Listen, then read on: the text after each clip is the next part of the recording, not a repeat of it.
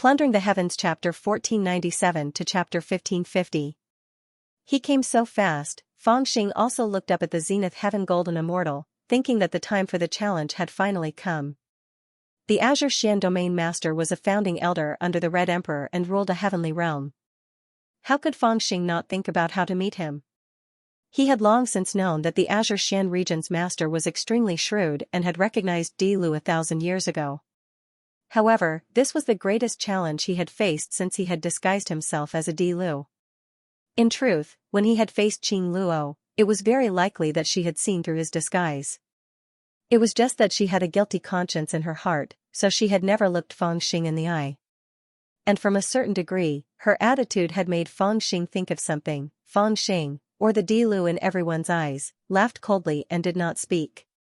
The zenith heaven golden immortal, Xianxia, also sneered in her heart. She glanced at Fangxing's face and even used a strand of divine sense to detect Fangxing's cultivation. She smiled faintly and said, "I heard that the Di Lu is not dead and appeared in Xiangshuan city after 1,000 years. I didn't dare to believe it, but now that I have seen it with my own eyes, I know that it is true. It is really a cause for celebration for the Red Emperor." Fangxing nodded and still did not speak. In the eyes of others, his silence was because he was deeply afraid of the Azure Xian domain master. "Haha, 1,000 years ago, your highness would call me Uncle Xianxian when you saw me. Now that we haven't met for 1,000 years, have you forgotten me?" After the Azure Xian domain master finished his polite words, he saw that Fangxing was only smiling without saying a word, so he also smiled and said, "I can't forget you. I'm just thinking, are you really happy to see me or are you pretending to be happy?" Fangxing finally opened his mouth with a strange expression and looked at the Azure Xian domain master with a faint smile. "Haha, how can it be fake?" The Azure Xian domain master was slightly stunned by Fangxing's question, and then he said with a smile, "Could it be? Tell me directly, what does Uncle Xianxian want from me?" At this time, Fangxing was sitting on the skeleton divine palace lazily. He changed his posture and smiled, interrupting the Azure mystic domain ruler's words. "I'm naturally here to bring the emperor back to Great Scarlet Sky." The Azure Xian domain ruler didn't like Di Lu interrupting him. He had many more questions to ask, but Fangxing interrupted him, so he could only answer first before returning to his own rhythm. "The news that your highness is still alive has been sent back to Great Scarlet Sky. It is truly shocking. Unfortunately, your highness shouldn't have been gone for so long. Otherwise, the news would have been sent back before the immortal emperor sealed the pass, so that he could be happy. Now, AI, let's not talk about anything else. The 3 immortal sovereigns are also very worried about you.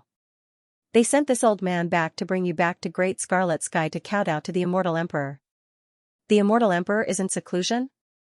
The Azure Xian domain lord's words were intended to reprimand Fangxing for being unfilial. However, the contents of the Azure Xian domain lord's words made Fangxing's heart skip a beat. He obtained some other information and heaved a sigh of relief. Then, the smile on his face grew even wider. "Kowtow is a must, but I still have other things to do. I'll go back after I'm done," Fangxing said with a smile, as if he was discussing with the Azure mystic domain ruler. Nonsense. What he didn't expect was that the Azure mystic domain ruler's face became serious, as if he was extremely displeased. He said in a low voice, like an elder scolding a junior, "You rashly attacked 1,000 years ago and then disappeared. Do you know how worried the immortal emperor was for you? Now that you have reappeared in the world, why don't you hurry back to Great Scarlet Sky to reassure the immortal emperor? What else is more important than the immortal emperor? Come with me, the 3 immortal sovereigns have ordered me to bring you back no matter what." "Oh my, is he going to use force?" Fangxing couldn't help but be stunned for a moment, and then he laughed even more speechlessly. "This is bad." Lu Shou and the others couldn't help but worry. With the Azure Xian domain master's cultivation as a perfected golden immortal, it wouldn't be difficult at all for him to forcefully bring Fangxing back to the Great Scarlet Sky. Moreover, Fangxing was an impostor. After he arrived at the Great Scarlet Sky, it was unlikely that he wouldn't be exposed. They were all thinking bitterly in their hearts. They didn't know what method they could use to help him escape in such a desperate situation. "I'm afraid this old thing really dares to do it and forcefully take me back." Fangxing narrowed his eyes slightly, and then he became determined. You're forcing me to do this. I naturally have to go back, but before I go back, I have to see someone first. In the silence of the void, Fangxing was silent for a long time, and then he said softly, as if he had thought about it carefully. Oh? Who do you want to see? The Azure Mystic Domain ruler couldn't help but be slightly startled and asked. Fangxing suddenly looked straight at him. Sister Qing Luo, why didn't you come with Uncle Qing Xian? You want to see Qing Luo? The Azure Mystic Domain ruler's eyes suddenly became cold, and after a long time, he slowly exhaled and said, That's not appropriate, is it? Fangxing tilted his head and looked at him. What's not appropriate? The Azure Mystic Domain ruler really didn't want Qing Luo to see this DZ, who was no longer who he used to be. He didn't want to delay her future because of those old grudges. Therefore, he thought that he might as well be more strict with his words, so he said coldly, Qing Luo is engaged to His Highness Disher, and she is His Highness Di Lu's sister-in-law. It's not appropriate for you to see her too often. Fangxing smiled and was about to say something, but the Azure Mystic Domain ruler blandly added, Everything that happened in the past has turned into dust. I also know that His Highness Di Lu and my daughter grew up together, and they were childhood sweethearts. But after all, things are different now. His Highness Di Lu, don't be nostalgic, and don't even mention it. Otherwise, in the eyes of others, they will inevitably say that His Highness Di Lu is extremely rude. Even Fangxing didn't expect the Azure Mystic Domain ruler to say this. In fact, he didn't expect the Azure Mystic Domain ruler to know nothing about what happened in Foot to Heaven. Otherwise, this old thing probably wouldn't say such a dignified thing. It actually made the atmosphere a little awkward, and even many of Fangxing's immortal soldiers secretly glanced at Fangxing. After all, he was a dignified DZ. Being insulted in such a way was really embarrassing. You forced me to do this. Grandpa Fang had always been someone who cared about his face. Even though he knew that the Azure Xian region master wasn't targeting him, but his appearance, he still couldn't help but feel angry. He simply steeled his heart and laughed coldly at the Azure Xian region master.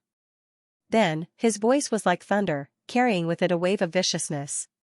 He suddenly said, If it is considered disrespectful for me to see Qing Luo, thinking about her is considered disrespectful to the extreme, then this woman I am tired of sleeping with is married to my big brother. Wouldn't that be a complete disgrace to Great Scarlet Sky? As Fangxing spoke, he circulated his immortal qi. His voice swept through the 4 regions, and almost everyone heard it clearly. This time, it could be said that everyone was stunned. After all, this news was a little too shocking. 1,000 years ago, the relationship between His Highness Di Lu and Fairy Qing Luo was not a secret. It had even become a legend in the 33 heavens. But 1,000 years ago was 1,000 years ago. 1,000 years ago, no one dared to mention this couple as much as they admired them.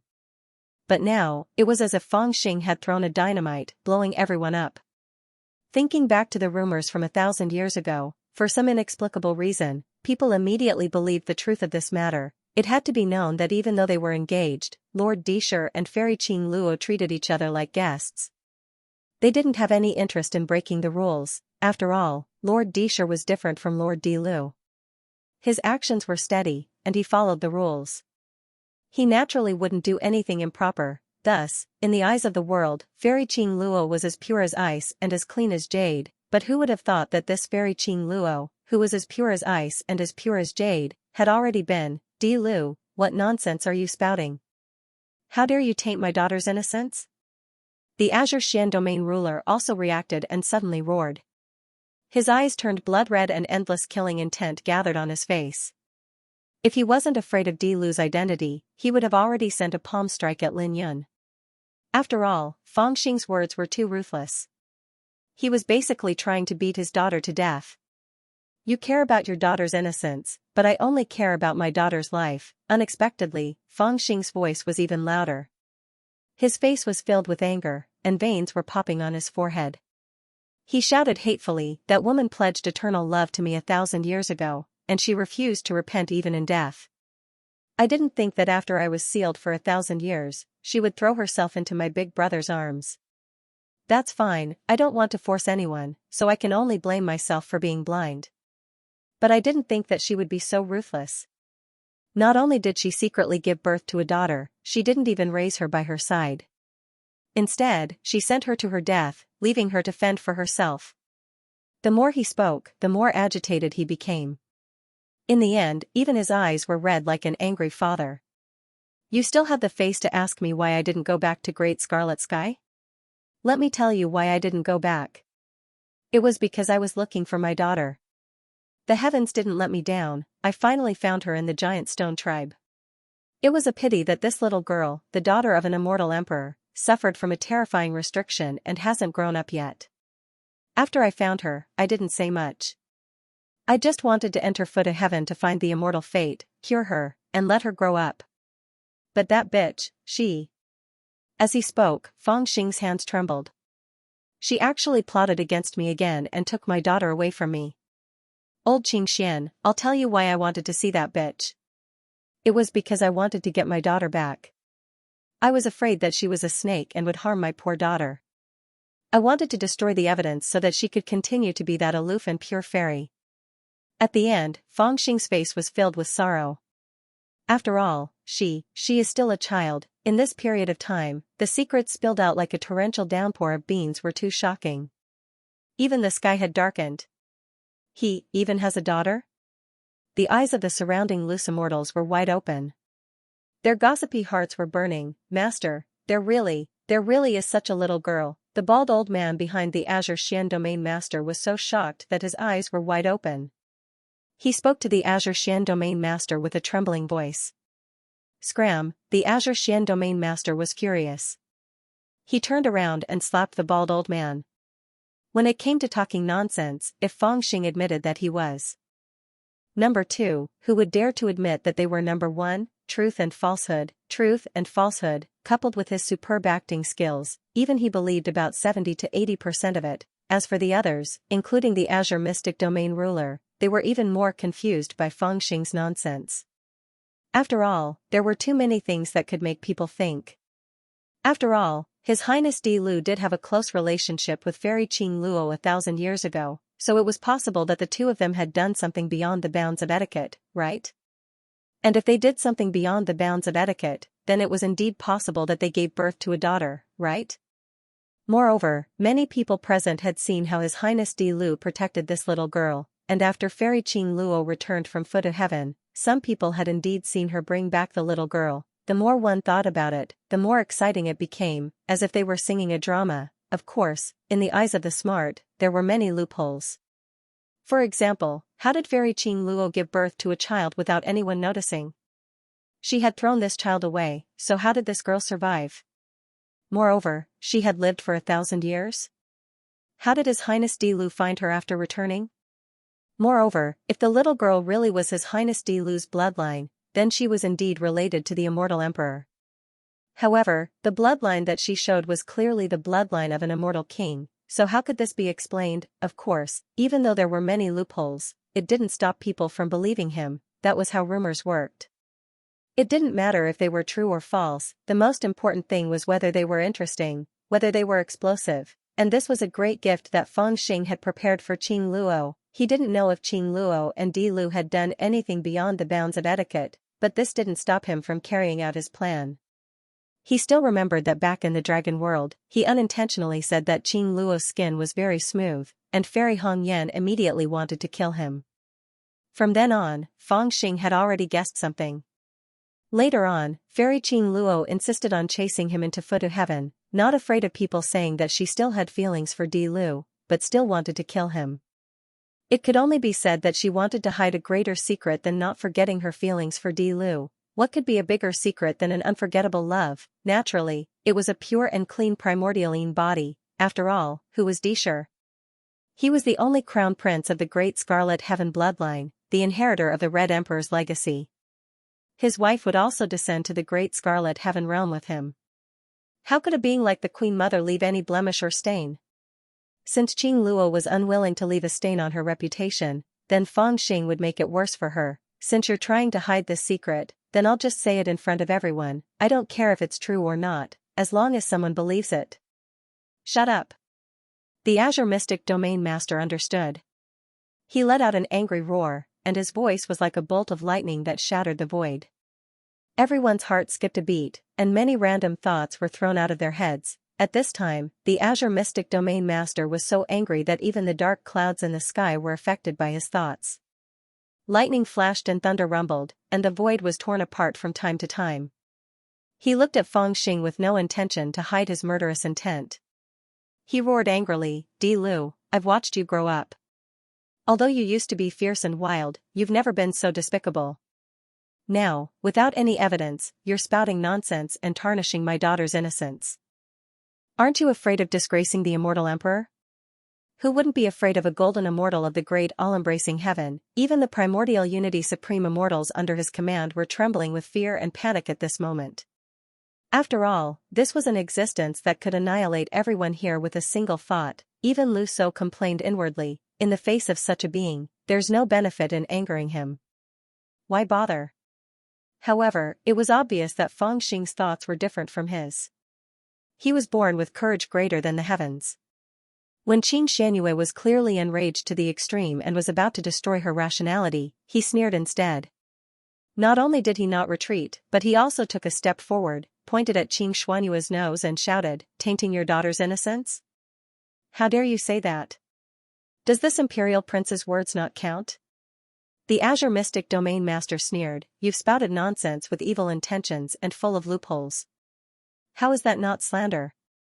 "Nonsense?" Fangxing sneered, "I have a witness." "A witness?" The Azure Mystic Domain Master was so angry that he laughed. "You think you can find a random person to be a witness? I can find 8 or 10 people to prove that you're talking nonsense. Everyone has a death warrior. Your Highness, do you really think you can win people's trust with such petty tricks?" "Haha, my witness is not a death warrior." Fangxing laughed and suddenly bent down to knock on the skull under his feet. "Lao Wu, come out and say hello to your father." "Huh?" The Azure Mystic Domain Master's expression changed slightly. He had a bad feeling. Then, he saw with his own eyes that a pretty girl walked out of the mouth of the skull under Fangxing's feet. She was bright and beautiful, and although she was like a flower that had yet to fully blossom, her natural charm was already beginning to show. At this time, when she was suddenly called out by Fangxing, she still had a confused expression on her face. She didn't know what was going on, but when she saw the Azure Xian Domain Master not far away, she was shocked and subconsciously wanted to run away. At this time, the Azure Xian Domain Master was also completely stunned. "I've just told your father about us." Fangxing secretly sent a divine thought to her, then he puffed out his chest and shouted, "Girl, tell me, am I telling the truth?" Chi'er was taken aback. In fact, she had been hiding in the skeleton divine palace to recuperate, so she knew nothing about what had happened outside. At this moment, she really thought that Fangxing was talking to the Azure Xian Domain ruler about his relationship with her. She immediately blushed. In a moment of desperation, she didn't have time to ask for details. She could only bow to the Azure Xian Domain ruler. Her cheeks flushed red, and she said in a low voice, "It's true." "Ha ha ha ha." Fangxing laughed and pointed at the Azure Mystic Domain Master's face. "Old slave, what else do you have to say?" "Aya, how can you call my father an old slave?" When Chi'er heard this form of address, she immediately raised her head in dissatisfaction and glared at Fangxing. "Hurry up and go back. I still need to talk to him about the betrothal gifts. Seeing that I have lost my power, he doesn't want you to marry me," Fangxing whispered to Chi'er and then told her to go back. Chi'er immediately came to a realization. She looked at Fangxing as if she had been enlightened, then she turned around and was about to leave. "You lowly slave, stop right there." The Azure Mystic Domain Master was furious. His eyes were spitting fire as he shouted. However, even though he was a father, he really did not understand his own daughter. If it was anyone else, they would definitely not dare to take another step after being yelled at by him. However, Chi'er was really timid. After being yelled at by him, she jumped in fright and ran away with a chi sound. The Azure Mystic Domain Master was so angry that he almost exploded. If it were not for Fangxing, he would have rushed over and dragged her out. He did not suspect Fangxing's little trick at all. At this moment, he thought that Chi'er was too ashamed to see him. "Azure Mystic Domain Master, don't show off in front of my wife." At this time, Fangxing faced the enraged Azure Xian Domain Master and shouted. He was truly awe-inspiring, giving tit for tat. Wife. The Azure Mystic Domain Master's heart skipped a beat. He looked at Fangxing fiercely. You and that damned girl, yes. Fangxing sneered and nodded. She and I are in love and have decided to marry each other. I should have changed the way I address you. Then, he raised his eyebrows. Am I right? Your Excellency old you? Good. Good. What a good imperial prince. The Azure Mystic Domain Master was not happy at all. He subconsciously thought that this was some kind of revenge from Di Lu. He and Qing Luo were in love, but in the end, Qing Luo and Di Shi were engaged. So, he deliberately lied to Qi. Although he did not care much about this daughter of his, it was really annoying to think about it. What was worse was that if Qi testified, at this time, Fangxing also sneered. Haha, it would be hard to convince other witnesses, but this girl is not a problem. Also, don't play dumb in front of me. You are a Daluo Golden Celestial. I don't believe that you can't see that your daughter has lost her primordial yin. Even if she used a secret technique to make up for it, you will definitely be able to see it. If you really think that I am talking nonsense, then call that bitch Qing Luo out to confront me.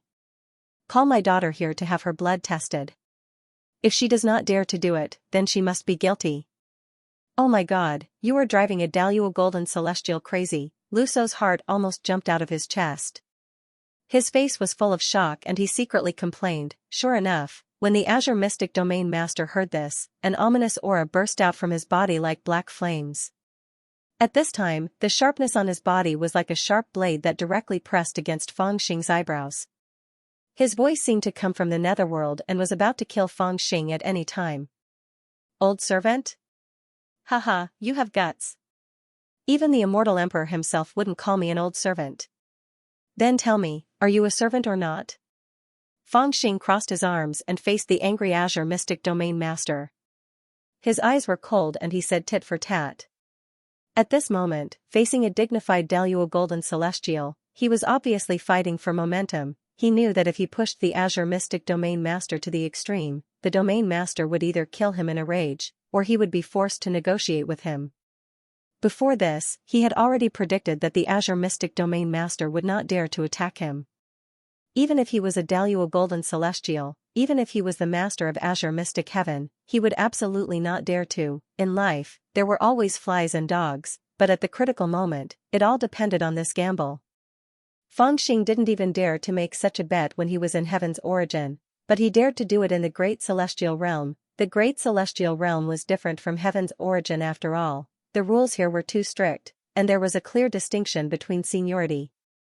The rules were like knives that cut off their pride. Sure enough, after he asked that question with a sneer, there was a long period of dead silence as if time had stopped. Then, unexpectedly, the Azure Xian Domain Master, who was in a rage, suddenly laughed. His laughter was like a spring breeze that melted the ice and snow. Even the clouds in the sky parted at that moment. I am loyal to the immortal emperor. You can call me his immortal general or his servant. What's the difference? The Azure Xian Domain Master's smile seemed to be filled with deep tolerance and compassion. There was no anger in his eyes as he looked at Fangxing. He was more like an elder looking at a junior. We haven't seen each other for 1,000 years, but your highness is still as naughty as ever. Ha ha ha ha, I was just joking around with Uncle Qingshen. I'm sure I'll be punished when I get back to Great Scarlet Sky. Fangxing also laughed. His face changed faster than the pages of a book. But you have to be punished. The Azure Xian Domain Master laughed. You made fun of your sister Qing Luo. That's the first punishment. Then, he looked at the Divine Skeleton Palace. Making a promise to marry in private, lawless, that's the second punishment. Haha, I came all the way here. If Uncle Qingshen didn't force me, I wouldn't have done this. Fangxing laughed heartily and said it as if it was as calm as the clouds. Nonsense, I'm doing this for the good of your highness. Why would I force you? The Azure Xian Domain Master blew his beard, but he didn't have the same overbearing aura as before. Ha ha ha ha, Fangxing and the Azure Xian Domain Master laughed at the same time. Even Lu Shou was stunned by this scene. He was old and experienced.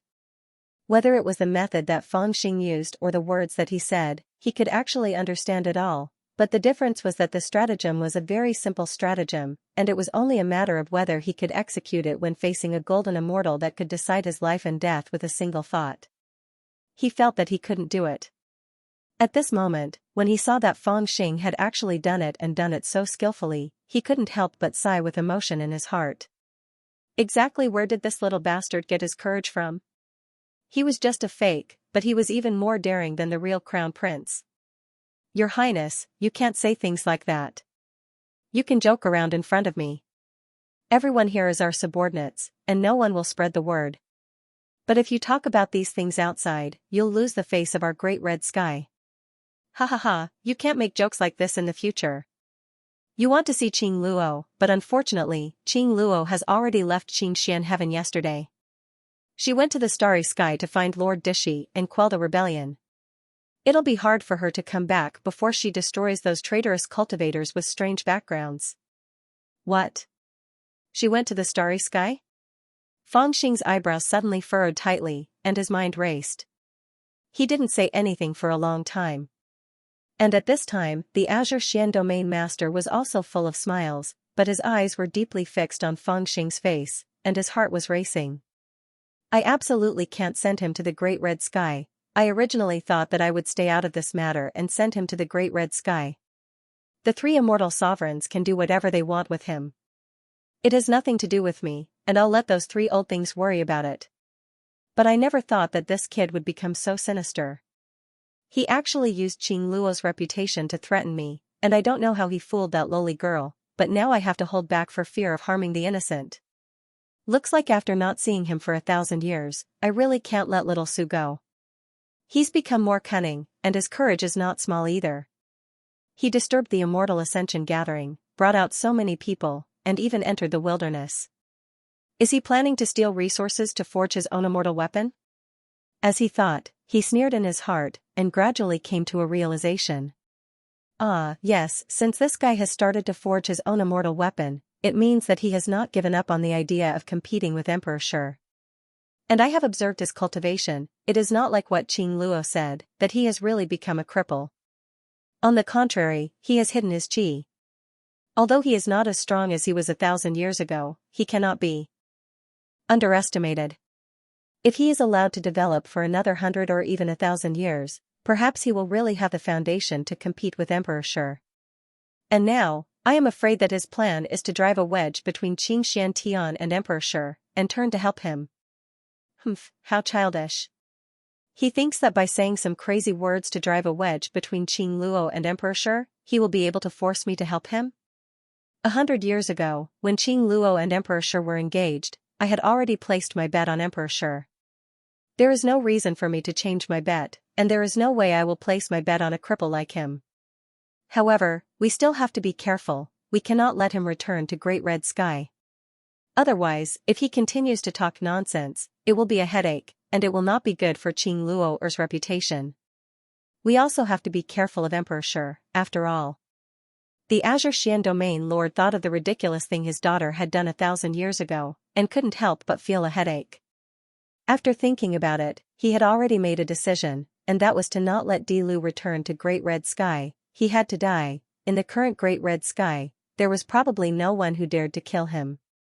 At most, they would only imprison him, since he couldn't send Di Lu back to Great Red Sky, and he couldn't use any other methods to kill Di Lu. Then there was only one choice. In the universe, there was only one person who dared to kill Di Lu, the current crown prince of Great Red Sky, Emperor Shi. There was only one place where he could die for no reason, and that was in the starry sky where the flames of war were raging. Without batting an eyelid, the Azure Xian domain lord had already made his decision, but there was no flaw in his expression. Instead, he deliberately sighed and said, "That's right, Qing Luo has already left Azure Xian heaven. Your Highness, why don't you go back to Great Red Sky and wait for her?" There was another long period of silence. Everyone felt the strange atmosphere, but no one dared to speak at this time. Since father has already gone into seclusion, there is no point in rushing back to Great Red Sky. After a few breaths, Fang Xing slowly spoke. He spoke very slowly, as if he was thinking of some words to explain. "Oh, Your Highness' words are not without reason. Before the Celestial Emperor went into seclusion, He ordered that no one is to disturb him, and your highness is no exception. The Azure Shan Domain Lord's heart was filled with joy. He slowly opened his mouth, his eyes slightly cold. I dare not lie to Uncle Xianxia. 1,000 years ago, I made a mistake and was imprisoned for 1,000 years. I lost all my face. The reason why I didn't want to return to Great Red Sky was because I felt ashamed to see Father and the 3 celestial sovereigns again. Now, I am relying on the little things I have learned in the past 1,000 years to recruit talents, quell rebellions, obtain wealth, and build a celestial army. Speaking of which, I can at least do some small things for Father to make up for his big mistakes. Fangxing looked up at the Azure Shan Domain Lord. His voice was so insincere that no one would believe him. But the Azure Shan Domain Lord immediately said, Your Highness is very considerate and filial. The Celestial Emperor will definitely understand. But now I think, instead of playing around under the protection of Father Emperor and Uncle Xianxia, it's better to really make some great contributions. It's a pity that although I have a few stragglers under me, I have no resources, and I don't have a title. Your Highness, what are you saying? If you lack any resources, just tell me. The Azure Shan Domain Lord's voice was calm, but he was unusually easy to talk to. Not only did he agree to the resources, but he also smiled and said, Moreover, you are the Emperor's son and have a celestial life. If you want to quell rebellions for the Celestial Emperor, how can you lack a status? The Azure Shan Domain Lord agreed so quickly that even Fangxing was stunned. After a while, he smiled. So, Uncle Xianxia agrees to go to the Outer Realm? The Azure Shan Domain Lord smiled and said, Not just agree, I can even personally send you there. Fangxing was a little surprised. He didn't expect the Azure Shan Domain Lord to agree so quickly. The Azure Shan Domain Lord also didn't expect that he would agree to go to the Outer Realm without wasting any effort. After a few words, the two suddenly looked at each other and laughed. They felt that the other party was more pleasing to the eye than ever before. His Highness has made up his mind. He wants to go to outer space to quell the rebellion. While Fangxing and Lu So were whispering to each other, the Azure Shan Domain ruler also took out a bronze mirror and communicated with the 3 immortal sovereigns of Great Red Sky. He tried his best to act as if it had nothing to do with him. He only said that His Highness Di Lu didn't want to go back to Great Red Sky and asked the 3 immortal sovereigns to tell him. Isn't he courting death by going to outer space now? An old man with white eyebrows appeared in the mirror.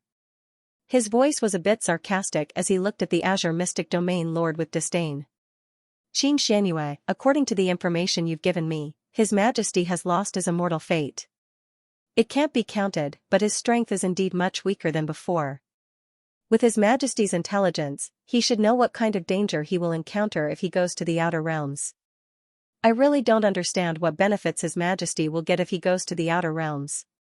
Does he want to compete with Lord Dishi? Did you instigate him to do so? I have also received news that there is some conflict between Qing Luo and His Highness. Will this affect your decision? Qing Xuanyua's eyes turned cold. She shouted in a low voice. Then, she raised her head.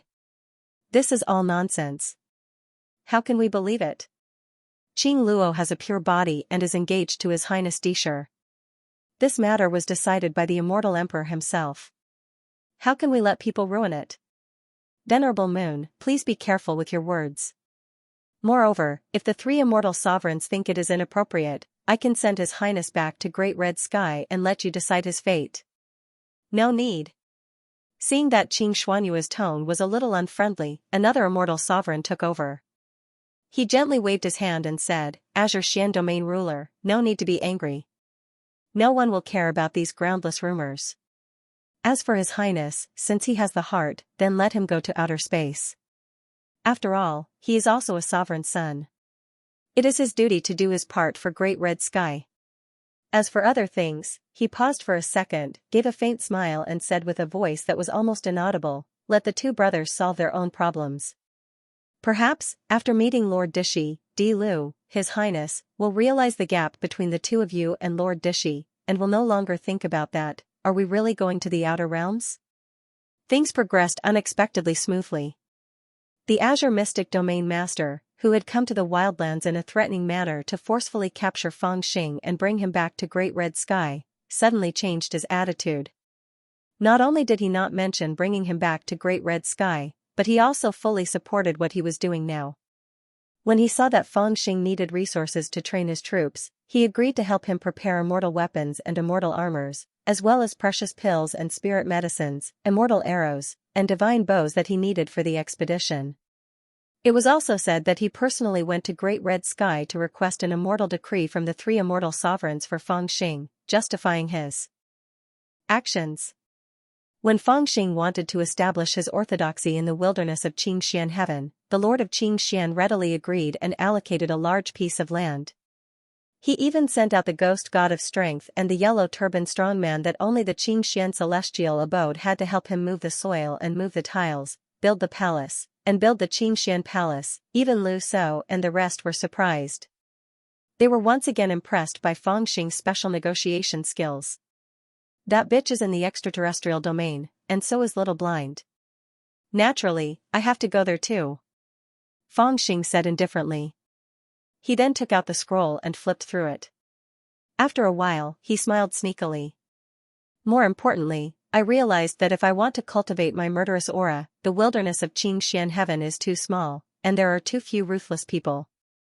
It's not enough. Perhaps I really have to go to the extraterrestrial domain, to the most chaotic place in the 33 heavens. Alas, I've only been in the great immortal realm for a few days, and I'm leaving again. Lu Shou sighed and shook his head as if he had just thought of something. He looked around and saw that there was no one around, but he still set up a barrier to prevent others from hearing what he said. He then lowered his voice and said to Fang Xing with a serious face, "Moreover, there's a very important question. Don't tell me you haven't realized who the cultivators from the extraterrestrial domain are? It's very likely that they are the cultivators of Tianyuan who came from the immortal path.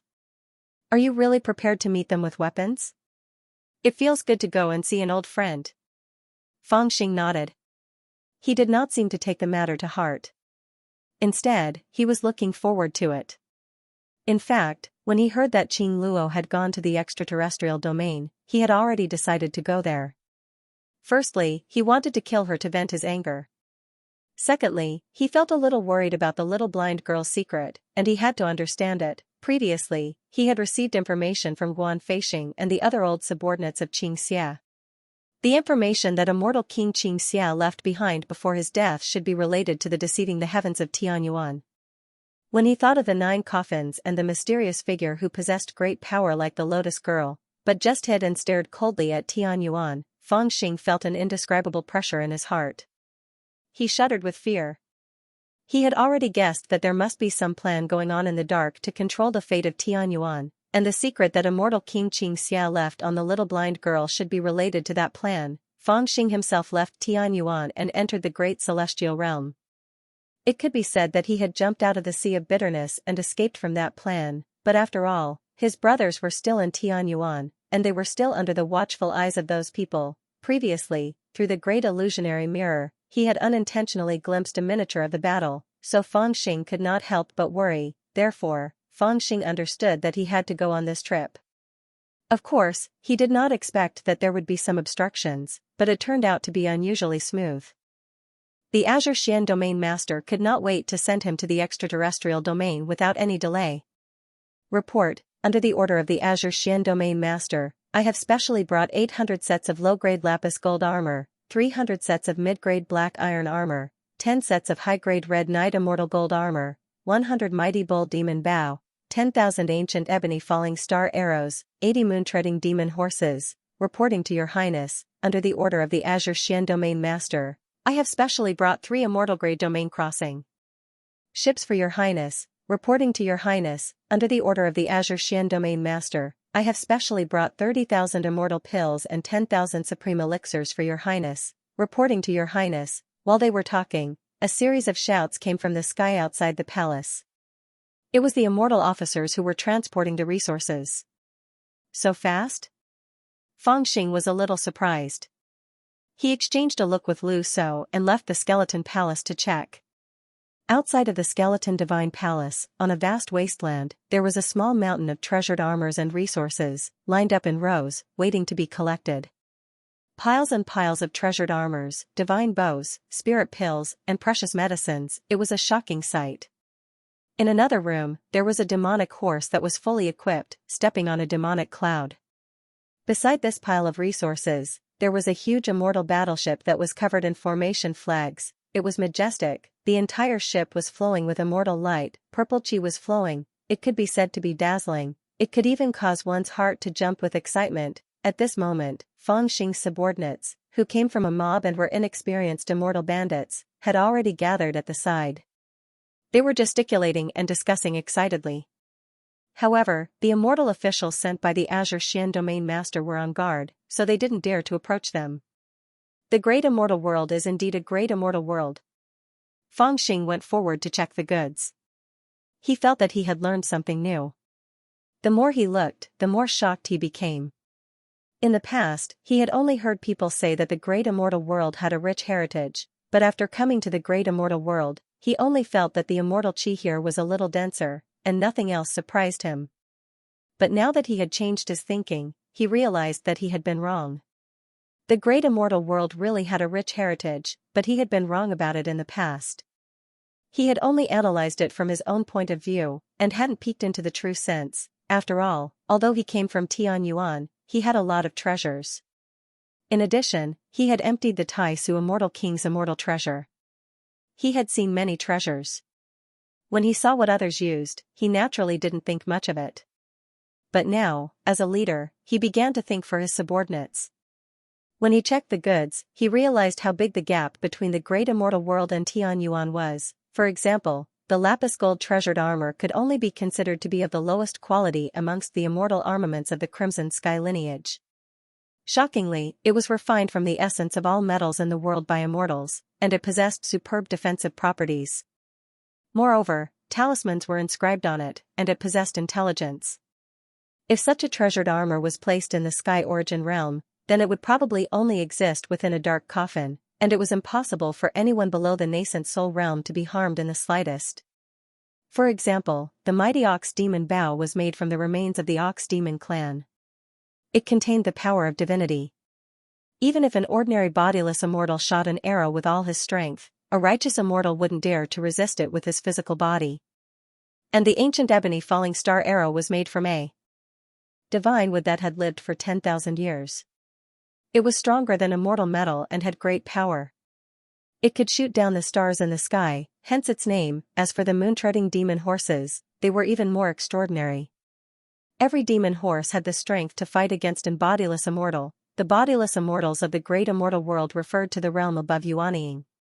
And what was the status of Yuanying in Tianyuan? Simply put, if any of these demon horses that were used as mounts by the immortal weapons developed spiritual nature, they could be called ancestors in Tianyuan. Of course, in the great immortal world, in order to make them willing to be enslaved, their spiritual nature was sealed. I'm rich. I'm really rich. The things that I had to fight for in the past are actually extorted so easily. Fang Xing looked at them one by one. Although his face was expressionless, his heart was filled with joy. He felt that he had made a fortune. When the immortal officer saw this, he brought the jade booklets over and said, "If there's no problem with it, please accept it, Crown Prince." Let me have a look." Of course, Fang Xing felt that there was no problem with it. He took the jade booklet and was about to sign it. This Azure Mystic territorial ruler is too much. Is he trying to send a beggar away? However, when Fang Xing was about to sign it, Lu Shou's face darkened and he spoke coldly. He seemed to be a little angry. "Are you still not satisfied with so many treasures?" Fang Xing was stunned. He looked at Lu Shou in surprise and wondered why this old thing had such a big appetite. Haha, these things could be considered treasures in Tianyuan, but now, they are just like rubbish. Lu Shou was so angry that his beard fluttered. Take a look at the equipment Emperor Shi had when he went out to battle. As he spoke, he handed over a scroll for Fang Xing to see. It was the information they had gathered. Fang Xing took the scroll with some doubt. He held it in his hand and looked at it. His face gradually darkened. He finally knew where Lu Shou's anger came from. The things that the Azure Xian Domain Lord had ordered his men to send over were indeed good stuff. They were rare in Tianyuan, however, good stuff depended on who it was compared to. The things that he had seen in Tianyuan's eyes were far inferior to others. In the short 3 days that Qing Xiantian had been preparing the resources for Feng Xing's group, Lu So had not been idle. He had joined hands with the Great Void Baby and obtained a lot of information. What he had just handed over to Feng Xing was the result of their gathering. To put it simply, it was not anything special. It was just some general information about the equipment that Emperor Shi had when he went out to battle: 1,000 top-grade red sky immortal golden armors, countless middle-grade black iron armors, countless lower-grade lapis gold armors, 3,000 top-grade bull demon bows, 100,000 mystic bone-setting sun arrows, 3,000 top-grade red-scale demonic tigers, 30 domain-crossing celestial boats, 100,000 9 treasure celestial pills, 30,000 9 refined celestial treasures. Some of these things had been gathered from the Azure Xian Heaven realm. Some were just rumors. The information was vague, but there should be no problem on the whole. It was also this information that made Feng Xing understand why Lu So was angry. It was really infuriating to compare oneself with others. In the beginning, he was truly satisfied with the resources sent by the Azure Xian domain ruler, but that was before he knew what kind of resources Emperor Shi had. Now that he knew and compared, he truly felt like a beggar who had been sent away like a beggar. Originally, he felt that 800 sets of lapis lazuli armor and 300 sets of black iron armor were not a small number. But after comparing them, he realized that when Di Shi went out to battle, he already had 1,000 sets of high-grade red sky immortal golden armors, and the number of mid-grade and low-grade armors were uncountable. It should be known that high-grade red sky immortal golden armors were entirely made of immortal gold, and were inscribed with spell symbols by a righteous immortal. To put it bluntly, Feng Xing would not dislike this immortal gold armor even if he wore it. In fact, he felt that it was quite impressive. He was planning to give the 10 sets of armor to Lu So and the other immortal generals to wear. But now, he found out that all the elite soldiers under Emperor Shi's command were wearing this armor. Simply put, the armor he was wearing was not as good as the armor worn by Emperor Shi's subordinates. As for the Herculean demon ox bow, it was said to be extremely rare. Therefore, he was only given 100 of them. He was already satisfied. However, he did not expect that Di Shi would receive 1,000 of them. The arrows that Di Shi used were the mystic bone-setting sun arrows, which were said to be made from the bones of the Fallen God clan. The Fallen God clan was famous among the god clans that had invaded the Heaven's origin world. Feng Xing had fought with the divine king of the Fallen God clan, who was also the immortal god king of the Bone clan. He knew how powerful their bones were. From the name, it could be seen that his falling star arrows could only shoot stars, but their sunset arrows could shoot the sun. Most importantly, he only had 10,000 falling star arrows, but Emperor Shi had 100,000 red-scaled demon tigers. In terms of mounts, it was even more shameful. He was overjoyed to have 80 moon-treading demon horses, but Emperor Shi had 3,000 red-scaled demon tigers. They were not on the same level at all. The moon-treading demon horses could fight against rogue immortals, but the legendary red-scaled demon tigers were the top existences among the 33 fierce beasts. They were rare, and even righteous immortals were not confident that they could subdue them alone. Now, Emperor Shi had the elites of the Great Scarlet Sky. It was said that the immortal emperor had once subdued a batch of red-scaled demon tigers, and then, there was the immortal boats. Feng Xing only had one, but Emperor Shi had 30. That was an army: treasure pills and immortal pills, one to replenish the power of the immortal soldiers, and the other to heal their wounds. They were much more than Feng Xing. King treating a beggar. After reading the contents of the scroll, Feng Xing was also unable to restrain his anger. He heavily smashed the jade scroll at the immortal official's face. Haha, Your Highness, don't be angry. According to the immortal law of the Great Scarlet Sky, Your Highness is entitled to everything. The immortal official was very calm, as if he had expected this scene. He calmly picked up the jade scroll and held it in his hand. This is called not a single thing? Feng Xing took the scroll from Lu So and directly threw it at the immortal official's face. Why is it so different from him? Oh, Your Highness is considering this, haha. The immortal official's expression was calm. The celestial official's expression was calm. He smiled and said, the situation is different.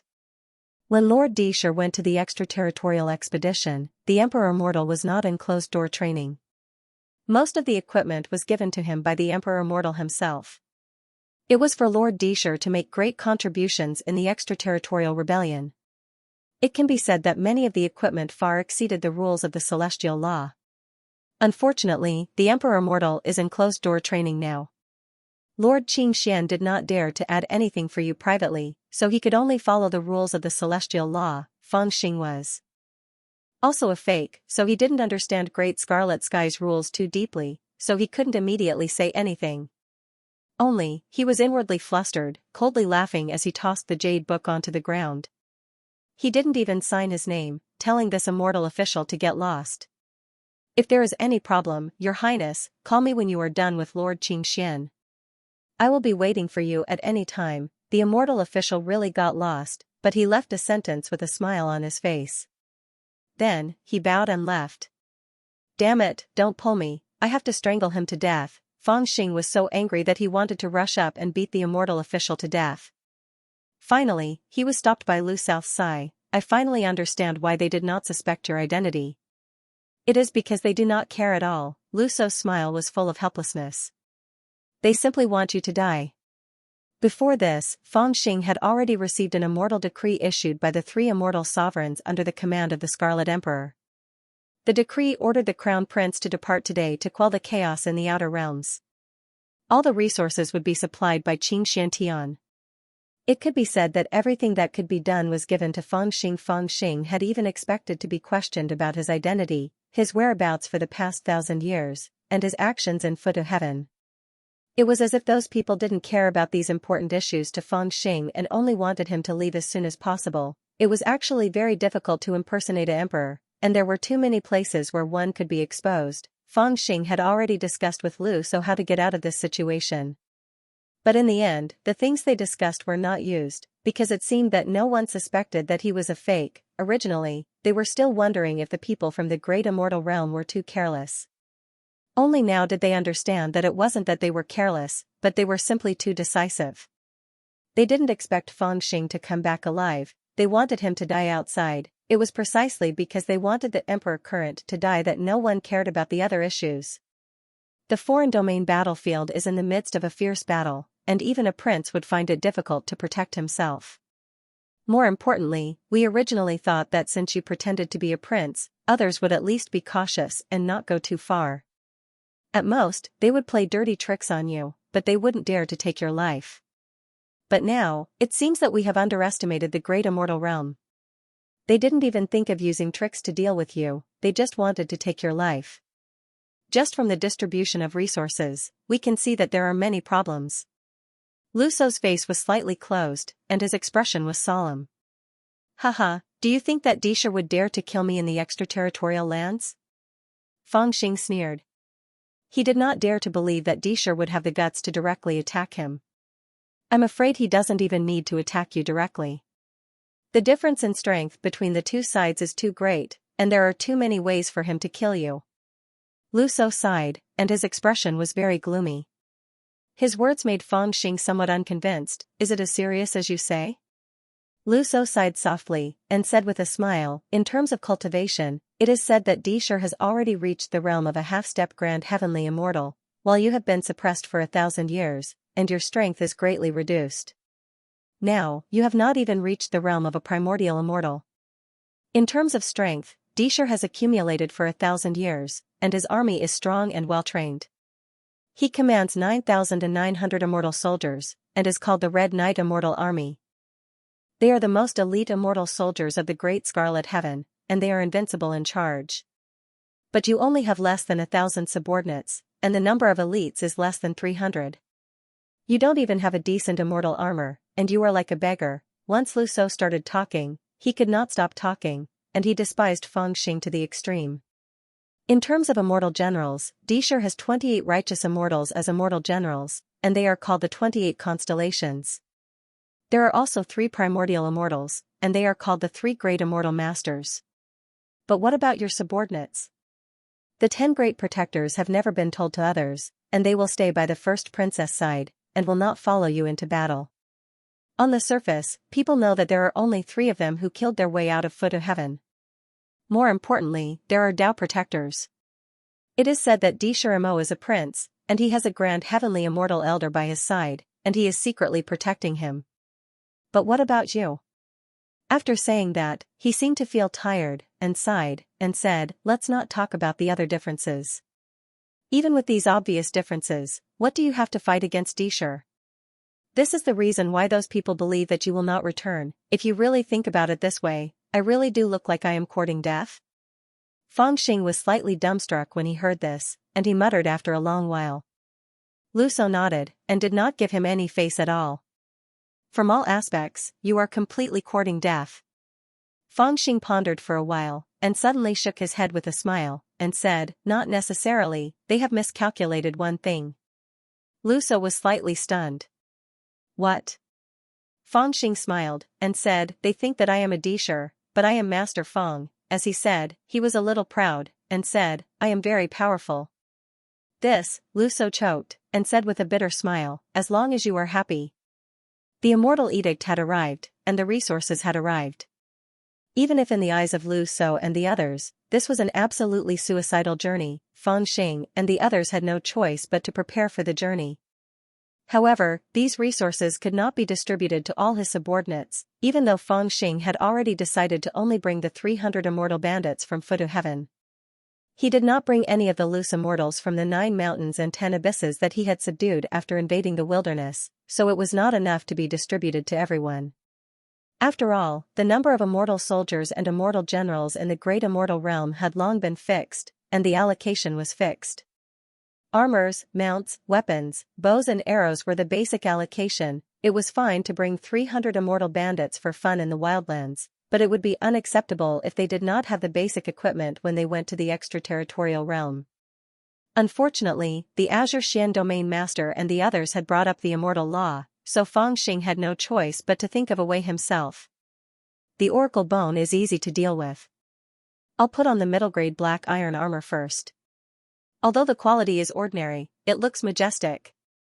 Fangxing could only think about it first. As for weapons, which one of those bastards doesn't have their own Dharma treasures? There's no need to worry about it, just let them use their own. The precious pills and immortal pills are enough for a few days. I'll think of something when I get to the extraterritorial realm. As for the bows and arrows, I'll use these 100 for now. I'll only need 100 people. But it's really embarrassing to not have mounts. Lu Shou pursed his lips and thought about it. After all, the 300 immortal bandits were the elite troops of the Emperor's son. They had to fight for their reputation in the extraterritorial battlefield. But they did not even have mounts and could only run around on foot. It was really embarrassing, but the key was that it was not easy to get mounts. If they were defenseless, they could just catch one from somewhere. But it was troublesome to equip them with immortal soldiers. First, they had to be unified. They could not ride on a dragon and ride on a tiger. That would be a mess. Secondly, it was useless if the mounts were too weak. They would wet their pants when they were shocked by the immortal aura on the battlefield. It would be a mess. Sect Master. Steward Liu, just as they were having a headache, they heard someone shouting from outside the skeleton shrine. They went out to take a look and saw the Joy Toad wearing a loose monk robe, revealing his fat belly and 2 thin bowed legs. He said proudly, you two are having a headache about the mounts.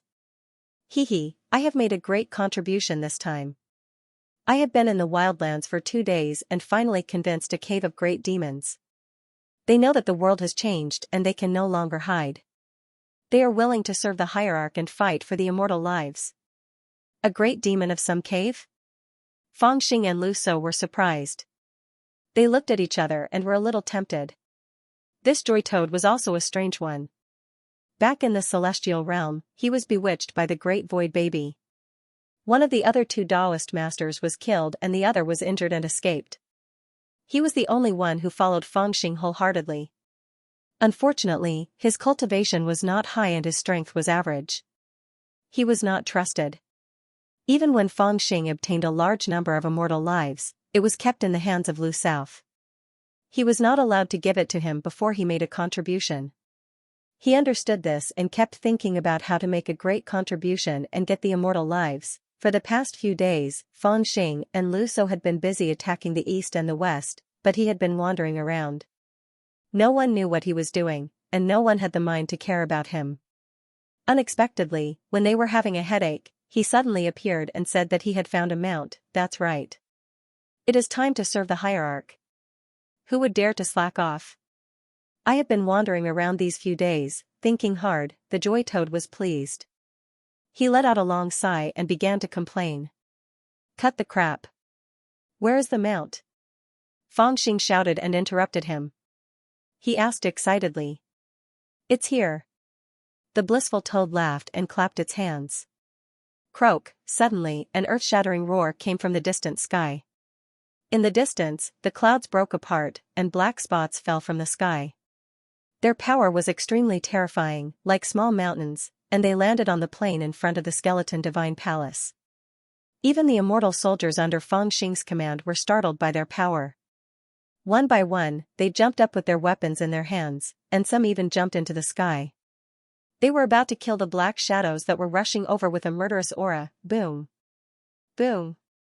Boom. Boom. Boom. A series of smoke billowed, the earth shook, the mountains shook, and the earth cracked. Those small mountains finally fell to the ground. Behind the hazy smoke, a pair of cold, bright eyes could be seen, causing one's heart to turn cold.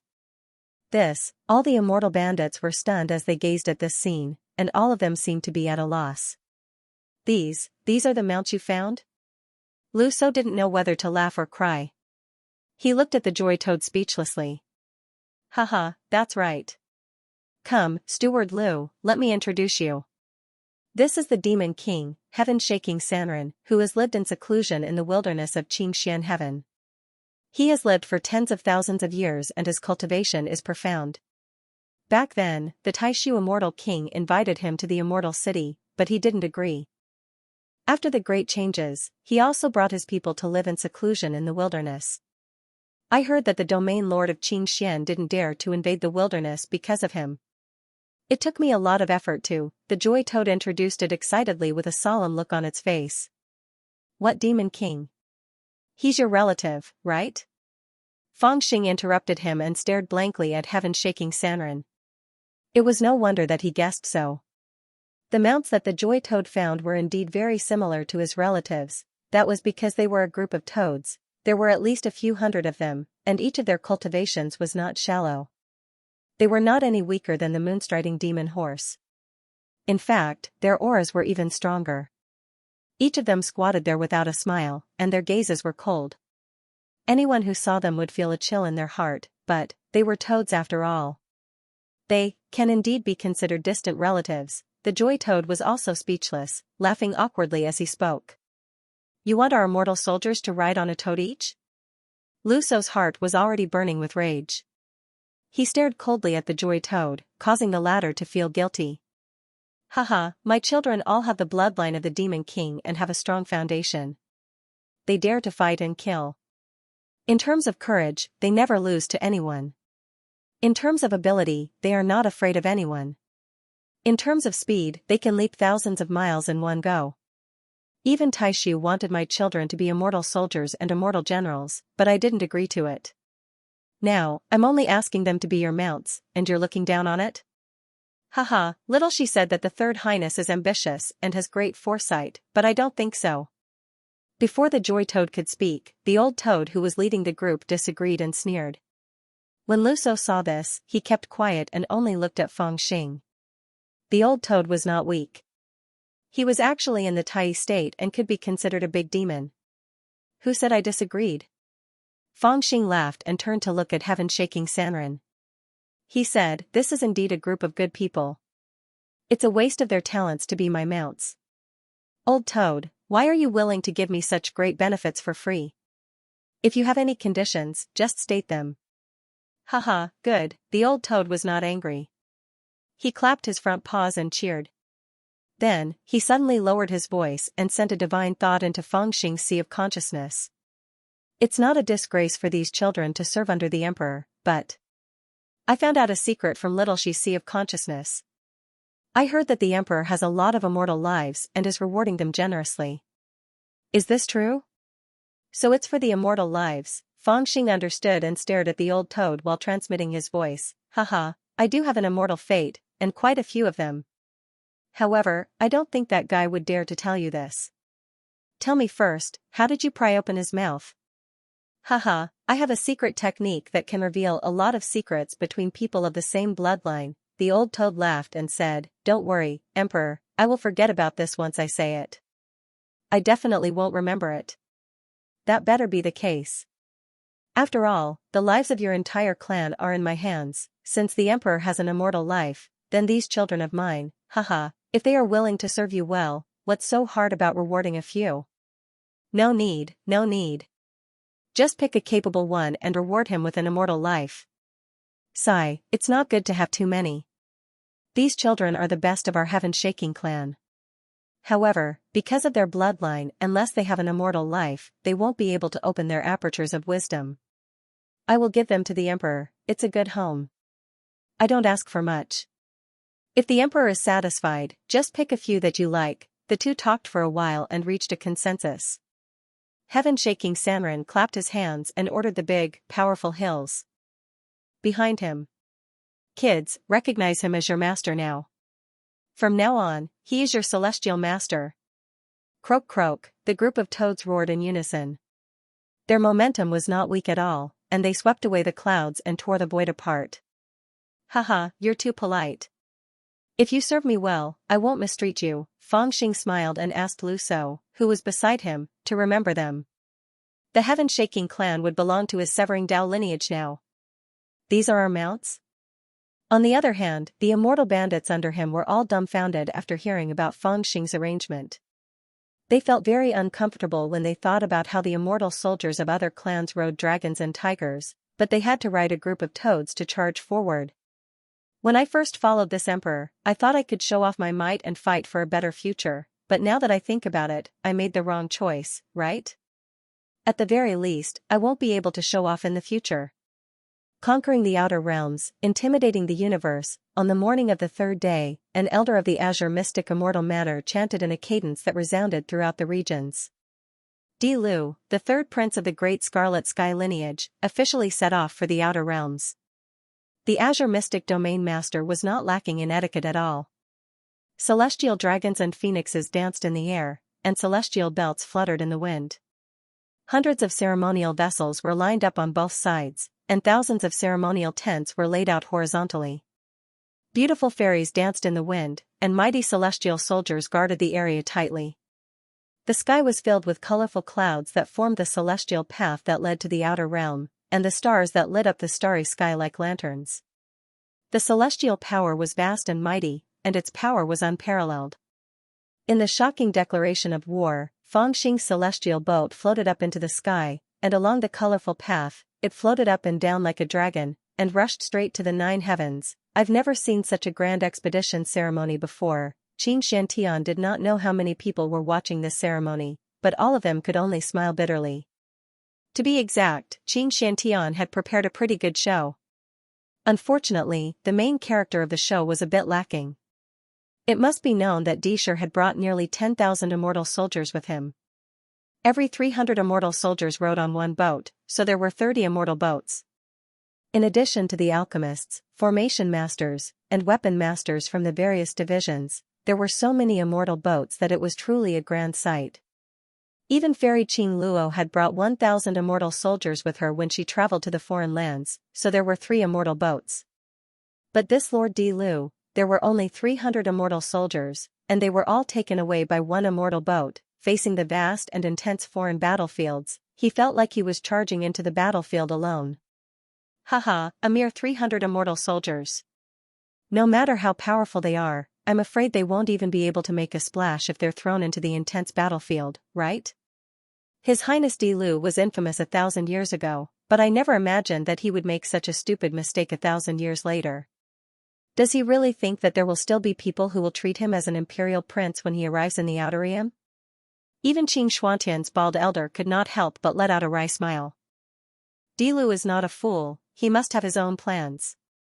The Azure Xian domain ruler snorted coldly and said blandly, however, he underestimated the current situation, and also underestimated His Highness Dishi. As he finished speaking, he raised his head and gazed in the direction that Fangxing's immortal arc had vanished, and he sighed lightly after a long time. No matter what he's planning, I'm afraid he won't have the time to use it. After all, none of us are fools. What? He actually rushed to the outer realms? The outer planetary systems were boundless and eternally desolate. However, there were some planetary systems that were completely lifeless and lifeless.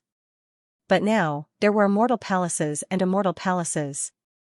That was especially true of the ancient road to immortality. In one of the most important planetary systems, numerous palaces and immortal soldiers had been set up in an orderly fashion, stretching out for millions of kilometers to form a line of defense that cut the planetary system in half. Up ahead, they were facing off against their enemies in the starry sky. At this time, in the center of this line of defense, in a certain immortal palace on a dead star, Fairy Qing Luo received a report. Her face suddenly paled, and the immortal cup in her hand almost fell to the ground. She stared at the messenger in disbelief. That's right. The messenger repeated. His Highness Di Lu is personally leading 300 immortal soldiers to the outer realms to reinforce them. That's impossible, Fairy Qing Luo murmured to herself, her face full of shock. No one knew what she was thinking. What's impossible about it? In this palace, on a high and lofty immortal throne, sat a powerful young man. His face was as smooth as jade, and he was incomparably handsome. He wore a blood-red immortal robe that was so dazzling that it gave people the feeling that it was not a robe, but a pool of blood that could make people sink into it. The strangeness of the Fairy Qing Luo formed a sharp contrast with the man's handsome appearance. He was gentle and indifferent, as if he would never be angry. When he heard Qing Luo's bewildered cry, it shattered his favorite tranquility, but he only opened his eyes and asked. This, Qing Luo's heart trembled. She hesitated for a moment, then said in a low voice, the news said that His Highness Di Lu is also heading to the outer realms. I know. The man in the blood-red robe on the throne replied softly, as if he was not surprised at all. But Fairy Qing Luo was extremely suspicious, and she could not help but open her mouth, wanting to say something. However, the man in the blood-red robe on the throne did not seem to care about such things at all. He only waved his hand, stopping her from continuing. Then he looked at her with a gentle and calm gaze, saying softly, when I first heard that he was still alive, my state of mind was almost destroyed. But after thinking about it, I realized that it was not worth it. Qing Luo, you don't need to worry too much about him. Everything has its own destiny, and even if he becomes as powerful as Di Lu, he will not be able to change anything. The man's calmness made Fairy Qing Luo feel even more uncertain, but she did not dare to make it too obvious. She forcibly suppressed the various suspicions in her heart, and softly sighed, "Ai, how could I not know your gentle personality? You don't care about anything, but I'm worried about you. Di Lu is so violent and unreasonable. Even if you don't want to be his enemy, I'm afraid he will not let you go. He thinks that you have stolen something from him, and he will not let you go." Oh? The man in the blood-red robe quietly lifted his head to look at Qing Luo, causing her to suddenly panic. In fact, strictly speaking, I have indeed stolen something from him. His fame, his position, and even the recognition of the immortals. The man in the blood-red robe suddenly smiled, revealing a row of snow-white teeth. His smile was very bright.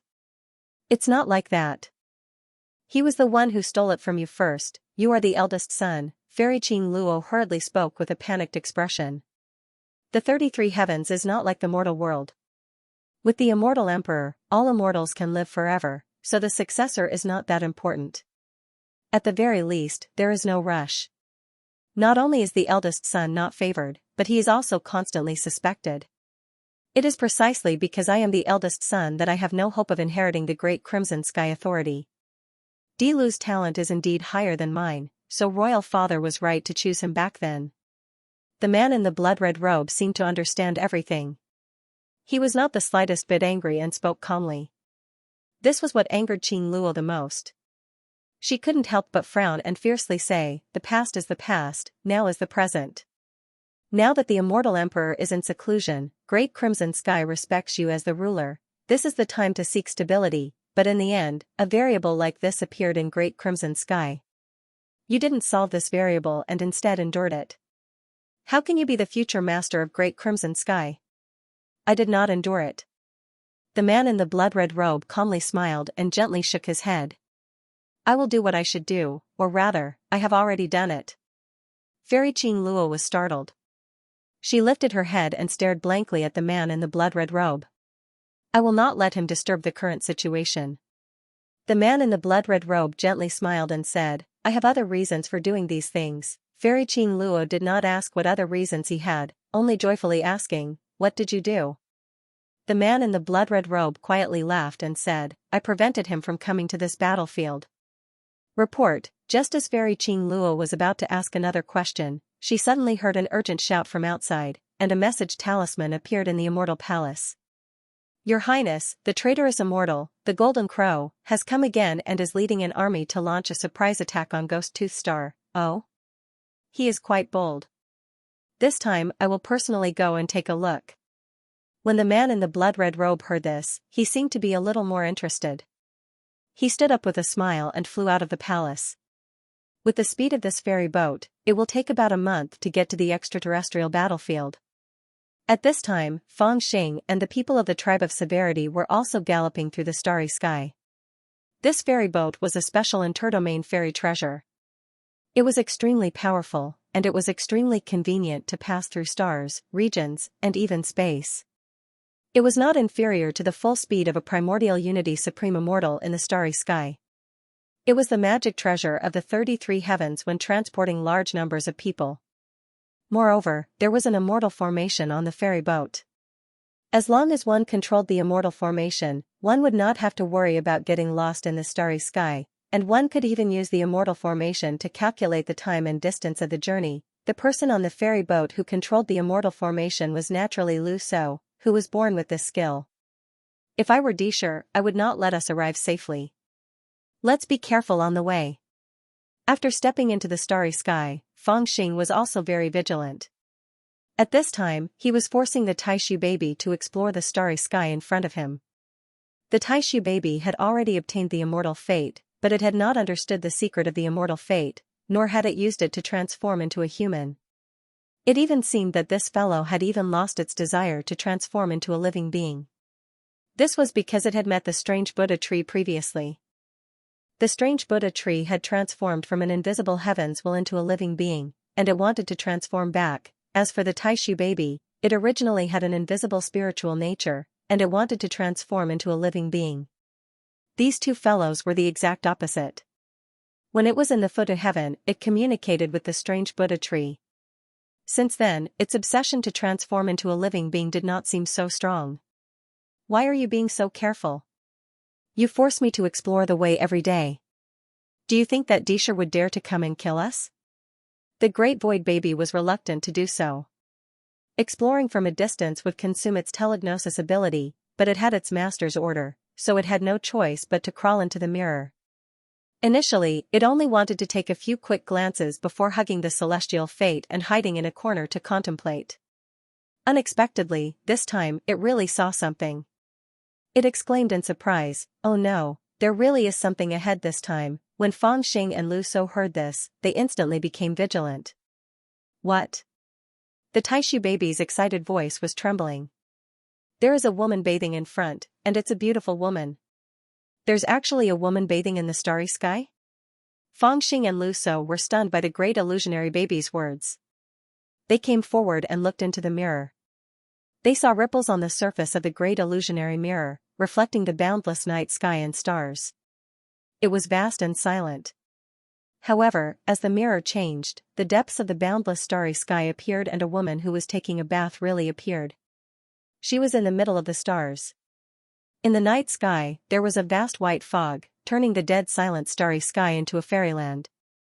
In the white fog, there was a scene that looked like a lady's boudoir. There was a sandalwood barrel in the room, and a woman was lying in it lazily. Translator, Endless Fantasy Translation Editor, Endless Fantasy Translation. She was indeed bathing, and she looked like she was enjoying it. In the mortal world, such scenes could be seen everywhere. A woman coming out of a bath, looking extremely beautiful, but how could there be such a thing in the vast starry sky? With endless questions, Fang Xing looked at the woman bathing in the mirror and nodded.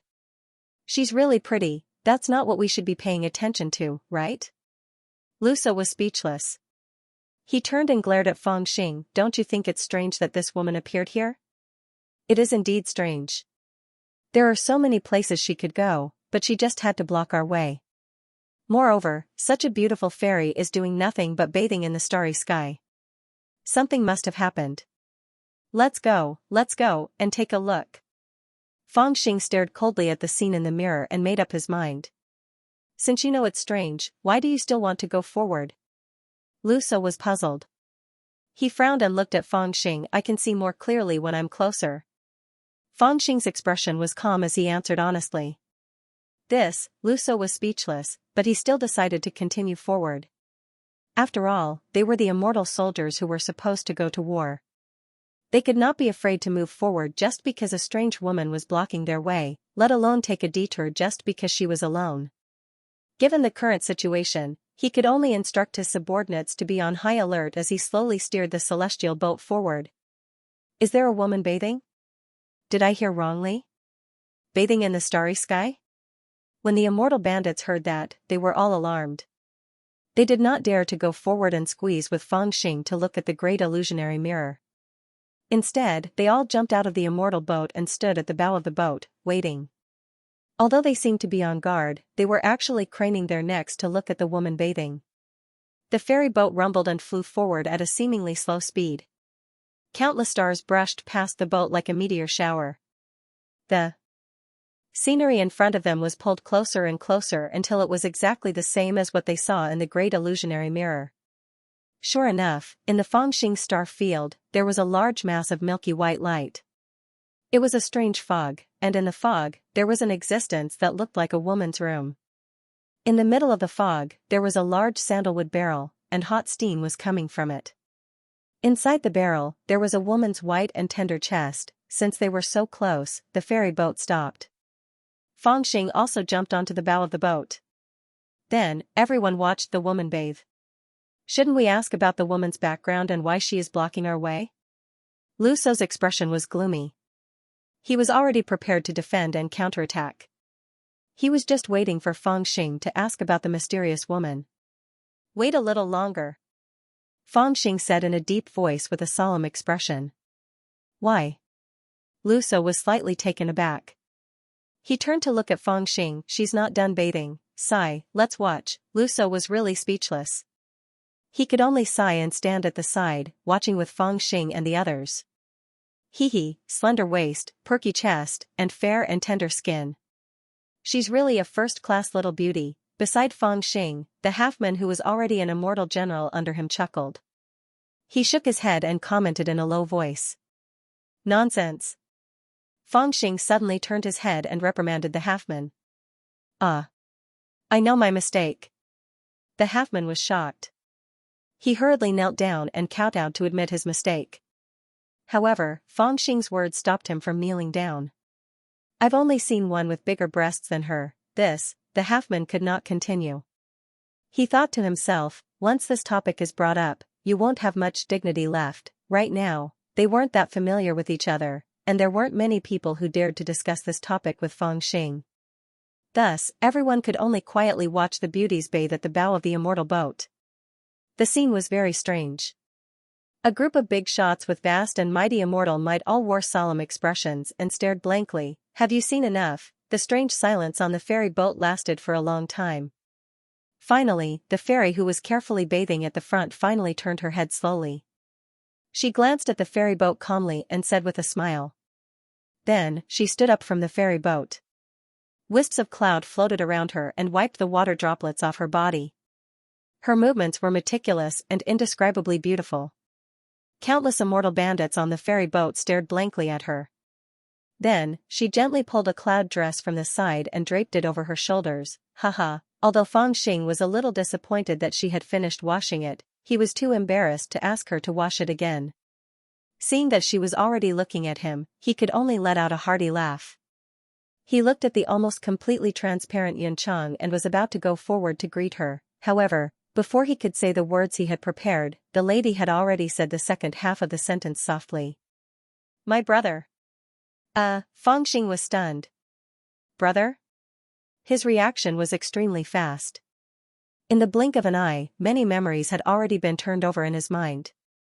After entering the 33 heavens, in order to be safe, he had indeed inquired a lot about the bloodline of the Scarlet Heaven's celestial emperor. He knew that the Scarlet Heaven was a different kind of celestial emperor. Aside from the eldest son, Dishur, there was also a second son called Dizun. It was said that this son's aptitude was better than Dilu's, but unfortunately, he was quite unlucky. He once angered a great demon and was directly killed. Now, there were two people still alive. One was called Diyuan, a good-for-nothing who drank all day long. The other was a princess called Diyuan. She was quite famous. Although she didn't have an immortal fate, her abilities were extremely extraordinary. She was even more bewitching. Rumor had it that she was an outstanding talent among the 10 great fairies of the 33 heavens. She was even a bit stronger than Qing Luo. He had seen her portrait before and it was imprinted in his sea of knowledge.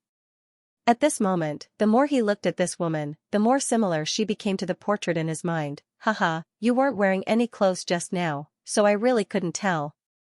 Fang Xing chuckled, and his expression changed extremely quickly. From the perspective of others, it was only a slight change in his expression, but it was as if a person was in a bad mood, and his expression changed slightly when he was filled with caution. This ability to change his expression was really not weak at all. Haha, you're 300 years older than me, and I was raised by you, so what haven't I seen before? The woman was indeed the Diyuan. Hearing this, she smiled lightly and slowly walked a few steps out of the white mist. She wasn't wearing anything below, and the layer of cloud robe was very thin, so it wasn't much different from not wearing anything at all. Countless eyes swept over her body, but she didn't seem to notice them at all. Her eyes were fixed on Fang Xing's face, not moving away for a long time. Wear more clothes, what's wrong with you? Fang Xing couldn't help but lightly cough and coldly shout, pretending to be dignified. It wasn't that he didn't want to look, but mainly because he had noticed with his divine sense that Qi had also come out of the immortal boat behind him, so he was afraid of being seen by her. You really are third brother. Hearing such a careless remark, the Diyuan's eyes suddenly softened and she smiled softly. Who in our great Scarlet Heaven lineage doesn't know my temperament? Father doesn't care about me, big brother only says that everything should be done according to his heart, and Diyuan is nothing more than a waste in a wine jar. It's only you, the brother with the worst temper, who used to scold me often. Hee, after you died, no one cared about me anymore, allowing me to live freely for several years. When they first told me that you were still alive, I found it hard to believe, the Diyuan said softly, waving her slender finger lightly in the air and summoning strands of cloud silk to wrap around her body. Don't mention the past, I don't want to remember it at all. Fang Xing's face sank as he stared at the Diyuan faintly. You've turned into a shadow and blocked my way, what are you trying to do? At this moment, being so close to her, he could already tell that the woman in front of him was not real. In fact, it was an illusion that had appeared out of nowhere. It was very likely that she was really in her room and had just finished bathing. It was just that her supernatural power was strange. She was clearly bathing, but at the same time, she could project an illusion to the distant starry sky and specifically wait for him. First, it's naturally to see you. The Diyuan smiled slightly as she stared quietly at Fang Xing. The illusion technique she used was extremely powerful, and if it weren't for Yang Kai sensing it with his divine sense, there would be no doubt that she was real at this time. Even her eyes and the faint fragrance coming from her body after she had just taken a bath were very clear.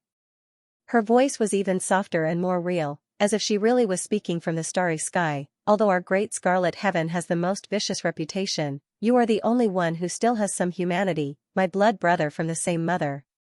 Haha. Fang Xing didn't know what to say at this time, so he just smiled coldly, his thoughts unfathomable. Even after 1,000 years, you're still the same, always fierce and tyrannical.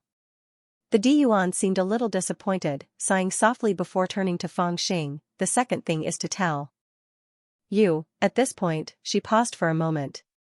Her eyes became extremely solemn and even a little cold.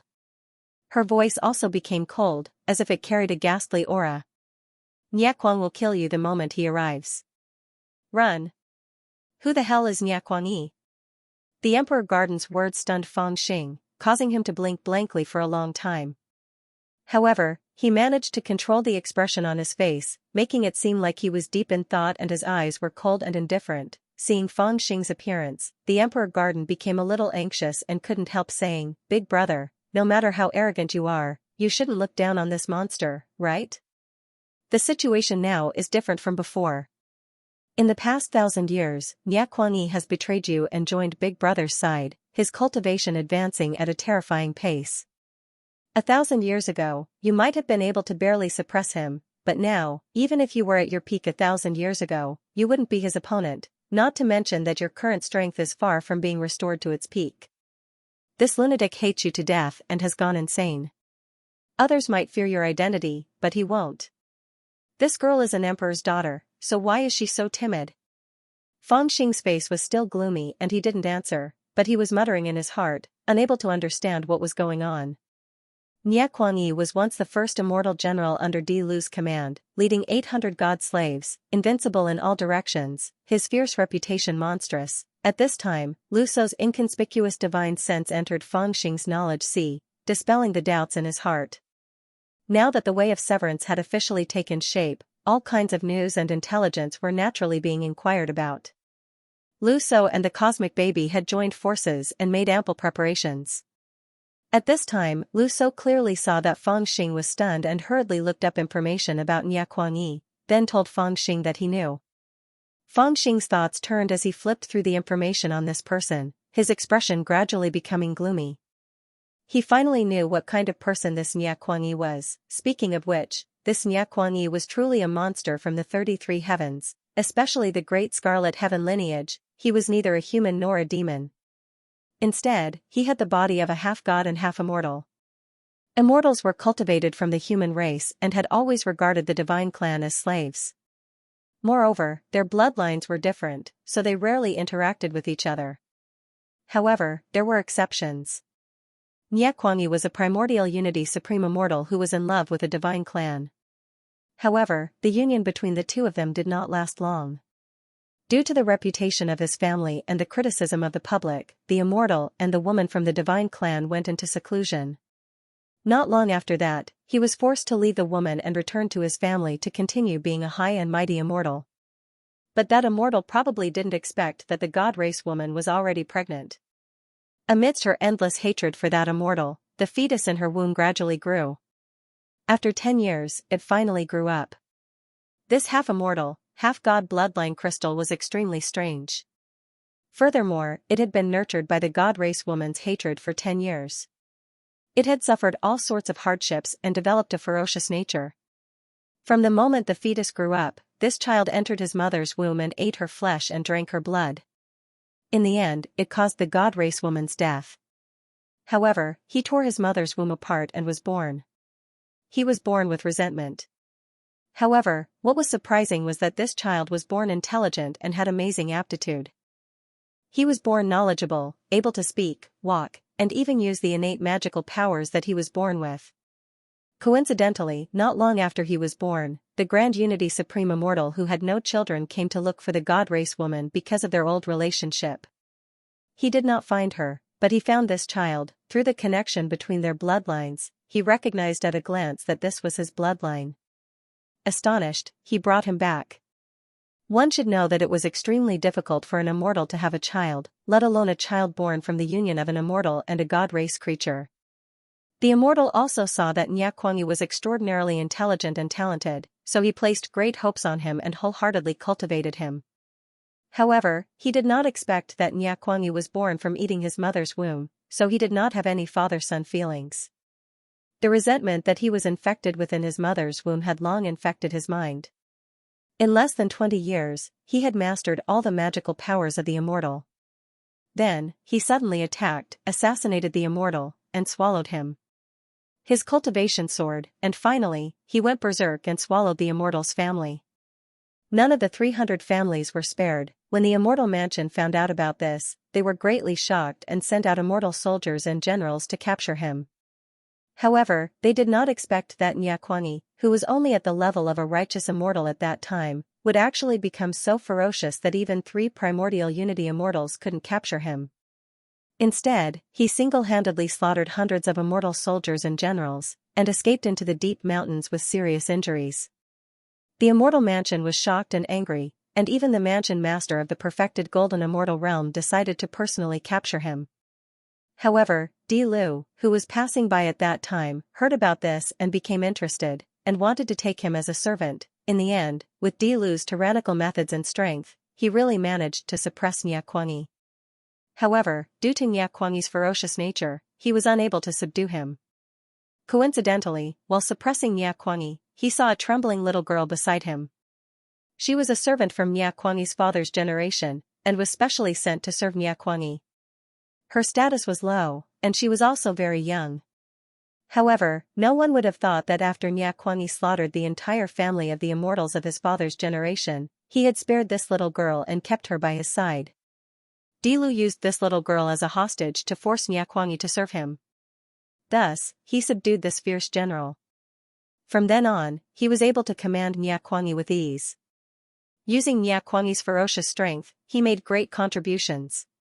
Later on, he even helped Nya Kuangyi subdue all the living beings of his mother's clan and became the leader of the God clan. She commanded 800 god slaves to serve Di Lu and made a great name for herself. Nya Kuangyi's bloodline was half immortal and half deity. He had the innate abilities of the God clan and could also cultivate immortal techniques. He was indeed a strange genius. Although Di Lu never gave him an immortal life, his strength was already extremely terrifying. Even Di Lu could only barely suppress him. If an ordinary Grand Unity Supreme Immortal were to fight him alone, they would most likely be killed by him. Moreover, this young man was violent, bloodthirsty, and eccentric. He never left anyone alive. Furthermore, he was filled with hatred, which made him especially terrifying. From a certain perspective, it could be said that half of the Emperor-style's fierce reputation was created by Nya Kuangyi. After all, Nya Kuangyi was an immortal general under Di Lu's command, so all the vicious things he did could be blamed on Di Lu. What a troublesome calamity! Fang Xing finally understood why the Emperor Garden had come to warn him so seriously. This Nya Kuangyi was indeed a character that even Di Lu feared. If it was anyone else, no matter how high their cultivation was, no matter how strong they were, they would not necessarily dare to harm Di Lu, but Nya Kuangyi was different. He was simply a madman. Third brother, that Nya Kuangyi is no longer the same as before. Back then, when you disappeared, your subordinates were like a group of dragons without a leader, but he was the first to betray you and submit to Big Brother. Then, he led the 800 god groups and slaughtered all of your subordinates who were unwilling to submit, and even. Speaking to here, she slightly paused. After a while, she said. Third brother, those concubines in your harem were also charged in by him. He did whatever he wanted and killed them. I once wanted to stop him, but I was injured by him in his rage. So fierce? Fang Xing's brows furrowed, but his heart went cold. The information that the Emperor Garden had revealed was not something that Lu So and the others could inquire about. It was already a secret of the Emperor bloodline. What shocked Yang Kai even more was that this Nya Kuangyi was even fiercer than he had imagined. After he, or rather, Di Lu, disappeared, it would have been fine if he had betrayed Di Lu and pledged allegiance to Emperor Shi, or even led an army to slaughter Di Lu's subordinates who refused to submit to Emperor Shi. After all, this was a power struggle within the royal family, but he had actually dared to rush into Di Lu's harem and slaughter his concubines. This was clearly a rebellion. Even a sane great principal golden immortal would not dare to do such a thing, but this lunatic had done so, even daring to enter the Emperor Garden who had tried to stop him. The Emperor Garden also sighed and said softly, at that time, Imperial Father was furious and wanted to kill him, but he dared to roar at Imperial Father. It was Big Brother who interceded on his behalf that saved him. After that, this monster wholeheartedly served Big Brother and made many contributions. His god race bloodline has completely awakened and his strength has become more and more terrifying. 10 years ago, Big Brother directly bestowed him an immortal fate, causing this monster's strength to reach a terrifying level. He has become one of Big Brother's most terrifying swords. The Emperor Garden said softly, and in the end, he looked at Di Lu solemnly. When Big Brother went to the Outer Realms, he did not take him with him, but I received news that he recently left Great Scarlet Heaven. If my guess is correct, he came to find you. Xiao. Fang Xing's eyes flashed sharply at this moment as he asked, Emperor Shi dares to send him to kill me? The Emperor Garden sighed and said, "How could Big Brother allow such a thing to happen? He wouldn't have given the order at all, because the little maid Xianxia cared about the most died in your hands, and you kept it from him until Big Brother exposed this matter. Xianxia only found out about it, so he hates you the most. At that time even slaughtering all of your concubines was not enough to satisfy his hatred. Now that he heard that you are still alive, he will definitely come to kill you at all costs. Big Brother doesn't need to give him any orders at all, he only needs to tell him about this matter." Fangxing lowered his head and did not speak. If such a madman really came to find him, it would really be a bit troublesome. "Run away, third brother." The Emperor Garden sighed softly, the brilliance radiating from his body becoming somewhat weak, a clear sign that his immortal chi was running low, his voice becoming somewhat ethereal. "At this time, you either have to return to Great Scarlet Heaven or escape into the vast unknown starry sky, otherwise, you will definitely be found by that madman. You are no longer that madman's opponent, as long as he finds you, you will die without a doubt." As the thick white mist converged, the Emperor Garden's figure disappeared just as abruptly as it had appeared. As for Lu So and the others, they all wore solemn expressions as they turned to look at Fangxing. "What do we do now? How could the dignified heaven-piercing Tao Master be scared by a madman?" Fangxing's face was gloomy as he snapped, "Keep going." The rules of the cultivation world were strict. High was high, low was low. There were few variables, but it did not mean that there were no variables. After all, Fangxing himself was a variable to a certain extent. He did not like to act according to the rules set by others. From what the Emperor Garden had said and what Lu So and the others had said, this Xianxia was undoubtedly a variable, even more terrifying than Fangxing, terrifying strength and a madman. No one would want to offend such a monster, especially Fangxing, or rather, Di Lu, who the madman hated the most and wanted to kill at all costs. Of course, the most absurd thing was that they found out that this dignified disciple had less immortal soldiers and immortal generals than a madman. With the help of Di Lu, Xianxia had subdued his mother clan, the Ghost Rock clan, and had 800 god slaves. It was a clan that was even stronger than the sky-shaking clan that lived in seclusion in the wilderness. As long as the creatures in the clan grew up, they would not lose to an itinerant immortal. Moreover, these 800 god slaves had killed their way through bloody battles. Each of them had amazing strength, and some of them were even stronger than righteous immortals. Under the leadership of such a madman, they probably had the strength to annihilate all of them, but at this time, Fangxing understood that he had no other way to choose. No matter what, he had to continue down this path. "I don't believe that guy is really a madman. At most, he only acts a little crazy. How could a real madman survive and become the first immortal general under Dishur? Don't be scared by him, it must be fake," Fangxing said confidently. He narrowed his eyes slightly. "Moreover, if he really wants to kill me, he can only do it in this star field. Otherwise, if he does it in the extraterritorial battlefield in front of Dishur, he won't be able to explain himself. However, after we set off, he won't know where to find us in the vast star field. The biggest possibility is that he will ambush us like that shameless woman who took a bath in front of so many men. As long as we are careful, we will definitely be able to find him in advance. Then I'll have to trouble nephew Taishu." Lu So nodded solemnly and said to the great void baby beside him. In terms of seniority, he was in the same generation as Fangxing, and the great void baby was indeed his martial nephew. The great void baby pursed its lips. It knew that it had no choice but to agree. The Severing Dao Loose immortals, who were originally excited to go to the foreign battleground to make a name for themselves, suddenly felt a bit depressed because of this sudden news. After all, although Xianxia was someone who didn't often appear on the surface, he still had a strong reputation in the dark. Some of these loose immortals had heard of him, but they usually didn't come into contact with existences at his level. Some who hadn't heard of Xianxia before couldn't help but feel a deep sense of dread after being told by others.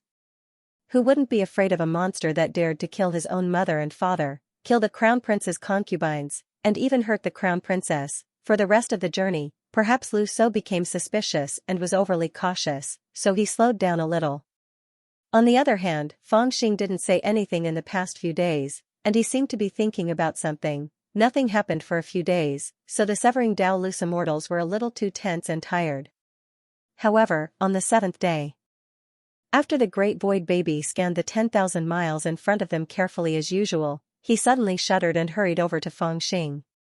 Then, on the surface of the mirror, a strange rock floating in the starry sky appeared, and he said in shock, "There seems to be something strange about that strange rock. Isn't it just an ordinary group of meteorites?" Lu Shou and the others were stunned, and then they said with a frown. It indeed looked like a group of meteorites that was commonly seen in the starry sky. Most of them were the remnants of the exploding stars, and they stayed in the starry sky forever. If one day they were attracted by some force and landed on the stars, they would turn into a meteor shower. They had seen such a group of meteorites 3 out of 10 times a day when they traveled in the starry sky, so they were already used to it. It was like a pebble on the side of the road. It's not that simple. I can feel the aura of living beings on it, the great void baby frowned and said in a low voice. When the others heard it, their expressions became solemn. They knew that the great void immortal king had refined the great void illusory mirror to deal with living beings. All the abilities of this immortal mirror were used on living beings, and it was useless against inanimate objects. Because of this, the great void immortal realm had a special ability to sense living beings. In the mirror, the strange rock became clearer and clearer. It turned out to be a huge sea of meteorites that spanned tens of thousands of miles. There were indeed some ordinary groups of meteorites in it, but there were also some strange rocks hidden in it. At first glance, they looked no different from ordinary meteorites, but when they got closer, they could see that there was a strange luster on the surface of the meteorite. Occasionally, there would be a part of the surface of the meteorite wriggling. Only when it wriggled could they see that it was actually a kind of flesh that looked like a rock. "It's the ghost rock tribe," Mr. Wen suddenly interrupted.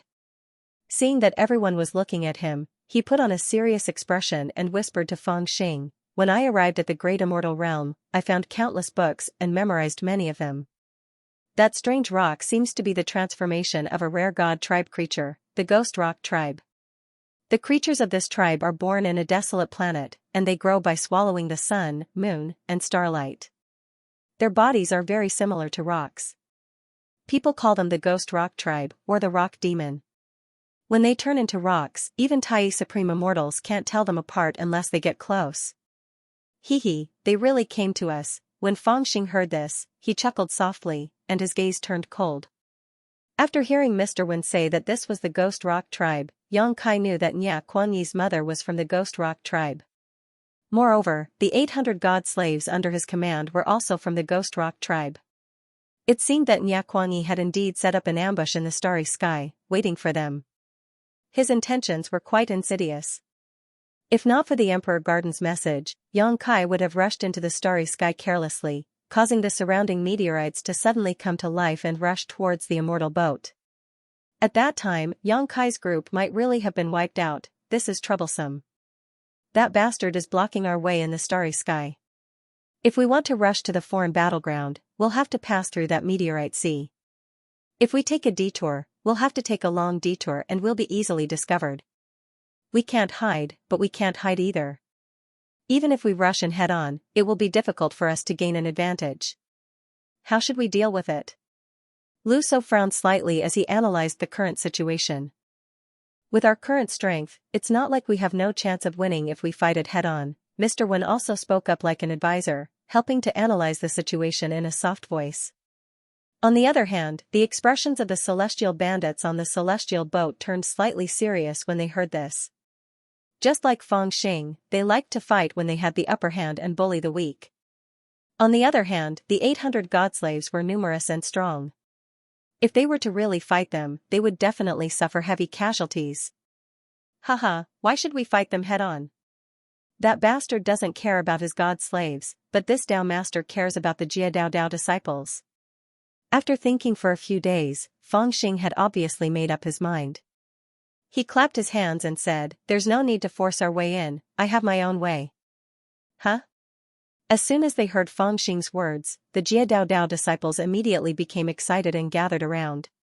"It's time to show some of your true abilities," Fangxing sneered and jumped out of the immortal boat. In the starry sky, he raised his hands and clapped them down gently. Before the immortal bandits could react, they saw a huge vortex in front of them, like a gate to a foreign realm. Then, the huge immortal boat was directly drawn into the vortex. They were lucky that Fang Xing was there and Lu So and the others were there, so they did not dare to resist. They only felt dizzy, and when they opened their eyes again, they were already in Fang Xing's spiritual realm. Where is this place? Someone was so frightened that he cried out in a trembling voice. Don't bother and don't ask. This is the small world of the Thearch's son. None of you are allowed to leave the immortal boat. Lu So already knew what Fang Xing was going to do. He sighed softly and warned the immortal bandits on the immortal boat. After putting the ferry boat and the immortal bandits into his realm of consciousness, Fang Xing felt much more relaxed. He dusted his hands and grinned evilly. Then, he formed a hand seal. A blood-red mist floated out from the skull on his waist and descended into the vast starry sky. It was strange and extremely mysterious, and it slowly covered his figure. Even his aura and the fluctuation of his celestial force were concealed. It was as if he had disappeared into the starry sky as the faint blood-red mist floated over. If you want to play, I'll play with you. Fang Xing chuckled in a low voice. His figure leaped forward and flew straight ahead. After traveling less than 30,000 miles, he had already arrived at the meteorite sea that he saw in the great illusionary mirror. He swaggered into it, and all the meteorites were quiet and didn't notice him at all. With the concealment method of his immortal slaughtering method, as long as he did not touch the surrounding meteorite stones, it was a piece of cake for him to pass through. Not to mention these celestial clan creatures, even Zenith Heaven Golden Immortals would not be able to notice him easily. However, when he was about to pass through the meteorite sea, Fang Xing was slightly startled and let out a cry of surprise. He looked at a certain spot in the depths of the meteorite sea and narrowed his eyes. It was a man with long hair that reached his shoulders. He wore a dirty black robe, and some sort of bloodstain could even be seen on it. At this moment, he sat cross-legged on a meteorite with a stone sword in his hand. At this moment, his head was slightly lowered, and he did not move at all. From afar, he looked like a strange rock, but if one looked closely, one would be able to sense a terrifying stench of blood from his body. It was like demonic clouds that were faintly discernible, appearing and disappearing from time to time, as if a gale had swept past. Is this Xianxia? Fang Xing could feel the dangerous aura from the man, and his heart could not help but shudder. Originally, at this time it would be over if he went around the area where the man was and carefully walked. Over. That was Fang Xing's plan at first, but after taking a few steps, he felt an itch in his heart. He couldn't help but tiptoe around and walk towards the man. Then, when he quietly approached the man's back, he secretly circulated his chi and slapped the back of the man's head. Sometimes, you just can't control your hands. Fang Xing himself didn't know why he had to come back and slap him. To a certain extent, this was probably the same as when he was young. He always stared at the hornet's nest on the tree, and after enduring it for 2 days, he finally couldn't help but poke it with a bamboo pole. However, it had to be said that this slap was very sudden. Under the cover of his body, Xianxia, who was sitting cross-legged with rapt attention and quietly waiting for the Emperor Flo to arrive from the star domain in front of him, never thought that such a figure would suddenly appear behind him. Moreover, as that figure appeared, there was also a slap aimed at the back of his head. It was also at this moment that Xianxia suddenly opened his eyes, as if he had sensed something. His body quickly turned around, and at the same time, the stone sword in his hand swiftly slashed out. The beast's reaction was surprisingly fast. It had actually sensed Fang Xing's presence the moment he appeared. Unfortunately, Fang Xing's attack was too sudden, and he didn't even have the time to react. Before he could successfully turn around, he was slapped heavily on the back of his head, and his original posture was that of sitting cross-legged on the meteor rock, slightly lowering his head to meditate. Then, his entire body followed Fang Xing's slap and fell to the ground like a dog eating shit. Haha, seeing how arrogant you are makes me want to slap you. Fang Xing was very satisfied with this slap. He laughed loudly, his face full of excitement. Roar! Fang Xing was very confident in the power of his palm. He thought that no matter what, he would be able to scatter Xianxia's soul, and that he would not be able to recover in a short period of time. He was a little complacent, but he did not expect that after Xianxia was slapped to the ground by his palm, his body would actually turn into a pile of shattered rock fragments, exploding like smoke. Then, before he could regain his senses, he saw a flash of black light, a cold chi was oppressive, and an awe-inspiring stone sword had already pierced out from the smoke. instantly arriving at the center of his eyebrows. Chi. Even Fang Xing, who was laughing complacently, was taken aback. When he saw that the sword had already arrived between his brows, his figure hurriedly leaped, narrowly avoiding the space between his brows. However, a swish sound rang out from his chest, and a ghastly wound had actually been cut open by that dangerous sword. So fast. Fang Xing, who had just barely dodged the sword, also changed his expression. He didn't expect Madman Ye to be so capable. After being slapped by him, Madman Ye could actually counterattack so quickly. Almost at the instant he appeared, Madman Ye had already sensed his existence and slashed out with his sword. This intuition was truly terrifying. Perhaps even the group of supreme immortals he had killed in the Buddha Heaven realm couldn't compare to Madman Ye. "It's you." Following that ray of black light, Nyaquangi's shocked and angry face was revealed from within the thick cloud of saltpeter. When he saw Fang Xing's proud expression, he was stunned for a moment. Obviously, he did not expect to suddenly see this face that he wanted to tear apart day and night. In the next moment, his handsome face suddenly became distorted. The old hatred that had been brewing for 1,000 years, as well as the humiliating slap just now, caused his eyes to seem to be ignited with a raging fire. "I'm going to eat you." Every word seemed to burst out from the depths of his heart, containing a volcanic resentment. At the same time, the stone sword in his hand flew rapidly, suddenly breaking through the distance of hundreds of feet between him and Fang Xing, and fiercely slashed at Fang Xing's face. The anger and power contained in the sword were almost indescribable. It was almost as if it could split the stars and the moon. Perhaps even a supreme immortal would not dare to face this violent sword head-on, so powerful. Even Fang Xing's heart shuddered. He immediately realized that this sword was not easy to take. He was also decisive. Seeing that he would not gain any advantage if he continued to fight, not to mention that Nyaquangi had already reacted, even the Ghost Rock tribe members hiding in the meteorite sea had awakened at this time. The meteorite stones started to wiggle, and then grew 4 limbs and heads, turning into gray-armored soldiers one after another. "Time to go." He immediately lost his will to fight. Laughing loudly, his figure rushed backward, leaped into the void, and turned into a streamer to escape. The sudden slap and escape were too sudden. When Nyaquangi was slapped, he didn't have time to react. Now that he suddenly saw Fang Xing escape, he still didn't have time to react. In his subconscious, he thought that this was a surprise attack, and he was about to go all out to kill. Who would have thought that this guy just slapped him, and then immediately ran away? No matter how fast his reaction was, he couldn't have predicted this kind of change. After a breath's time, he finally realized that the surroundings were calm, and that there was no enemy attack. Moreover, the guy who humiliated him as soon as he appeared was really running away.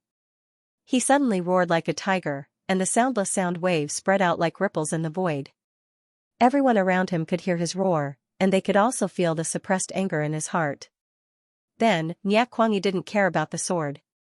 He dragged the stone sword and fiercely stepped on the starry sky, rushing in the direction that Fang Xing escaped to, leaving behind a wave of anger. What happened? Who was that figure just now? Is there an enemy attack? In this meteorite sea, the 800 god slaves didn't even have time to react. They all looked around in a daze. "Devil, come back here. I'm going to eat you." At this moment, Fang Xing and Nyaquangi had already flown 10,000 miles away. In the starry sky, looking from afar, one could only see 2 figures flying like lightning, faintly discernible. Nyaquangi, who was in hot pursuit, was no longer able to send his divine sense to Fang Xing, who was in front of him. The raging flames of anger almost caused his entire body to explode. He actually didn't hesitate to use his celestial energy to wrap around his voice as he charged forward, causing the eternally silent starry sky to actually have the existence of a voice, and it was a crazed roar. At this moment, Fang Xing had already used the movement technique recorded in the supreme unfettered scripture. His figure was like a fierce immortal, traversing through the stars in the starry sky. He was already 10,000 miles away from Nyaquangi. If he used the immortal slaughtering art to hide himself, he should be able to easily escape. However, he didn't do so. Instead, he felt that it was quite fun to have a madman chasing after him. Hearing him roar repeatedly behind him, he was momentarily interested. He also used his immortal energy to turn around and shouted, "Dog slave, Do you think I'll go back just because you say so? Roar. When he heard that the fellow in front of him actually retorted and even called him a dog slave, the anger in Nya Kuangyi's heart burned even more. He shouted as if his chest was splitting apart. I've waited for you for 1,000 years. You came back to fight me. Fangxing turned around and shouted, you left your woman and didn't wait for me. Are you an idiot? This sentence struck a sore spot in Nya Kuangyi's heart. He roared so hard that his throat almost bled, I'm going to kill you, I'm going to kill you. How dare you harm Chower? I'm going to use your life to pay for it. I'm going to use the lives of your emperor clan to pay for it. Damn, this guy is truly a madman. He even dares to say something like that. Fangxing couldn't help but be startled. He thought that if Nya Kuangyi dared to say something like that in Great Red Sky, he would probably get himself killed. Even in this Silent Star area, not many people would have the guts to say something like that. However, Fangxing wasn't a coward when it came to quarreling. Hearing Nya Kuangyi's words, he laughed out loud and said, if you really have the guts to do it, then take it. Why do you say it but don't dare to do it? You worked for me before, but now, you're still a dog for Dishur. Why don't you go and kill me? I'm going to kill you, come on. I'm waiting for you, dog slave, I'm going to eat you. I haven't taken a bath for days. You want to eat me? Do you have any hygiene, dog slave? Lu, you and I are irreconcilable, as if you have the right to be irreconcilable with me, dog slave, ah. If you have the guts, come back and fight with me. If you have the guts, why don't you chase after me, dog slave? I won't let you go even if I have to chase after you to hell. Quarreling with Fangxing was probably the worst thing that Nya Kuangyi had ever done in his life. Every single sentence he said was like killing people's hearts. If people could really explode from anger, then Nya Kuangyi would have definitely exploded right now. The anger in his heart had almost turned into grievance. If he had a slightly weaker will, he would have probably cried out of anger. In the end, he didn't even say a word. Instead, he cast some kind of secret magic, and suddenly, his entire body was covered in raging flames. At the same time, his speed also increased by a few times, and he rushed forward as fast as lightning. What the hell, burning the origin, he's risking his life. Fangxing was also startled. He didn't have the time to tease Nya Kuangyi anymore. He laughed out loud and started a spell. From the skull at his waist, a faint blood mist immediately flowed out. It instantly expanded, covering a part of the star domain, and also hiding his figure. When Nya Kuangyi charged into the blood mist like a bolt of lightning, his figure had already disappeared. Dog slave, thank you for giving way to me. Tell Dishur Nai, I will praise you in front of him, ha ha ha ha. In the star domain, only his laughter could be heard. It gradually became fainter and fainter until it disappeared. Don't go, Lu. If you have the guts, then show yourself and fight with me. I'm going to eat you, I'm going to eat you. Nya Kuangyi seemed to have gone mad. Holding the stone sword, he randomly dashed around in the blood mist. However, how could he find even the slightest trace of Fangxing's figure? In his rage, he swept his sword in all directions, and a torrential sword light slashed out in all directions. It actually split dozens of large stars in the surroundings into pieces. Smoke billowed, as if it was the end of the world. However, his anger still didn't weaken in the slightest, and angry roars rang out from time to time. Far behind him, the 800 god slaves under his command finally caught up. Seeing that he was angry, none of them dared to come forward to persuade him. They all hid far away, not even daring to breathe loudly. Haha, running away after taking advantage of me, how exciting. Nya Kuangyi's appearance made the journey in the starry sky livelier.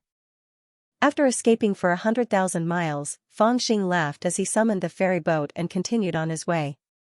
Lu So and the others had a strange expression on their faces. From Fangxing's excited expression, they could guess that he was definitely up to no good. However, they still managed to pass through the ambush set up by Nya Kuangyi and his 800 celestial slaves without any danger. Of course, they couldn't relax. They anxiously observed through the great illusionary mirror and found that Nya Kuangyi had already rushed over with his 800 celestial slaves after he went crazy. It seemed like he knew where Fangxing was heading to, so he led his people to chase after him. What's there to be afraid of? That guy can't even stop us, so how can we catch up to him? Fangxing was very relaxed. He told Lu So and the others to rush forward boldly while he controlled everything. He had already slapped Nya Kuangyi and cursed him, but he was obviously not satisfied. When he passed by a large planet, he held the ancient sword in his hand and waved it in the air. Swoosh! Swoosh! Swoosh! Swoosh! He carved the words dog slave on the large planet. Along the way, there were dozens of large planets that had these 3 words on them. As they passed through the starry sky, they were like road signs. He left these words in front of him easily, but he couldn't be bothered to care about how hateful Nya Kuangyi was behind him. With one chasing and one escaping, the speed of traveling between the starry sky increased by a lot. They were getting closer and closer to the extraterritorial battlefield. Finally, on the 7th day, they could already see a silver river stretching across the horizon. The battle intent was like a nebula. However, on the road ahead, they saw a celestial pass that was heavily guarded. In front of the celestial pass, there were 3 huge ferry boats.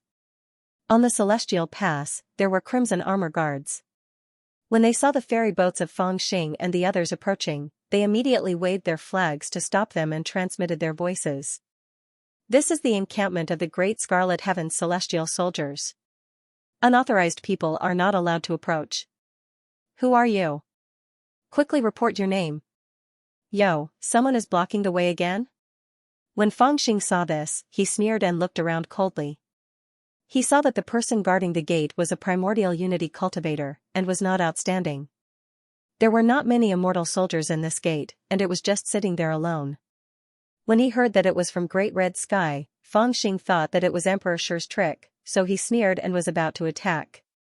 But at this moment, Lu So quickly came to stop him. Don't misunderstand, this is the entrance gate of the immortal soldiers guarding the path of retreat for Great Red Sky, and it is also the entrance to the extraterrestrial battlefield. Don't force your way in.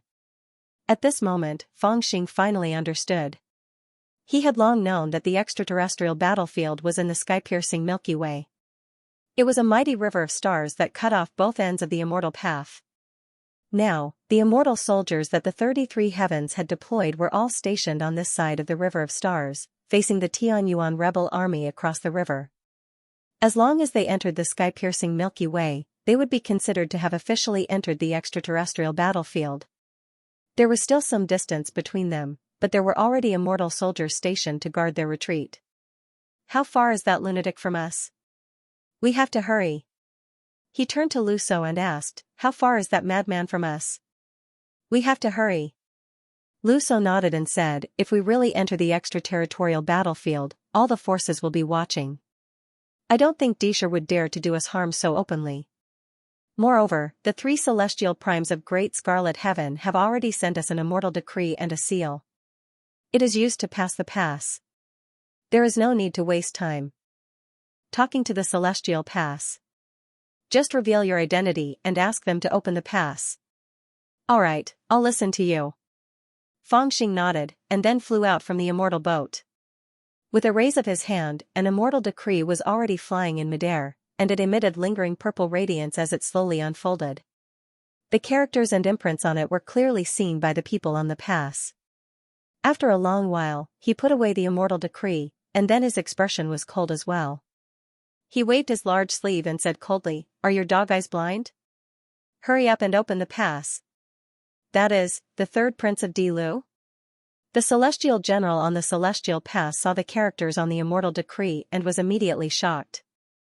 It was not that he could not distinguish the authenticity of the immortal decree. It was not that he did not know that Dilu had reappeared in the world and was preparing to rush to the extraterritorial battlefield. In fact, he was shocked that this Dilu had come to the celestial pass unscathed and acted as if nothing had happened. This person was a direct descendant of Disha. How could he not know that Nya Kuangyi had gone to the star field to ambush and kill Fangxing? In fact, the 800 god slaves under Nya Kuangyi's command were released by him. He was also the one who had been ordered to erase the records of those immortal slaves leaving the extraterritorial battlefield. Because of this, he was extremely puzzled. How could Dilu have come to the extraterritorial battlefield so smoothly? Could it be that Nya Kuangyi did not stop this Dilu? But even if he did not stop him, a battle should have affected him, right? But not only did this Dilu and his party not delay their arrival, they even arrived a few days earlier, the immortal boat they were on had no battle marks on it. It definitely did not look like it had been through a battle. General, that really is His Highness Third Highness. Should we open the gate and let them in? The Deputy General also recognized the immortal decree and couldn't help but ask. There's no rush, let me ask first. The immortal general's heart trembled, and he hurriedly scolded his subordinates. Then, his face sank. He knew Lord Dishy's intention. He didn't plan to let Di Lu enter the extraterritorial battlefield at all. Otherwise, everything would become complicated. Only by killing Di Lu outside the extraterritorial battlefield could it be considered as a clean and straightforward method. The so-called inside and outside the extraterritorial battlefield was precisely separated by the immortal general's gate. Once the gate was opened, Di Lu would be considered to have entered the extraterritorial battlefield. At that time, if Lord Dishy thought that he had easily opened the gate and ruined his plans, he would be in trouble. Damn it, I don't have to bear this responsibility. What is that monster Xianxia doing? The Celestial General decided not to let Di Lu enter the gate so easily. He had to report it to his superiors first. Dog slave, you've already seen the immortal decree. What are you still hesitating for? Below, Fangxing saw the silence on the celestial pass and guessed some things. His eyes narrowed and he shouted coldly. Haha, Your Highness, please wait a moment. Please send the immortal decree to me. I need to verify it. After being scolded by him, a hesitant voice came from the celestial pass after a while. That bastard seems to be delaying us from entering the pass.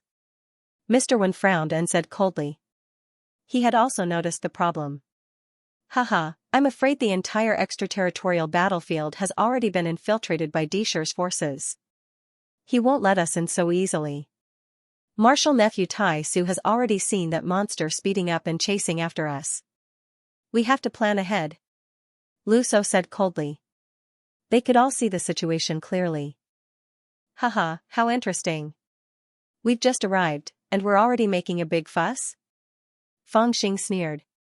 He didn't expect Dishy's influence to be so great.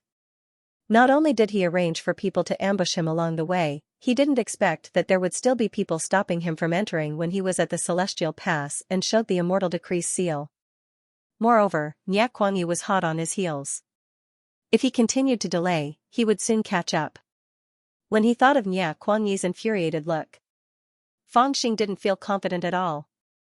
Dog slave, if you don't open the gate now, be careful of your head. Furious, Fangxing shouted. At the same time, the celestial boat rumbled forward as if it wanted to forcefully break through the gate. Alas, the one below is not someone to be trifled with, the celestial official sighed in his heart. As he was in a dilemma, he weighed the pros and cons in his heart. Then, he made up his mind. Even though we are both crown princes, one is a poor pheasant while the other is a phoenix soaring in the sky. Is there even a need to say who I should obey? When he thought of this, he shouted coldly, Immortal soldiers, on guard. With a rumbling sound, 3 immortal boats moved across the pass. Close to 1,000 immortal soldiers flew out from them, guarding in front of the pass tightly, their halberds pointed like thorns. The celestial official mustered his courage and shouted coldly, If your highness wants to break through, then don't blame me for being rude, this is troublesome. There are pursuers behind us, and the celestial pass is blocking our way. What should we do? Lu So knitted his brows tightly and subconsciously glanced at Fangxing. Haha, then I'll make a bigger scene. Fangxing sneered. In fact, he already had an idea in his heart. He just didn't know when to take it out. At this moment, he took a step forward, looked at Guan Guan coldly, and said in a cold voice, Dog slave, don't think that I don't know what you're thinking. That Dishy really has a lot of tricks. First, he sent people to ambush me, and now he's using you to stop me? Haha, what's ridiculous is that he has a lot of tricks, but he doesn't know how to read people. Xianxia has been loyal to me for 1,000 years. Does he really think that an immortal life can buy this loyal dog's heart? Today, I'll pass this celestial pass and show you what loyalty is. Go and summon Xianxia. Yes. Lu So stood up at the right time and answered. Then, he took out an immortal talisman and disappeared in the air. Dog slave, with these 3 words as proof, I'll definitely chop off your head. On the other hand, Fang Xing's expression remained unchanged as he pointed at the immortal general from afar and cursed. After that, he suddenly flew up into the air, and a piercingly cold sword light flashed as he inscribed the enormous words "Dog Slave" on the pass, and it could be seen clearly from 5,000 kilometers away. Stop by the side. Once the 800 god slaves arrive, we'll immediately break through. After doing those things, Fang Xing returned to the celestial Arkansas. It rumbled to the left and quietly stopped at a spot. They were so swift and decisive, making those in the immortal pass feel hesitation, all of them looking at each other in dismay, inwardly anxious. What's going on?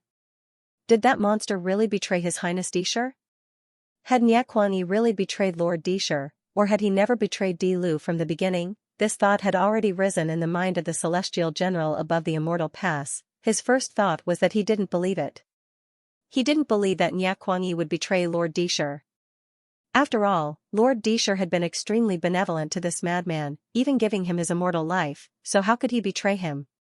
Of course, a madman couldn't be judged by common sense, but even if Nyakuan was a madman, he wasn't a fool.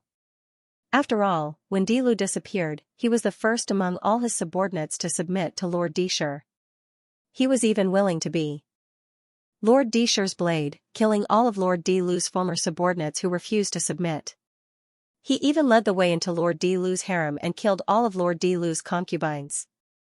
This was already a blood feud, right? Under such circumstances, how could he have any room for reconciliation with Lord Di Lu? However, he had no choice but to believe the scene in front of his eyes. First of all, since Nyakuan had already gone to the starry sky to ambush them, how could His Highness Di Lu easily reach the immortal pass? He had even arrived earlier than the estimated time given by Xianxia. This meant that he didn't take any detours, nor did he encounter any battles. It could be said that he had arrived here without any trouble. If that was the case, then why would Nyakuan, who claimed to have a blood feud with His Highness Di Lu, let him pass so easily? No wonder the blood feud was fake. It was impossible to go around the meteorite sea so easily.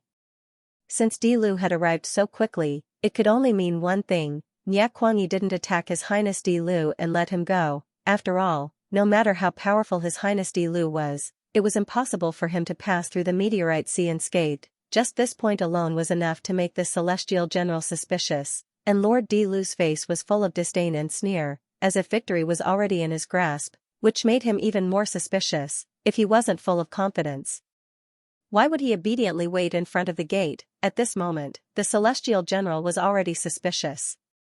When he saw Lu So summon Nyakuan to make a breakthrough under Fang Xing's orders, and in less than the time it took to drink a cup of tea, a murderous aura appeared in the depths of the starry sky ahead of him. His expression immediately changed, and he began to believe Di Lu's words even more. Should we put everyone on alert? Lu So became nervous and asked Fang Xing in a low voice. There's no need for that at all. I'll just watch from the side. Fang Xing waved his hand to stop them. Then, he formed a hand seal, and the blood mist around him flowed faintly as he stepped out of the celestial boat. At this moment, the starry sky was filled with murderous aura. All the celestial soldiers and celestial generals were focused on Nyakuan, who was rushing over. No one even paid attention to Fang Xing's celestial boat that was docked obediently at the side. No one noticed that as the faint mist drifted away, an invisible figure had appeared in the vast starry sky, sneering in secret. Boom, almost 10,000 kilometers away, a large planet blocking the way was suddenly sliced in half by a celestial sword. Smoke billowed, and then a man with disheveled hair and a ferocious demonic aura rushed over. His eyes shone brightly as he ruthlessly swept his gaze forward. Right at the instant he truly appeared, all the immortal soldiers and immortal generals below the pass were shocked, and they became vigilant. Nyakuan's reputation was not small, and no one dared to underestimate him or look down on him, especially when Nyakuan was enraged. According to the rumors, he was basically a demon-like existence. The moment Nyakuan appeared, his gaze was cold as he swept his gaze across the celestial pass. Then, his murderous aura receded slightly as he snorted angrily and turned to look elsewhere. At this moment, he was naturally looking for Di Lu.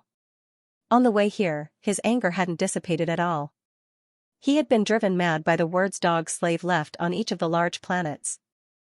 Now that he had rushed over, he wanted to see Di Lu and kill him. However, when his gaze swept past, he didn't see Di Lu's figure, so his murderous aura naturally receded. However, he didn't see Di Lu, but the celestial generals at the gate thought he had. After all, the celestial boat that His Highness Di Lu was on was clearly parked there.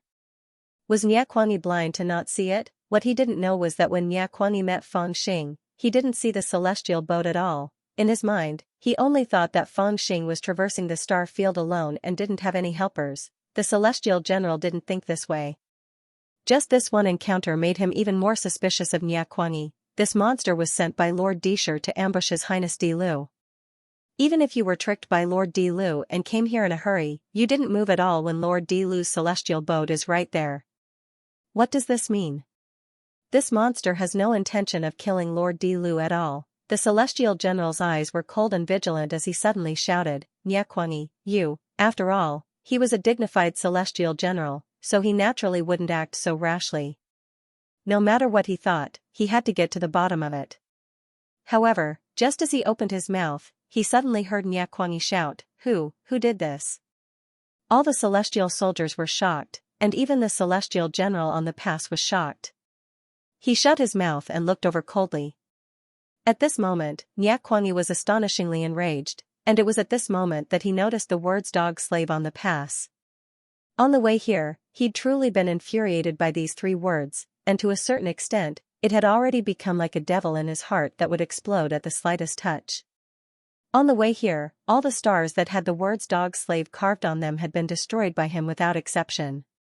At this moment, when he saw these 3 words on the pass, his eyes immediately turned red, and his immortal might surged as he was about to slash out. At the same time, a terrifying thought appeared in his mind. Since Di Lu left these 3 words on the pass, doesn't that mean he's already here? Could it be that he's already entered the pass and entered the foreign battleground? When he thought that he might have already lost the chance to kill Di Lu, the anger in his heart surged and he couldn't suppress it anymore. That terrifying battle intent was very obvious. The celestial general on the pass was in the Grand Unity realm, so he could sense it very clearly. He immediately felt that Nyakwani was about to attack again, and his hostility was directed towards the pass. He thought that Nyakwani was really going to forcefully break through the pass as soon as he arrived here. He was so shocked that his heart almost jumped out of his chest. He quickly reached out to stop Nyakwani and shouted, Nyakwani, let me ask you, Walala. At this moment, the celestial soldiers below also felt Nyakwani's terrifying anger. They were so frightened that they raised their spears and pointed them at Nyakwani like a porcupine. The military formation was strict, and the monster's killing intent seemed to freeze in the starry sky, ready to explode at any moment. Under the stimulation of this grand army's killing intent, Nyakwani was truly startled. That sword didn't immediately slash out. Everyone said that he was a monster, a madman, but just like what Fang Xing said, if he really was a madman, how could he have lived until now? Even though the anger was about to destroy his rationality, he still forcefully resisted the urge to slash out. He subconsciously raised his head and looked at the pass, wanting to hear what the celestial general had to say. Let me ask you, what did you do just now? The immortal general on the immortal pass shouted this coldly. Naturally, he couldn't say in front of everyone that Lord Disher had ordered him to kill Lord Di Lu, so why didn't Lord Di Lu kill him? Instead, Lord Di Lu allowed His Highness Di Lu to safely arrive at the pass. Thus, he could only use this vague question to ask Nyakwani. This question should be enough. After all, everyone knew what had happened. Did he really have to ask clearly? What did I do? Nyakwani fiercely raised his head and thought to himself. His anger burned fiercely again. King went to kill someone for Lord Disher. In the end, I chased him all the way here, and you actually let him in. People like him couldn't bear to be wronged the most. The celestial general was already suspicious of him, so his tone was naturally not pleasant. Nyakwani was proud and arrogant. Even if the celestial general was a Grand Unity Supreme Immortal, he still didn't take him seriously. However, even though he was so angry, he still wanted to ask if Di Lu had already entered the closed-door meditation. If he could ask this question, the misunderstanding could be cleared. After all, they weren't fools, but when a voice rang out, the last bit of rationality he had left completely crumbled. Dog slave, the celestial general is asking you a question. Hurry up and answer. a powerful voice rang out from below the immortal pass. It contained an immortal might that shook the surroundings. It seemed to have come from the group of immortal soldiers. It seemed that one of the immortal soldiers felt that Xianxia's reply was too slow, so he scolded him harshly. This was a normal reaction. Even the immortal general above the immortal pass did not suspect anything. He only felt that something was off. "You're courting death." However, this sentence didn't sound the same to Xianxia's ears. In almost an instant, he went completely crazy. With a crazy roar, the sword energy that he had just suppressed rushed out. The sword intent went berserk. The sword light was like a waterfall as it rushed towards the group of celestial soldiers who were on high alert. At this moment, Xianxia didn't even have any thoughts in his mind. There was only endless anger and endless killing intent. But his original intention was to kill the immortal soldier who shouted the word dog slave with one strike. However, before the sword could reach him, another voice shouted, "Everyone, be careful. This dog slave really wants to break through." This way, the situation was completely out of control. Kill. At this moment, the immortal pass was already in a mess. Xianxia rushed over like a madman with a monstrous killing intent. The immortal soldiers and immortal generals were already quite fearful of him and had been on guard against him. Now that they saw him rushing over with a murderous intent, who would dare to sit still and wait for death? The immortal spears that filled the sky pierced towards Xianxia. Rays of immortal light crisscrossed as they clashed with Xianxia. Their actions angered Xianxia even more. If this monster had restrained himself before, he would have roared with all his might at this moment. He unleashed all of his divine energy and started a massacre amongst the immortal weapons. Even Lu So and the others were speechless at the sight of the chaotic situation. This ability to fan the wind and light the ghost fire is too great. Xianxia, how dare you? The immortal general on the immortal pass didn't have time to think too much. He was already very suspicious of Xianxia, and now that he wanted to break through the immortal pass without saying anything, how could he still believe him? Moreover, forcefully breaking through the immortal pass was already a great crime, so he couldn't care about anything else. He slammed the railing heavily and shouted, "What are you waiting for? Quickly form the army and take down this audacious madman. Lord has ordered, quickly form the formation and kill this dog slave." Among the immortal soldiers, someone shouted loudly, immediately waking up the panicking immortal soldiers. They immediately spread out to the left and right, forming a formation, surrounding Xianxia and starting a massacre. How could that kind of surging immortal might be ordinary? It had already made Xianxia, with his cultivation level, feel threatened. In addition, he also heard someone from the immortal soldiers shouting dog slave left and right, causing his anger to soar. Originally, he wanted to explain something, but he had already forgotten. He might as well go all out and kill. Xianxia's ability was not weak. In fact, in terms of cultivation, he was only a righteous immortal, and had not reached the primordial unity realm. However, in terms of ferocity and killing methods, even ordinary primordial unity immortals were inferior to him. At this moment, once he let go, the group of immortal soldiers in front of him were like lambs, allowing him to slaughter them. However, the immortal soldiers guarding the immortal pass were also elites. They were scared out of their wits by Xianxia's bloody methods, so they displayed their abilities and joined hands to attack. For a time, in front of the huge immortal pass, broken limbs and roars could be heard. It had actually turned into a battlefield. Although Xianxia was killing fiercely, he was still surrounded by the group of immortal soldiers. They circled around, making it impossible for him to escape. In this kind of situation, Xianxia became even more crazy. After all, he had first served Di Lu, then served Di Shi, so he understood the power of the immortal weapon formation too well. He knew that this kind of immortal weapon formation could either directly kill his way out, or he would be trapped to death in the formation. It didn't matter if you were a primordial unity immortal or a zenith heaven golden immortal, as long as you were trapped by the immortal weapons and didn't kill your way out with an overwhelming advantage, you could only be trapped to death. At the very least, there was a saying that had been circulating in the 33 heavens, and all the immortals believed it without a doubt, that was, 100,000 immortal soldiers were enough to trap and kill a zenith heaven golden immortal. It was also because of this that Xianxia was burning with rage. He used all his strength to kill the 4 Fengxings, slaughtering all the immortal soldiers in sight. He wanted to kill them and not let them truly trap him. the group of immortal soldiers were also well trained, and they were even more proficient in the formation. At this moment, they naturally gritted their teeth and wanted to trap this madman. Lord Patriarch, at this moment, in the star field opposite the Immortal Pass, smoke billowed and divine light flashed. It was the 800 god slaves behind Xianxia. They hurriedly rushed over, and when they saw the scene in front of them, they were greatly shocked. They thought that it was one thing for this ferocious patriarch to be ferocious to others, but why was he fighting with the immortal general guarding the Immortal Pass? This was a great crime. However, even though they understood, they didn't dare to advise him. After all, Xianxia was usually temperamental, half crazy, half demon, and would kill at the slightest provocation. He was truly too ferocious. Dog slave, why haven't you surrendered yet? Look, even your subordinate god slaves don't dare to help you and cause trouble together. In the midst of this panic, another voice shouted from the battle, as if threatening Xianxia.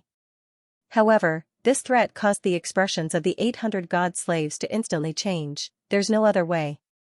Let's go.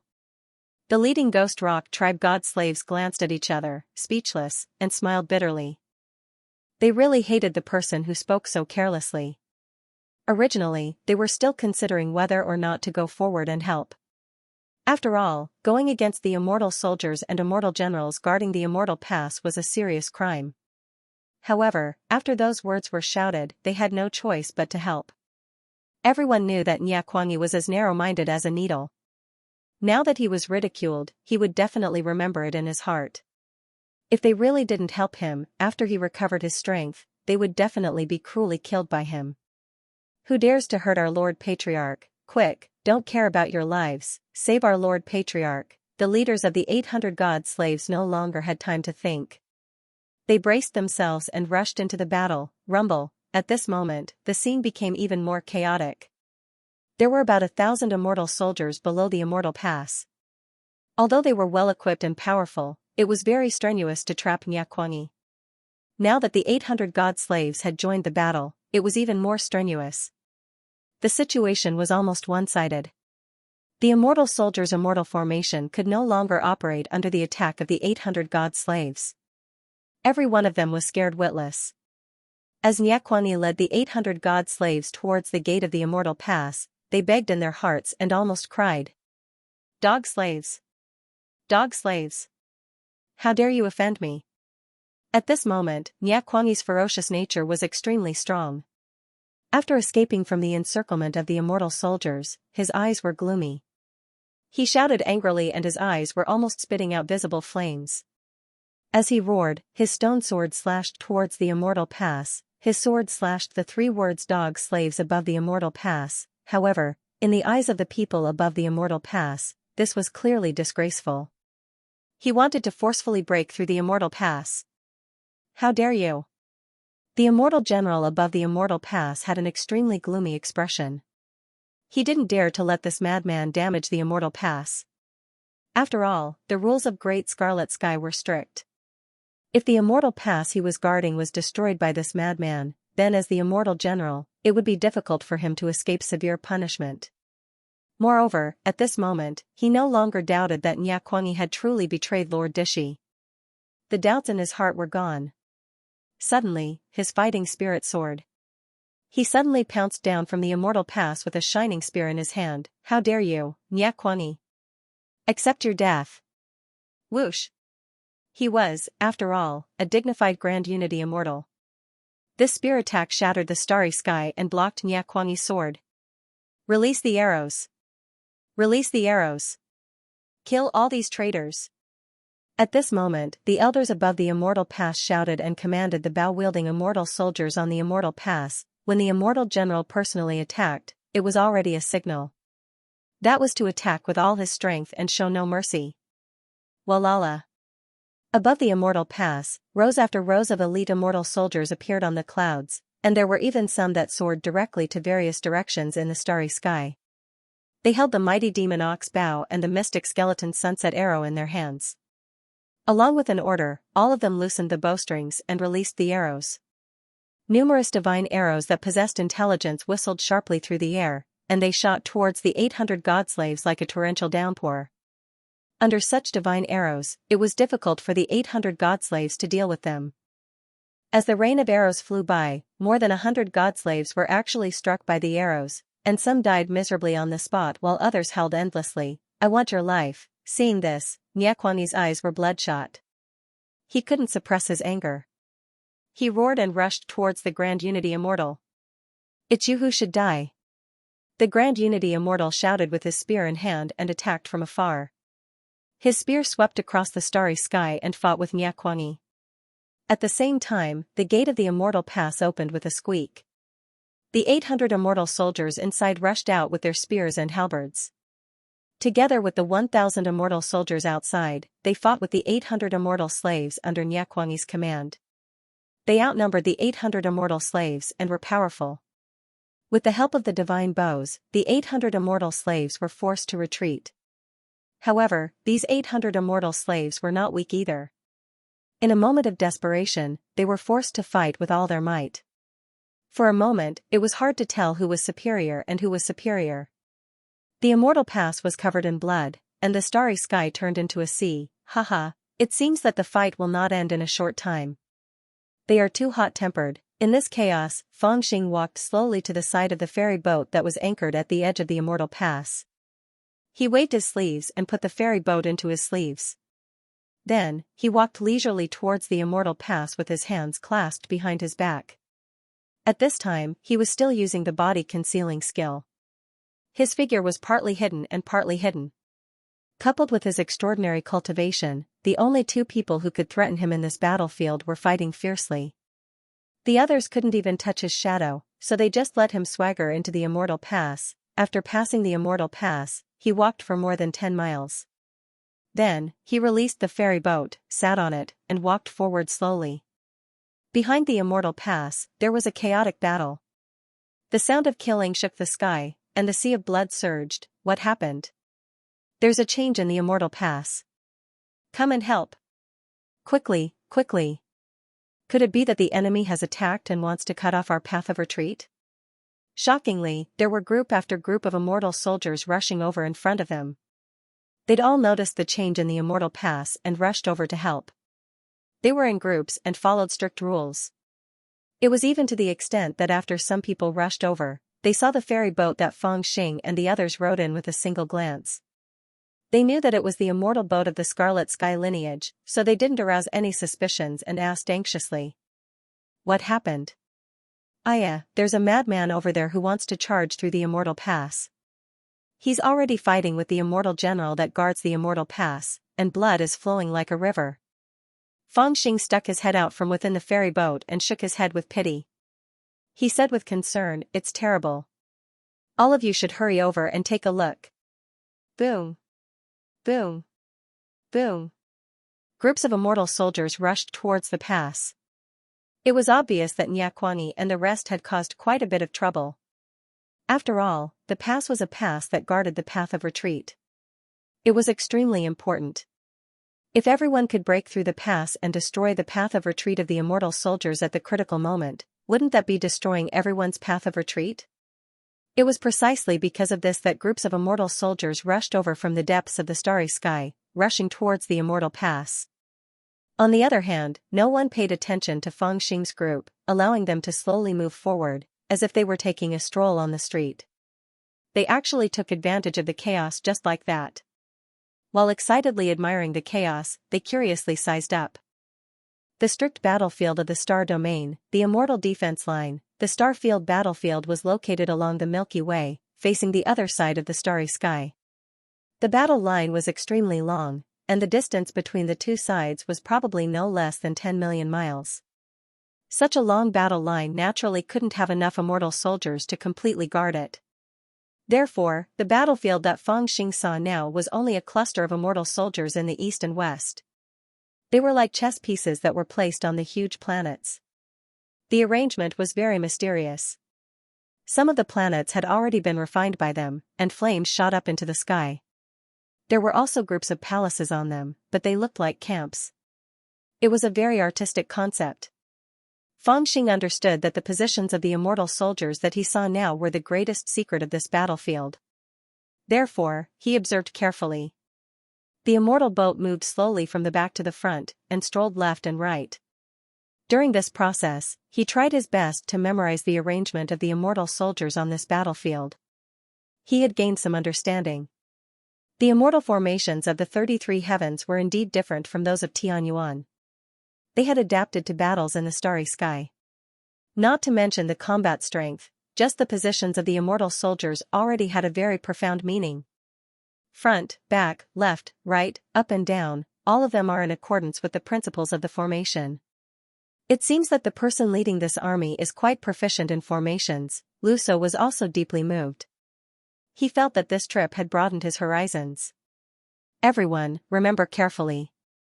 It might be useful in the future, Fangxing whispered and asked Luso to memorize the arrangement of these immortal weapons. At this time, the immortal light at the back of the immortal pass had dissipated. Someone must have dispelled the battle formation there.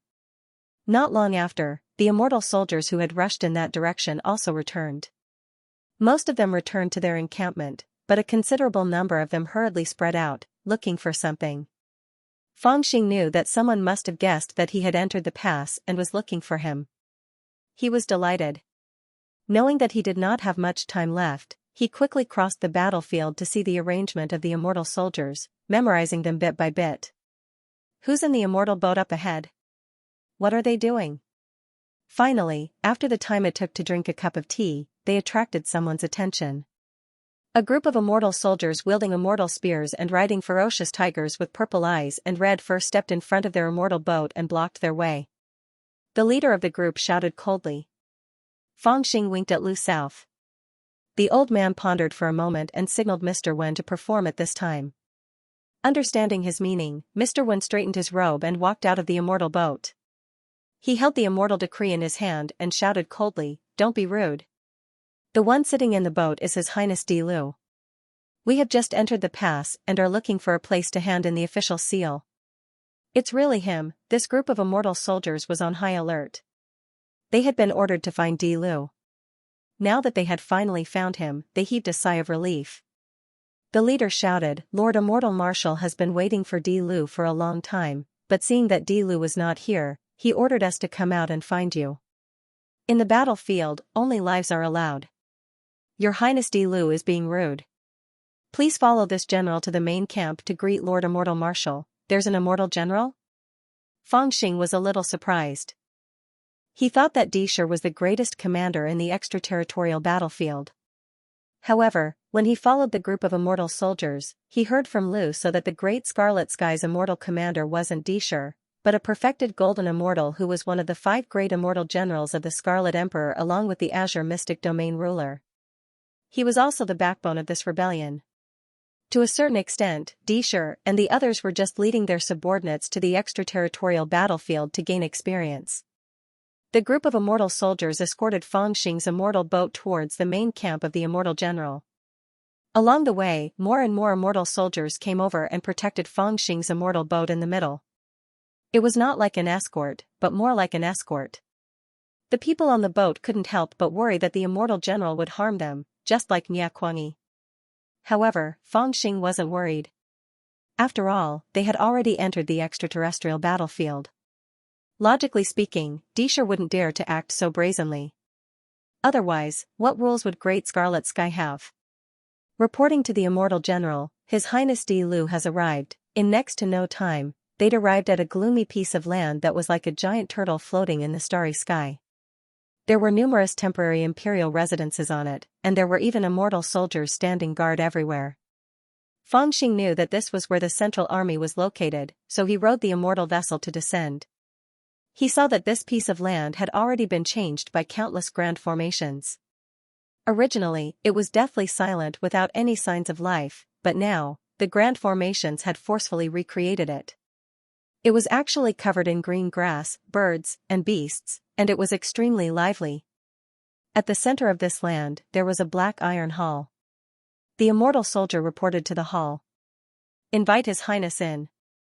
The doors of the dark steel palace were not closed. The inside of the palace was pitch black and a deep voice could not be heard. Fangxing, Lu Shou, and the others looked at each other. They were not afraid and strode into the depths of the dark steel palace. After entering the palace, they found that the so-called central camp was more like a place for cultivation. The palace was empty. Apart from a few bronze mirrors, there was only a cattail hassock in the middle of the palace, on which a green-robed elder was sitting cross-legged. A purple armor was hanging on the southern wall of the palace. At the entrance of the hall, there were two familiar faces. They were the immortal general who was covered in blood, and Yakuang and Yi, who were tightly bound by iron chains. At this moment, they were guarded by two teams of immortal soldiers. They were kneeling obediently, but when they saw Fangxing, they became agitated. Immortal General, it's him. It's His Highness Di Lu who ordered Yakuang to forcefully break through. That's why I had to lead the troops to resist, the Immortal General shouted loudly, but his face was full of grievance and anger. I'm going to kill you, I'm going to kill you. At this time, Yakuang had clearly not recovered from his deranged state, or perhaps when he saw Fangxing, he became even more deranged. His eyes were filled with resentment, and he was about to fiercely charge towards Fangxing. Unfortunately, his body was tied up by the immortal chains, and they continuously absorbed all of his immortal force, causing him to not have enough strength. He could only struggle against the chains, causing them to clatter. His Highness, you really gave me a great gift the moment you arrived. The green-robed old man, or rather, the Dachi Heaven Immortal General, glanced at Fangxing and said, how do you explain this? Explain my ass. Facing the great overarching golden immortal, the Dachi Heaven Immortal General, Fangxing revealed all of Di Lu's arrogance. He sneered and said, if you want an explanation, then I'd have to ask you, Immortal General. I came from Xianxia Heaven to quell a rebellion, but I was ambushed along the way. How do you explain this? I worked so hard to get to the gate, but this Immortal General refused to open the gate to let me in. How do you explain this? As for this dog servant forcefully breaking through. Haha, he's not my dog servant, so why does it have to do with me? I'm going to kill you. When Yakuang heard the words dog servant again, he suddenly flared up like a mad dog, as if he was about to pounce. He is clearly, the Immortal General instinctively retorted, but when he saw Yakuang's expression, he swallowed his words. At this point, how could he not see that Yakuang's hatred towards His Highness Di Lu could not be faked? In his heart, he understood that he had probably been deceived at the Immortal Pass. But the hateful thing was that he still didn't know how he had been deceived. Okay, stop messing around. Put these two in prison and wait for His Highness Di Lu to come and take them away. The Dachi Heaven Immortal General was straightforward. Facing Fangxing's mockery, he didn't get angry. He didn't ask about the breakthrough, and he didn't intend to look into who was responsible. He only ordered for Yakuang and the Immortal General to be taken away to be dealt with later. Only then did he raise his head and look at Fangxing. After a while, he sighed and said, the 33 heavens is so big, Your Highness could have gone anywhere, but why did you have to come to this foreign battlefield? Those 3 old farts are really giving this old man a difficult problem. Why did you come to this battlefield? Fangxing laughed and said, of course it's to gain merit, so that I can take back what I lost. Is that really what Your Highness thinks? The green-robed elder smiled faintly and looked into Fangxing's eyes. It doesn't matter what I think, I'm doing it anyway. Fangxing also looked into his eyes and replied with a faint smile. He didn't seem to be at a disadvantage in terms of momentum. Hearing his words, the green-robed old man became silent for a while. After a long while, he let out a bitter laugh and said, let's be frank. Once the news that His Highness is coming to the foreign battlefield spread, everyone knew that there would be a fierce battle. Unfortunately, I'm not interested in the dispute between you and His Highness Di Lu, and I have no intention of helping either side. Since Ji Tian has ordered me to lead the Immortal Army and Immortal Army to suppress the rebellion, I'm only concerned about the outcome of the rebellion. Other matters aren't my responsibility, and I can't care so much. What are you trying to say? Fangxing felt that the green-robed elder wanted to say something, but he didn't want to say it directly.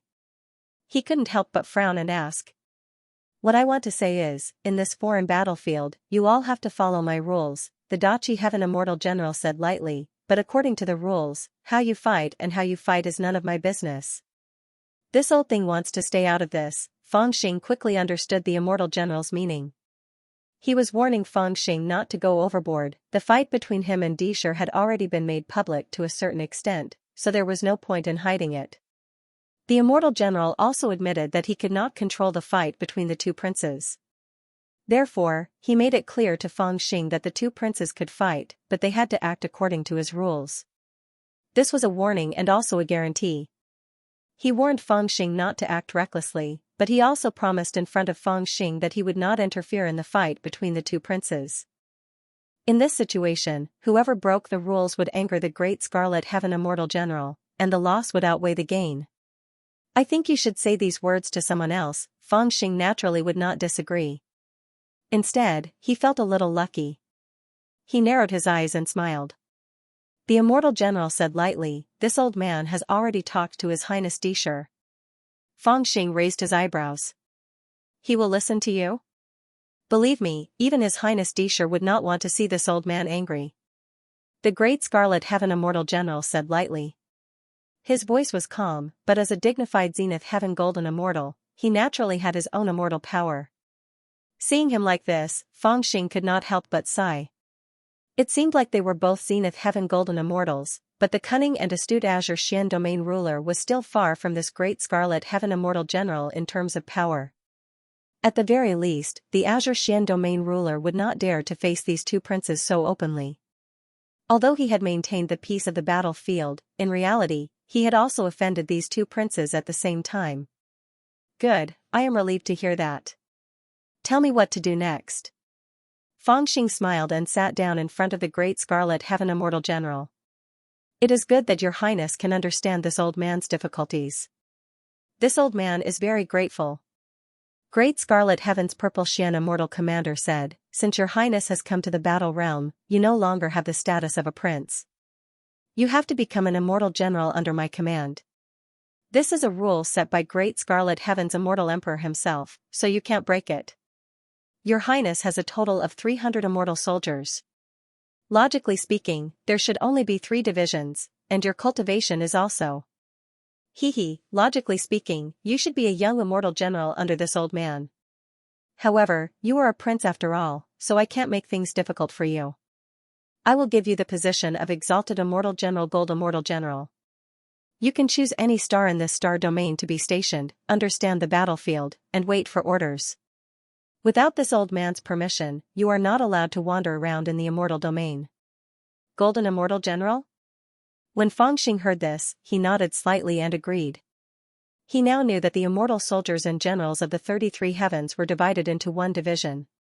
10 divisions formed a division, and 10 divisions formed a division. The commander of a division was the young immortal general of Green Division, who was usually a righteous immortal.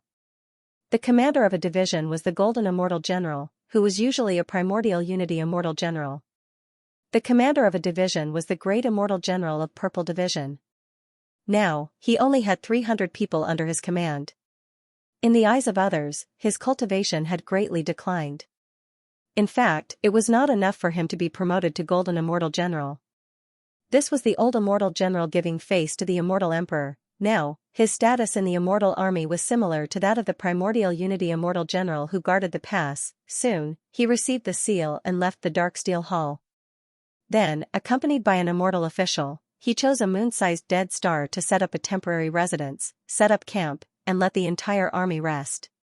Less than 2 hours later, the immortal official came back with a stack of jade slips. It was an explanation of the current situation of the battle between the two sides. Fangxing had just arrived at the battlefield, and this was the time when he needed this information: immortal gold, meteoric iron, water of true essence, chaos orchard. Are they fighting for these things? After reading through this pile of jade slips, Fangxing was slightly enlightened, and he understood where the rebellion in the Outer Realm had come from. It turned out that this galaxy was the most important region in the Taoist path of immortality, and it was also the region with the deepest understanding. Not all the large stars had vitality, but there were countless stars that contained all kinds of precious resources, and even chaos immortal gardens. This was different from the path of immortality of the dragon tribe that Fangxing had walked through. There were not many opportunities on that path.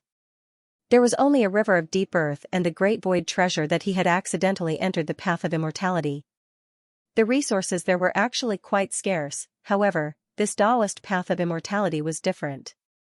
It could almost be called the river of immortal treasures, countless immortal gold that could be used to forge immortal treasures and countless resources that could aid cultivation were densely packed on this path, and the place with the most resources was the Milky Way. In ancient times, this Milky Way had even been called the Myriad Treasures Celestial River by the Taoist immortals. Usually, the major forces of the 33 heavens would station immortals here all year round to mine all kinds of resources and then transport them back to the 33 heavens. But a few decades ago, the immortals stationed here discovered that some people seemed to have snuck into this galaxy and were secretly mining. It should be known that the resources in the Myriad Treasures Celestial River belonged to the 33 heavens. Neither the divine clan nor the creatures from the small immortal realms were qualified to touch them. Therefore, the Taoists immediately sent people to investigate this matter and were prepared to kill the thieves. But what the Taoists didn't expect was that this group of people was actually very strong.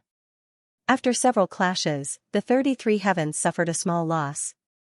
At this time, they also realized that this group of sneaky thieves were definitely not ordinary divine clan creatures or cultivators from the small immortal realms.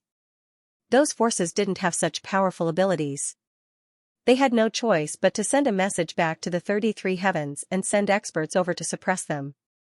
Over time, the two sides began to repeatedly fight and kill each other on both sides of the Myriad Treasures Celestial River. During this period, both sides won and lost. The other side didn't bully them too much, and the 33 heavens didn't raise enough alarm. Later, more than 3 years ago, the 33 heavens discovered that the other side might actually be from the ancestral land of heaven. Only then did they realize something and send several experts over. But it was also at this time that they found that those experts couldn't take down the other side. Only then did they realize that the strength of this group of people was truly terrifying. In addition, the rebel alliance of the divine clan was also stirring in the celestial river. The 33 heavens couldn't sit still any longer. Starting a year ago, the 33 heavens began to send real immortal soldiers over. There were also Zenith Heaven Golden Immortals. In particular, the appearance of Emperor Shur and other princes began to indicate that the 33 heavens were serious.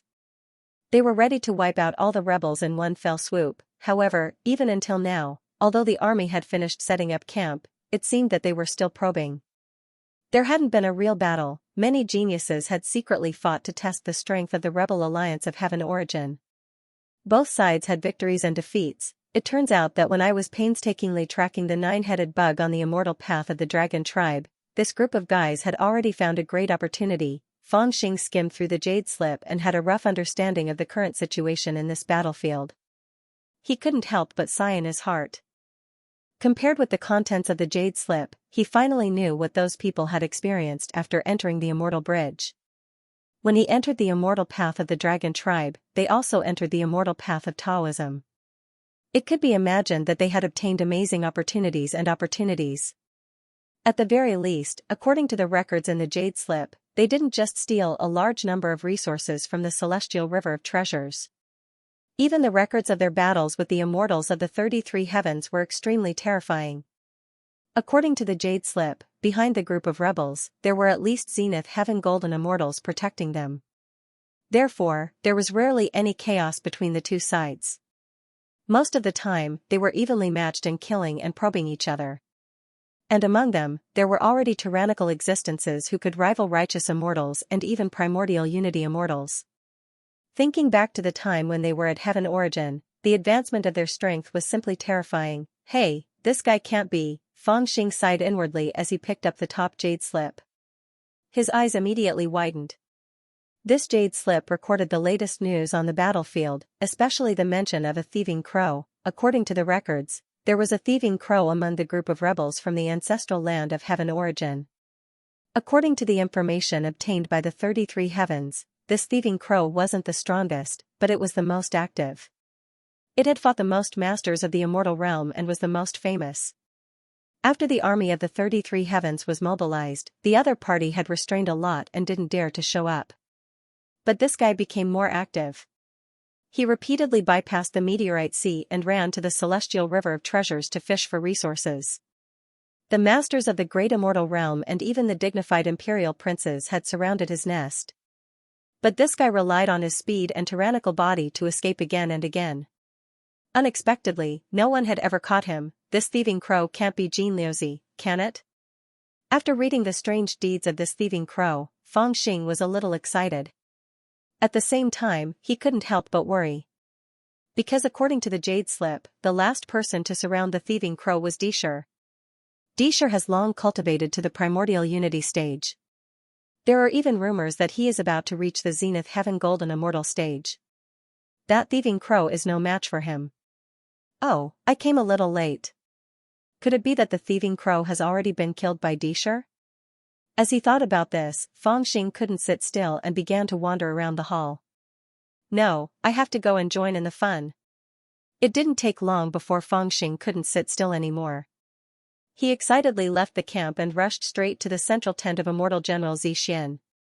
Then, he looked seriously at Immortal General Xian's surprised face and said loudly, "I want to go to war." Why? Immortal General Xian's expression was strange. He really didn't know what this imperial prince was doing. Because I think that thieving crow has gone too far. If this goes on, how will the 33 heavens have any face left? Fangxing replied very seriously, "I want to deal with it myself." It was the first day he arrived at the extraterritorial battlefield, and he was going to do the same thing as Emperor Shi. Wasn't he courting death? Immortal General Xian really didn't understand Fangxing's intention. In his opinion, as long as Di Lu wasn't stupid, he would try his best to avoid meeting Emperor Shi. He didn't expect that Fangxing would be so eager to show himself. Although he didn't understand, after confirming that Fangxing was really going to go to war, he still agreed with a sneer. To him, he really didn't want to interfere in the battle between the two princes. Since Fangxing had come to him, the immortal general, to request to go to war, and the reason he used was to subdue a thief, then he met the requirements of an immortal general like him, and he wouldn't stop him. Since he was going to go to war, he should bring his own immortal soldiers and immortal generals. But Fangxing didn't plan to do so. He sent a message to Lu Shou and the others to continue setting up the formation, while he flew into the starry sky alone with the immortal general's mark, heading straight for the myriad treasures celestial river. In this battlefield, there were various forces and celestial soldiers of various daos. They were only vaguely united as one entity, led by Celestial General Xian, but in reality, they were very independent. Now, from the distribution of the camps, it could be seen that the closer to Celestial General Xian, the stronger they were. In the east and west, they vaguely formed a huge celestial formation, firmly guarding the plentiful treasures immortal river. However, the plentiful treasures immortal river of the End Realm was too long, too vast. It was impossible to have celestial soldiers at every node, because there was a huge gap between the camps. Several forces were stationed near each other, and at the furthest distance, there was not a single person to be seen. Of course, the various powers acted upon hearing the news and intertwined with each other. If someone really invaded from the empty starry sky and caused the immortal soldiers of the various powers to move out in unison, then they would still be able to quickly mince the intruder into pieces, cut off their path of retreat, and trap the intruder in one place. However, the price for all the powers to move out in unison was too high. If it wasn't for the intruder invading in a large group as well, otherwise the various powers wouldn't gather together and go to war to lock down a region. On the other hand, the most detestable crow of legend had undoubtedly taken advantage of this loophole, and it was utterly disgusting. According to the records on the Jade Slip, what it liked to do the most was to sneak into the myriad treasures celestial river and plunder some rare resources before leaving. Usually, it would flee far away before the celestial soldiers stationed nearby arrived. Moreover, it would leave marks on the vast planets it had visited. Sometimes, when it was clearly being chased, it would not panic and insist on quarreling with the person before leaving. That was a little too much. The people of the 33 heavens hated it to death because of this. As he recalled the records on the Jade Slip, Fangxing couldn't help but reveal a smile on the corners of his mouth. After that, he stepped on the vast planets and flew swiftly in the myriad treasures celestial river. After around half a day, he was already far away from the encampment of the celestial soldiers of the great scarlet heaven lineage, and he entered the empty celestial treasures celestial river. In this place, it was already dazzling to the naked eye. There were gorgeous and wondrous vast planets everywhere, and there were rare and indescribable resources everywhere. Some could be used to forge weapons, some could be used to refine treasures, some could be used to make medicine, and some could be used to cultivate. now that Feng Xing had his own celestial weapon, his view was naturally different from before. In the past, he only cared about the improvement of his cultivation, and he didn't care about these resources. Because he didn't need them for his cultivation, he subconsciously felt that these resources were useless to him. Moreover, such a large number of resources were worthless to him. But now, looking at the resources on these vast planets, he deeply realized that if he really wanted to build a celestial weapon or a great force, these resources would be extremely precious.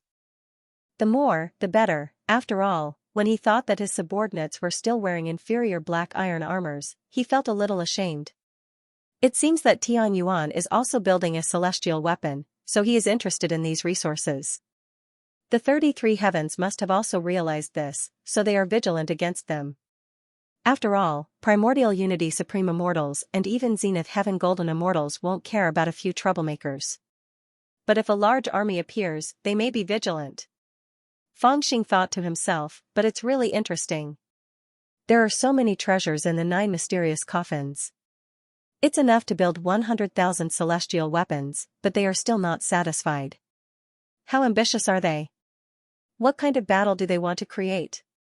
There were a lot of doubts in his mind, but he finally decided not to think about it. He would just ask Jean Liuzi. With his speed, he traveled even faster alone.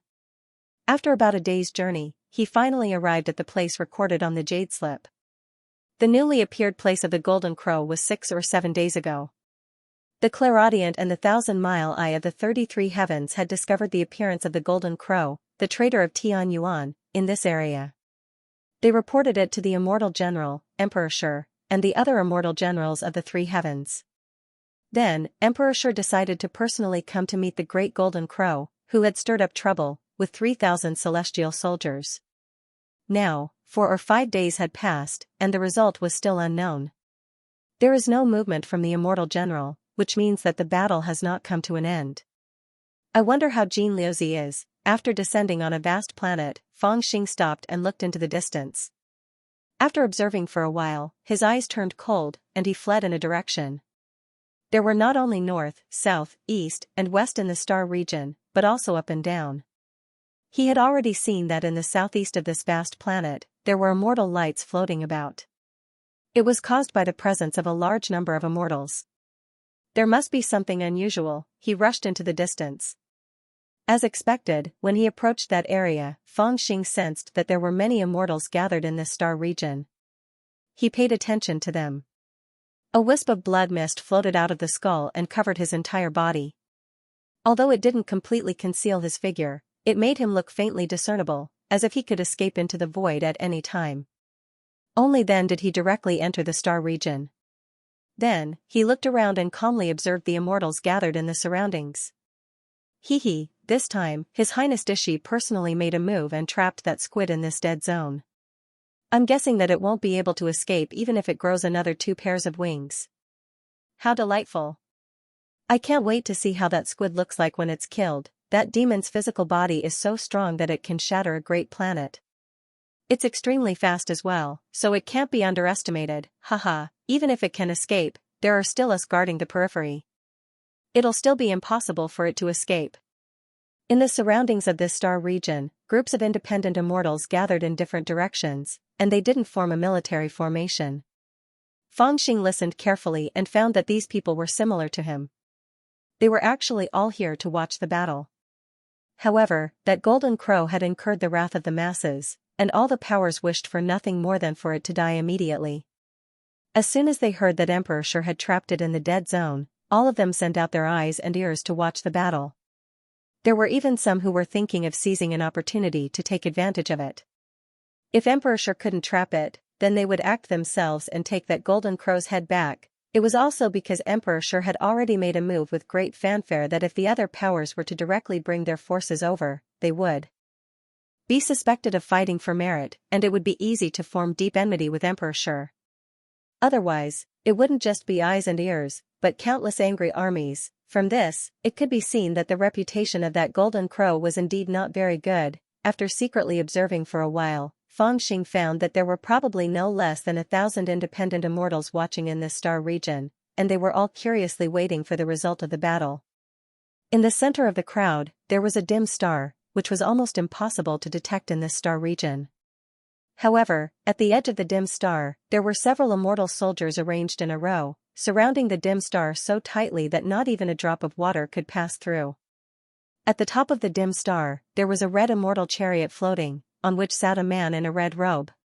Is this Emperor Shi?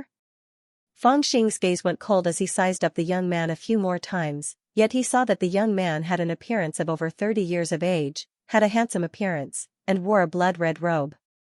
At first glance, he seemed to be cultured, refined, and without the slightest killing intent.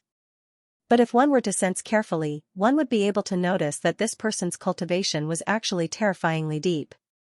He was like a bottomless ocean of blood that possessed the ability to drown any existence. They are both primordial unity supreme immortals, but the gap is too big. Even Fangxing could not help but sigh. He had seen many primordial unity supreme immortals, and even killed many in Fudu Heaven.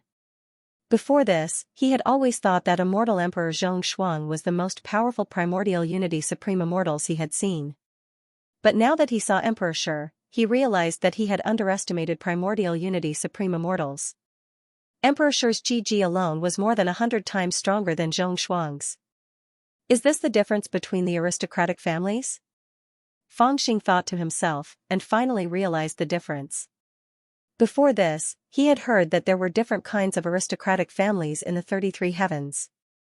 For example, an immortal was qualified to establish a low-class aristocratic family, and a primordial unity supreme immortal was already qualified to establish a middle-class aristocratic family, and above that, there were the high-class aristocratic families established by Zenith Heaven Golden Immortals.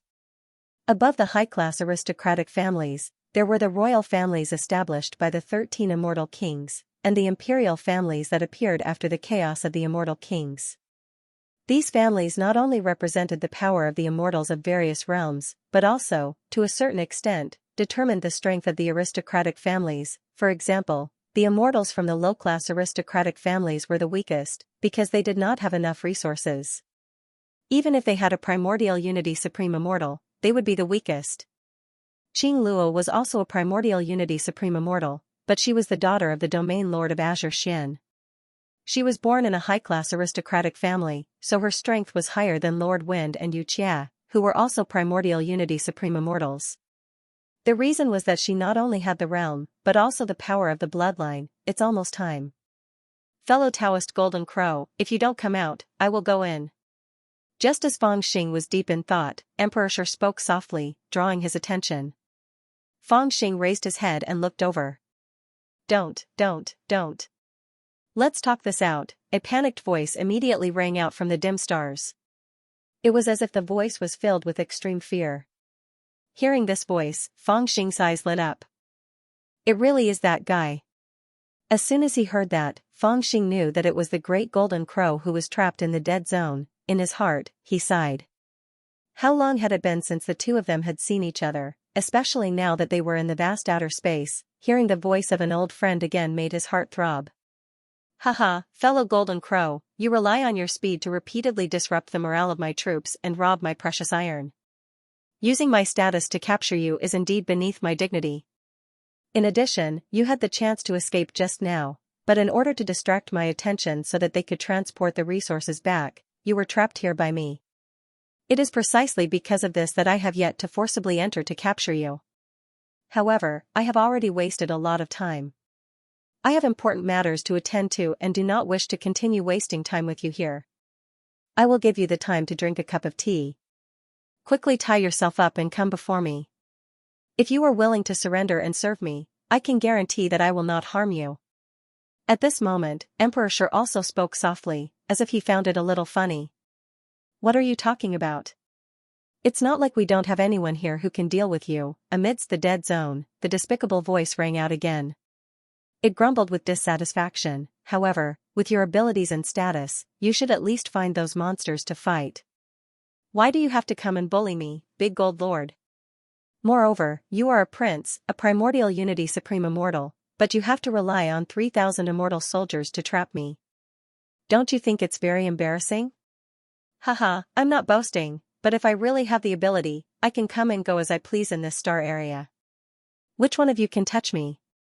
Wow, hearing this, the surrounding cultivators immediately burst into chaos. All the cultivators began to discuss. How shameless, what trick is that guy trying to play? Your Highness Emperor, sure, just kill it directly. Why are you talking nonsense with it? Don't tell me that your Highness really wants to subdue it? The traitorous cultivator of Heaven's origin hasn't surrendered yet. It's not a bad thing if I can tame it. During this period of fierce fights, both sides did have a tacit understanding. That is, both sides had some outstanding powerful beings. Normally, when they fought, it would be a battle between the top powerful ones.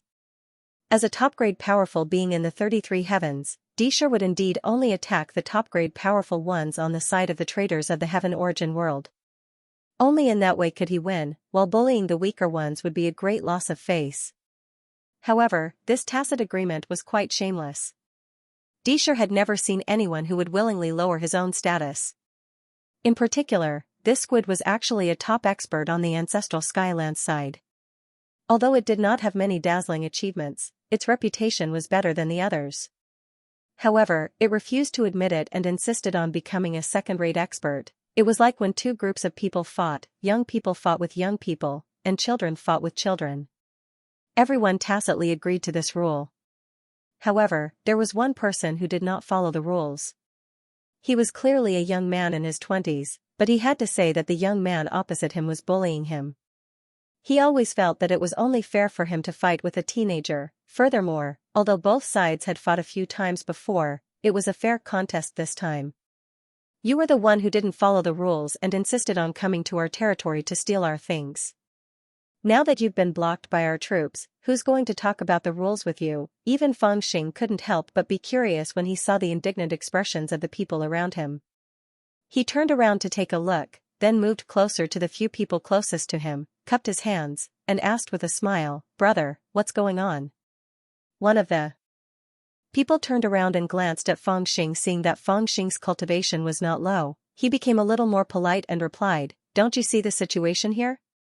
That squid has been making trouble many times. Relying on its speed, we can't catch it. However, this time, it is in big trouble.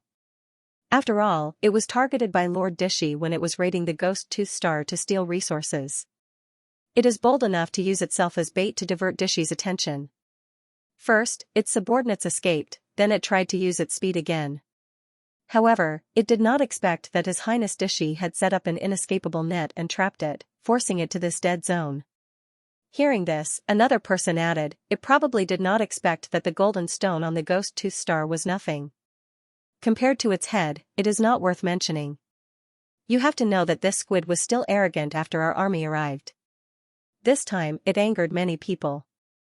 This time, it was Lord Dishi who took the lead. Otherwise, I don't know how many important people would want to catch it. However, unexpectedly, Lord Dishi stopped it this time and insisted on the rules. He wanted to force this squid to surrender. That's why it dragged until now. The first person who spoke glared at the second person who interrupted, "Don't interrupt me." The second person said helplessly, Okay, go ahead." The first person then turned to Fangxing and said, "At first, I didn't know why Lord Dishi delayed for so long. Now I understand that he wants to force this squid to surrender. Although it is not a good way to do it, it is not hard to understand. Those Sky Origin country bumpkins are all ferocious. They would rather die than surrender. Many of them have already self-destructed after being captured by us. So, we still do not know their background and purpose. If we can really force this squid to surrender, it will be a good thing indeed." The second person nodded and said, "Indeed, if it surrenders, we can get more information from it. Then we can figure out what those Sky Origin country rebels want to do and how many people they have. The army does not need to wait any longer. We can directly destroy them." The first person was angry. "I told you not to interrupt me." The second person was also anxious. "I just added a few words. What's wrong with that?" The first person cursed, "Do I need you to add anything?" The second person said, "I am willing to add anything." "So what?" Seeing that the two people were about to fight, Fangxing was also speechless. He hurriedly smiled and said, "That is not what I am concerned about." The two people turned to look at Fangxing at the same time. "What is it?" Fangxing smiled coldly and said, "What I am concerned about is that since this squid has provoked public anger and its head is so valuable, why should we be polite to it? Let's attack it and kill it. As long as we kill it, we will have made a great contribution. We will have fame and benefits. We will be able to show our faces in front of the army of the 33 heavens. It is better than that Dishi nagging here, right? Heir. You want to steal His Highness Dishi's prey?" The two people were stunned at the same time. They looked at Fangxing suspiciously. "What is Highness Dishi's prey?" "Rebels of Sky Origin Country, everyone in the 33 heavens has the right to kill them. In order to save the Great Golden Crow, Fangxing wanted to see the world in chaos, so he sneered and said. Haha, the two people stared at Fangxing for a long time. Suddenly, they laughed at the same time and shook their heads. "Brother, with your cultivation, how dare you have such a crazy idea? TSK, we are living well. We don't want to cause any trouble. Goodbye." As the two of them spoke, they cupped their hands towards Fangxing and actually flew away, ignoring Fangxing f***ck. Fangxing's eyes widened. He did not expect this result. Judging from the two people's reactions, it was impossible for him to provoke all the immortals to attack together and save the squid in the chaos. Dishi was a dignified man. No one dared to compete with him for the prey he had his eyes on. At this moment, the surrounding people were all infuriated by the Golden Crow's shameless words.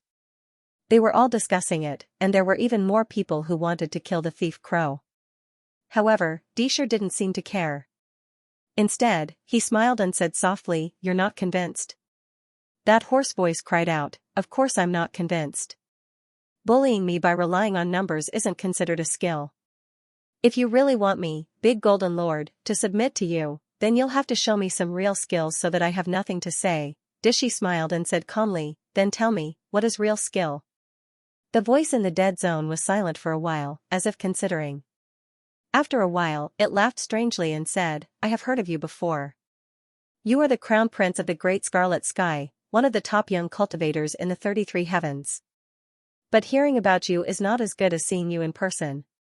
You, a crown prince, came to bully a poor worm like me who does not even have an immortal's inheritance. You even used a trick and found 3,000 immortal soldiers to trap me.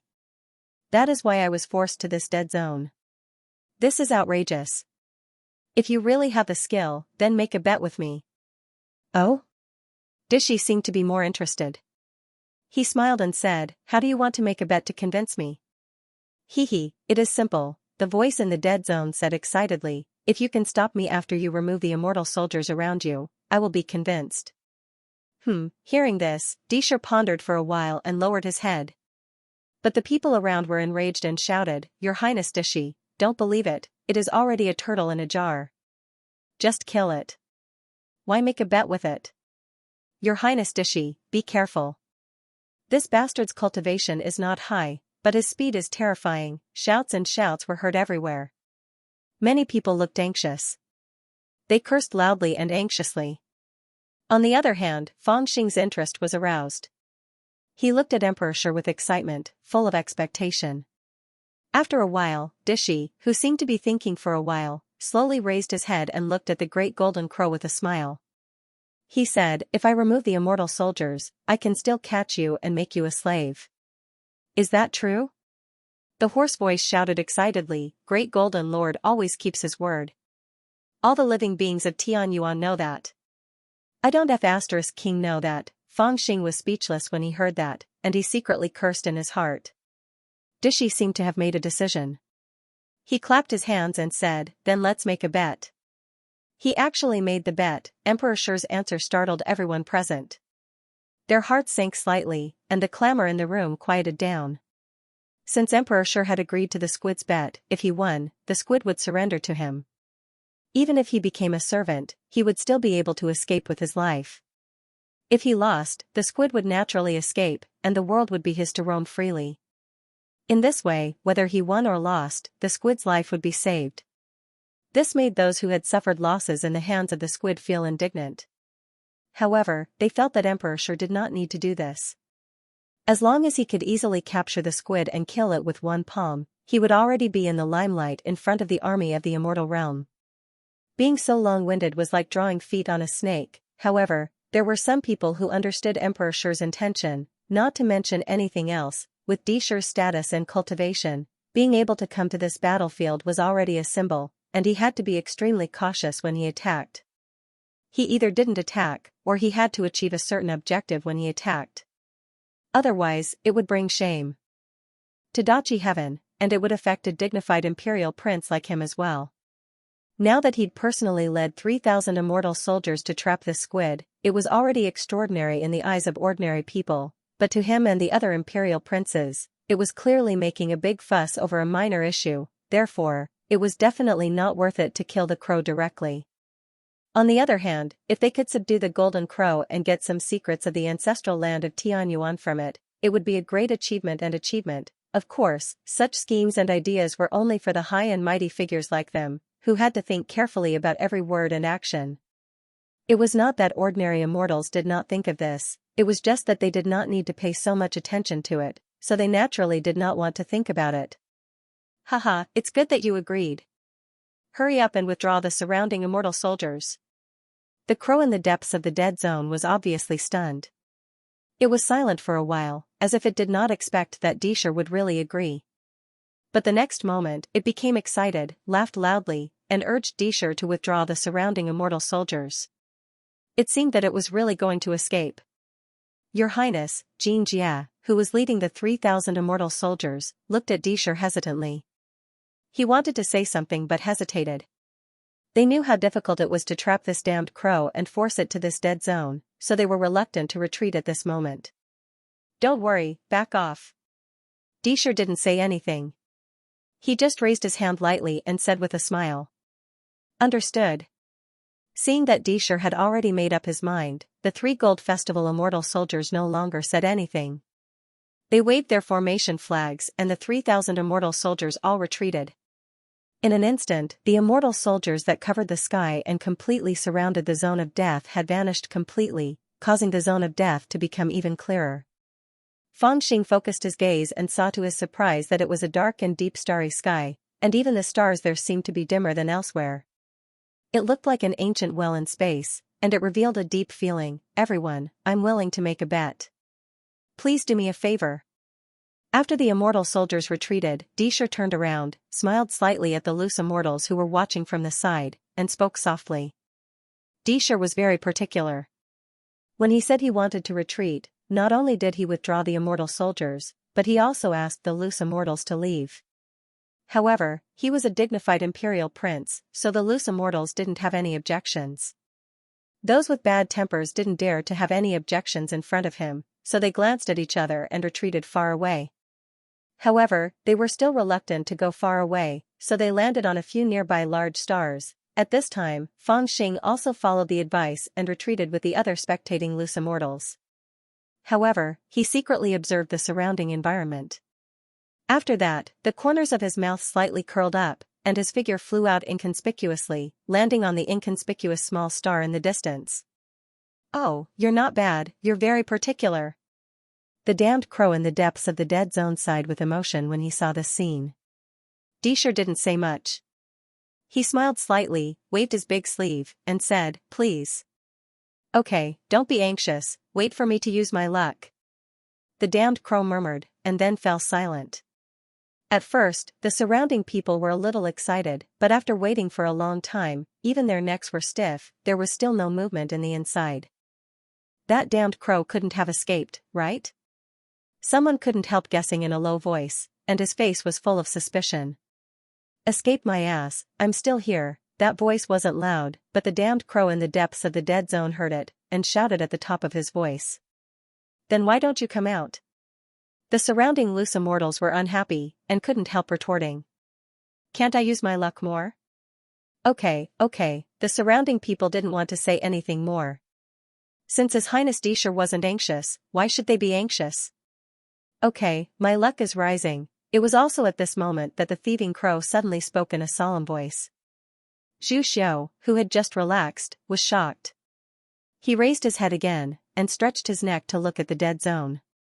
But the damned crow quickly added. Now I'm going to move my muscles and bones again. F*CKU. Everyone was speechless, and they all cursed in the direction of the dead zone.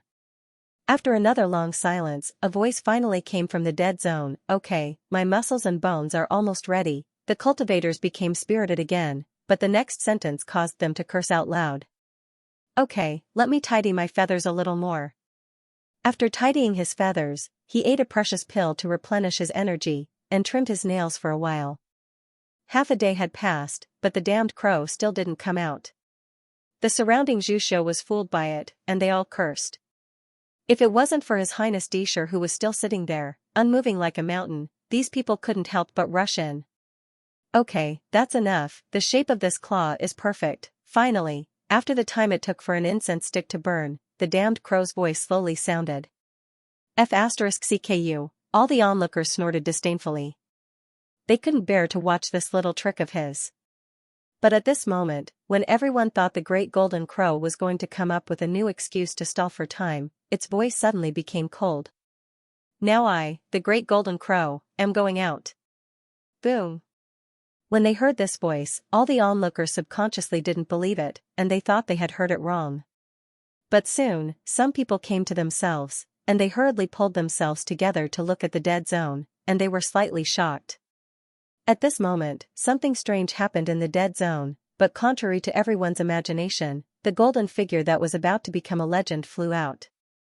In the depths of the dark dead realm, there was not a flash of golden lightning. Instead, there were several sparks of starlight that were flying out. As they flew off in different directions, the originally dim starlight became brighter and brighter, appearing larger and larger. It's those dead stars. Soon, some of the surrounding immortals recognized it, and they shouted in surprise. In the dead zone, there were several dim stars that floated eternally in the dead zone, but now, they were moving. Those dim stars were actually flying out in different directions at high speed. Everyone was waiting for the damned crow to rush out of the dead zone, but they didn't expect that the stars would come first. It can actually move the stars? Someone had expected this, and he shouted in surprise. But it was obvious that the abnormality in the dead zone was not just the movement of the stars. Those dim stars were moving extremely fast, and within a few breaths, they had already arrived in front of them. At the same time, a scorching flame burst out from those stars. From the size of a small flame, it quickly spread out and devoured the entire star. Then, the fire soared into the sky, and spread wider and wider. Wherever it passed, it turned the endless star area into a sea of fire, and surged out at an unimaginable speed. The scorching heat was indescribable, as if the sun was smashing down. At this moment, those stars all burst out a terrifying explosive force, and turned into enormous fireballs, darting in different directions. The destructive power that spread out from those fireballs was like moving fountains, crazily spreading to the surroundings. All the nearby stars, including the place where Disher's 3,000 immortal warriors were stationed, were all shrouded by this flame. For a moment, everyone was panic-stricken, and many people screamed out in fright, "What a sneaky crow, he actually exploded those small stars. How did he do it?" Seeing this, even Fangxing couldn't help but clap his hands, and his eyes lit up. He knew that this sneaky crow must have some trick up his sleeve, but he didn't expect that this trick would be so amazing, and to his liking. The dark stars exploded, and the sea of fire spread out, sweeping in all directions. This star area was already in a state of panic. Among these people, the righteous immortals were as numerous as dogs, and the loose immortals were everywhere. Everyone had great abilities, and the power released from those dead stars was weak. Even if they exploded, the power released was limited, and it might not be able to kill them, but it was not a problem to injure them. They would not be stupid enough to use their bodies to take on those terrifying falling stars, and they were even unwilling to be drawn into the sea of fire. Because of this, at this moment, everyone was fleeing. In the star area, immortal light was everywhere, crisscrossing the void. In the chaos, immortal light was everywhere, and fire was everywhere. Who could tell where the golden light was? This sneaky crow's ability has really improved. Even Fangxing couldn't help laughing excitedly, and clapped his hands in the air, forcibly reversing the orbits of the stars, even making them leave their original positions, and then shattering them into terrifying weapons that flew in all directions. No matter who saw it, this was no ordinary method. From this, it could be seen that, Although the Golden Crow kept saying that it wasn't on the same level as Disher and that Disher was bullying it, its own cultivation had indeed surpassed the realm of cultivators and entered the realm of immortals. After all, flipping over mountains and oceans was the ability of cultivators, but plucking stars and grabbing moons was the ability of immortals. Just this move alone was enough to make most immortals blush with shame. At this time, Fangxing also understood the great Golden Crow's idea. The huge stars flew in all directions like the sun. Not only did they cause chaos in the surroundings, they could also hide its whereabouts. As expected of a brother, he loved this kind of escape method the most, eh? While the surrounding area was in chaos, only Disher was relatively calm. While those huge stars darted towards all directions and caused a great chaos in the star area, he was the one who was closest to the death zone and was directly enveloped by an exploding star.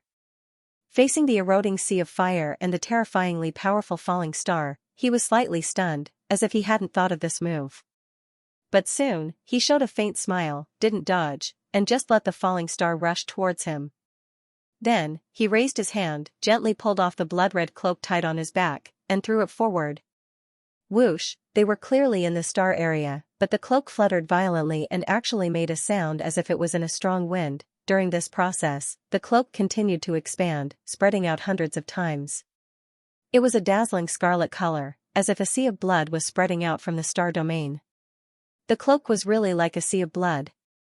When the meteorite that was burning with monstrous flames and blazing light collided with the cloak, it sank silently like a meteorite falling into the sea. It disappeared without a trace, like a meteorite falling into the sea. It didn't even leave a single bubble. Even the terrifying flames on the meteor disappeared without a trace at this moment. They were extinguished by the sea of blood. That amazingly great power was directly suppressed by Disher without even batting an eyelid. The immortals who were close to him, who were running away in panic, stopped and looked around with lingering fear. The threat of this fiery ocean had been silently eliminated by Dishi, but where did that black crow go? What Disher had put out at any moment were only the falling stars on his side. But, the entire area was still surrounded by a sea of fire.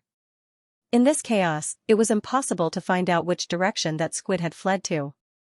After all, everyone who had fought against it knew that when this squid moved as fast as a bolt of lightning, it could even transform into a sun-like fireball and tear everything apart with its physical body. How could it tell the squid from where it had fled to when it moved so fast? How could the squid tell the squid from where it had fled to? No matter how powerful Disher was, it was impossible for him to see all the fireballs clearly in such a short time. Don't tell me it really escaped? Everyone was shocked at this moment, and their hearts were filled with unwillingness. But at this moment, Disher smiled slightly. He held one end of the huge cloak in his hand and shook it without batting an eyelid. The cloak, which looked like a sea of blood, had already enveloped the vast area. Wherever it passed, all the fiery ocean was extinguished and disappeared. Hee, that squid must have fled to this place. At this moment, Fangxing had already quietly fled to a place and waited quietly. His current position was the furthest away from the immortal soldiers and the fleeing individual immortals, so he was not affected by the chaos. In the eyes of others, the squid must have made use of the chaos to hide itself and escape. This was also in line with its intention of creating such a chaotic situation. But Fangxing knew this crow too well. It was arrogant, but also extremely bold.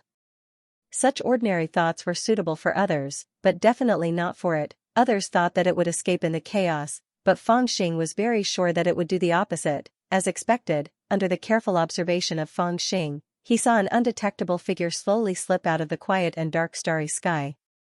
Like a huge shadow, it quietly came to the back of a small star not far away from him, and then closely stuck to it. Compared with the chaotic situation around, this shadow was simply like a ghost, and it was difficult to be discovered. If Fangxing had not been mentally prepared and raised his divine thought to the strongest, he might not have discovered it. The corners of Fangxing's mouth curled up. He saw that the shadow was a living crow. This guy is really cunning. Even Fangxing couldn't help sighing inwardly. Others thought that the crow would take advantage of the chaos to escape, but who would have thought that it didn't escape at all? It created such a chaotic situation simply to deceive people and make them mistakenly think that it would escape. In fact, it just slipped out of the dead domain, and then hit on an inconspicuous small star. It probably wanted to find a chance to escape when everyone around it mistakenly thought that it had escaped and dispersed. This courage was really admirable. But obviously, it was also because it was really afraid of Disher. It was worried that Disher really had a way to catch it, and it would lose this bet, so it had to take this strange risk. Where is that squid crow? **T, it really escaped, what a pity, and at this moment, everything in the surroundings was indeed developing as it expected. Disher's cloak turned into a sea of blood, and very quickly, it extinguished all the raging flames in the surroundings, or rather, it was put away. The void was silent, except for a few dim stars and the panicked immortals that filled the sky. It was as if nothing had happened. However, at this moment, the immortals were shocked to find that the squid crow had actually disappeared. All of them were shocked and angry at the same time, and the sound of discussion gradually rose. And at this moment, even Disher slightly frowned. The blood-red cloak in his hand was still fluttering, but inside the cloak, there was no one, not a single person. Many people were already looking at Disher with disrespectful eyes. In their opinion, that squid crow must have taken advantage of the chaos to escape. This bet, in the end, was still Disher's loss. This hat of going for wool and coming home shorn, naturally fell on Disher's head. If it wasn't for you trying to show off, how could you have let that squid escape after so much difficulty? Haha, I wanted to subdue a traitor of heaven's origin and show off in front of the allied army of the great immortal realms, but now I've embarrassed myself, haven't I? Haha, who said that Lord Disher lost this bet? However, amidst this awkward silence, a soft voice suddenly rang out, and it carried a hint of resentment and mockery. All the Celestials were shocked and turned around to look. They saw a woman in a green dress walking out from the celestial army behind Disher. She held an exquisite flag in her hand, and it was densely covered in runes. The woman was extremely beautiful, and when she walked out from the celestial monarchs, her face shone brightly, causing the stars behind her to dim in comparison. Fairy Qing Luo, so she's also here. Someone recognized the woman's identity, and the discussion gradually died down. The legendary Fairy Qing Luo who bewitched the two princes of the Scarlet Emperor. People have always said that the ranking of the 10 great female immortals of the 33 heavens is incorrect. Just based on the infatuation of the two princes of the great scarlet sky, she should be the leader of the 10 great immortals. There were even people who, at this moment, were so mesmerized by Qing Luo's beauty that they even forgot to speak. Qing Luo, you, even Disher frowned at this moment, turned to Qing Luo, and spoke softly. I know what I'm doing, you didn't lose. Qing Luo nodded at Disher, then turned around and looked coldly at the immortals. Her voice was cold and arrogant, a mere demon crow from the ancestral land, a harmless bet. How could the princes of the great scarlet sky lose? With that, she waved her slender fingers, and the flag in her hand began to flutter despite the absence of wind. The runes flew down from the flag and turned into a huge picture. It seemed as if it had a life of its own and was floating in the air. After spinning for a long while, the spiritual objects suddenly moved and flew in a certain direction. At this moment, Qing Luo was even more certain of her guess, and she shouted, that damned crow didn't escape at all. As she spoke, her figure was like a bolt of lightning, traversing the star field, and a green shadow rushed straight towards Little Star, where the great golden crow was hiding. At this time, all the cultivators suddenly understood the meaning of Qing Luo's words. From the looks of it, she had actually laid out an even larger perception net in advance to cover this star field. After the chaos, everyone thought that the thieving crow had escaped, but she knew that it hadn't. Because if the thieving crow had really taken advantage of the chaos to escape from this star field, she would have already sensed it. It could even be said that when the thieving crow had really escaped from this star field, it would have already been captured by her backup plan, and at this moment, she had sensed the hiding place of the damned crow with the backup plan she had set up in advance. Damn it, you're cheating. It was also at this moment that the thieving crow could no longer endure when it saw Qing Luo charging towards it. It let out a curse and flew out from the little star with a strange cry. Golden light flashed all over its body, making it look like a sun as it hurriedly fled into the distance. Because of Qing Luo's interference, the immortals who were present did not expect that the golden crow would not run away and only hide near them. When they saw that the golden crow did not run away and only hid near them, they were furious and cursed. Who would have thought that the golden crow would not run away after making such a big fuss? Instead, it had the audacity to hide near them? When they thought about it, they still felt a lingering fear. Just now, they had really subconsciously thought that the thieving crow had escaped.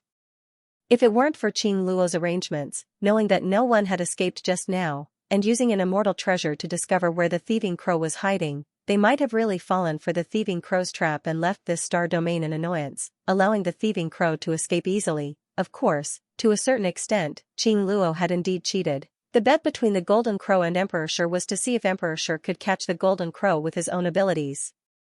In the end, the Golden Crow only hid and did not run away, and Emperor Shi did not admit defeat. In other words, the bet was still going on and it was hard to tell who would win. But Qing Luo had already interfered. Although she had exposed the Golden Crow's hiding place and helped Emperor Shi win, she had also disrupted the bet. Perhaps because of this, Emperor Shi frowned slightly and seemed a little disappointed, but that disappointed expression only lasted for a moment. He sighed softly and flung the huge cloak in his hand. With a whoosh, the cloak, like a sea of blood, swept towards the great Golden Crow at an indescribable speed. Fairy Qing Luo was also indescribably excited at this moment. Seeing that the Golden Crow was really hiding nearby and had become desperate after being exposed, she laughed coldly. Her figure swept across the air and she hurriedly reached out to grab the Golden Crow. At this moment, the Golden Crow had just jumped off the small star and had not yet unleashed his terrifying speed, but Qing Luo had already caught up with him. She had reached her fastest speed, and with the support of the immortal treasure in her hand, she was about to stop the Golden Crow and even directly grab it in her hand. And Emperor Shi's cloak, which looked like a sea of blood, spread out and swept towards the Golden Crow. Bastards, if you don't act shamelessly, you won't even be able to touch a single hair of mine. The great Golden Crow was so scared that its feathers bristled. It screamed and hurriedly fled. From its voice, it seemed that even it did not have much hope. Not only did Fairy Qing Luo manage to grab onto it, even Disher's cloak was wrapped around it. How could it possibly escape? His anger deflated, and even his speed was affected. All he could do was curse angrily. As for Fairy Qing Luo, the corners of her lips curled into a smile as she watched the thieving crow appear in front of her. The Golden Crow that so many people couldn't do anything to fell into his hands. Of course, she did not expect that her actions would not only anger the Golden Crow, but also someone else. Little bitch, you've shown yourself again. At that moment, not far from where the great Golden Crow was hiding, a figure appeared. It was, of course, Fang Xing. He was here, so how could he allow the great Golden Crow to be captured? When Qing Luo appeared and said those words proudly, he was already on alert. He knew that this bitch was going to play some tricks. Then, when the rune on the banner she measured pointed at the star where the great Golden Crow was hiding, he was immediately filled with murderous intent. He circulated his celestial energy and saw Qing Luo rushing in his direction. The great Golden Crow was just a step too late. Seeing that he was about to be caught, he could no longer hide and suddenly stepped into the air. Rumble. At this moment, he had fully displayed his unfettered movement technique, and his speed was unbelievably fast. Like a bolt of lightning, he instantly charged at Qing Luo with murderous intent. How dare you! Fairy Qing Luo was infuriated when she felt the murderous aura rushing towards her. She was just about to capture the squid, and she thought that someone was trying to snatch it from her. She was instantly enraged, and she stared coldly in that direction. Then, in the blink of an eye, she was completely dumbfounded. An uncontrollable fear surged up in his eyes. Di Lu, that was the only thought that rose in her mind, although she knew that Di Lu was rushing towards the extraterrestrial battlefield, and she even knew that Dishi Fufu's assassination had failed and that he had successfully reached the extraterrestrial battlefield. She never expected that this demon would suddenly appear here, but all sorts of terrified thoughts arose in her heart, causing her to even forget to catch the squid for a moment. Fang Xing didn't hold back. He coldly laughed in his heart when he saw that Fairy Qing Luo was stunned when she saw him. Borrowing the momentum of his swift flight, his foot viciously stomped forward. His arrival was sudden, and this kick caught Fairy Qing Luo off guard. Fairy Qing Luo barely had time to react before his foot solidly landed on her chest, causing her expression to abruptly change. She spat out a mouthful of fresh blood, and her body flew backwards like a meteor, smashing through several small stars in an unstoppable manner. Pung! Pung! Pung! Pung! It was as if a string of fireworks had appeared in the air, and Qing Luo's body was the trigger. Several small stars were smashed by her, and her body was seriously injured at this moment. It was a tragic sight. Hua! At this moment, Dishi, who was sitting cross-legged in the star domain, suddenly had an ugly expression on his face. He suddenly stood up with an angry roar, and then the blood-colored cloak in his hand fluttered backwards. However, it did not sweep towards the great golden crow, but instead flew back and wrapped around Fairy Qing Luo, who was already seriously injured and was falling rapidly in the star domain, and pulled her back in front of him. What's going on? Everyone was dumbfounded at this moment. They had never expected such a scene to appear out of nowhere. Especially those itinerant immortals who had mocked Fang Xing for overestimating himself and wanting to snatch the prey from His Highness Dishi. When they saw Fang Xing's figure, they were so shocked that their eyeballs almost fell out of their sockets. They didn't expect this fellow to be so ferocious and dare to make a move at this moment. Ha ha ha ha, luck. I'm going to go. As for the great golden crow, when it was about to lose all hope, it was overjoyed to see this change. It didn't know this person who came out of nowhere, and it didn't even know this person's purpose. However, this person not only helped it get rid of Qing Luo, who had almost caught up to it, but also lured away Dishi's blood-colored cloak. The great golden crow had nothing to worry about anymore. It was imaginable how ecstatic it was. With a wild laugh, rays of golden light burst out of its body like a dazzling sun, and it fled into the distance. Don't go, evil crow. In front of the great golden crow, there were a few itinerant immortals who happened to block its way. At this moment, seeing this, they had no time to think, and directly blocked its way.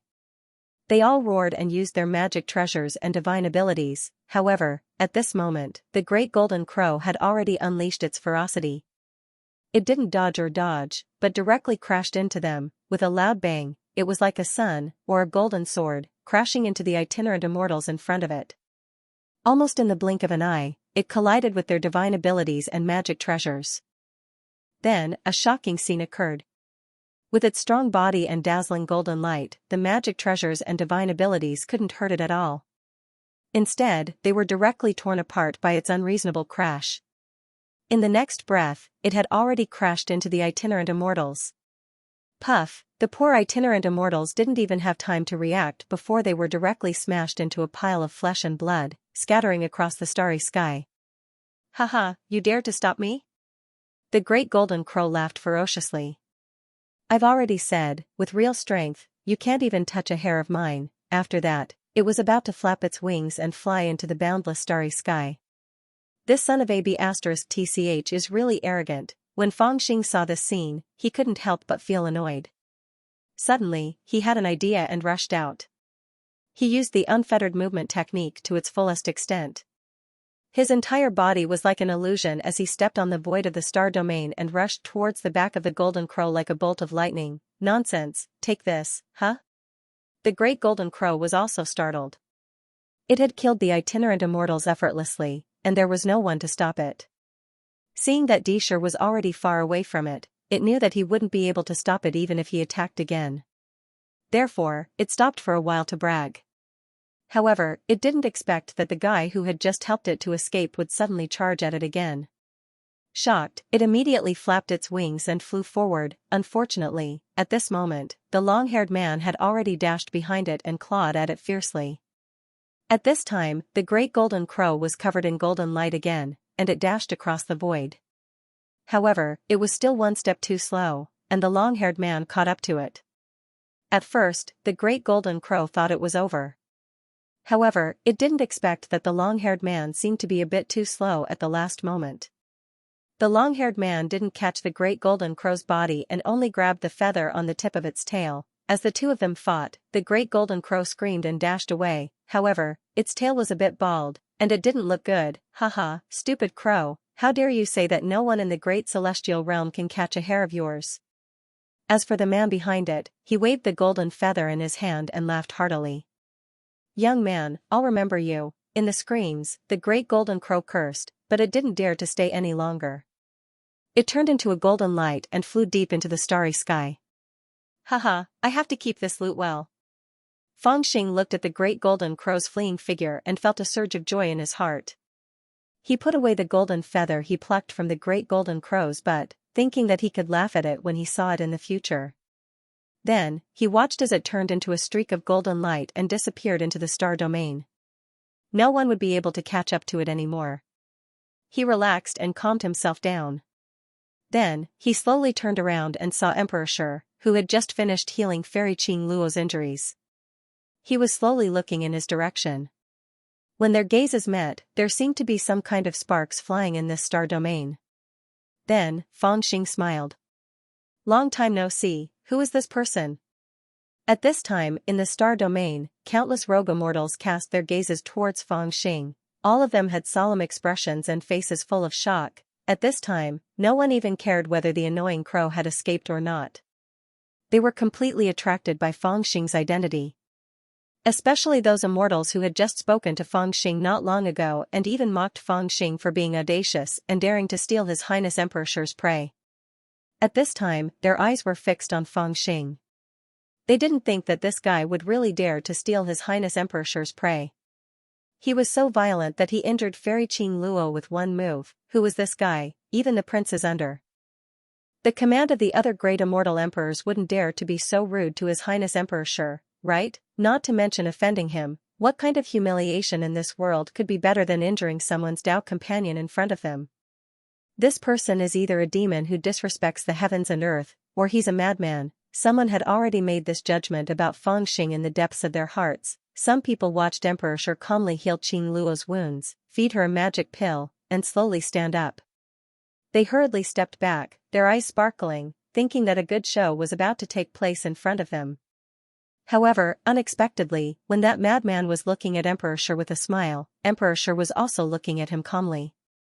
When others saw this, they would subconsciously feel that under the calmness on Emperor Shi's face, there was an endless rage that would explode at any time.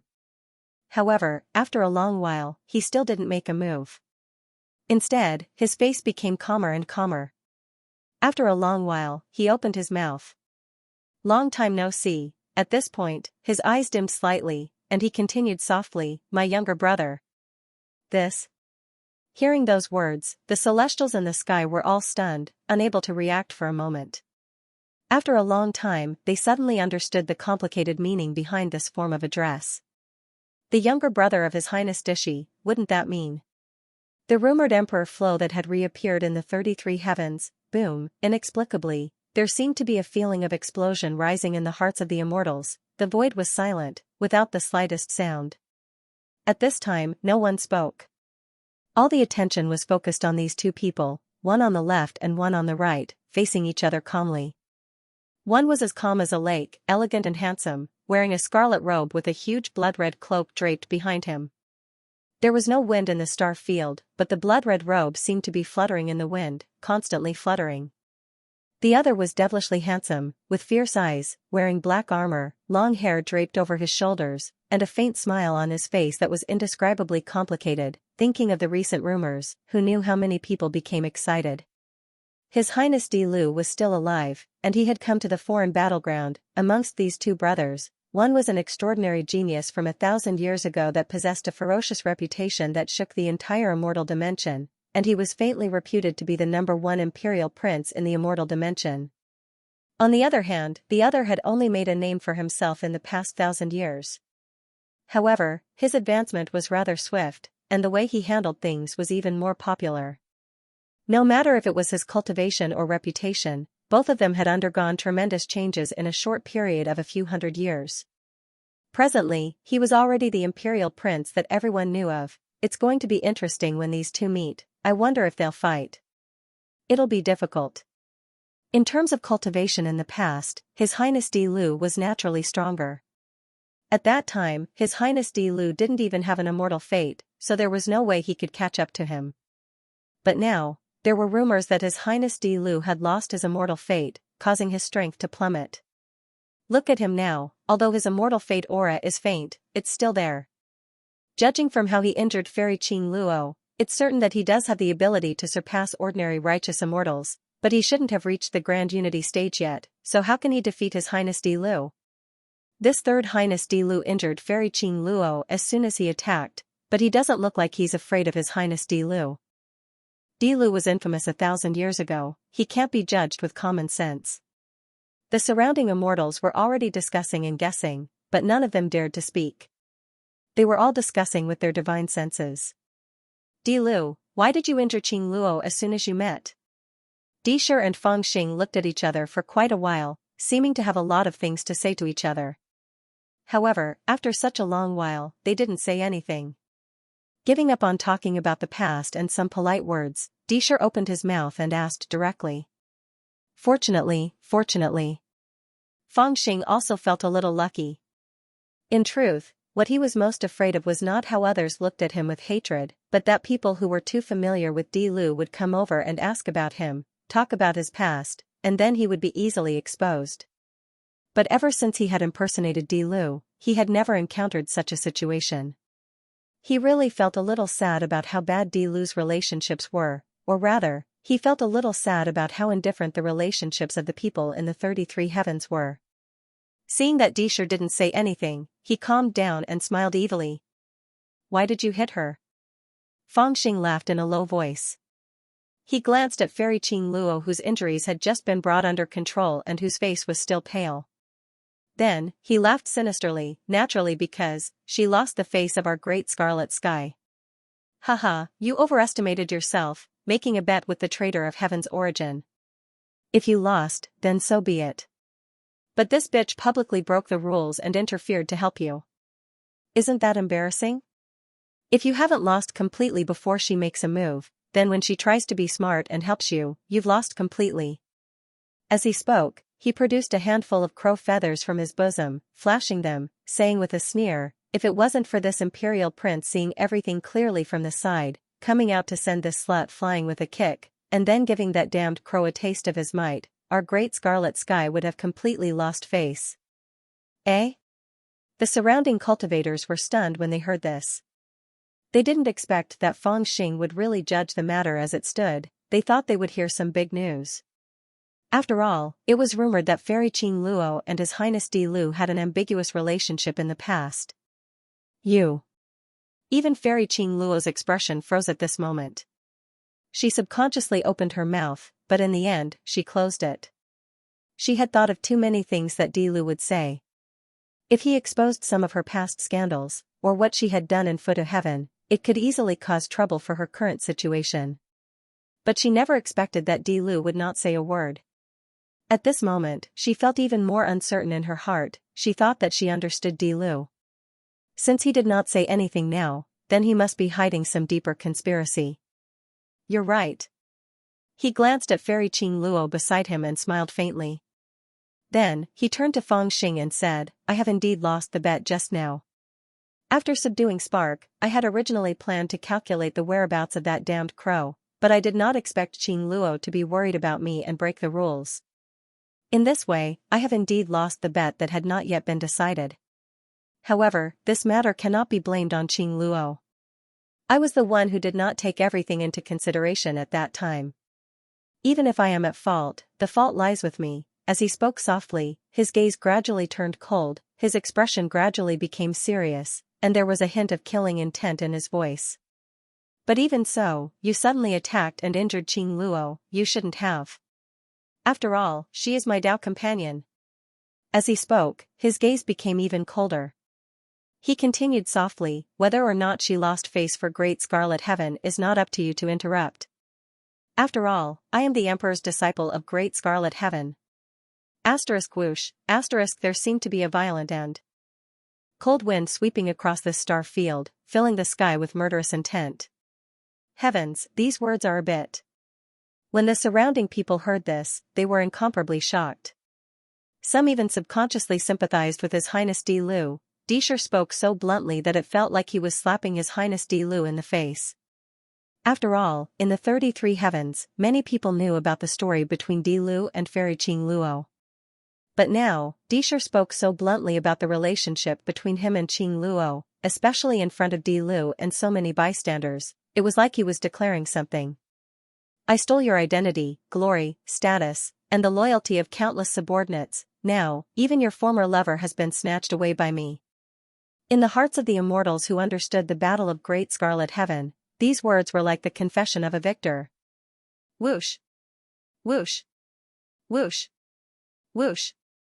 It was unknown how many gazes were suddenly focused on Fangxing's face at this moment.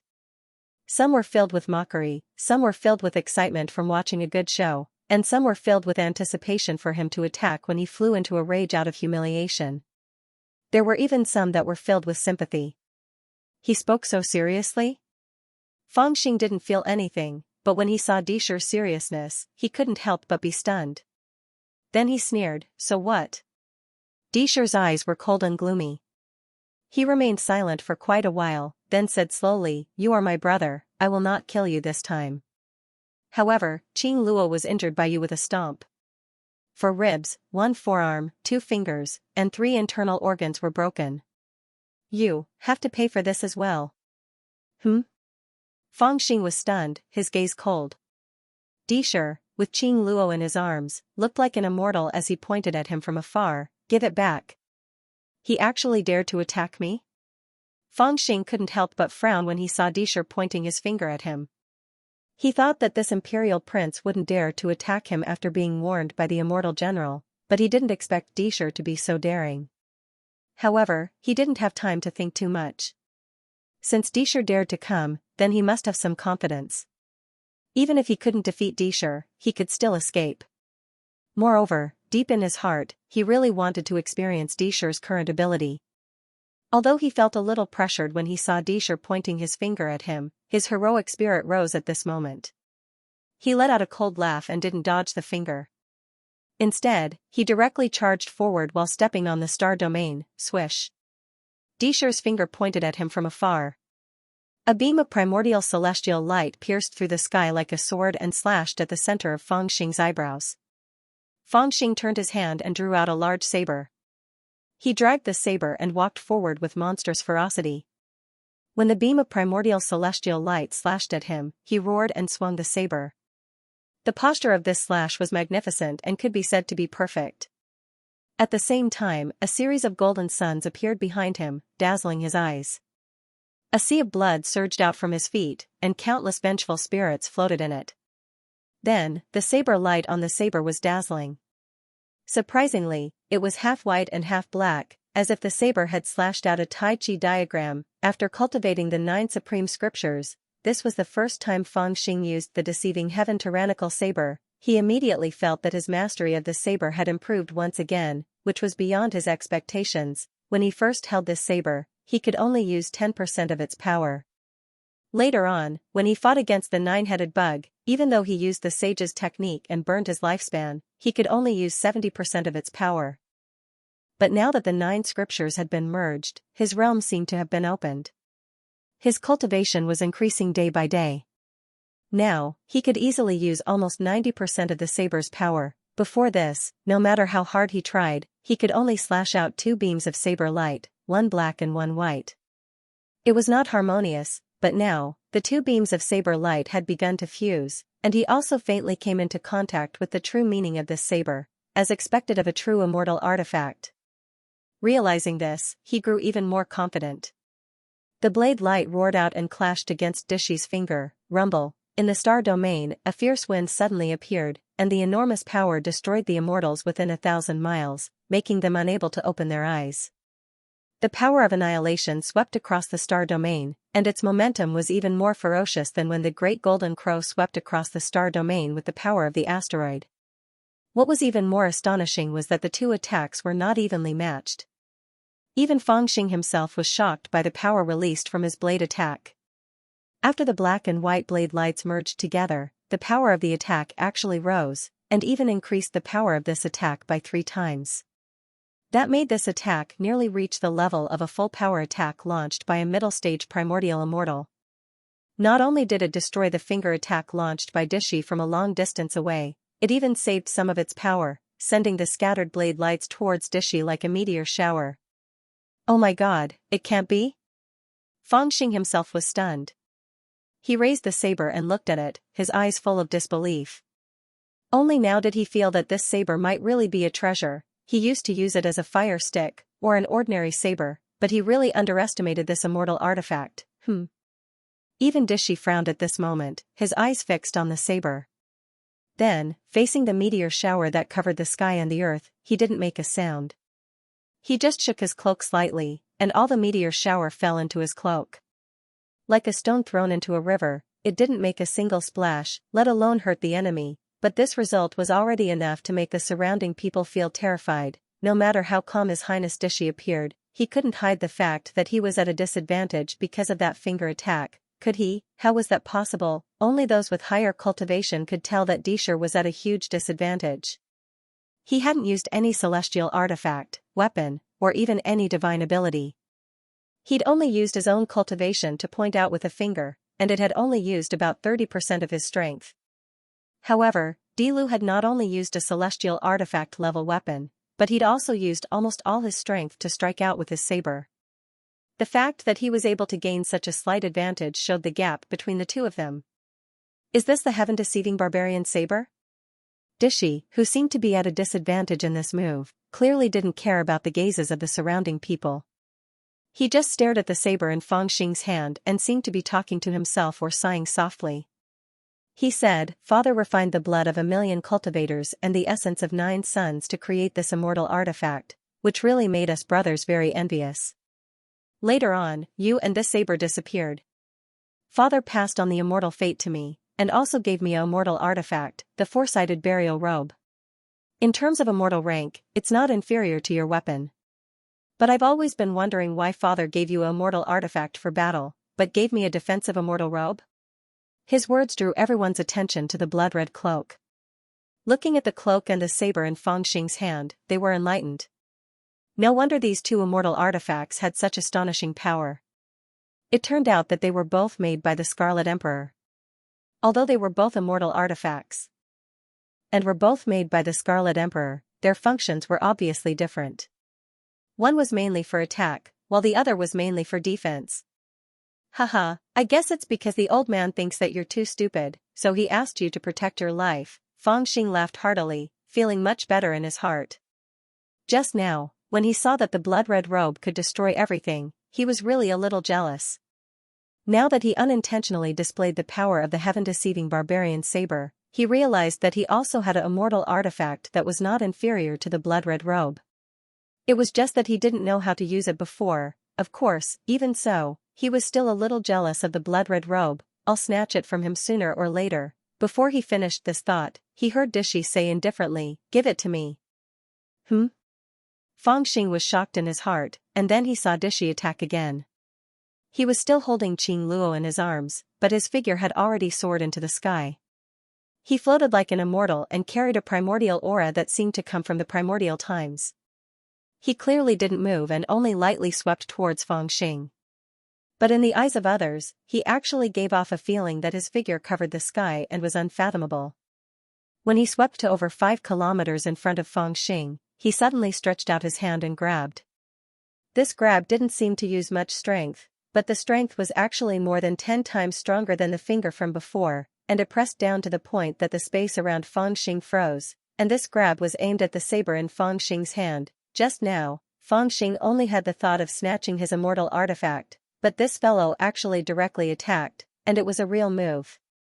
Not good, this saber can't be given to him. Fang Xing was shocked in his heart. Originally, he wanted to fight with Dishi. After all, he knew that Dishi dared not to kill him. But now it was different. Dishi might not dare to kill him, but he definitely dared to snatch his saber. How could he tolerate this? So he had no choice but to use his trump card. Suddenly, a wisp of red mist floated out from the skull hanging on his waist. Then he quickly turned around and jumped into the star field. Seeing that the situation was not good, he directly wanted to escape.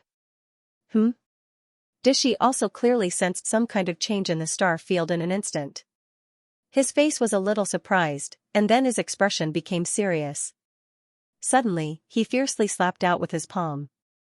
The power of this palm suddenly increased a lot, almost covering the sky and earth, and directly swept towards the entire area where Fang Xing was. He had predicted that Fang Xing would escape, so he directly swept the area regardless of where Fang Xing was. Is he going to die here? Even the eyes of Qing Luo, who was like a little bird in Dishi's arms, suddenly lit up at this moment. She did not expect that this battle would become so intense that it might actually achieve a perfect outcome that she did not even dare to think about. Unfortunately, this idea of hers was just a thought in the end. Too much, just as Dishi exerted his full strength and slapped towards the area where Fang Xing had disappeared, a slightly aged voice suddenly resounded in the star field. Then the surrounding immortals saw a huge space door suddenly appear in the sky above their star field, and then a ray of immortal light flew out from the space door. Boom! Dishy's palm directly collided with the ray of immortal light, and the force of the palm instantly dissipated. Dishy's expression changed abruptly as if he had suffered a heavy injury. His forward momentum was completely blocked, and he retreated repeatedly. At this moment, his aura was extremely dim, as if he had been injured. Protect the Crown Prince. Seeing this sudden scene, the immortal soldiers under Dishy's command were shocked almost at the same time. Under the leadership of the three immortal generals, they hastily charged forward in a formidable array, layer upon layer, and blocked the direction from where the immortal light came from. Immortal halberds were pointed forward angrily, and their torrential battle intent could burn the sky. With a bang, layers of formation runes spread out, and the aftermath of the immortal light was minced into pieces. At the same time, under the shouts of the three immortal generals, the immortal soldiers actually advanced slowly towards the space door. Although the immortal soldiers and immortal generals could tell that the voice belonged to the immortal general and that the ray of immortal light only wanted to force His Highness Dishy back, they still charged forward without hesitation and used their lives to protect the Crown Prince. Moreover, until the danger that Dishy faced completely disappeared, or until Dishy personally gave the order, they did not dare to stop and fight to the death. As expected of the Crown Prince. Not to mention his cultivation, just the group of immortal soldiers, some of the rogue immortals couldn't help but sigh with emotion, but before they could finish speaking, they were suddenly stunned. Protect the Crown Prince. This shout didn't just come from this side. A similar shout also came from behind the space gate. Then, countless black shadows with ferocious auras roared as they leapt towards the star domain, air. Is that a group of toads?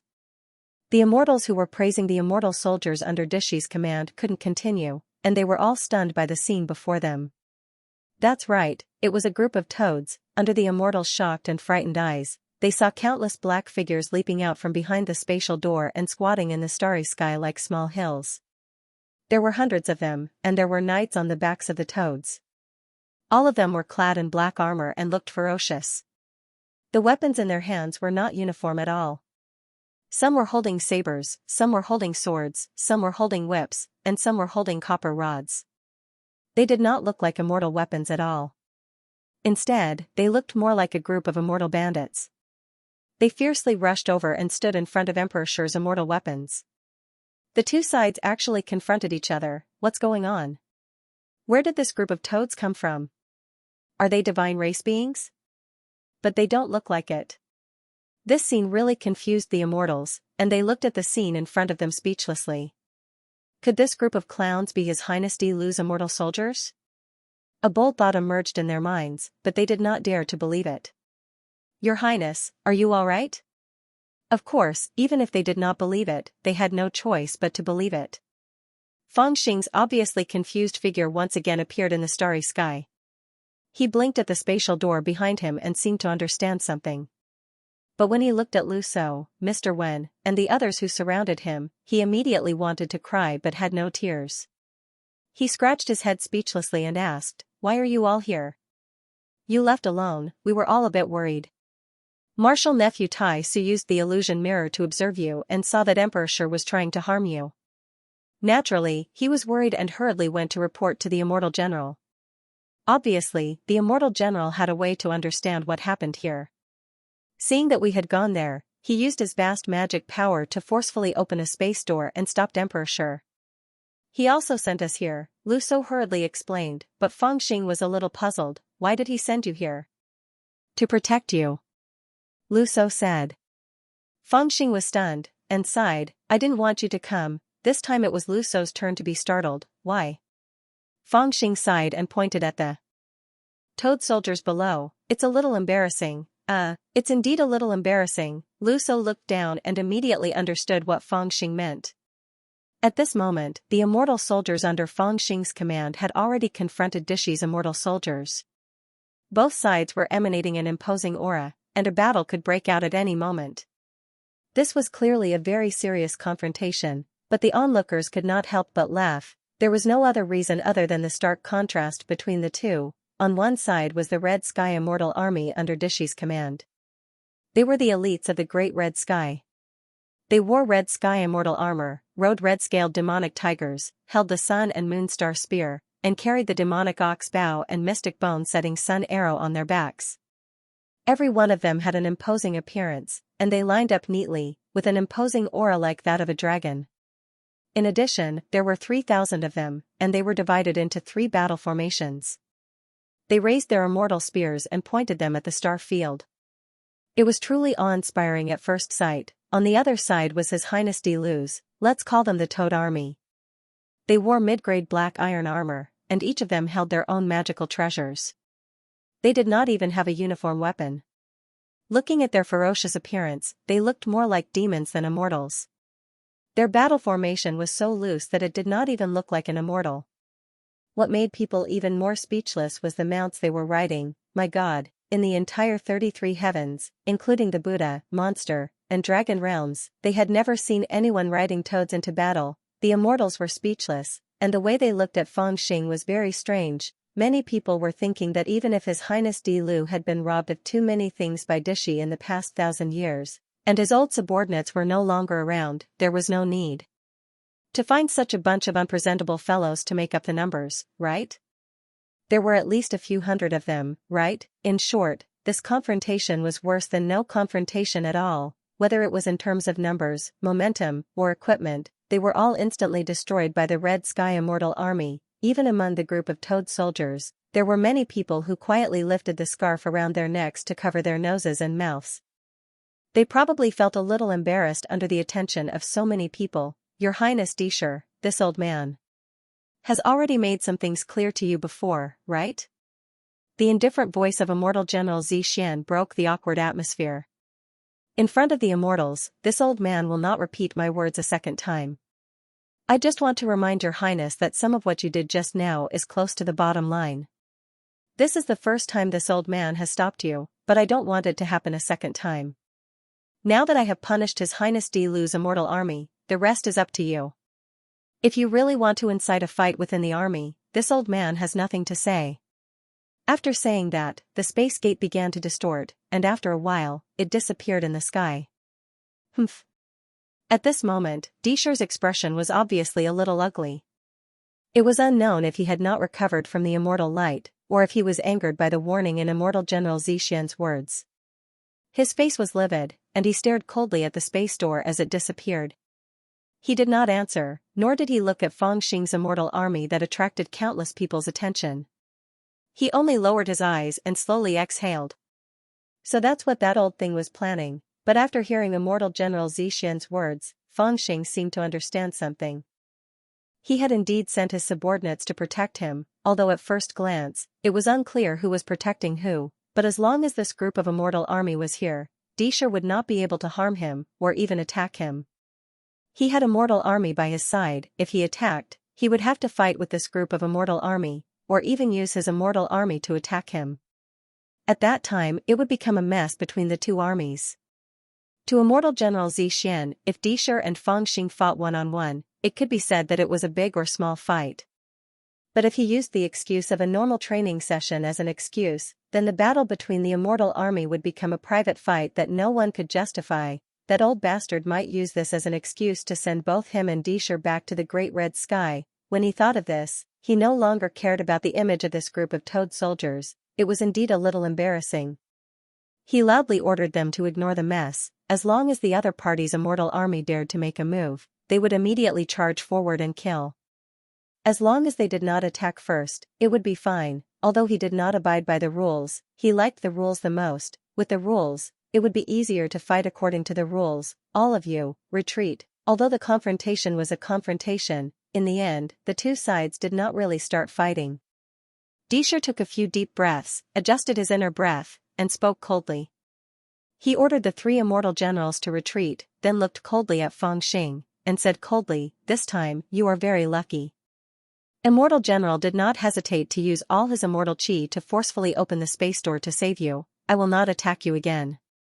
But, my brother, I hope you can be smarter, and give me that saber. I will compensate you. Why does he care so much about this saber? Fangxing looked down at the ghost-head saber in his hand, and answered crisply, "No." "Haha, then you're on your own." Disher did not say much, but a cold light flashed in the depth of his eyes. "This time, I will let it go." Then, he held Qing Luo with one hand, and looked at Fangxing, and said, "But I hope you remember, Qing Luo is my future cultivation companion, she will be with me forever, she has nothing to do with you anymore. If you bully her again, hurt her, I will really kill you." The star field was silent, not a single sound could be heard. The immortal soldiers from both sides, and even the immortals who were watching the battle, were all silent. Everyone was shocked by the murderous intent that came out of Disher's words, and for a long time, they did not dare to move at all. The more elegant and calm a person was, the heavier their hearts would feel when they said such words. As for the group of toad soldiers under Fangxing, who knew how many of them directly took out their magic treasures? "Haha, looking at the two of you, it really makes me jealous." Fangxing had been scared since he was young, so he did not take Disher's words seriously. He could see that Disher had just taken a blow from Zishuan Immortal General, and his strength must have been damaged. In addition, Disher was also scared, so it was even more impossible for him to attack Fangxing. Instead, he felt a little more relaxed. He glanced at Qing Luo with a faint smile, then looked at Disher, and said, "Today, I have vented my anger. I don't plan to kill any more people, but I have a few words to say to this sister-in-law." "What else can you say to Qing Luo?" Disher's expression slightly changed, and his eyes were indifferent, coldly looking at Fangxing. Fairy Qing Luo's face was even paler. This time, although she was injured by Di Lu, Disher showed a shocking intention to protect her, which surprised her a little. However, because of this, she was afraid that Fangxing would say something unpleasant in front of so many people. She wanted to stop him, but couldn't open her mouth. Before this, she had always wanted to kill Di Lu, because of some of his past secrets. But now that Di Lu was still alive and well in front of her, those secrets had become her Achilles' heel, causing her to be constantly on edge, unable to relax at all times. "There are many things we can talk about, but I can't say them in front of you." Fangxing scornfully glanced at Disher, then turned to Goddess Qing Luo and gave an evil smile. He purposely said with a voice that was neither too high nor too low, "Come to see me in the middle of the night when nobody is around. Remember, don't let my big brother find you." "I don't." Fairy Qing Luo was shocked to hear this, and subconsciously wanted to refute, but at this time, Fangxing suddenly turned his head with a whoosh, and looked at her coldly. Qing Luo felt guilty, and immediately stopped talking, unable to refute. "Don't forget." Fangxing only glanced coldly at her before laughing again. He winked at Qing Luo, then waved his sleeves and turned to leave. At this time, Disher's eyebrows were already vertical, and his face was as cold as frost. Fairy Qing Luo's face was pale, and she was shocked and angry, but the immortals who were watching from the side couldn't help but exclaim in their hearts, "Damn, after waiting for so long, there really is a juicy news." Fangxing didn't say anything else after purposely making Disher angry. He turned around and jumped onto the largest and fiercest toad. Then, he led the 300 immortal soldiers under his command and left the battlefield with a whistling sound. Their speed was surprisingly fast. These toads all had unique bloodlines and strong bodies. In this star region, they could travel thousands of miles with a single leap. They could easily jump from one star to another. In the eyes of others, they could only see the group of toads leaping, and before long, they had already disappeared into the depths of the star region. They really came and went like the wind, leaving a deep impression on others. "Hee, this Highness Di Lu will soon be famous in the 33 heavens," the immortals sighed inwardly as they watched. When they thought of the majestic toad army, they didn't know whether to laugh or cry. However, although that group of immortal soldiers is a motley crew, they seem to be quite loyal to Highness Di Lu. They aren't without merit. Some people sighed in a low voice and praised the toad army, which was rare. "I have to train them well when I get back." At the same time, in the toad army, Luso was also looking at this army with a headache. In fact, after comparing with the Red Knight immortal soldiers under Disher's command, he felt even more embarrassed than Fangxing. Fangxing felt embarrassed at first, but after seeing them for a while, he felt that this group of toads were quite majestic. But Luso was different. He still respected the orthodox way of thinking, and the more he looked at this group of immortal soldiers, the more he felt that they were not pleasing to his eyes. He wanted to train them into proper immortal soldiers, but how should he train them? The more he thought about this problem, the more he felt a headache. With such a group of mounts, it was already destined that their battle formation wouldn't be as uniform as other immortal soldiers and immortal generals. Other immortal soldiers' mounts would run, but their mounts would hop. If you wanted a group of toads to hop exactly the same distance, it would be too difficult for the toads. Another point was that when training immortal soldiers, they had to think as little as possible. They only needed to listen to military orders and charge forward.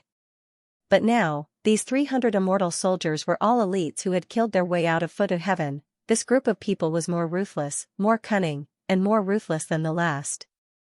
You want them to listen to military orders? Difficult. When he raised his head, he saw Fangxing riding on the fattest toad in front of him. Lu Shou's heart stirred as he suddenly thought of a bold idea. Could it be that this Jiadao master did not think of refining an immortal weapon properly from the start? The more I think about it, the more I feel that he wanted to lead this bandit army. The Toad army roared across the star field. The name of Di Lu became famous in this foreign battleground. His name, which had not been mentioned for 1,000 years, began to circulate in this foreign battleground where experts were as common as clouds. Of course, it was different from before. This time, when Di Lu's name was mentioned, there was an inexplicable sense of mockery. It was hard to imagine that a dignified imperial prince, a prince with an immortal fate at that, would have such an unseemly army. Just by looking at their appearance, they couldn't even compare to the most ordinary immortal soldiers, let alone the elite troops of imperial princes. Of course, although most people mentioned it in a joking tone, there was still a certain degree of anticipation. After all, along with the spread of this rumor, there was also the matter of Royal Highness Di Lu and Royal Highness Dishi not lowering their heads when they met, and even fought each other until Immortal General Xian personally intervened. This made people respect Royal Highness Di Lu even more, and made him truly aware of his existence. The current Great Red Sky indeed didn't only have one imperial prince, although everyone had already acknowledged Dishur in the past 1,000 years, there was still a Di Lu after all, and now, Di Lu had returned and was determined to take back everything that belonged to him. Of course, the difference in strength between the two sides was a bit too big. However, everyone had to admit that at the very least, His Highness Di Lu had truly returned. He was also a dignified prince with ambition, an immortal life, an immortal treasure bestowed by an immortal emperor, and his own immortal weapon. Forget it, let's not talk about this point, it was a point deduction. However, just based on the first 3 points, he was qualified to compete with His Highness Dishi. To put it simply, Di Lu, who had been forgotten for 1,000 years, finally had a sense of existence again. Of course, being qualified to compete had nothing to do with victory or defeat. Even now, no one thought that Di Lu could win, almost no one. If it wasn't for this battle, I really wouldn't have realized that Dishur was so capable. Meanwhile, on the interstellar star where Fangxing and his immortal soldiers were stationed, Fangxing was also in closed-door meditation. After withdrawing from the immortal river of plentiful treasures, he began to seriously ponder the gap in strength between him and Dishur. Before coming here, he had never thought that the gap between them would be so huge. After all, when he was in foot of heaven, he could easily kill 3 to 5 primordial unity immortals. Although he had a certain advantage, it also proved that he was not weak. However, it was not until he met Dishur that he truly realized that there was a big gap between his current cultivation and the upper stage of primordial unity immortal. I've already severed 3 of the 81 destinies, so my cultivation is comparable to that of an immortal.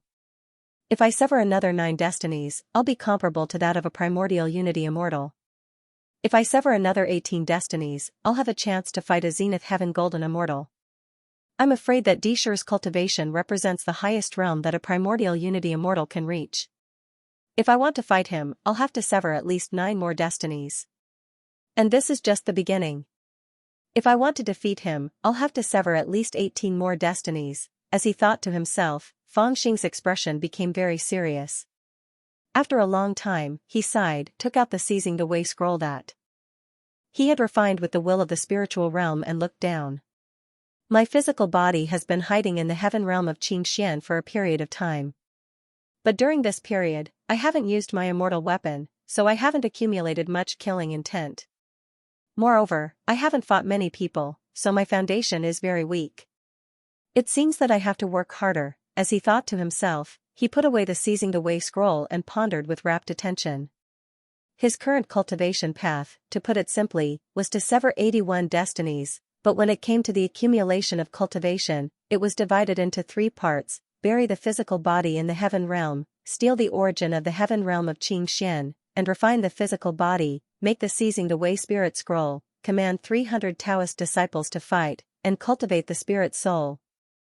Fight the strongest immortal of the same realm, and use the opponent's great pressure to improve his cultivation. These 3 parts would increase his accumulation, and give him the power to sever destinies. Indeed, cultivation has nothing to do with time. Fangxing slowly calculated his cultivation path in his heart. After a long time, he opened his eyes. However, there was a burst of light in his eyes, revealing a chilling light. At least the cultivation path in front of me has nothing to do with time. Or rather, my cultivation path has always been like this. It has nothing to do with time, only with courage. It has nothing to do with time, only with courage. It has nothing to do with time, only with qi. Thinking to this point, he couldn't help but laugh. Haha, since that's the case, I should cultivate well. Now that I've arrived at the extraterrestrial battlefield, I have all the conditions. What's left is to see how I can increase my accumulation. After making up his mind, he laughed heartily and strode out of the seclusion to take a look outside. He saw Lu Shou gritting his teeth and refining weapons on the battlefield, patiently teaching the few toads around him. I know that you guys are strong and can jump tens of thousands of kilometers, but the key is that you have to hold back, because others can't jump that far. You have to balance it with others so that it looks neat. What do you mean by holding back? It doesn't matter how far you can jump with your greatest ability, what's important is that the formation has to be neat. Why neat? There's a big reason behind it: refining the formation and arranging the troops. Hey, listen to me before you jump. It's pretty good now. Why do you have to let the few toads jump so neatly? Fangxing laughed in his heart and couldn't help but pat Lu Shou's shoulder. It's fine if it's that group of murderers, but even you said that. When Lu Shou turned around and saw Fangxing, he was even more speechless.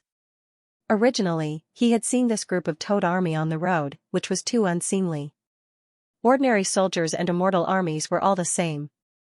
They were particular about being fast and orderly and obeying orders and prohibitions. However, this group of toad army did not have anything else besides being fast. Therefore, he had patiently trained them. In the end, after working hard for 2 days, not only was there no effect, but he had also offended a group of toads. Now, whenever he walked past the military camp, he could always feel countless bulging eyes staring at him with hatred. Damn it, even though his cultivation had reached the immortal stage, he couldn't help but feel scared, and now, the last few obedient toads also ignored him. This training plan had completely failed. This really made Lu Shou feel a great sense of defeat. Alright, I'm finding this group of toads more and more pleasing to the eye. Fangxing comforted Lu Shou casually and asked in a low voice, did that bitch Qing Luo look for me? Why did she look for you? Lu Shou was slightly stunned and slightly puzzled. At that time, he had also heard the appointment between Fangxing and Qing Luo, but he thought it was done on purpose to anger Disher, so he did not take it seriously. You old thing, you don't understand the affairs of us young people. Fangxing gave a strange laugh and looked at Lu Shou from the corner of his eyes. Haha, what haven't I experienced when I was young? I think you should stop daydreaming. Lu Shou was about to mock him, but suddenly, the immortal soldier on duty outside trotted over and stopped in front of Fangxing. He looked at this crown prince with admiration and excitement, and said in a low voice, Fairy Qing Luo is here, haha, bring her to see me. Fangxing laughed heartily, then turned around and walked into the skeleton divine palace. Lu Shou was so shocked that his eyeballs almost fell out. She really came? As expected, this old man really didn't understand the affairs of young people. The immortal soldier on duty soon brought a woman wearing a bamboo hat and a thick layer of black gauze. They quietly descended on this star, then went around the battlefield and entered the huge skull on the star with light footsteps. The skull opened its mouth wide and looked extremely hideous from the outside, but after entering, one would find that it was a spacious divine hall. The decorations were not very luxurious, but it was very comfortable. There were not many decorations inside, but if one randomly picked up an inconspicuous object, they would find that it was shockingly valuable. Such a huge divine hall was really extraordinary, but the only flaw was the empty wine jars all over the ground. In the center of the divine hall, there was a rosewood armchair, covered with a thick layer of tiger skin. To be honest, this armchair did not have much immortal chi. At first glance, it looked very tacky, like the favorite style of a mountain king in the mortal world, and on that armchair, there was a handsome man sitting carelessly, holding a huge wine jar in his arms. He looked at the woman wearing the bamboo hat with an evil expression. After looking at her for a while, he sneered and waved his hand, ordering the immortal soldier on duty to leave. Then, he stood up lazily, holding the wine jar in his hand, and said with a smile, "I didn't expect you to really dare to come. What do I have to do for you to let me go?" The woman suddenly took off the bamboo hat on her head, revealing her beautiful face. The huge divine hall seemed to brighten at this moment. The woman under the bamboo hat had a delicate and charming appearance. Her figure was slightly plump, but it did not lose its charm. In terms of figure, she could satisfy the fantasies of most people in the world, but her temperament was extremely cold. All kinds of seemingly contradictory qualities perfectly fused together on her body, causing this woman's temperament to be like a sharp blade. With a single word, she could easily break through the defenses of most men's hearts. With a single slash, she could open up a stunning wound. Abandoning everything else, all they wanted was to be a slave under her skirt. It was Fairy Qing Luo. Only Qing Luo would have such an aggressive beauty and cold temperament. I didn't pay much attention to her before, so I didn't find that this woman is really quite interesting. Fang Xing looked at her a few times with a faint smile, and then he confirmed one thing in his heart: I have a wife who is more beautiful than her. How can you be so sure that I will let you go? Fang Xing asked with a smile before lazily lying back on the armchair. Creak. Before Fairy Qing Luo could reply, the palace gate of the temple opened. Chi'er carried a wooden tray and stealthily carried 2 cups of pale tea. She quietly came in front of Fairy Qing Luo, not daring to look her in the eye, indicating for her to help herself. Chi'er, you. Fairy Qing Luo had heard from Qing Shantian that Chi'er was still alive, but she didn't confirm it. Now that she saw Chi'er alive and well, the shock in her heart was indescribable.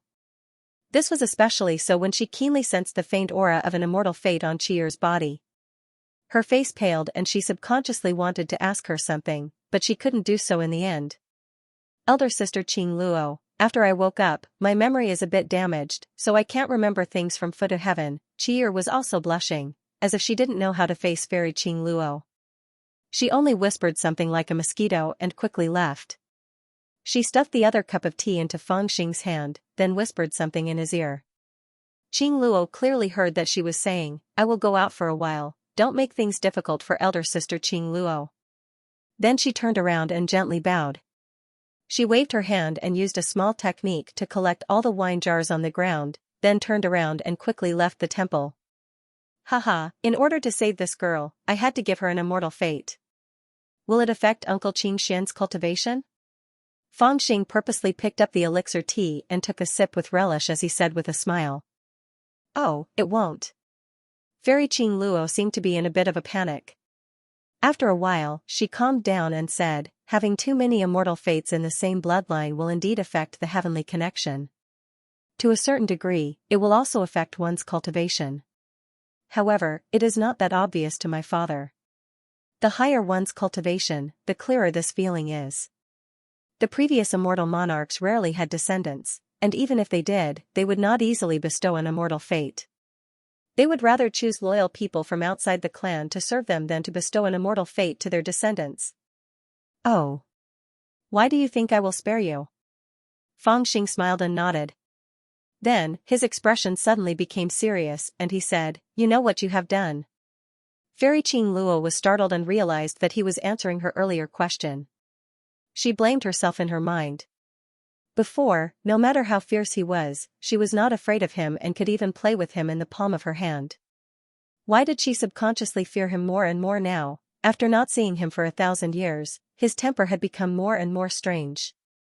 She could not understand him and was always led around by the nose by him, because 2 days ago, in front of so many people, you did not say those rude words. Fairy Qing Luo calmed herself down and smiled. She said softly, That's why I know that you don't have to kill me. There is still room for reconciliation between us. This is the reason why I came to see you. Oh? Fang Xing, on the other hand, smiled faintly, thinking that this woman was indeed not easy to deal with. I really do not have to kill you. He had already prepared himself and softly laughed. At the very least, I do not intend to use that method. You can rest assured. This is true? Fairy Qing Luo's expression became serious and somewhat emotional.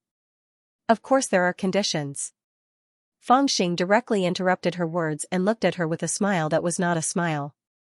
Then, his expression gradually became cold and he said, "You should know how much I have suffered in these 1,000 years and how much I have lost. But 1,000 years ago, I really did seek death, so I do not intend to blame others. I only learned to hold on to the things in my hands tightly and not let them be taken away by others. So, you have underestimated me from the beginning. I do not intend to take revenge on you. I can even reach an agreement with you now and let you go." At this point, he looked straight at Qing Luo. "Of course, the condition is that you return my things to me." "Your things?" Qing Luo was obviously tempted by his promise, but she was confused for a moment. "You mean, when I first escaped back to Xianxia, I was seriously injured and my life was hanging by a thread. It was a blind little girl who used her 2 bowls of vegetable porridge to save me. I have already promised her that regardless of whether or not I get my things back, I will give her a lifetime of happiness." Fang Xing's expression was calm as he looked at Fairy Qing Luo. Is she in your hands?" "So you are talking about that girl?" Fairy Qing Luo was evidently surprised and looked suspiciously at Fang Xing. "If I return her to you, you will promise me, that's right." Fang Xing said in a low voice, "I can establish a blood oath, and I can even promise to spare your life in the future." This, Fairy Qing Luo was clearly taken aback, as if she had been struck by a pie that had fallen from the sky. After a long while, she said with a smile, "I really didn't expect you to have such a grateful side. Now that I think about it, back in Foot to Heaven, I unintentionally did something that helped me greatly." As she spoke, her eyes suddenly brightened, like a fox that had suddenly transformed into its true form. She looked at Fang Xing with a smile, as if her eyes were trying to see through his defenses and guess at some secret. "At that time, I casually brought that little girl back because I saw that Guan Feixing was very interested in her. I thought she had some kind of secret, but when I personally examined her body, I found that she didn't seem to have the bloodline of an immortal king. To a certain extent, she was just an ordinary person.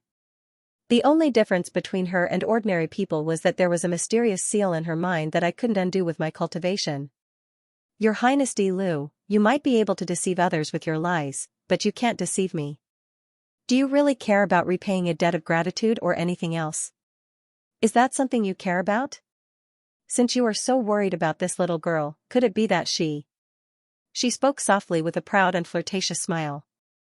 She slowly walked towards Fang Xing like a fox. Really has some kind of secret? Sigh, seeing the probing and slightly greedy expression on Qing Luo's face, Fang Xing's heart soared. But his expression did not change, and he seemed to shake his head helplessly. Also, your highness seems to have gained quite a lot from this trip to Foot to Heaven. You even gave Qi an immortal life. Fairy Qing Luo became more and more tempted as she spoke. She had already walked to Fang Xing's side and looked at his face up close. Her beautiful face was almost touching Fang Xing's face as she softly said, "Just what did you obtain from Foot to Heaven? I wonder if you can, haha, you really don't learn from your mistakes." Fang Xing also smiled helplessly. In the face of Qing Luo's indifferent questioning, he only sighed softly. But just as Qing Luo's fox-like, complacent smile appeared on her face, Fang Xing's expression suddenly turned cold. He abruptly sat up from his chair and slapped Qing Luo's face with the back of his hand, catching the woman off guard. She fell heavily onto the carpet of the divine hall. Afterwards, he looked down at her and shouted coldly, "Are you going to return it or not?" "Return." After a long while, Qing Luo's giggling voice rang out. She had been slapped to the ground by Fang Xing, but she did not get angry. When she gently turned around, her face was already a little red and swollen, but her eyes were even more alluring. Like a snake, she wrapped around Fang Xing's thigh and climbed up. She moved her cherry lips close to Fang Xing's ear and said, "But you have to agree to one condition of mine." This change made Fang Xing's body stiffen. He suddenly pushed the woman away and sternly shouted, "Hey, stay away. Stand up straight and speak. Hee, we haven't seen each other for 1,000 years. Don't you miss me?" Fairy Qing Luo was like a snake, ignoring Fang Xing's scolding. Instead, she coquettishly looked at Fang Xing, giggling and whispering in his ear. Her robe had already slipped down, and two smooth, white arms, with a sweet and greasy feeling, were wrapped around Fang Xing's body. Fang Xing was so frightened that he broke out in cold sweat. He had been through a storm of blood for so many years, but he had never seen such a situation. Logically speaking, after being slapped, she should have jumped up and fought with me. Even if she didn't fight with her life, she should have scolded me a little. But after being slapped, she became even more affectionate. This woman is really shameless. Fang Xing pushed her body, and his hands were all slippery, but he couldn't even exert his strength. You weren't so restrained before, but now you're like a Taoist teacher. Could it be that you're also afraid of Disher? Fairy Qing Luo was almost pressed against Fang Xing's face as she spoke softly, as if she were moaning. Who are you calling a Taoist teacher? Who are you scolding? Fang Xing was a little annoyed. Hearing Qing Luo's words, he was reminded of his current status. He reached out and put his arm around her slender waist, squeezing it hard. Then he looked at her face with a faint smile, saying, "You don't seem to be afraid of him?" "I'm afraid." Fairy Qing Luo giggled, her voice as sweet as honey, frighteningly greasy. "I've always been very afraid of him. You two brothers are really so hard to please. In the past, you were temperamental, but in the end, you could still let people see your heart. But in the eyes of others, Disher is calm and refined, but in my eyes, he is deep and terrifying. In the past, I knew your temper, but when I was with him, I didn't even know what he was thinking. So I'm afraid of him, very afraid of him. Even though he treats me very well on the surface, I can't help but worry. Worry that if he finds out about our past, he will kill me.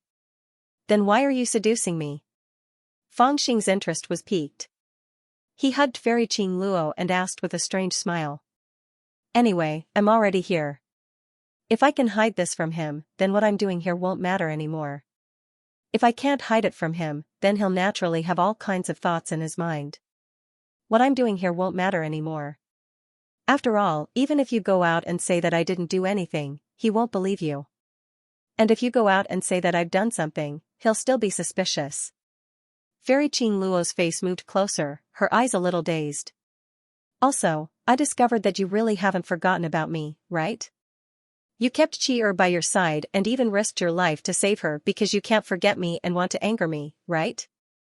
As she murmured, she gently raised her head and kissed Fang Xing on the lips. "Of course not, she's much younger than you," Fang Xing answered vaguely as he lowered his head to kiss her. However, he never thought that Fairy Qing Luo's expression would change when she heard this. Her dazed expression immediately vanished, and she slid out like a fish. She stood coldly in the divine hall and with a wave of her hand, the robe on the ground flew to her, wrapping around her body. Afterwards, she looked at Fang Xing with an extremely unfriendly gaze. She said coldly, "Is that what you really think?" Fang Xing was stunned. Looking at the empty space between his arms, he carefully said, "Can I take back what I said just now?" "No need." Fairy Qing Luo's expression was frosty. She stared fixedly at Fang Xing, then suddenly turned and walked away. "Hey, come back and we'll talk more." Fang Xing was extremely disappointed. He hurriedly jumped up and chased after her. "You still haven't said what conditions you want me to agree to." "There's no need to discuss any conditions." Fairy Qing Luo's cold voice rang out. "Within 3 days, I will send that girl back. Just remember your promise." How can this woman turn hostile so quickly? Fang Xing angrily sat back on the armchair, feeling extremely disappointed. Did they quarrel? Qier's little head popped in from the entrance of the temple. She looked curiously at Fang Xing, then outside the temple. She said with a puzzled expression, "I saw Sister Qing Luo leave angrily just now. I spoke to her, but she only glared at me. She was very angry. Not only did they quarrel, they almost fought." Fang Xing's reply was extremely regretful. Then, he angrily slapped his thigh. These days, even people are not allowed to speak the truth. What kind of world is this? Then did she agree to send little Guer back? Qi walked in and sniffed Fangxing like a puppy. She frowned and asked. She should have agreed. I just hope there are no accidents. She was worried that I would ruin her reputation, so she wanted to reach an agreement with me. However, when I mentioned my conditions, she subconsciously wanted to raise the price. She even wanted to seduce me. She wanted to see how much more I could tolerate her and how much value I had for her to use. However, even though she would eventually agree to use the useless little blind girl in her hands in exchange for a promise from me, I still have to be careful of her tricks. No matter what, as long as the little blind girl comes back obediently, if she doesn't. Fangxing muttered to himself as he replied, pushing Qi head away with one hand. He then started to ponder, this woman is so arrogant that she doesn't even know her own surname. His eyes gradually darkened, then let's see if we have a falling out. Have I ever been afraid of trouble? While Fangxing was patiently waiting for Fairy Qing Luo to send the little blind girl back and secretly making preparations, Fairy Qing Luo, who had returned to the divine palace where Disher was stationed, was standing in front of Disher with a calm expression. She said softly, I have already gone to see him. He is indeed very concerned about that little girl, and did not hesitate to reach an agreement with me. I think you have made the right move. Disher sat on the throne, and after a long while, he said leisurely, if I am not wrong, that little blind girl should be hiding the secret of immortal King Xianxia's inheritance. Now that third brother has survived a great calamity and returned, it is a pity that nothing in Great Scarlet Sky has acknowledged him. If he wants to compete with me, he must obtain help from others, and the only help that can help him in the entire 33 heavens are the inheritances left behind by the Sin Kings.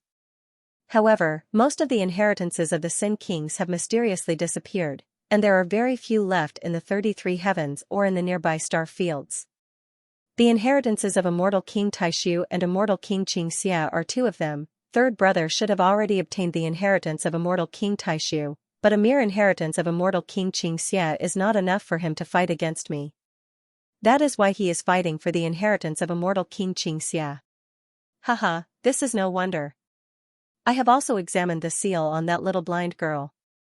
There are endless secrets within it, and it is not something that can be unlocked with our cultivation. Moreover, you also heard from Guan Feixing that the true secret of Immortal King Xianxia's inheritance has already fallen into third brother's hands. Then there is no use for us to keep this little girl, so why not make use of her? His head belongs to me. Someone suddenly said coldly, his voice filled with endless killing intent. It was Nyaquangi, whose eyes were bloodshot. The entire hall was silent. The only one who dared to interrupt His Highness Disher was this half-god, half-immortal lunatic. Quangi, I believe in your abilities, but third brother cannot be underestimated. Disher glanced at Nyaquangi and said in a low voice, until I saw the Heaven Tyrant's saber in third brother's hand, I realized that I really have to compete with him. The winner gets everything, the loser gets nothing. When I was bestowed with an immortal fate, I was already fated to not have a path of retreat like before. Therefore, this time I want a 90% chance of success. You don't need to act alone anymore. Lai Yangzi and the others represent their clans and pledge their loyalty to me. It would be a waste not to use this power, bring them along. Humph. Nyaquangi sneered disdainfully and said, if those clans didn't know that the immortal emperor is in seclusion, and that the affairs of Great Scarlet Sky will very likely be handled by you in the future, they would not have pledged their loyalty to you so early. 2,000 immortal soldiers, 800 god slaves, and a total of 17 clans. This time, I'm afraid that His Highness Di Lu, Goddess Qing Luo softly sighed and interrupted after hearing Nyaquangi's words. She seemed to feel that it was a great pity. As long as that bastard takes the bait, even if it's just me, he will not be able to return. Nyaquangi coldly shouted, full of confidence and murderous intent. Haha, this kind of bait might not work on others, but if it's a Di Lu, he will definitely take the bait. Disher softly smiled and said, if he doesn't take the bait, I will instead suspect whether he is a Di Lu or not. Goddess Qing Luo was slightly startled after hearing this. She fell into deep thought. At this time, Disher had already nodded and calmly said, remember to bring me the Heaven Tyrant saber. Understood. Everyone lowered their heads and agreed, including Madman Nyaquangi. Then, everyone bid farewell to Disher and left. Only Qing Luo stayed and quietly looked at Disher.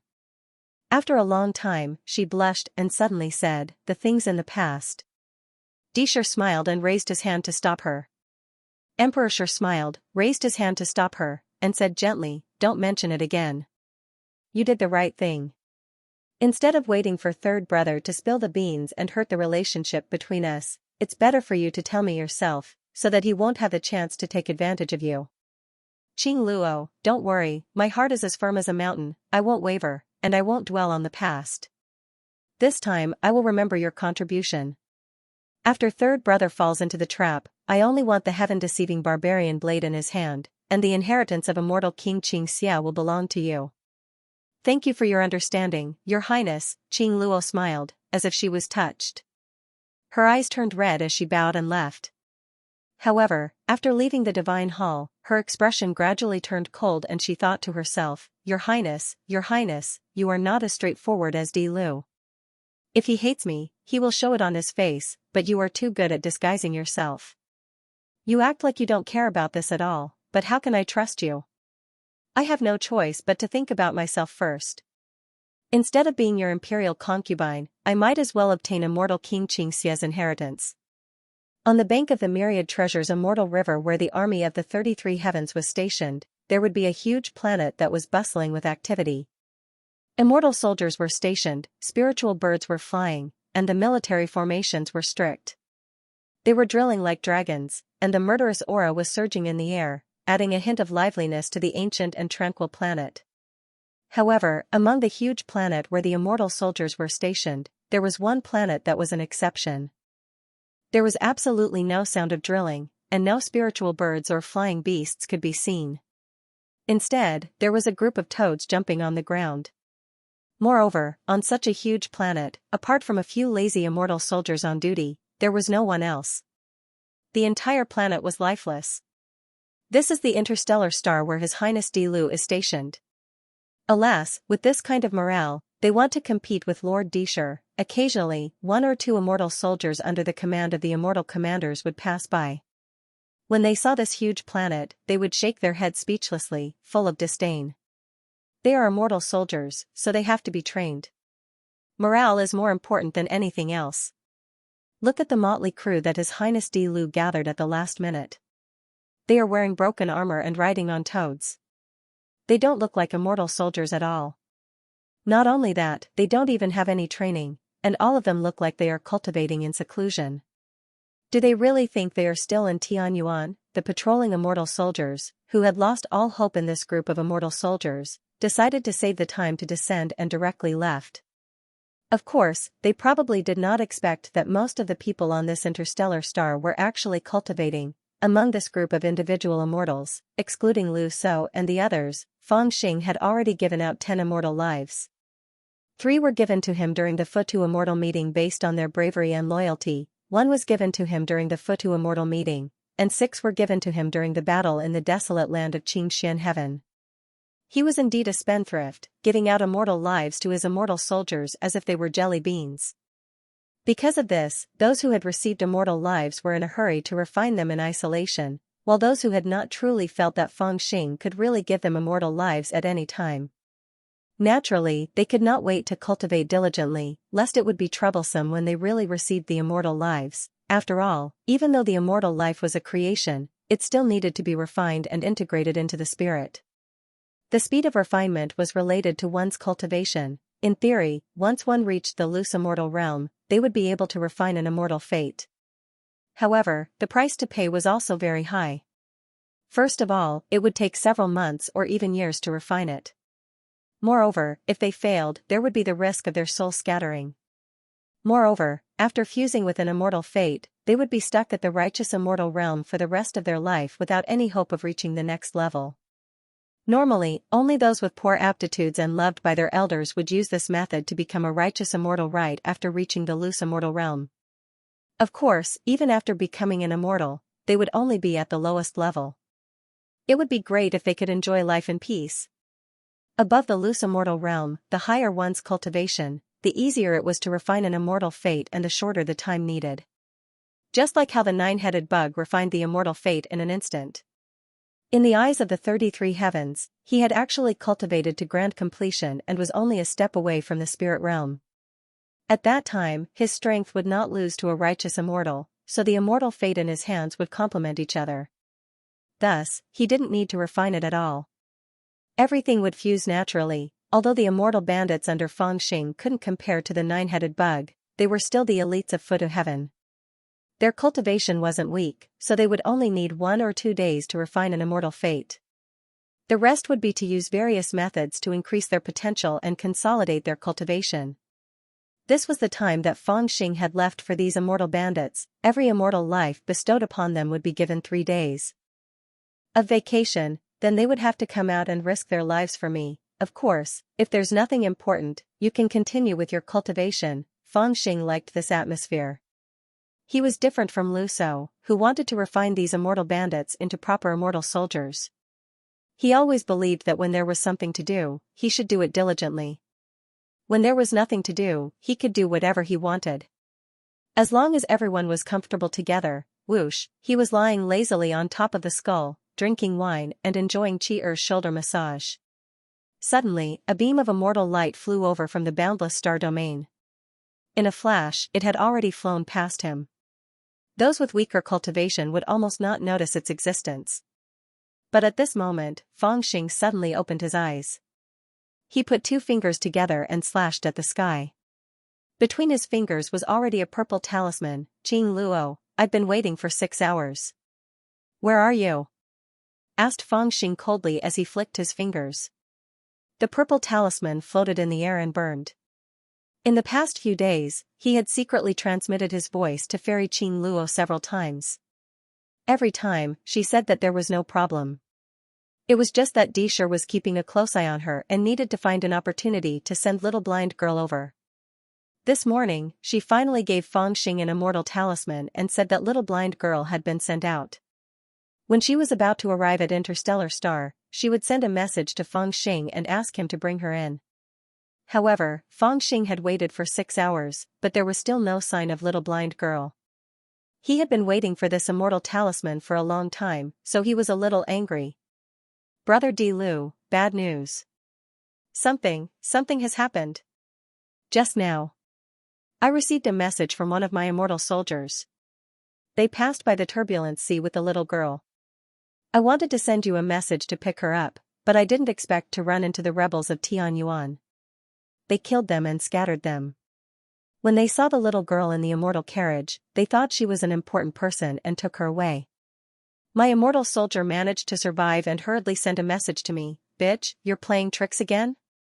When Feng Xing heard this, he was so angry that his scalp went numb. He jumped up and glared at Qing Luo. Ever since he met Qing Luo that day, he had been suspicious. He felt that this woman was born to be a bitch and thought she was smart. She did not seem like someone who would listen to orders obediently. He was worried that she would play tricks on him, but he knew that she would not dare to do anything. Moreover, he had no other choice. He could only wait patiently. He did not expect that there would be no good news. No, how would I dare? Fairy Qing Luo was clearly not a good person. She said with a sad face, I really wanted to return that little girl to you.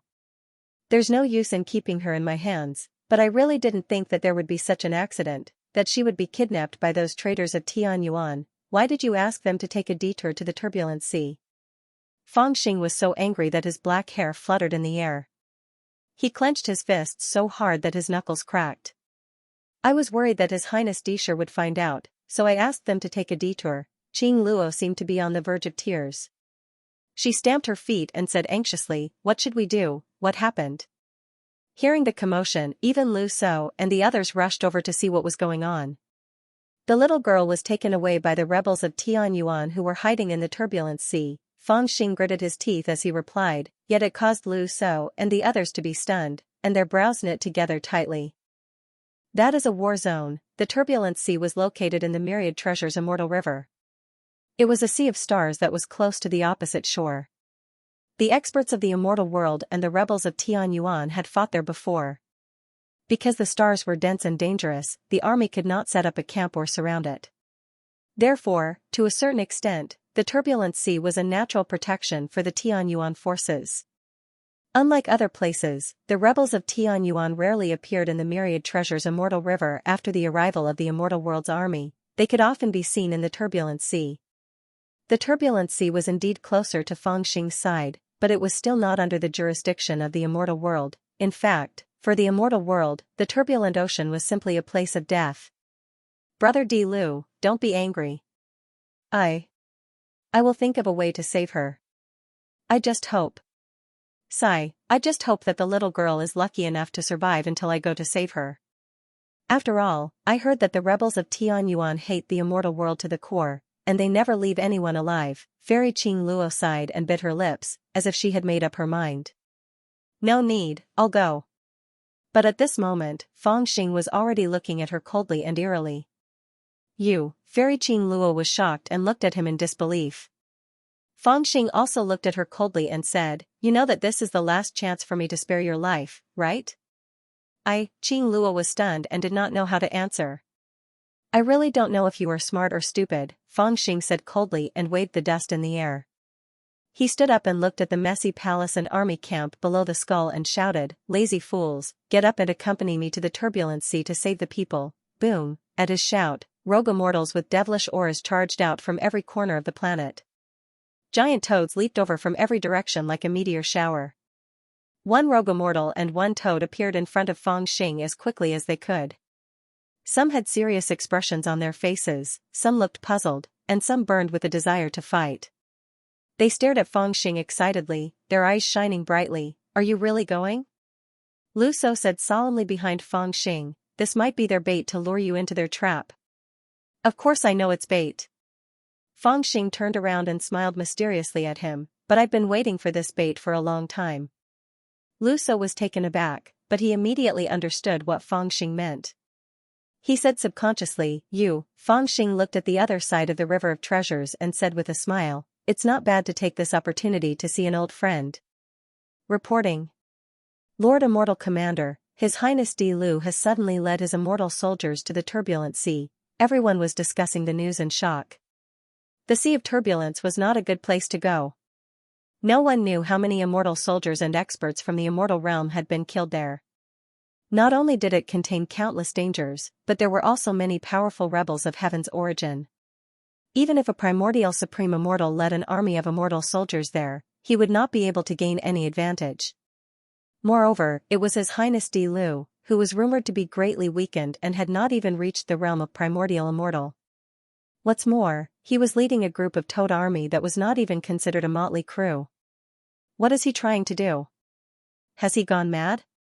Even Lord Immortal Commander can't save him in the turbulent sea. For a moment, everyone in the Great Scarlet Heaven Immortal Army was confused and shocked. All sorts of discussions arose. Just let him go. Amidst the chaos, only Celestial General Xianxia frowned and held an immortal talisman between his fingers. He said coldly, His Highness Di Lu seems to understand the rules. Before the battle, he gave me a battle talisman and said that he wants to take 300 immortal soldiers to conquer the turbulent flow sea, just with his 300 toad army? Everyone was speechless and smiled wryly.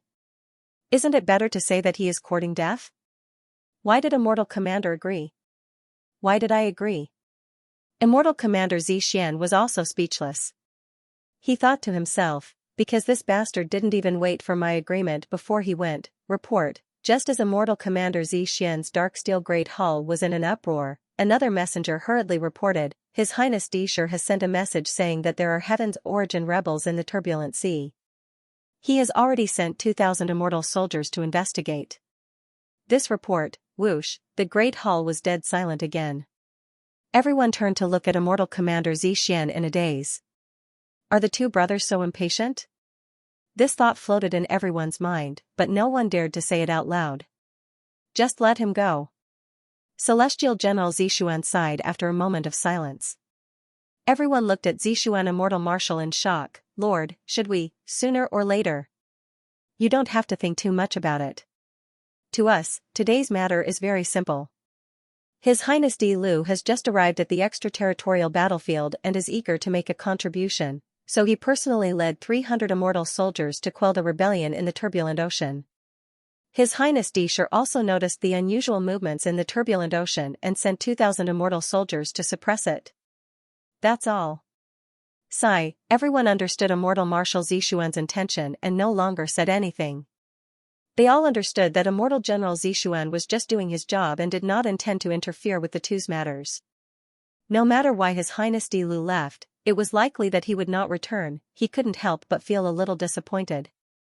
He had thought that he could watch a few more shows, whoosh, whoosh, whoosh.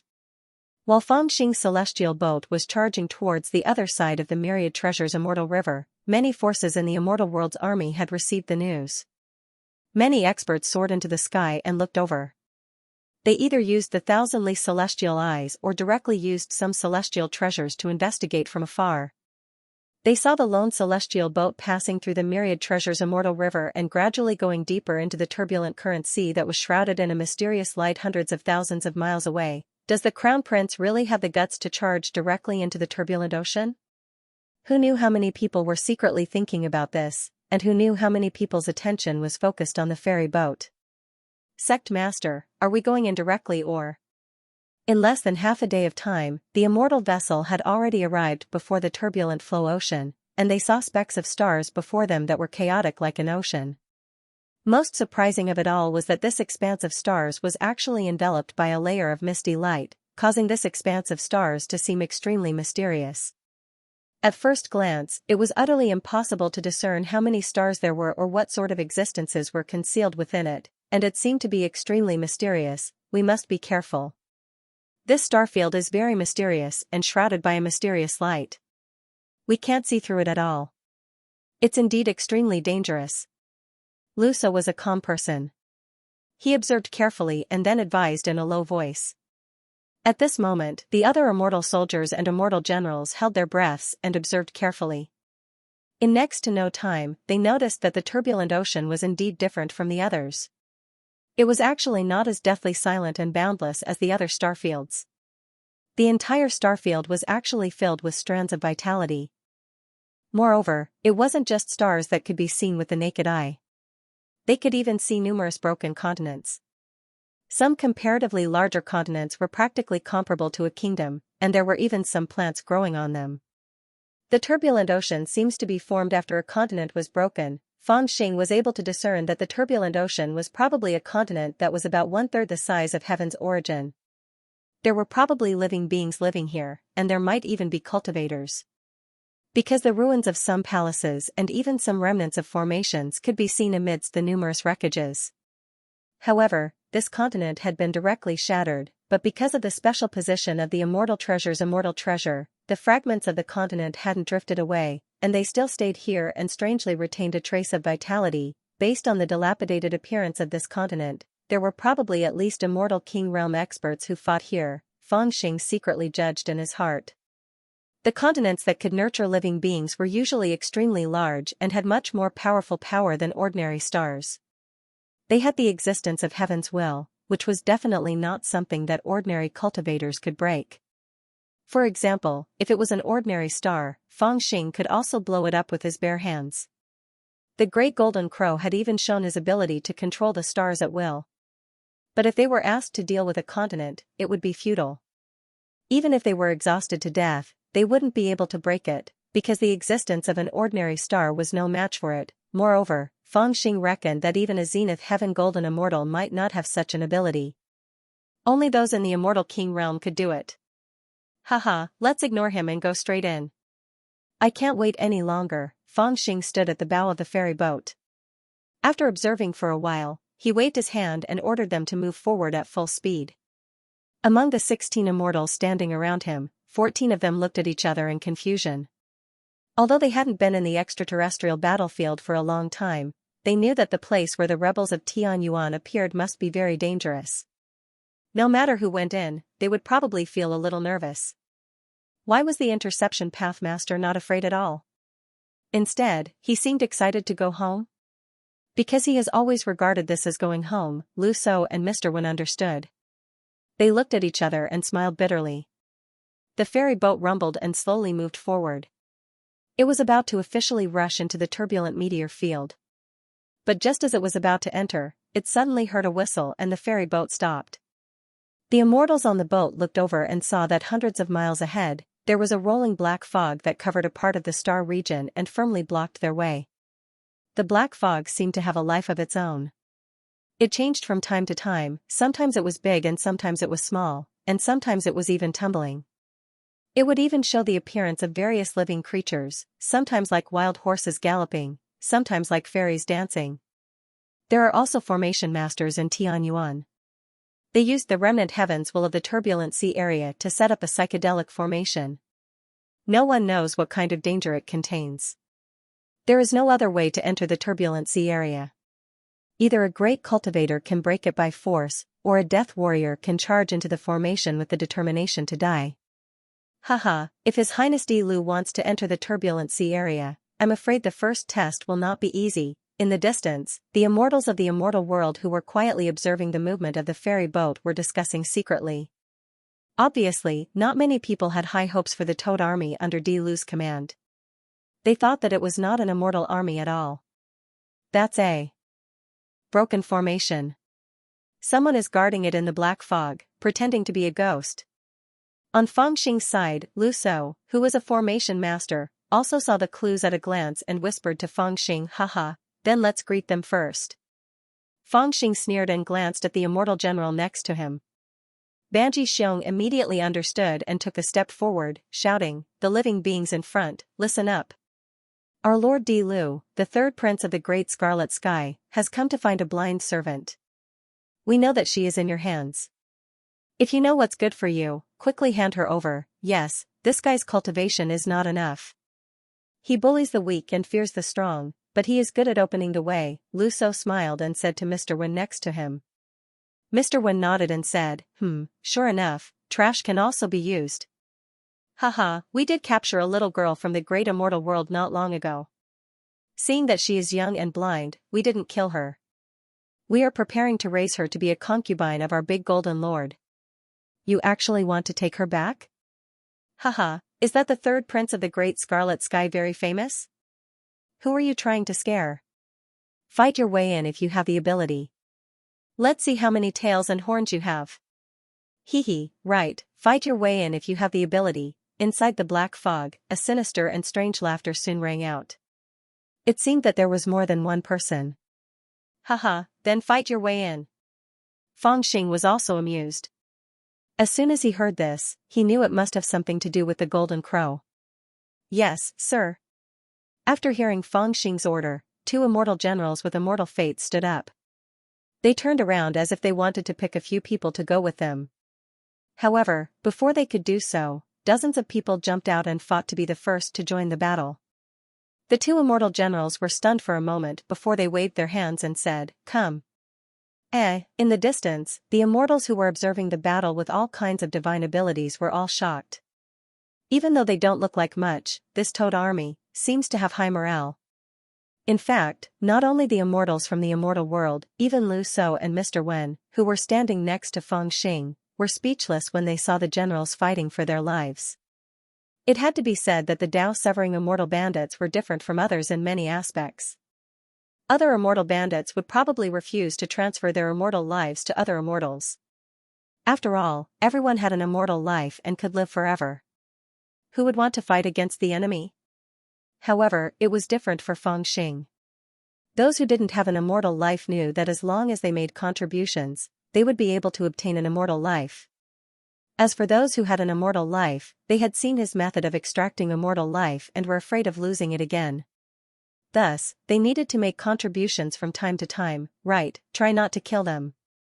As the immortal soldiers and generals attacked, Fangxing suddenly thought of something and gently reminded them. The immortal soldiers and generals were startled. Fangxing smiled and explained, after all, we are here to save people. Understood. The immortal soldiers and immortal generals didn't say much. They slightly bowed their heads in agreement, and then they turned around and jumped onto the back of the toads. At the same time, they raised their left palms and pressed lightly on the back of the toads. The toads immediately understood, and they jumped up with their hind legs. Almost at the same time, they leaped into the air, and then they raised the magic treasures in their hands at the same time, circulated their immortal force, and suddenly struck down. Boom. Boom. Boom. It was like a treasure light descending from the sky. Before they even landed, the power of the divine ability had already arrived. It rumbled down from the sky with the power of a deity. Not good. Before the treasure light struck, someone in the black fog shouted in panic, "These toad soldiers are powerful, all of you, retreat quickly." Just as the loud roar sounded, the power of the god's art in the air had already arrived. It fell like a rain of light, stirring up the strange black smoke below. It was as if it was stirred up by a strong wind. In the next breath, dozens of giant toads had already descended from the sky and landed in the black smoke. From afar, there were countless figures charging in the black smoke, surrounding the dozens of toads in the middle. Rays of God's art and sword lights gathered one by one. Kill. In the face of the murderous intent and the mysterious enemies surrounding them, they were in danger of losing their lives at any moment. If they were not combat cultivators who had killed their way out of a young age, no matter how high their cultivation base was, they would have been so flustered that they would not even be able to use their immortal spells. However, in the eyes of others, Royal Highness Di Lu was just a ragtag group that had been assembled at the last minute. Surprisingly, all of them were unusually calm and did not panic at all.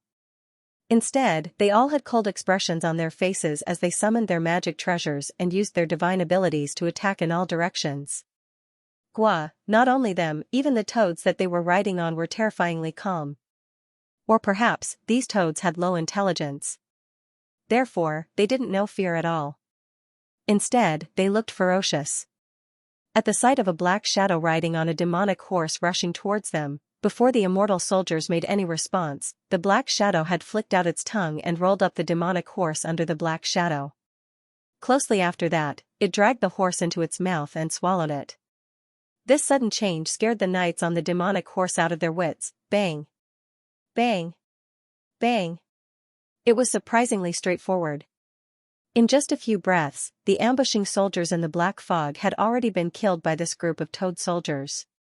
After that, they destroyed the remnant formation inside and blew away the surrounding black fog with a breath.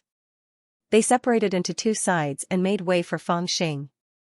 Then, they stood on the back of the toad and bowed to Feng Xing. They shouted in a deep voice, "The road has been cleaned. Prince, please enter, haha, go on in." Feng Xing smiled and waved his hand. The ferry boat slowly sailed into the turbulent sea. After they officially entered the turbulent sea, their figures were enveloped by a misty light.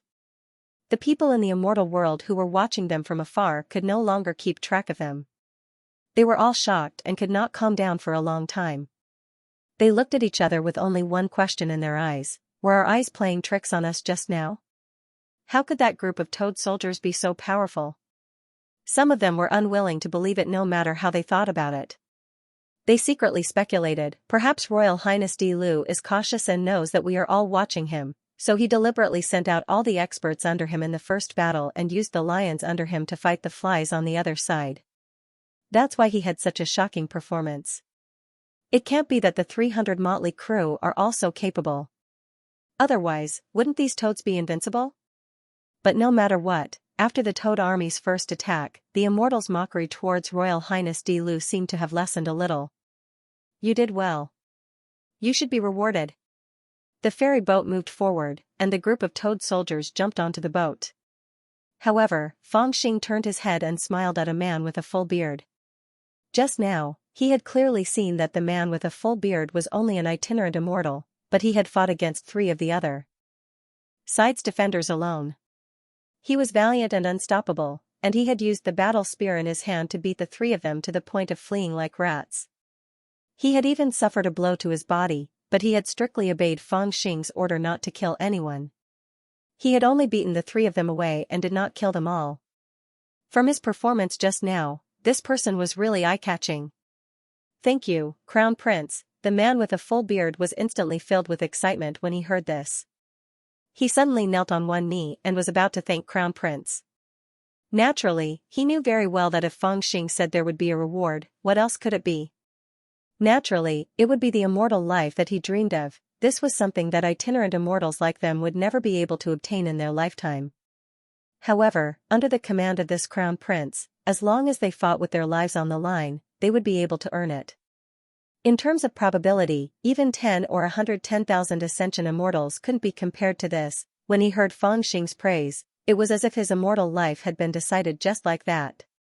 How could he not be excited? However, Fang Xing stretched out his hand and pulled him up. He smiled and said, "You worked hard for me, and I gave you an immortal life.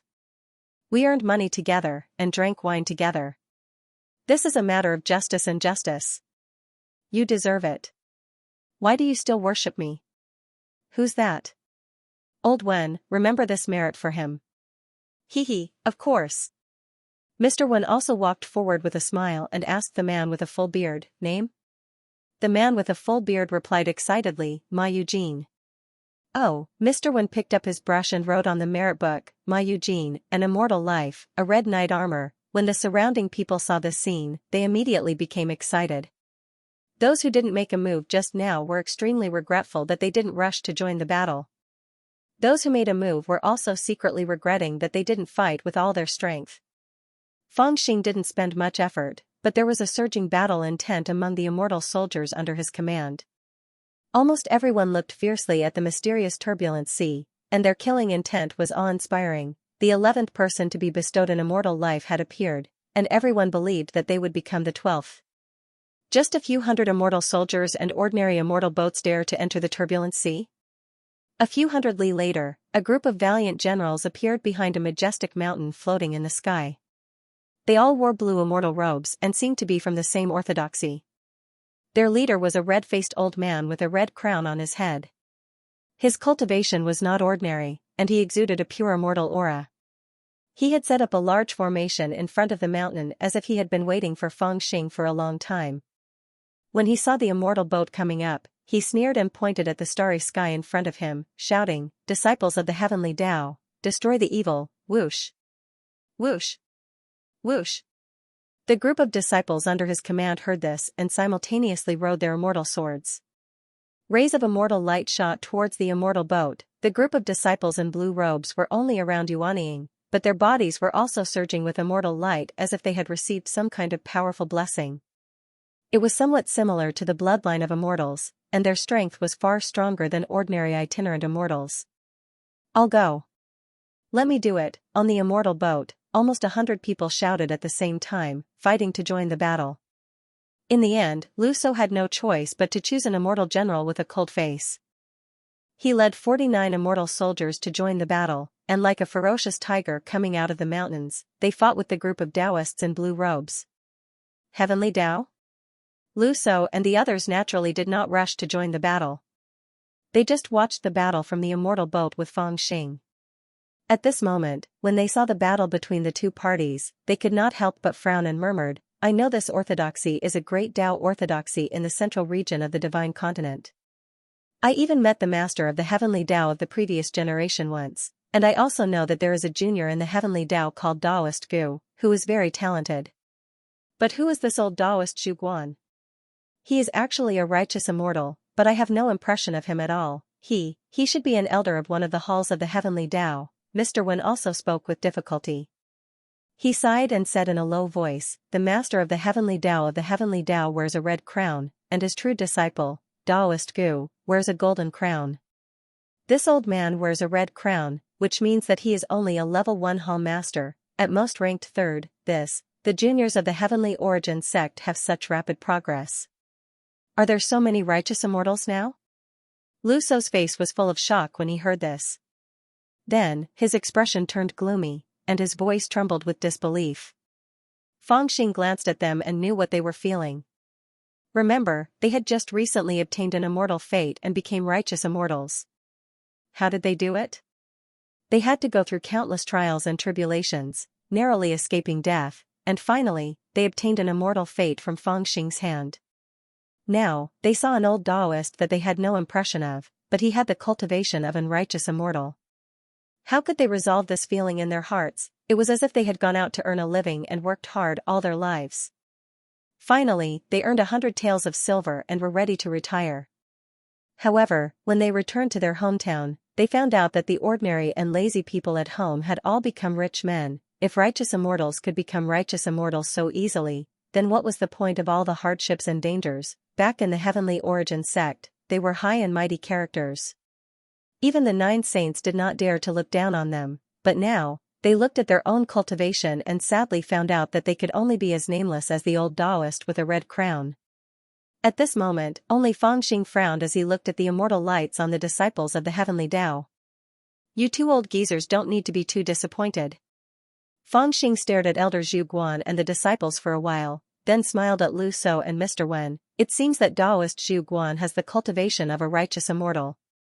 Even those disciples are blessed with immortal qi and have extraordinary cultivation.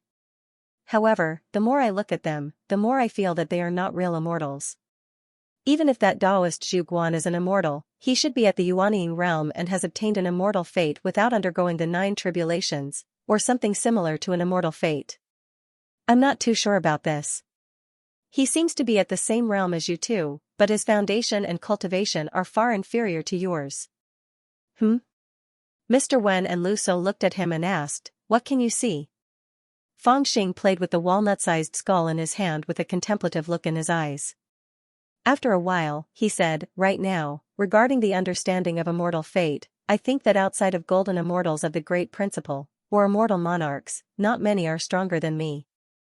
Even though I am not very sure right now, I always felt that the immortal energy of that old Taoist Zhu Guan was not pure and was different from a true immortal fate.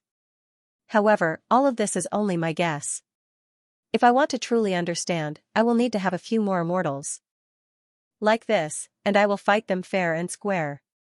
While the 3 of them were talking, the outcome of the battle had been decided. The itinerant immortals from the Buddha heaven were indeed very strong. The disciples of the consecration of the Heavenly Tao were also not weak after receiving the blessing of immortal qi. Unfortunately, they were still lacking compared to the group of murderous embryos. Moreover, this was not a battle where both sides were fully prepared. This was a battle of numbers, so the weakness of the disciples of the consecration of the Heavenly Tao was quickly revealed. In less than 15 minutes, they were completely defeated by the murderous embryos. If it wasn't for the fact that they remembered that Fangxing forbade killing, the disciples of the consecration of the Heavenly Tao would have suffered heavy casualties by now. You scoundrel. Seeing that his disciple was being suppressed, the old Taoist priest Zhu Guan's anger soared. After watching the battle for a while, he finally couldn't hold back anymore. He suddenly pulled out the ancient sword beside him, rode on the sword light, and directly rushed towards the ferry boat. His sword was like a waterfall. "Let me." Lu So and Mr. Wen were tempted. They pressed the bowstring of the boat and rushed out. They were not convinced that the old man with the vermilion crown had the same level of cultivation as them. Especially after they heard Fangxing's explanation. They wanted to test the old man's strength. However, they did not expect that both of them had the same thought. They jumped out at the same time. Several silhouettes dashed out at the same time. They rushed towards the old man with the vermilion crown in a celestial manner. Among the 10 immortal generals around Fangxing, some of them couldn't restrain themselves and rushed out to take action. The old Taoist Zhu Guan only rode his sword over, but he didn't expect that 7 or 8 righteous immortal realm experts would directly rush out from the ferry boat. It scared him to the point that his expression changed. He withdrew his sword before he even slashed out, turned around, and ran back, shameless. "Are you trying to bully me with numbers?" Lu So and the others stood awkwardly in the star field. They looked around in embarrassment. The other party was only 1 righteous immortal, but there were 7 or 8 of them rushing to take action. It seemed a little shameless. "Haha, fellow Taoist Feng, don't worry. I'll lend you a hand." At this moment, a voice came from the star field behind the Taoist. A middle-aged man in a light yellow Taoist robe rushed over with a few disciples. His sleeves fluttered in the wind and immortal qi surged. He was an righteous immortal. He came to the side of the Taoist and landed on a floating rock. He glanced at Fangxing and the others and sneered, as expected of the son of the celestial emperor. "You have more than 10 righteous immortals accompanying you to barge into the turbulent sea. You're really bold." Brother Banji was definitely not among the immortal generals. He was guarding beside Fangxing with a look of loyalty. When he heard the words of the yellow-robed Taoist, he shouted coldly, "The crown prince is here to pick someone up." Let him out if you're smart, haha, you won't be able to take him away, but you'll have to keep the crown prince here. Another shout came from the side. Boulders flew in the east as a burly man knocked away a path of boulders and charged over. Senior Feng, I'm here to help you too. A clear roar came from the west. A slender young cultivator with a jade-like face and less than 40 years of age rushed over. The turbulent sea had experts coming and going from time to time. It was hard to tell how many people were hiding. Elder, Lu So turned around and asked Feng Xing with a hesitant look. We're not bullying the weak now. Let's fight our way in until their real experts show up. Feng Xing smiled and said softly. His heart was a little heavy. There were quite a lot of righteous immortals appearing in the turbulent flow sea, but there weren't many familiar faces. They were either second-rate cultivators who weren't famous in Heaven's origin, or newcomers who had risen to prominence, but their strength wasn't weak. He couldn't help but wonder how much had changed in Heaven's origin. Could it be that the trend that Uncle Gunbo prophesied had really arrived? Heaven's origin world was really full of geniuses and fortunate encounters, while the younger generation was pushing forward. Was a young wave like him going to die on the beach? Of course, even though he felt it was a pity, he didn't show it on his face. He just waved his hand lightly, signaling them to fight their way out. Lu So and the others also wanted to test the waters. The immortal soldiers and immortal generals couldn't hold back anymore. After receiving Feng Xing's order, they roared and charged forward. Each of them fought with one immortal soldier or immortal general without hesitation, turning the area into chaos. While paying attention to the battles around him, Feng Xing steered the spiritual boat and drove it slowly toward the depths of the turbulent sea. Occasionally, cultivators of Heaven's origin world dashed over as if they wanted to stop his spiritual boat, but no one could get close to it. Is he really going to charge into the turbulent sea by force? Stop him. Seeing that Feng Xing's spiritual boat didn't take them seriously, the cultivators of Heaven's origin world became anxious and yelled at the top of their lungs. Many hidden masters jumped out to stop them. In the end, no less than 20 righteous immortals appeared to block the way. Even Lu So and the others couldn't fight them one-on-one. They could only stand before the spiritual boat and fight whoever they saw. They escorted the spiritual boat forward slowly. As far as the eye could see, there were gorgeous immortal lights and powerful spells everywhere. There are no less than 30 righteous immortals hiding in this small turbulent sea. Heaven's origin world is really powerful now. Feng Xing drove the spiritual boat into the depths of the turbulent sea while thinking to himself. He became even more curious about Heaven's origin world. In the past, Heaven's origin didn't have a single immortal due to various restrictions. But now, experts that were close to the immortal realm kept appearing. Moreover, these experts weren't even the top experts of Heaven's origin in the past. He couldn't help but wonder what kind of fortune and favor could allow Zhu Shou of Heaven's origin world to have such explosive growth. They really aren't immortals in the true sense. Lu So jumped back onto the spiritual boat with a suspicious expression and whispered, they seem to have received a powerful blessing that isn't any weaker than an immortal fate. Their power is terrifying, comparable to a righteous immortal. However, they haven't been through enough training and have insufficient comprehension. Their martial arts and techniques, as well as their understanding of the Grand Tao, are too shallow. They are like the righteous immortals at the bottom of the 33 heavens. They can barely be considered as immortals, the lowest existences at the bottom. They can only drag out their lives, but they don't have the power and dominance of an immortal. Although they have more people, they won't be able to stop us. There's no such thing as a free lunch, I've already guessed it. Feng Xing had noticed the fierce battle below, as well as the battle between Lu So and the immortals. He could tell that Lu So seemed to be at the same realm as them on the surface, but when they fought, the strength he displayed was close to crushing those immortals. It felt like they were all mortals, but some of them were weak, while others were brave and invincible. Continue forward and force out there. Experts. Feng Xing thought to himself. He handed the spiritual boat to Lu So and stood on the side of the boat with his hands behind his back. Boom, the spiritual boat rushed deeper into the turbulent current sea with an unstoppable momentum. Stop him, this is bad, these immortal soldiers are really ruthless, come back, don't fight them with your life, it's not time yet. The immortals of Heaven origin who were blocking the way were panicking. They shouted and rushed forward to stop Feng Xing. Unfortunately, the Toad army under Fang Xing's command was so powerful that they could not even get close to Fang Xing. They could only shout anxiously as the spiritual boat went deeper and deeper, "Haha, a prince's son? I've been wanting to fight with such a person for a long time." While the immortals of Heaven Origin were panicking, they suddenly heard a strange laughter coming from the depths of the turbulent current sea, followed by a series of ghostly howls. Demonic clouds soared into the sky from the depths of the turbulent current sea, and countless streams of black chi rolled over, bypassing the meteorites and moving forward at an extremely fast speed.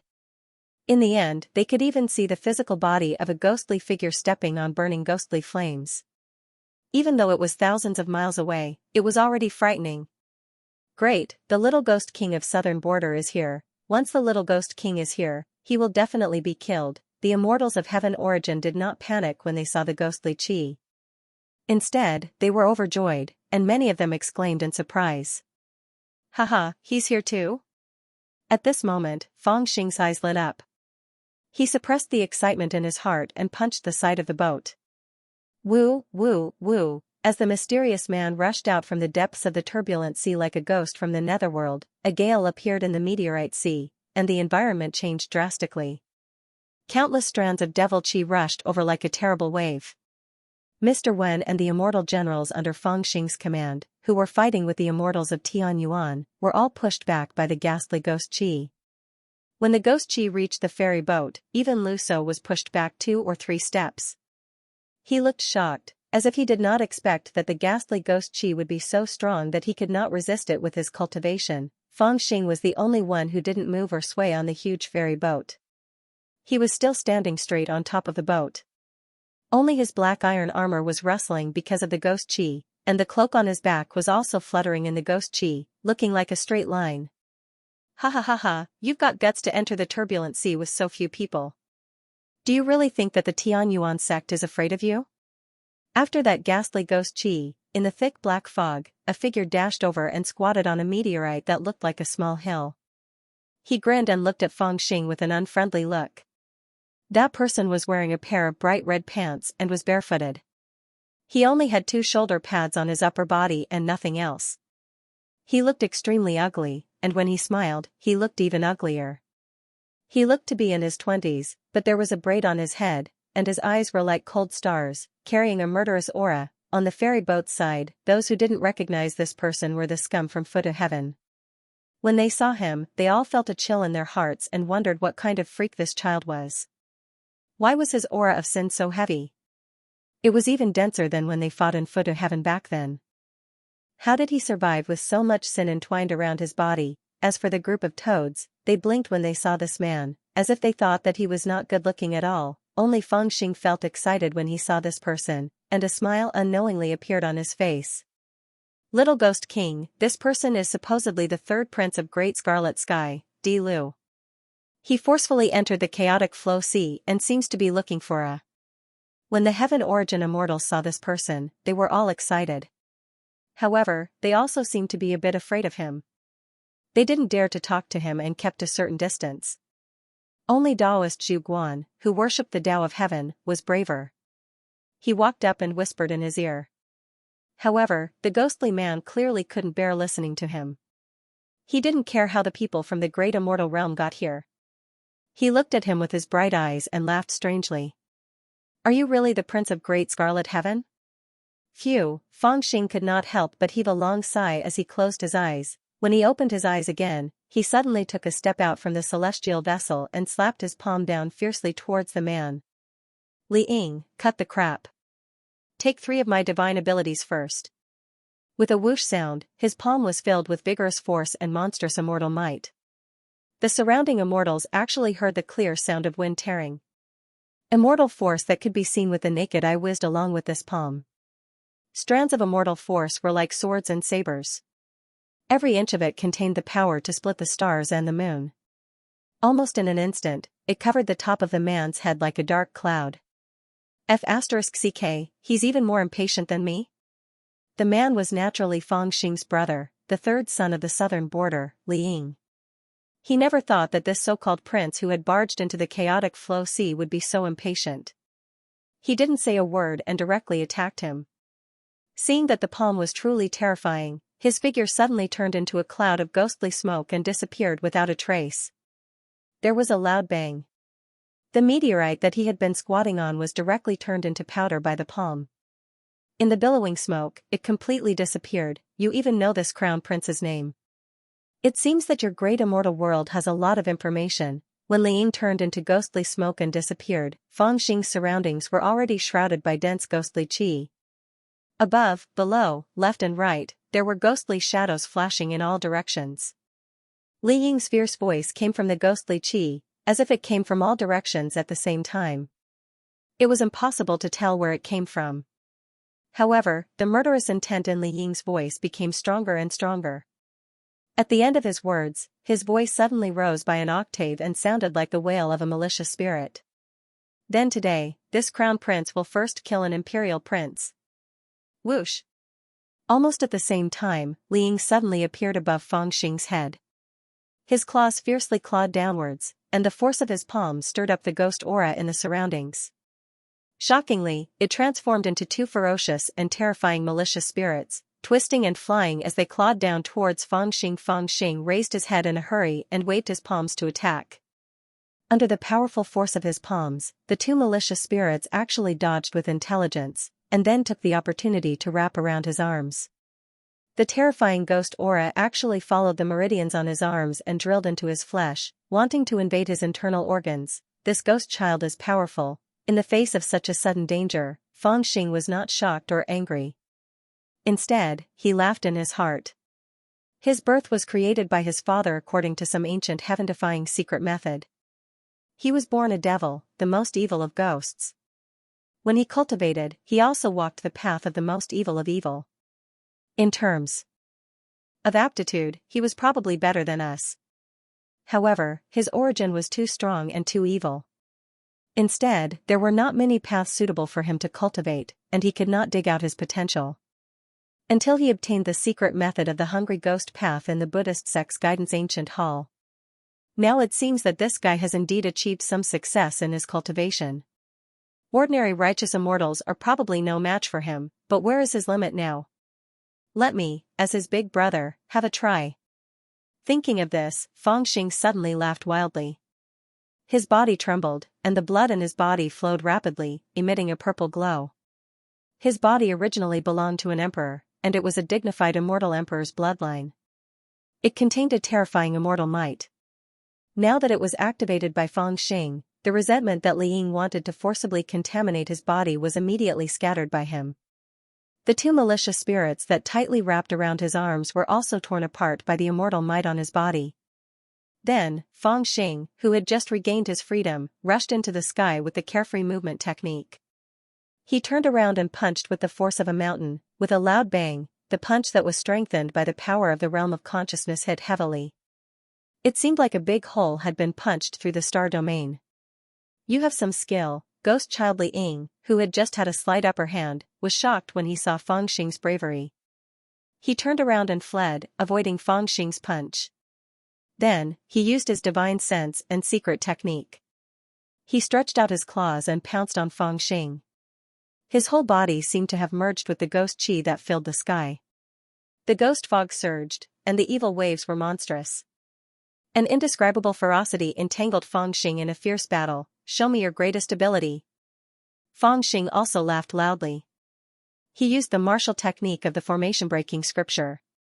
His great strength was vigorous, and he fought with Li Ying. For a time, a fierce battle broke out in the star domain. The battle was so fierce that it almost swept over hundreds of miles of the star domain. The immortals who were watching the battle retreated again and again. They had already retreated hundreds of miles away, for fear that they would be affected by the fierce battle between the two of them. Moreover, while the two of them were fighting, no one had the interest to fight with others. They just watched the two experts fight, and the more they watched, the more shocked they became. At first, when they saw the aura and cultivation of the two people, they thought that the two of them were righteous immortals and could not surpass them by too much. However, the longer they watched the battle, the harder it was for them to calm down. Their abilities were probably comparable to exalted immortals, right? Between the two of them, one was wrapped in ghost qi and was ghastly and terrifying. When he attacked, there was a gust of chilly wind, and the wailing of ghosts and howling of wolves. It was as if the netherworld had returned. The other one's martial technique was brilliant and untraceable. His every move was in line with the Great Way. His body was full of immortal power, and every move he made could destroy the starry sky. One was ghastly, the other was violent. To a certain extent, they complemented each other, both had their own methods. But, after exchanging hundreds of divine abilities, that southern border little ghost King Li Ying was obviously running out of spiritual power. It was like a person's martial arts, but if one's physical strength was not enough, after fighting for a long time, it would be easy to run out of energy. Gradually, he began to be suppressed by Fangxing's righteous, fierce, and inexplicable fighting method. He was so angry that he cried out loudly, and when he attacked, it was even more mournful. "Damn it, did I sleep with your wife or something? Why am I so ruthless?" In the battle circle where a mass of ghost chi and immortal light collided, the angry roar of Ghost Child and Li Ying rang out. "Sleep with my wife? I sleep with your sister." Naturally, Fangxing did not want to be left behind. As he fought, he scolded fiercely. "You dare scold my sister? I'll tear you apart." Ghost Child was furious and pounced on him fiercely.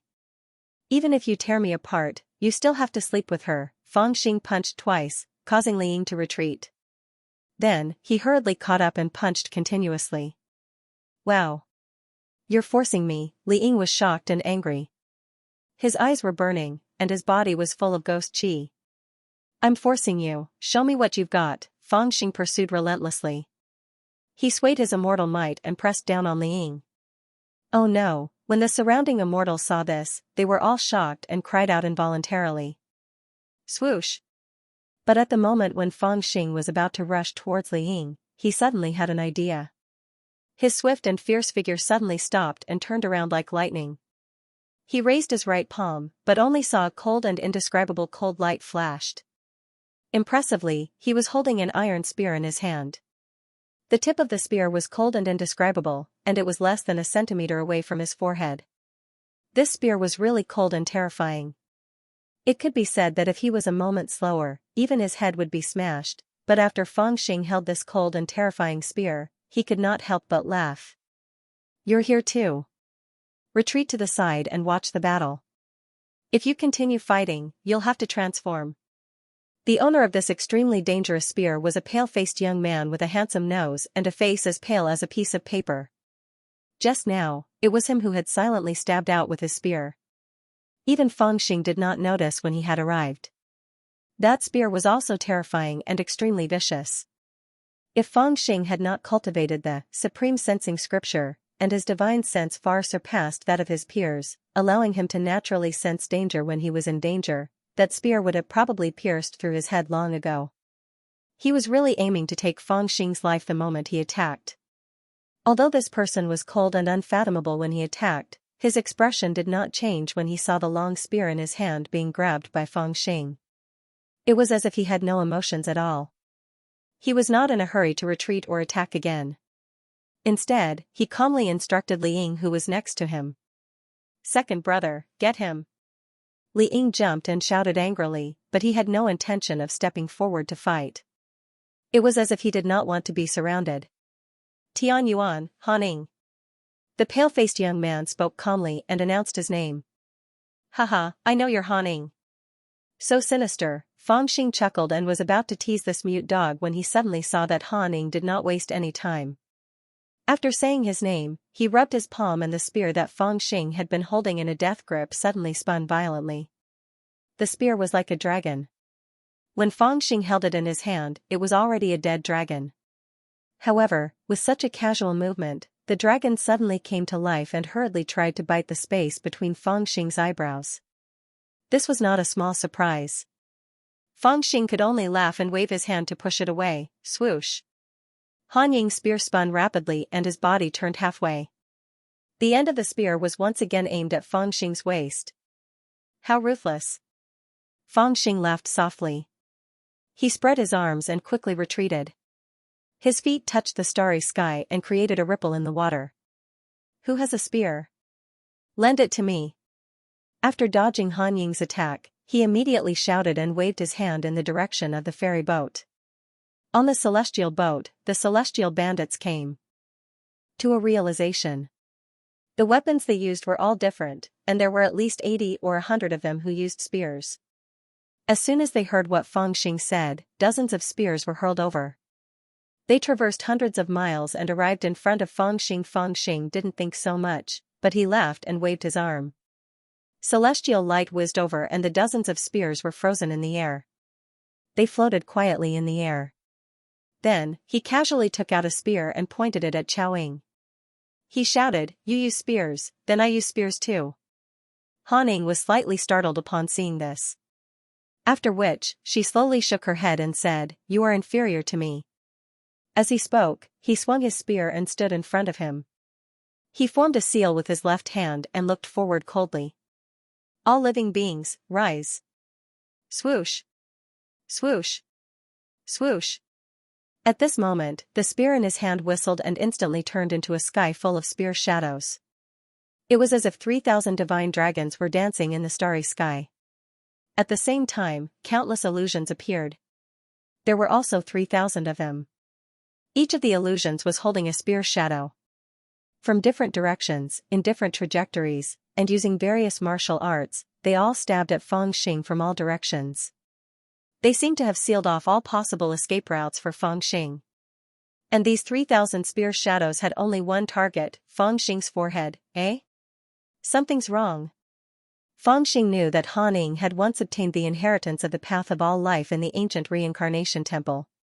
At that time, the 6 inheritances were placed in front of him. They were divided into the celestial path, the path of all life, the path of Azura, the path of hungry ghost, the path of hell, and the path of demons. At that time, their cultivation levels were not high and they thought that the inheritance of the path of all life was the weakest among the 6. But now that their cultivation levels had increased, they felt that perhaps the inheritance of the path of all life was the most mysterious. Especially now that Haning had displayed a seemingly ordinary illusory technique, he felt an inexplicable sense of danger from it. He subconsciously raised his guard. Walala, all of a sudden, he displayed a brilliant spear technique. It was as if he was stirring up the sky. He activated his mystique and swept towards the illusions that filled the sky. But when he moved, Haning immediately changed. His gaze turned cold and he suddenly leaped into the starry sky. His body stretched out like a giant kuan and the spear in his hand swayed. It suddenly pierced towards Fangxing from an insidious and tricky angle. He actually managed to find Fangxing's weakness in an almost impossible situation. The spear was like a poisonous dragon and it went straight for Fangxing's forehead. I see. At that moment, Fangxing understood the power of Haning's mystique and was slightly shocked. The mystique that Haning displayed was exactly the same as one of the 3,000 illusions that he had created. That figure was also the one that could threaten Fangxing the most after he made his move. Simply put, Haning's mystique seemed to have been prepared in advance to deal with all of Fangxing's reactions. Then, when Fangxing made his move or used his mystique, there would always be one that was suitable for him. It was used to discover and directly target Fangxing's weakness. This is completely unreasonable, Fangxing cursed in his heart. He then spun his spear and raised his left hand high up and clenched it. Whoosh! As he clenched his left hand, the dozens of spears that had been frozen were suddenly moved by him. They whistled down and forcefully turned into dozens of rays of divine light. Layers upon layers of light blocked in front of Haning, blocking his vicious spear attack. Meanwhile, his body swept out horizontally like a dragon. Haning's spear was blocked by many spear shadows. It forcefully broke through layers upon layers of obstruction and stabbed towards Fangxing. It was shockingly less than 10 feet away from the center of Fangxing's eyebrows. For someone of his cultivation base, it was already extremely dangerous. Looks like you haven't mastered your mystique yet. Fangxing laughed heartily and executed the essence of the supreme martial technique. He circulated his divine energy as if it was concentrated in one place and forcefully suppressed a star domain. He now knew that Haning's mystique was too terrifying and he could not fight him honestly. He could only rely on his extraordinary power to disrupt him and force him to not have the time to use his mystique. You haven't mastered it yet. You need to train. Haning saw through his intention but he was still calm. He only held his spear horizontally and shouted, "All living beings are evil, rise." It was also at this moment that Fang Xing's spear's shadow had already arrived. The violent wind stirred up countless meteorites and mountains in the surroundings. The howling wind formed an earth-shattering attack towards Han Ning. But at this moment, Han Ning suddenly raised his head. One of his eyes was cold and contained an indescribable sense of violence. The other was as deep as an ancient well, terrifyingly calm. These two completely different expressions appeared on his body at the same time, causing his entire aura to become extremely strange. At the same time, his long spear stabbed out from afar. Swoosh! The spear image flashed faintly, and it forcefully shattered countless rocks as it stabbed fiercely towards the space between Fang Xing's brows. Huh? At this moment, Fang Xing thought his eyes were playing tricks on him. He actually saw that behind Han Ning, there seemed to be human figures appearing one after another. Every figure had a unique aura. Some appeared to be intelligent, some appeared to be crazy, some appeared to be rational, some appeared to be persevering. Every figure seemed to contain the nature of all living beings. When they came together, it was like, all living beings. In just a glance, he could vaguely see the phantoms. They were blurry, but to Fang Xing, it had an extremely terrifying effect. At this moment, it seemed like he was not only fighting against Han Ning but he was fighting against all living beings. He was fighting against all living beings. Where did these two juniors get this kind of inheritance from? At this moment, Lu Shou and the others on the immortal vessel were excited to the point their beards curled up, and they were both excited yet couldn't help but be worried for Fang Xing. That ugly kid from before is fine. He's extraordinary in his own right, and his quintessence contains an evil and formidable potential. However, this young man that wields the spear seems to only possess ordinary natural talent, yet he's extraordinary amidst his ordinary natural talent. He has a forbearing disposition, yet contains indescribable tenacity, causing him to be able to control the energy of all living beings without having his mind confused. Just what has this group of juniors done to Tianyuan right now? Even Mr. Wen murmured softly, if we knew that Tianyuan would change like this, why did we still seek to become immortals? They were all once big shots of the older generation of Tianyuan. At this moment, when they saw Li Ying and Han Ying's attacks, they were deeply shocked. It was not that the strength of these two people shocked them, but they saw a terrifying possibility in them. Not bad, not bad. Even Fang Xing was shocked by the terrifying strength that Han Ning had displayed. Then, he became endlessly excited. He swung the spear with all his might, strengthened it with the power of his realm of consciousness, and activated the martial arts of the Supreme. Formation-breaking scripture. His immortal aura was activated to the extreme, vividly displaying the fierceness and dominance of a person. He struck down at Fang Xing's face, intending to break through the power of all living beings by himself. Mute dog, there are many geniuses in Tianyuan. I don't really admire you, but you are definitely in the top 3. Boom. Boom. Boom. This battle was different from the battle between Fang Xing and Li Ying. It was not as intense as the ghostly aura and immortal aura, but there was an indescribable confrontation between the two. Han Ning and his spear seemed to have the will of all living beings when he attacked. On the other hand, Fang Xing wielded dozens of divine spears and seemed to be challenging all living beings by himself. He was undefeatable, and Fang Xing was boundlessly violent. This made it difficult to determine the winner from the beginning. Unless one of them had a backup plan, it would be difficult to determine the winner. Second brother Han's abilities have improved again recently. I'm afraid that if he advances another level, we will not be able to defeat him. That's right. Who would have thought that among us, his aptitude was the most ordinary, his cultivation would improve the fastest? It was also during this fierce battle that two women, one in red and the other in yellow, flew over from the depths of the turbulent ocean. They quietly approached and watched the battle with rapt attention.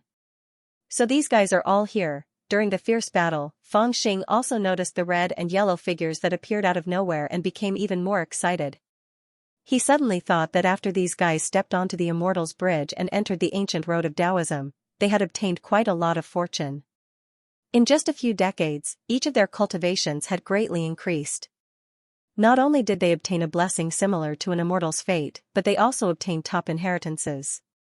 Now, just from the looks of Ghost Child and Mute Han, their strength was extremely terrifying. Not to mention heaven's origin, even among the younger generation of the great immortal world, they would not be considered weak. As for these two women, they were already strong in heaven's origin, so who knows how they are now. Just as a bold idea arose in his mind, the red-clothed woman was also talking to the yellow-clothed woman. Watching the fierce battle between Han Ying and the so-called Prince of Great Scarlet Heaven, she frowned. I don't know where this person came from, but his strength is so terrifying. Even though second brother Han's cultivation is fast, his Tao of all life has yet to be cultivated to its peak. He is no match for him. The yellow-clothed woman said, didn't he say he was the Prince of Great Scarlet Heaven? The red-clothed woman slightly frowned and said, Prince? I'm afraid he is still far from it. The princes of the immortal world are not people that second brother Han can handle. He is the same as my good-for-nothing brother, his cultivation is insufficient. Unless those ancestors are willing to bestow him with the highest great immortal name, the two of them will not be a match for those princes even if they cultivate for another 100 or 80 years. Do you still remember Prince Blazing's son who almost killed you a year ago? I have already investigated. Even that kind of genius is rumored to be ranked below Prince Deshur of Great Scarlet Heaven. Although this person's strength is not bad, compared to Prince Blazing's son, he is more than one round lower. Haha, he's definitely not the true imperial disciple of Great Scarlet Heaven. In my opinion, he's at most a fairy from a great family. Cough cough, hearing the three words, Prince Blazing's son, the yellow-clothed woman immediately frowned and coughed a few times. Her lips were red as she said with hatred, I only hate that those old things don't think highly of us and are unwilling to bestow us with the first great immortal name. Otherwise, how could I lose to him? Your injuries haven't healed yet? The lady in red frowned and looked at her. She sighed and said, at that time, Prince Liang took away a mouthful of your origin qi. I really don't know how long it will take to recover it. Don't always think about taking revenge on him. I think that Prince Liang's cultivation is really terrifying. I estimate that on our side, unless that pervert from Fuyao Palace makes a move again, no one else can be his match. With our current ability, even if we join forces, we can't kill Prince Liang alone, so we can't help you take revenge. Humph, not necessarily.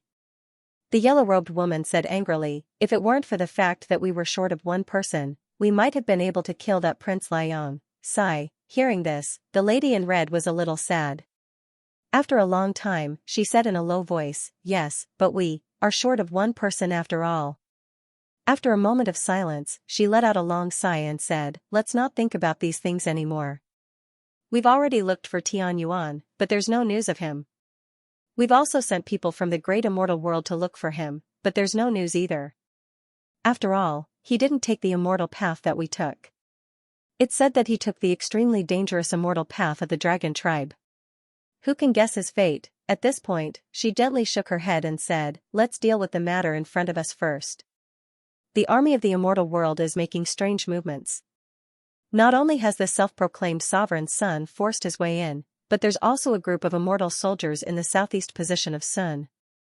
I suspect that they're planning something big. Let's take this guy down first. Otherwise, if we lose our lives here, we'll suffer a great loss. Okay, who's going to do it? The yellow-robed woman suddenly raised her head and looked fiercely at the black-armored sovereign's son, who was engaged in a fierce battle. Haha, the two of you are not having a good time fighting each other.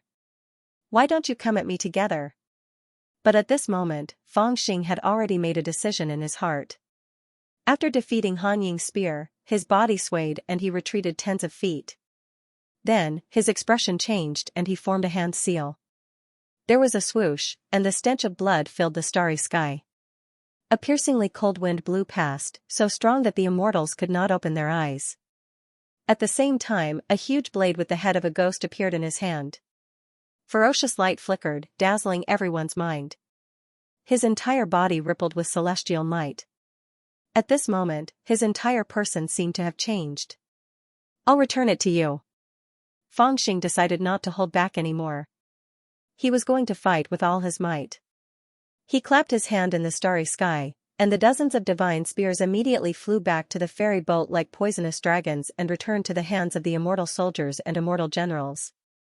Then, he laughed loudly and waved the ghost head blade in his hand. He fiercely slashed it at Han Ying.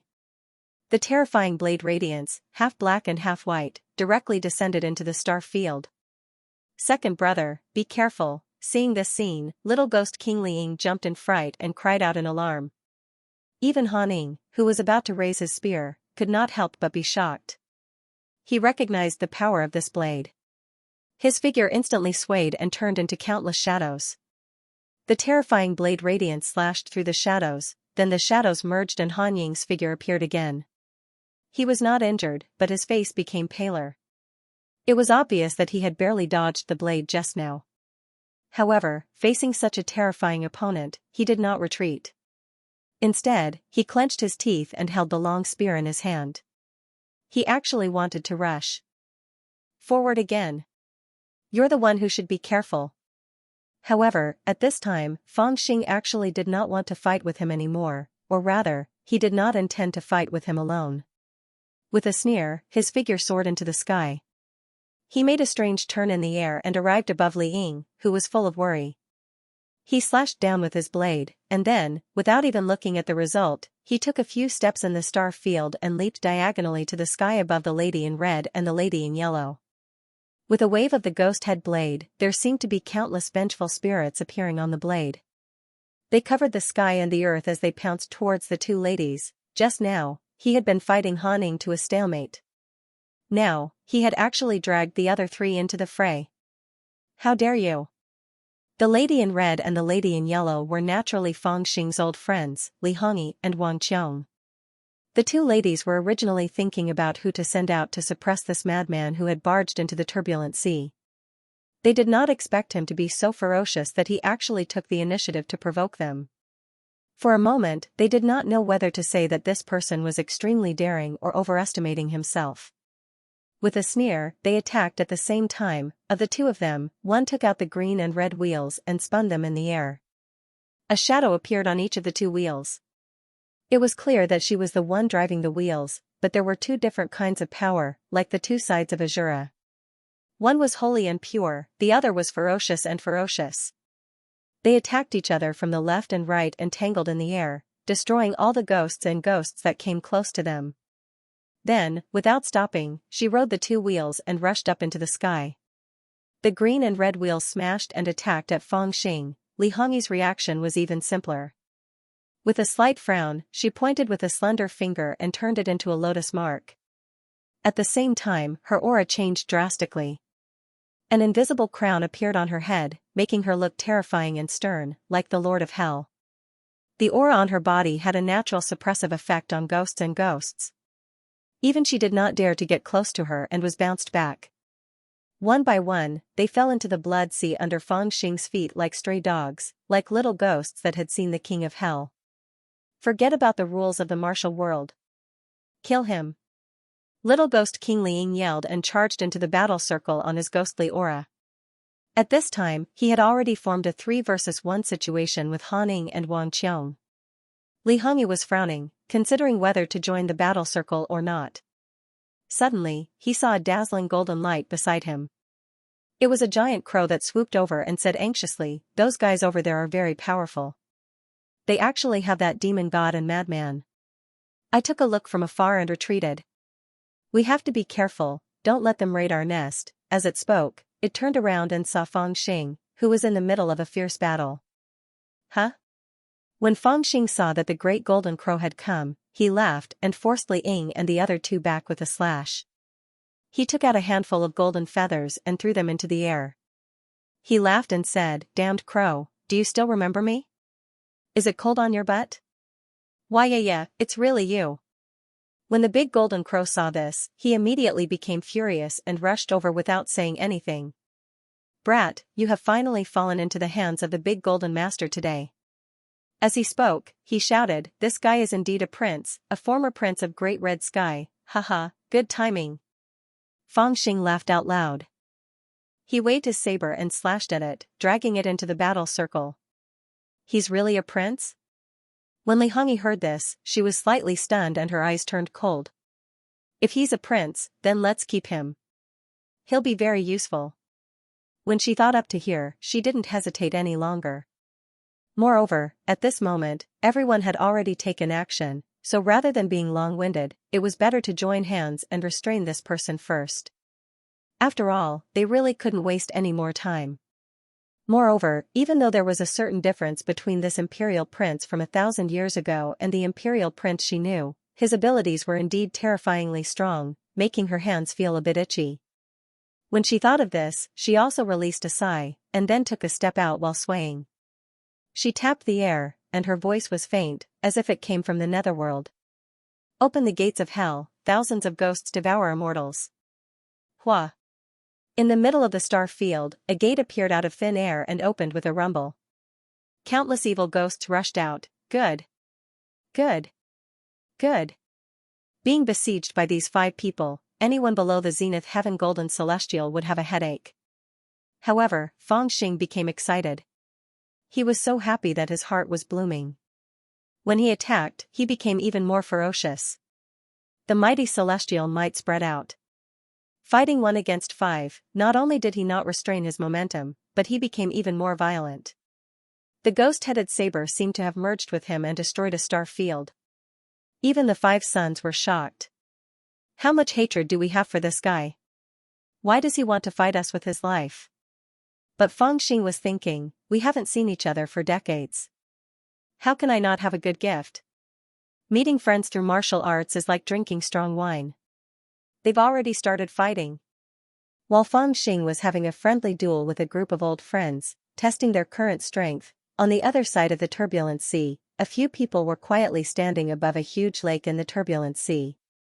This used to be a huge lake on a continent, but now that the continent had collapsed, it had fallen apart. However, because of this, the strange environment of the turbulent sea still remained, like a huge pearl in the turbulent sea. It was indescribably magnificent. The group of people were quietly sitting above the lake, constantly paying attention to the battle in the turbulent sea. Among them, there was a woman wrapped in a white robe, thin like a mouse, and only half the size of an ordinary person. At this moment, there was an ink painting spread out on her knees, and on the painting, there were blobs of ink that changed from time to time, sketching out scenes of a fierce battle. Although they couldn't hear the sound, and even couldn't see the complete process, but through these ink paintings, they were able to roughly guess what was going on. To the rubble sea that was enveloped by a mysterious brilliance, this was really a rare treasure. Haha, everything is as His Highness Dishi expected. Dilu not only took the bait, but also started a fierce battle with the rebels of Tianyuan. Haha, it's easy for us. I thought there would be a fierce battle, but it seems like we only need to clean up the mess. The one who spoke was a man who was playing with a landscape fan in his hand. He had white teeth and red lips, and looked very handsome. However, his eyes were green and vertical, which made his handsome face look demonic. When he stared at someone with his eyes, it made people feel uneasy, as if they were being stared at by a snake at a very close distance. Don't worry. Sitting next to him was a woman in a pure white dress. She had a clear face, but she was expressionless like ice. She said coldly, His Highness Dishi doesn't just want that blade. He also hopes to use this opportunity to wipe out all the rebels of Tianyuan in the turbulent sea. After all, after that bastard escaped from Ghost Tooth Planet, His Highness Dishi's reputation in the Celestial World Coalition army is not very good. Because of this, His Highness Dishi has set up this plan, hoping to kill 2 birds with 1 stone, with just you guys? After hearing her words, a sinister voice rang out. It was Nyakwangyi, who was dressed in hemp garments. At this moment, he also interjected. He swept past those people with a mocking expression, and his eyes were filled with disdain. Haha, Great Scarlet Sky 7 Scions, to think that you have the face to call out this name, and to think that you have the face to include Fairy Qing Luo. I really don't know what you've done in all these years that you've lived, what kind of powerful enemies have you defeated, that you actually have the face to say that you can kill 2 birds with 1 stone. You. Nyakwangyi, don't think that we're afraid of you. The snake-eyed man was enraged when he heard this, and he shouted coldly at Nyakwangyi. If you're not afraid of me, why don't you take your iron fan and cut my neck? Nyakwangyi laughed sinisterly, and the mockery in his eyes became even more intense. Nyakwangyi, you. The snake-eyed man and the people around him were all furious, and they all looked at Nyakwangyi with extreme disdain. However, just as Nyakwangyi had said, although they were furious, none of them dared to attack this madman. The 6 people, including the snake-eyed man, were the elites among the disciples of the great clans who were currently training in the immortal army. Not only were their cultivations extremely high, every single one of them was at the primordial unity realm, and their backgrounds were even more terrifying. Every single one of them had a zenith heaven realm ancestor behind them. To a certain extent, it could be said that even Dishur had to give way to them if they were added together. These 6 people, along with Fairy Qing Luo, even had a name in Great Scarlet Sky. They were known as the Great Scarlet Sky 7. However, even though their cultivations were high and their backers were powerful, none of them dared to say anything when they were provoked by Nyakuangi. It was not that they were afraid of him, but they knew that he was a madman, so they were unwilling to provoke him. Humph, a bunch of trash. Seeing that they were all extremely angry, but did not dare to offend him, Nyakuangi felt even more pleased. However, at this moment, the only person who had not spoken spoke softly. Nyakuangi, shut up. That person was a young man dressed in a white robe. He looked a little immature and seemed to be only 14 or 15 years old. He looked like a teenager, but his eyes seemed to have accumulated the meaning of endless time. There was also a lot of white hair on his temples. A fat cloak wrapped around his thin body, making him look weak. He could almost be considered the most inconspicuous person in the group. He could even be a manservant if he changed his clothes. However, when he spoke, everyone quietened down, even Nyakuangi, who had a provocative expression, really shut his mouth at this moment. There was even a hint of vigilance in his eyes as he stared at this man. This kind of deep fear appearing in the eyes of a madman was truly strange. Big brother Scorching Sun, what advice do you have? The indifferent woman who had spoken before also bowed respectfully at this moment and whispered. As for the others, none of them dared to speak at this moment. They all quietly listened to him speak. After all, this person was the head of the legendary Great Scarlet Sky 7 Science. He was a well-known figure among the scions of the Great Scarlet Sky lineage, ranked even higher than Qing Luo, and ranked second among the young experts, Scorching Sun Monarch.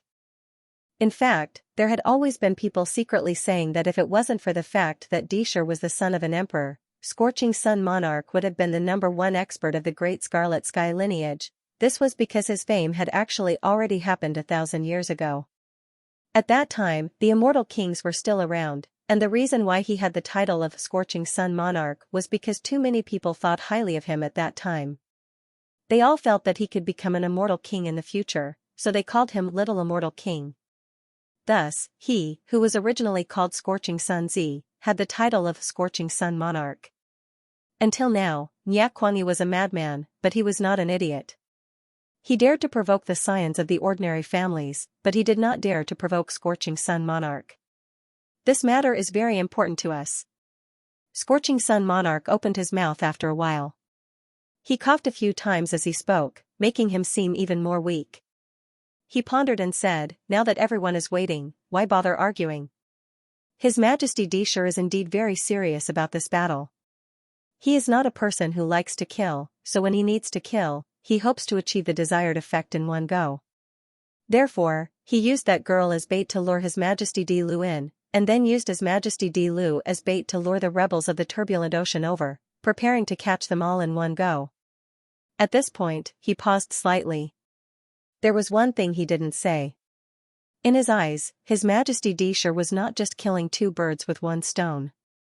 They were also bait, preparing to lure out a true expert of heaven's origin, and then His Majesty Dishur would personally kill him. Only this way could he live up to the glory and achievements that a prince should have. Of course, he could see through this, but he wouldn't say it out loud. Therefore, for us, the best time is not when both sides are seriously injured, but when everyone is at their most. I have fought with the rebels of heaven's origin in this region before. There aren't many capable ones among them, and only 5 or 6 of them are barely passable, including that golden crow. Although His Majesty Di Lu's cultivation is much weaker than it was 1,000 years ago, if these rebels really want to take down His Majesty Di Lu, I'm afraid that at least 5 of them will have to work together. Therefore, all we need to do is wait. The surroundings were quiet. Even Nyakuangi didn't interrupt him. Duke Liang coughed lightly before continuing, when all 5 of them have made their moves, or have been lured away by His Majesty Di Lu, I will personally rush over to clean up the mess and bring back the saber that His Majesty Dishur needs. as well as the heads of the rebels of Heaven's origin. As for the rest of you, take advantage of the fact that the rebels of Heaven's origin are like dragons without a leader, and lead these 2,000 immortal soldiers to conquer the turbulent ocean and take back this region. His Majesty Deshire has been in the extraterritorial battlefield for a long time, and it would be inexcusable if he didn't make a decent contribution. Yes, Brother Liang. After quietly listening to Liang King's command, everyone obediently agreed. Sigh, Duke Liang didn't speak anymore. He closed his eyes and rested. It seemed that he was very tired after speaking for a while. The surroundings also became quiet. Only the white-robed woman was quietly looking at the ink painting in her hand. She had been observing it for a long time, and finally, when the atmosphere became a little awkward, she suddenly raised her head. Everyone is here. Everyone was startled when they heard her words. They turned their heads to look at her at the same time. At this time, the woman had already taken out the ink painting. There were only a few strokes on it, but it depicted the scene of a chaotic battle. On the painting, a handsome figure was fighting 1 against 5, and each of them was using their divine abilities. The battle was extremely intense, and the outcome was difficult to determine. However, the result was even better than what they had hoped for. Not only were the experts in the turbulent current sea attracted to the Emperor flow, but they even directly started to fight. You guys lead the immortal soldiers in. Duke Liang also opened his eyes and glanced at the ink painting. He then said softly, I'll go subdue them. Yes. The others didn't dare to object, and they all nodded in agreement. But at this moment, Nya Kuangyi suddenly sneered, I'll go too. Liang King slowly turned his head and looked at him without any expression. He said lightly, I can handle it myself. I know you're enough. Nya Kuangyi sneered and said sinisterly, but do you dare to bear the reputation of killing a Dilu? Killing a Dilu. Although everyone had the same thought, when Nya Kuangyi said it out in front of everyone, the immortals were really shocked, and no one spoke for a long time. Alright, then come along. Duke Liang suddenly replied after a moment of silence. These 5 guys are really powerful. I really can't underestimate them. In the midst of the chaos, Fang Xing was fighting 1 against 5, but the more he fought, the more shocked he became. Now that they had reunited after such a long time, and they were all good friends who had not seen each other for decades, Fang Xing deliberately wanted to test their abilities. However, he felt that it was not enough to test just one, so he simply dragged all 5 of them into the battle. He did not hold back at all. The power of his spiritual realm, the immortal slaying secret skill, the ghost head broadsword, and all kinds of trump cards and the power of celestial treasures were all used. It could be said that a hearty battle had begun. In fact, even he did not know what kind of strength he had now. At least, he did not care about ordinary righteous immortals. He was even confident that he could kill ordinary primordial immortals, and he did not even need to use all his strength, but now, he had used his full strength to fight 1 against 5 without holding back at all. Yet, these 5 fellows were actually able to forcefully resist him and use all sorts of evil techniques. In fact, they even faintly showed signs of suppressing him, and had almost defeated him several times. If I lose to them and let them know my identity, won't it be very embarrassing? Fang Xing thought to himself. A surge of ruthlessness rose in his heart, and he suddenly attacked even more fiercely. His figure seemed to be floating in the star domain. Amidst the surging strength chi, he was like a fluttering immortal shadow, flying here and there. Because his movement technique was too fast, to a certain extent, it looked like he was actually divided into 5. His figure was spinning like a lotus, and dazzling rays of light like the scorching sun appeared above his head, while a sea of blood appeared under his feet. He attacked his 5 old friends at the same time, and his strength was extremely terrifying. Their cultivation is obviously not high, and they did not use any powerful magic, but why are they so difficult to deal with? Among the 5 sons, Li Hongyi frowned and shouted in a low voice. With a wave of his long red sleeves, a dense ghost tide rolled up and rolled toward Fang Xing in a mighty manner. It collided with the saber light, and the ghost tide was split into 2 halves, and continued to roll toward him. Li Hongyi also jumped up and waved his sleeves. TCH, if the 5 of us can't take you down today, won't we lose all our face? The great golden crow rushed out, and then it flapped its wings. In an instant, 4 or 5 meteorites were slapped towards Fangxing. At the same time, shocking runes appeared on these meteorites, and then they bloomed with shocking light and flames. They were like 4 or 5 large fireballs that blotted out the sky and the earth as they smashed towards Fangxing, and they collided with that wisp of blade light. On the other hand, Li Ying and Han Ying dodged the saber light one after the other. The ghost Qi Long spear arrived one after the other. Wang Qiong on the other hand didn't dodge, and her wheels collided with each other while emitting boundless divine light that transformed into numerous tornadoes that forcefully swept towards Fangxing's left and right. At this time, the 5 of them seemed to have lost their confidence, and they were getting a little anxious. What Fangxing didn't know was that while he was feeling the terrifying improvement of his 5 old friends' cultivation, the 5 of them were also extremely shocked by him. In their eyes, this crown prince of Great Red Sky from 1,000 years ago was really terrifying. His cultivation didn't even seem to have reached the level of a Tai exalted immortal, and he didn't use any strange magical powers, but he was unparalleled in strength and ferocity, making people feel that he was unstoppable. In terms of magical powers, he was far from the little ghost King Li Ying's evil transformation. In terms of spirit, he was also not as good as Li Hani's heaven and earth in the palm.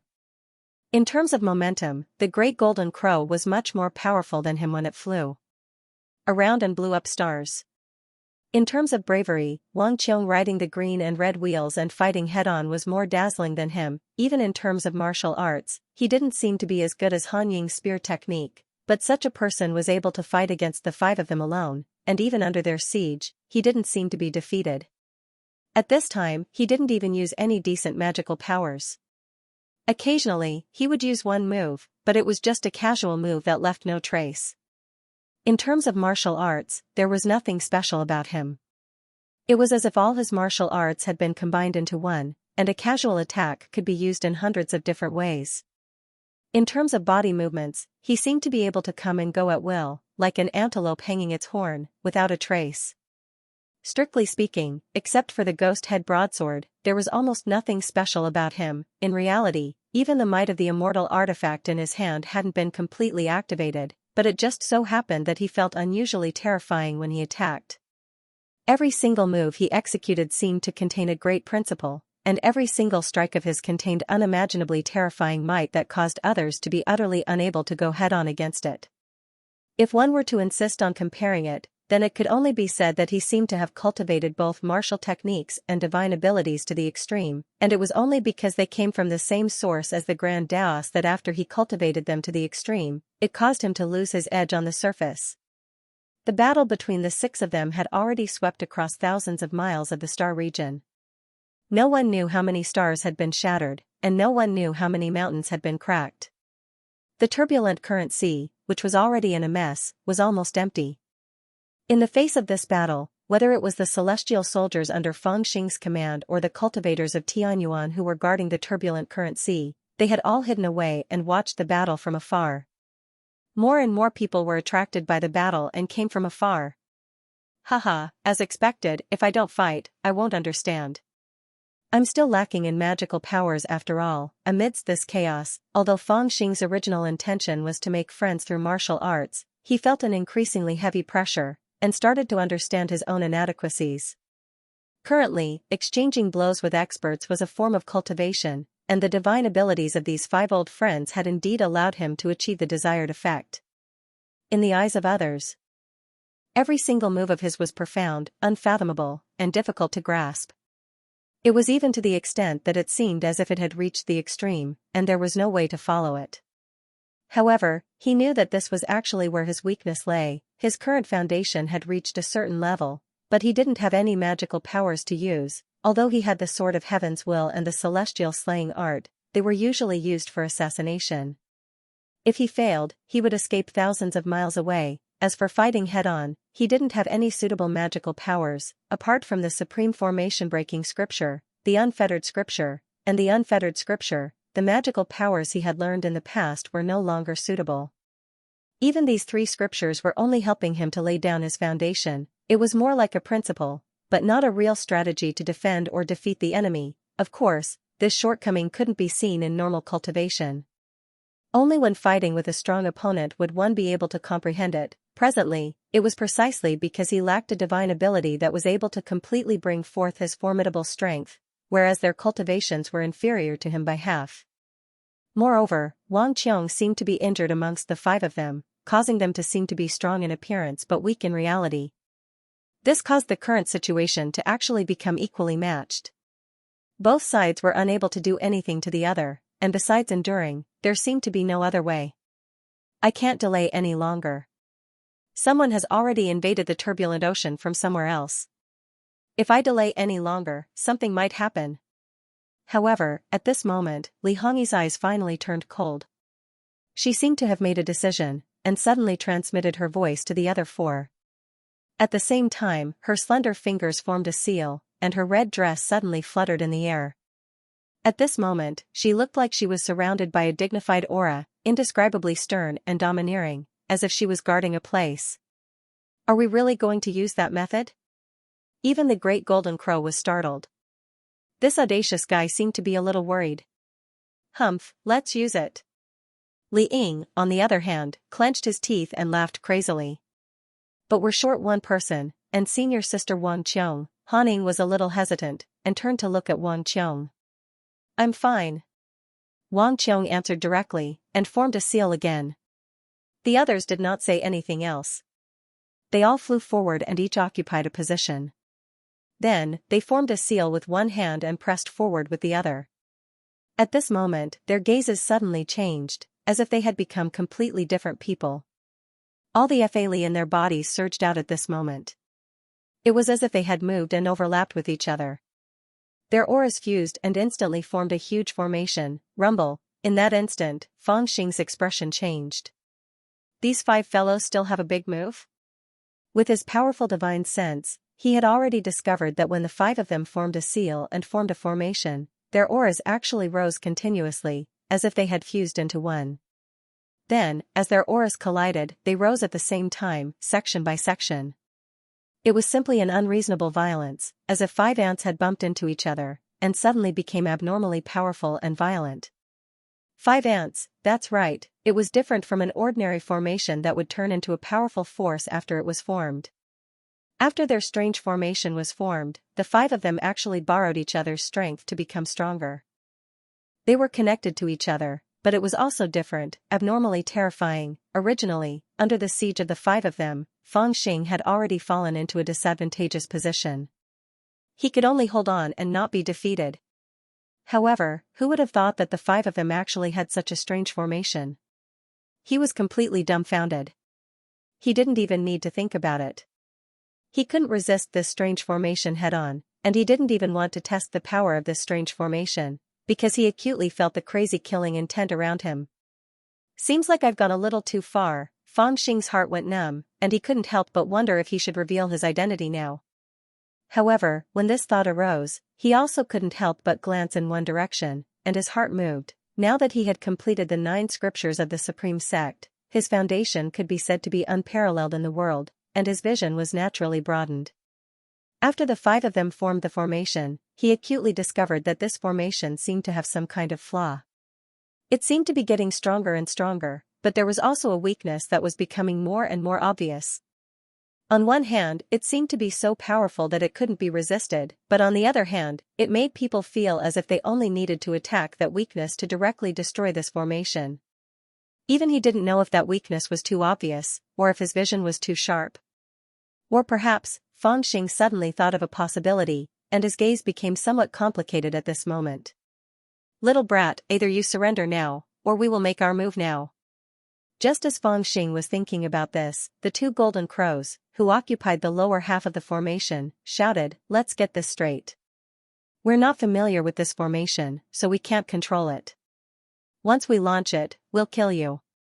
If you insist on being strong, we'll turn you into a pile of minced meat when we activate the formation.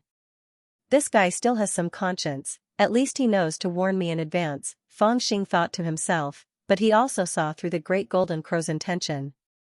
Based on the Great Golden Crow's personality, it was impossible for him not to know that it was because of Fang Xing's help that the Great Golden Crow was able to escape from the encirclement on the Ghost Tooth planet. Although it seemed that Fang Xing had also attacked the Great Golden Crow and pulled out a handful of golden feathers from its butt, the Great Golden Crow still managed to escape. Even the Great Golden Crow was not sure whether he had intentionally let the Great Golden Crow escape or he had only pulled out a handful of golden feathers from the Great Golden Crow's butt. After all, he was still worried that he might have killed the wrong person. Therefore, he reminded Fangxing in advance, hoping that Fangxing would admit defeat. I would like to see it for myself. However, Fangxing already knew that. How could he admit defeat? He laughed and was about to rush out with his saber. Don't waste time with him, attack. Li Hongyi shouted in a low voice. He changed his hand seal and attacked. At the same time, the other people also changed their hand seals and shot out divine light. Even the Great Golden Crow could not care less now. He could not risk the lives of the people around him just because of a slight doubt in his heart. Your Highness, watch out. At this moment, even Lu So was greatly shocked, and he hurriedly shouted out. This formation seems to be different from the Taoist sect. On the surface, it looks like a 5-element grand formation, but in reality, it follows the path of the Buddhist sect. The 6 of them form a formation, and even though they're down one now, their vital energy is still combined, and it's still terrifying and difficult to resist. Don't go head-on against it. He and Mr. Wen could tell that Fangxing was trying to make friends with his old friends through martial arts. That was why they hadn't called out to him. But now, they couldn't hold back any longer. The spell formation that the 5 masters had unleashed had left them in awe. He wasn't worried that they would continue to attack Fangxing after hearing his identity. Instead, he was worried that even if Fangxing revealed his identity, they wouldn't be able to stop their attacks. After all, that spell formation was far too overbearing.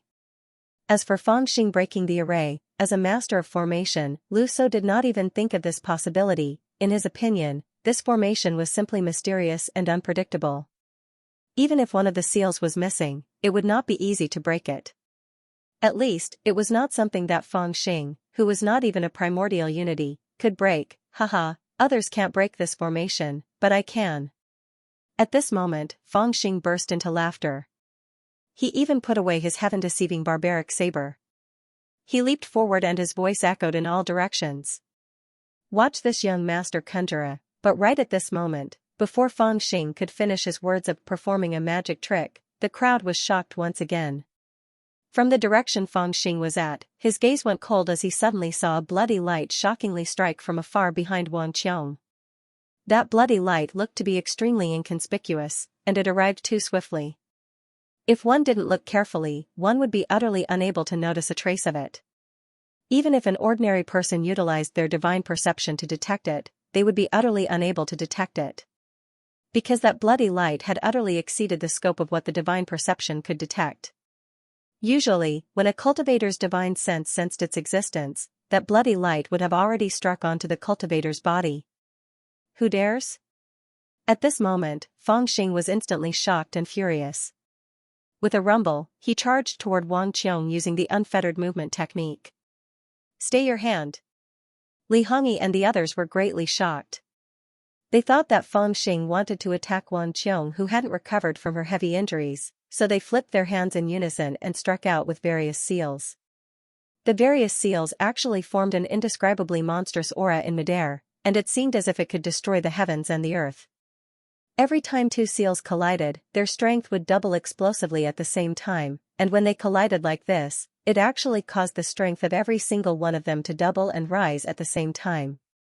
At the same time, an extremely strange energy actually appeared within the formation, and it seemed as if the cycle of life and death had appeared, yet it also seemed as if time had flowed in reverse, and it was strange and difficult to resist. But what they had even more never imagined was that before the energy of the grand formation they'd mobilized had risen to its limit, Fangxing had already moved left and right, and he lightly stepped out of their encirclement with a single step.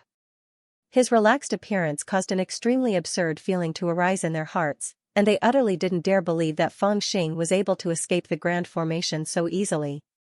For a time, they even thought that his speed was too swift, and he'd already escaped before the 5 of them had even mobilized the energy of the grand formation, and the astonishment in their hearts was simply indescribable. My life is over. It was also at this moment that Wang Qiong sighed lightly and said in her heart. Earlier, she'd already seen Fangxing charge towards her, and she thought that he'd come to kill her. When she saw his speed was so terrifying, even their grand formation wasn't able to trap him. At this moment, he'd already arrived behind her, and he would presumably strike a killing blow in the next breath of time, but never had she imagined that she actually didn't strike a killing blow towards her. In her ears, she heard a howl of pain instead, and then she felt terrifying immortal pressure sweep towards the surroundings. Wan Qiong, who'd slowed down in this instant, turned around hurriedly, and she saw to her shock that the imperial prince was standing before her. His blade swept out horizontally, and he forcefully slashed towards a strand of blood that was difficult to notice in the starry sky. After that, he was directly blasted back by the formidable force that erupted from the blood arrow, and even the strange blade in his hand flew out of his grasp while a large mouthful of blood sprayed from his mouth, and his figure fell swiftly backwards. What exactly has happened? This scene caused Wan Qiong and the others to be extremely surprised, and they felt extremely strange in their hearts as they didn't understand exactly what had happened. Earlier, everything had occurred too quickly and too suddenly, and they didn't even see the scene of Fang Xing making a move to rescue Wan Qiong. It was also in the next moment that a meteor suddenly exploded with a rumble, and then a terrifying figure charged out from within the cloud of smoke and dust. The figure strode through the starry sky from afar as it rushed towards Fang Xing, who was retreating swiftly. The figure hadn't even arrived before the figure when a jet-black light had already struck out from his palm from afar. Shockingly, it contained a force that covered the heavens and the earth, causing the meteors, mountains, and even the living beings that stood before the jet-black light to explode into pieces. They weren't even able to resist in the slightest, and they could only watch helplessly as this jet-black light struck towards Fang Xing, who was falling swiftly in the starry sky. At the same time, a loud shout resounded out from within the smoke. "Di Lu, you'll surely die at my hands today. There's another enemy attack?" Li Hongyi and the others were greatly shocked, and they were all on guard. They had already been invaded, but they didn't expect the other party to arrive so quickly. Moreover, they didn't expect the other party to attack not them, but the second imperial prince of Great Red Sky. "Should I make a move?" The Great Golden Crow secretly frowned, and he was a little hesitant. However, in the next moment, even the hair on his neck stood on end, and he instantly couldn't care about anything else. Because in the southwest direction, a person was walking out slowly, and his figure appeared in the starry sky, and he coughed softly. "Haha, it wasn't easy to wait for the 5 of you to gather, and finally, I can catch all of you in one fell swoop." It was a person who looked thin and weak, as if a gust of wind could blow him down. However, the words that came out of his mouth were extremely arrogant and domineering, as if everything was under his control. "It's you?" The moment Wan Qiong saw this person, her eyes turned red, and the veins on her hands that were holding the green and red wheels were already bulging. The other Great Golden Crow and the others were also instantly shocked, and they rushed forward to protect Wan Qiong. At the same time, they didn't let go of the hand seals that they had formed to deal with Fang Xing, but instead, they clenched them even tighter. Streams of light gathered in front of them, and formed a turbulent and unpredictable power that reverberated in the star region. "Haha, of course it's me. Little friends, we meet again." The person coughed softly, and a strange light flashed in his cold eyes when he saw Wan Qiong and the others. He sighed softly and said, "Looks like you haven't forgotten about me, and I haven't forgotten about you either. Haha, there aren't many people who can save the people I want to kill from under my hands. A year ago, the 5 of you didn't even have this level of cultivation. Yet you dared to snatch people from under my hands. At that time, your formation was so powerful that even I couldn't take it head-on. After comprehending it for a long time, I finally gained some insights, and it's a good chance for me to experience it again today. Step back." As he walked over slowly, a dozen Heaven Yuan cultivators had already surrounded him, and their spears were ready to stab him. Haha. However, the skinny man didn't even look at them. With a wave of his hand, the dozen or so Tian Yuan cultivators were sent flying. In the air, all of their flesh and blood had already disappeared into the air, leaving behind only skin and bones as they stared blankly at the starry sky. As for the man, it was as if he had not moved at all. His gaze only looked at Wan Qiong, and he gently licked his lips and said, "The blood of the Heaven Yuan cultivators is very spiritual, especially yours. I tasted it a year ago, but I still haven't had enough. This time, I'm going to relive that taste. Especially since there are actually 5 of you this time, it's really a feast." As he spoke, his gaze swept across the faces of the five of them. However, when he saw Li Ying and the great golden crow, he was slightly stunned. He shook his head and said with a serious expression, "I don't want that man, he's too ugly. That crow won't do either, it's too fat." These words caused Li Ying and the great golden crow to shout at the same time, "You dare to judge a book by its cover? Is this the time to judge a book by its cover?" Li Hongyi turned around and scolded the two of them. He turned around and the seal in his hand shone brightly. "Kill him." Ha ha ha ha, the skinny man had already opened his arms and charged towards them. "I've waited for a long time. Damn it. What bad luck." Fang Xing didn't have the time to pay attention to the situation the great golden crow and the others encountered. Or perhaps it could be said that he couldn't even protect himself at this moment. When he saw the indistinct blood-red light, he didn't hesitate to make a move because he couldn't just watch as Wang Qiong was assassinated. Unfortunately, even he didn't expect that the blood-red light would actually be so terrifying, and it contained a strength that exceeded his imagination. Even though his hurried slash had stopped the blood-red light, he was still blasted flying back, and the heaven-deceiving saber flew out of his hand. Moreover, the immortal force in his entire body was in disorder, and his vital energy was in disorder. Moreover, his internal organs were injured, and he spat out a mouthful of blood.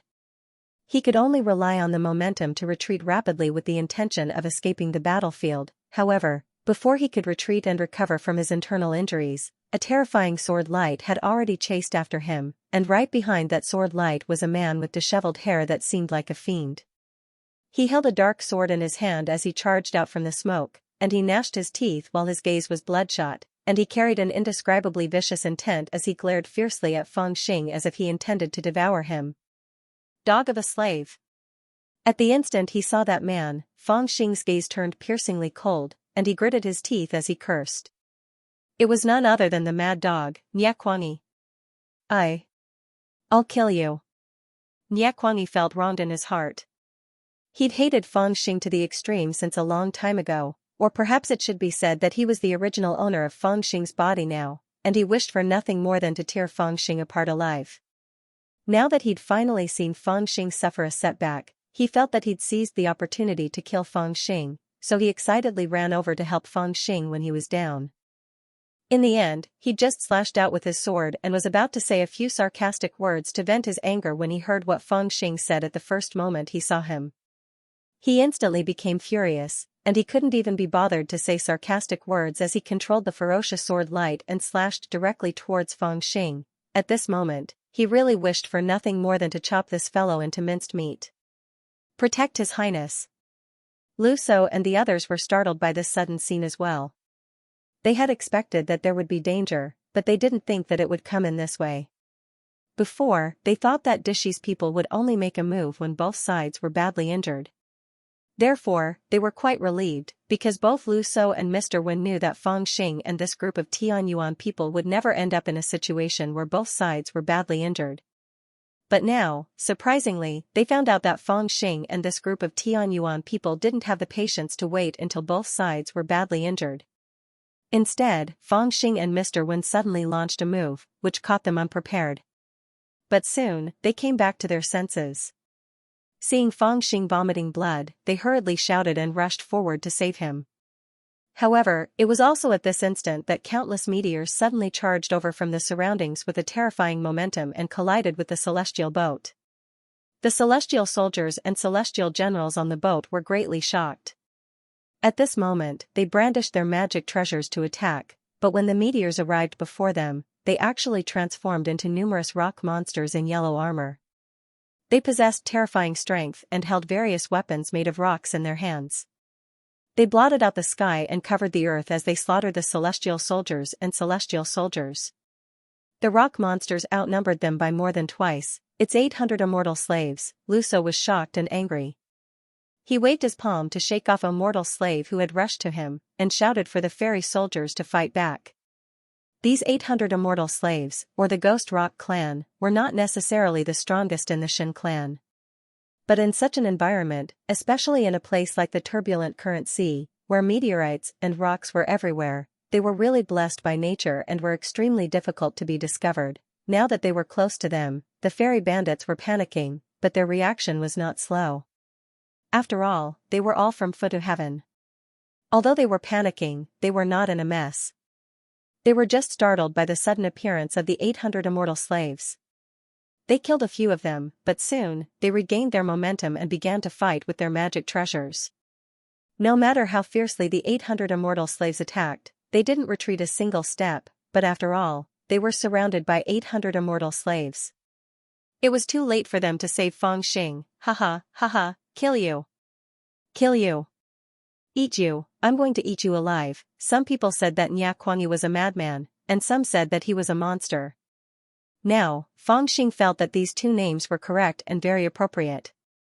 But he had to admit that this monster was really capable. There were not many who had the ability to fight a primordial immortal in the righteous immortal realm. Fangxing could be considered one, but this Nya Kuangyu was obviously another. Now, he was crazily rushing towards Fangxing. His black sword slashed wildly, and he was fierce and ruthless. For a moment, he actually caused Fangxing to be flustered. He chased from left to right, and was in a flurry. Originally, he was already injured. At this moment, he didn't even have the ability to fight back.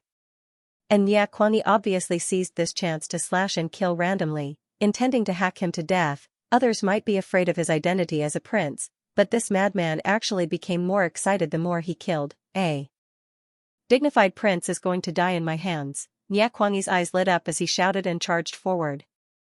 It was as if the thought of this made him so excited that he couldn't control himself. Prince, you are the prince, your whole family are prince. Under his series of powerful attacks, Fangxing gradually became impatient.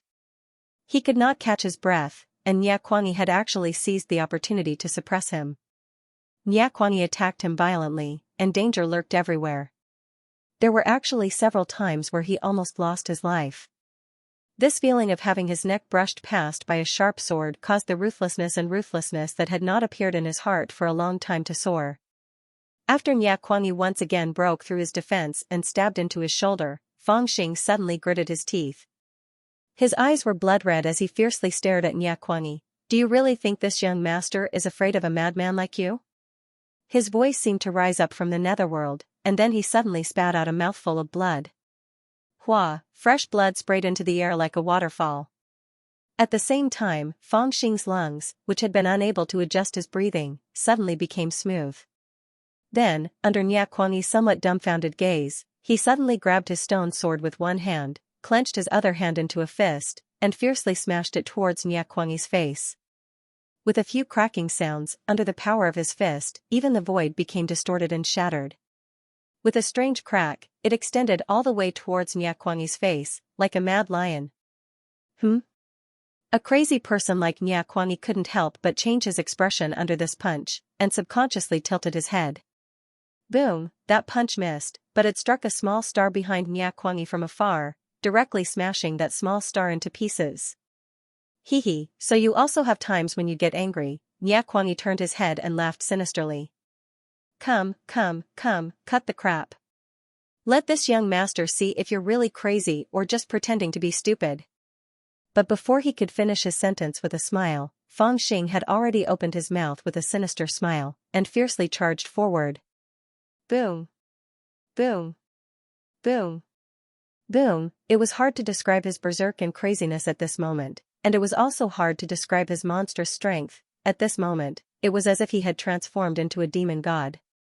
His armor was tattered, and his long hair fluttered in the wind as he fiercely attacked Nya Kuangyu, using evil to counter evil, using violence to counter violence. Even Nya Kuangyu, who had always been known for his ferocity and madness, was forced to retreat by him. Nya Kuangyu was clearly enraged, and repeatedly counterattacked in an attempt to regain the upper hand. But at this moment, Dilu seemed to have changed into a completely different person. He was actually even more ferocious and ruthless than him. Nya Kuangyu was an expert in exchanging injury for injury, but at this moment, Dilu was no longer exchanging injury for injury. It was as if he didn't even care about his own life as he attacked his physical body with incomparably violent momentum. Nya Kuangyu tried to injure him multiple times, but he was always able to avoid his vital points at the most critical moment. Instead, Nyakwani suffered many punches and was constantly forced to retreat. To a certain extent, this was no longer a battle of techniques, but two immortals swinging their fists at each other, and on this point, Nyakwani was clearly not mentally prepared. Perhaps it was because his madness had allowed him to take advantage of too many times, but when he saw someone else using the same method to attack back, he was stunned. After failing to seize the initiative several times, he was forced to retreat by Fangxing, and was forced back to his original position. Dog slave, do you know why I've always looked down on you? Nyakwani was so angry that he went crazy, but Fangxing's aura was getting stronger and stronger. In the end, he suddenly raised his voice and shouted, and his immortal aura surged like a beacon, because I just can't stand the way you act like a fool. Bang. As he spoke, he slapped Nyakwani's face heavily. With a crack, the bones in Nyakwani's face were even broken, and he was thrown out like a spinning top, and Fangxing, with a ferocious look on his face, took a step forward, and was about to continue to deal with him. But at this moment, he suddenly sensed something and turned back to look. To his surprise, he saw the skinny man riding on the endless bloody light, who was suppressing the great golden crow and the others with a monstrous momentum. Even though he was so far away, the skinny man still felt a chill in his heart when he attacked. To a certain extent, he even felt that this person was no longer an ordinary primordial unity supreme immortal. Could it be that this person was already in the zenith heaven realm? Li Hongyi and the others were struggling to hold on with their formation. However, the scrawny man had already discovered their weakness. Torrential blood light descended, and the five of them coughed up blood. Their faces were ashen, and their formation was on the verge of collapsing, especially Wan Qiong. Half of her body was already dyed red with blood, and she was seriously injured and on the verge of death. Ha ha ha ha, I told you, I've already deduced the weakness of your formation in the past year. With a hideous laugh, the skinny man had already soared into the sky, and the bloody light fell fiercely. Forget it, at this moment, Li Hongyi and the others were in despair. After all, we're still missing one person. Although the formation is powerful, its weakness is too obvious. Damn it, if it wasn't for the fact that his name was erased and his immortal title was erased, we wouldn't have been bullied by you. Today, the strength of the big golden crow and the others could not be said to be weak.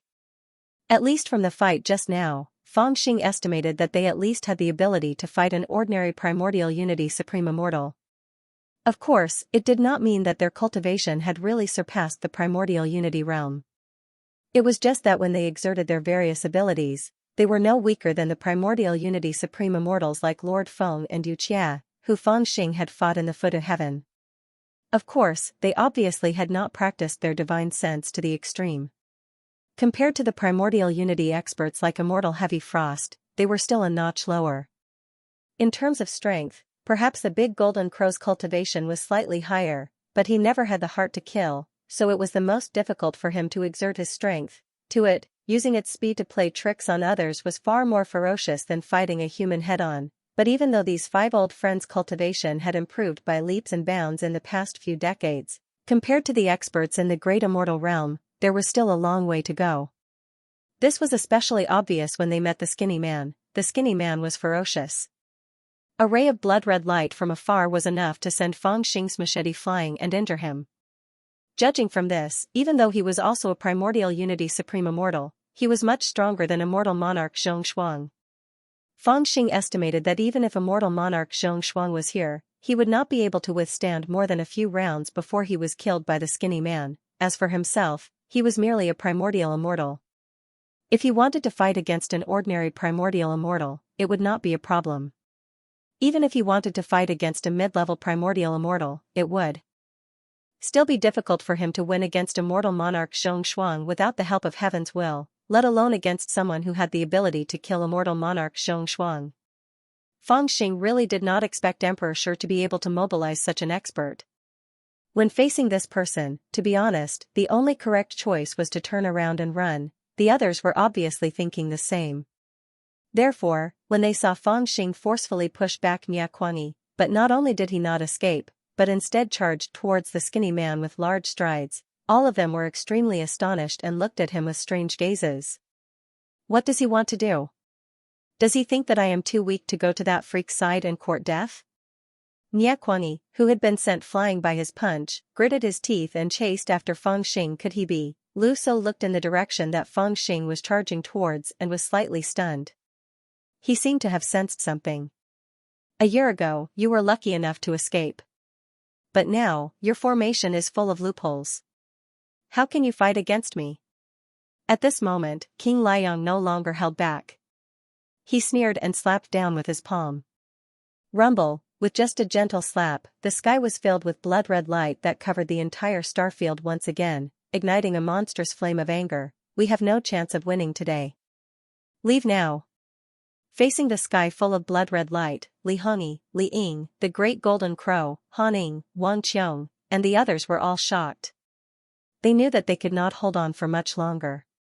In fact, a year ago, they had already fought with this skinny man, who was also one of the first batch of experts from the celestial world to come to this starfield. They had even fought with the 7 sons of the Great Scarlet Sky many times. The most dangerous time was when Wang Qiong was almost killed by the leader of the 7 sons of the Great Scarlet Sky.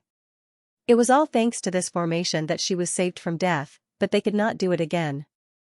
This formation obviously could not repel this powerful enemy again. This leader of the 7 sons of Great Scarlet Sky had made countless deductions over the past year, and had already deduced the weakness of their grand formation. This time, he had directly and violently attacked this weakness, causing them to fall completely into a disadvantageous position. Now, they had no other good plan. Their hearts were filled with despair. At the critical moment of death, countless Heavenly Essence unaffiliated immortals looked back, but the starfield was as silent as before. There was no movement at all. It's over.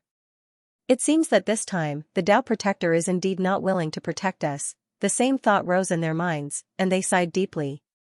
The battle between the Fengtian Alliance and the Immortal Alliance has even affected the decision of those old ancestors?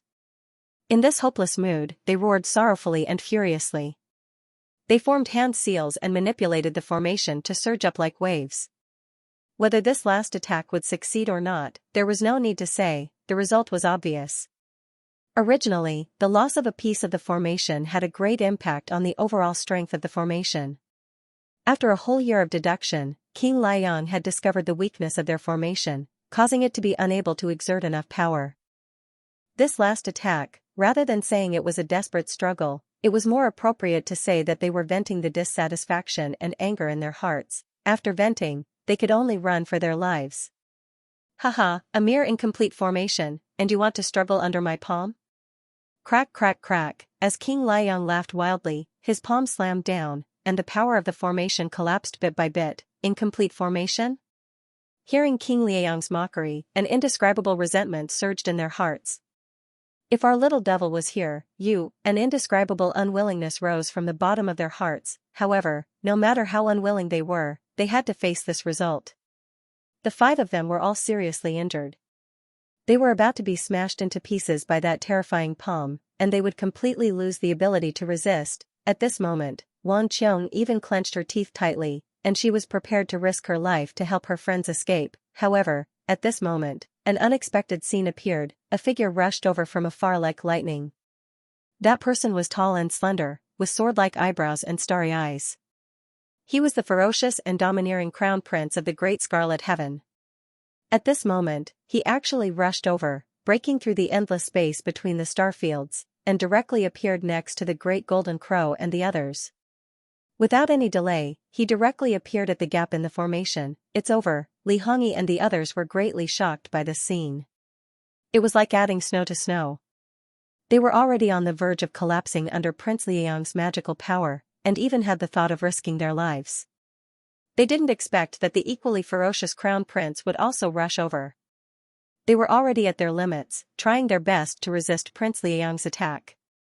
If he found an opportunity to attack them, how could they still be alive? However, this thought only flashed by for a moment, and then they saw a shocking scene.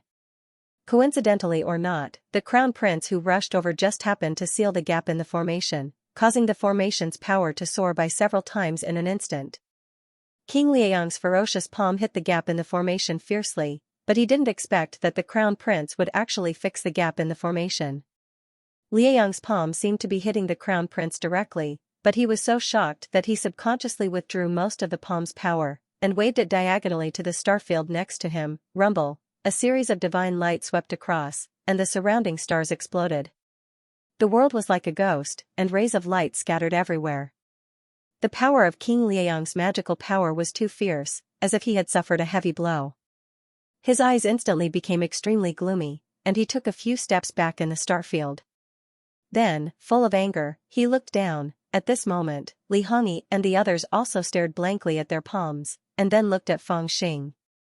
At this moment, the shock in their hearts was simply indescribable. Who knew how many questions they wanted to ask this mysterious crown prince of Great Scarlet Sky? No one had thought that this crown prince would actually come to their rescue at such a critical moment. Crown prince, oh crown prince, why must you die by my hand?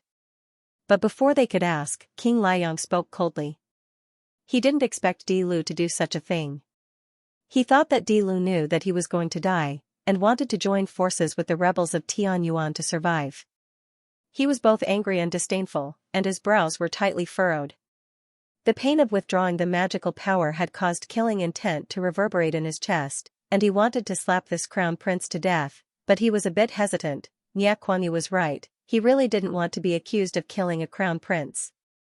Even if he was under the orders of another crown prince, this had nothing to do with the reason, it was a natural reverence that was imprinted in the depths of his blood. Perhaps only a madman like Kuan-Yu wouldn't be affected by this reverence. Your Highness, Liang is helping you quell the chaos. You should just watch from the side for now. After a slight hesitation, King Liang sighed and said with a deep voice. Haha, help me quell the chaos? Not only did Feng Xing have no intention of watching from the side, he even laughed and put his hands behind his back. Then why don't you help me kill that madman first? Sigh, Your Highness, why do you have to seek your own death? Prince Liang did not say much and only sighed in a low voice. Then, he tilted his palm slightly and a blood-red light shone from his palm. The blood-red light turned into 6 blood-red dragons and flew downwards. 5 of them fiercely attacked the big golden crow and the others, but only one of them rushed towards Feng Xing. It wanted to continue to destroy the formation that the big golden crow and the others had formed and then kill them one by one. On the other hand, it wanted to force Feng Xing back or even injure him again so that Kuan-Yu could have a chance to kill the emperor's son. Li Hongyi and the others were still very confused and hesitant. But at this moment, Feng Xing already yelled in a low voice, "What are you hesitating for? Return to the 6 realms, kill this bastard, When they heard the words return to the 6 realms, Li Hongyi and the others felt like thunder in their ears. They were all stunned. However, Feng Xing ignored them. He was the first to occupy a spot, and then he brought his hands together to form a Buddhist seal. Faint Buddhist light radiated from his body, causing him to look like a Buddha. His aura surged forth and fused with the other 5's auras. In almost an instant, the power of the great formation on their side skyrocketed by a notch, and it continued to circulate unceasingly, and while the other 5 people were surprised and excited, as if they had guessed something, Feng Xing turned around and smiled at them. Didn't you say that the formation was missing one person? An ancient mirror shimmering with Buddha's light rose behind his head, making him look as if he was gilded with a layer of gold. Now, I'm here. Swoosh. Swoosh. Swoosh. Swoosh. 6 blood dragons descended from the sky. They were ferocious, and each of them seemed to be alive. Not only were they ferocious, but each of them contained a power that was not inferior to that of an upper-tier primordial unity supreme immortal. They even seemed to have their own intelligence. As they swooped down, one could clearly hear them opening their huge mouths and letting out gloomy dragon roars. Moreover, one could see the wildness and greed in their eyes. It was only at this moment that Feng Xing truly understood how terrifying this Prince Scorching Sun was. He actually had such a divine power that he could directly control 6 real dragon spirits that were not inferior to that of a primordial unity supreme immortal. Back then, immortal monarch Zhong Xuan found it difficult to control even one of them. No wonder this Prince Scorching Sun was known as the strongest person below the Zenith Heaven realm. This divine power alone was already extraordinarily powerful. However, in the face of this divine power, Feng Xing, and even Li Hongyi and the others no longer felt as hopeless as before. At this moment, they did not even have the time to think about anything else. They were only pleasantly surprised to discover a fact, that was, this mysterious crown prince not only did not take the opportunity to attack them, but instead did them a great favor. He could actually patch up the gap in this formation. It was not ideal at all. Of course, they did not have the time to think about how this person did it. All they knew was that the chi movement of this formation was circulating at this moment, and it was almost perfectly displayed at this moment. My master's Hell Dao, forever suppress the Netherworld Palace. Li Hongyi had already made her decision the moment she noticed this change. She instantly formed a hand seal and let out a low growl. Then, an endless amount of sinister wind started to swirl around her, causing her to seem like a completely different person. Behind her, an illusory figure appeared. The figure had an imposing figure that seemed to be able to connect the heavens and the earth. It was no less than 10,000 zhang tall, with a tall crown on its head and a long robe that was covered with the patterns of mountains and rivers. Its right palm pressed downwards, and in the center of its palm, there was actually a huge cage floating quietly. My lord, Azure Dao, iron blood conquers the 9 heavens. At this moment, Wang Qiong guarded her heart with concentration as she formed a seal, whereas behind her, an illusion similarly appeared. Shockingly, it was a pair of 2 faces, a male and a female.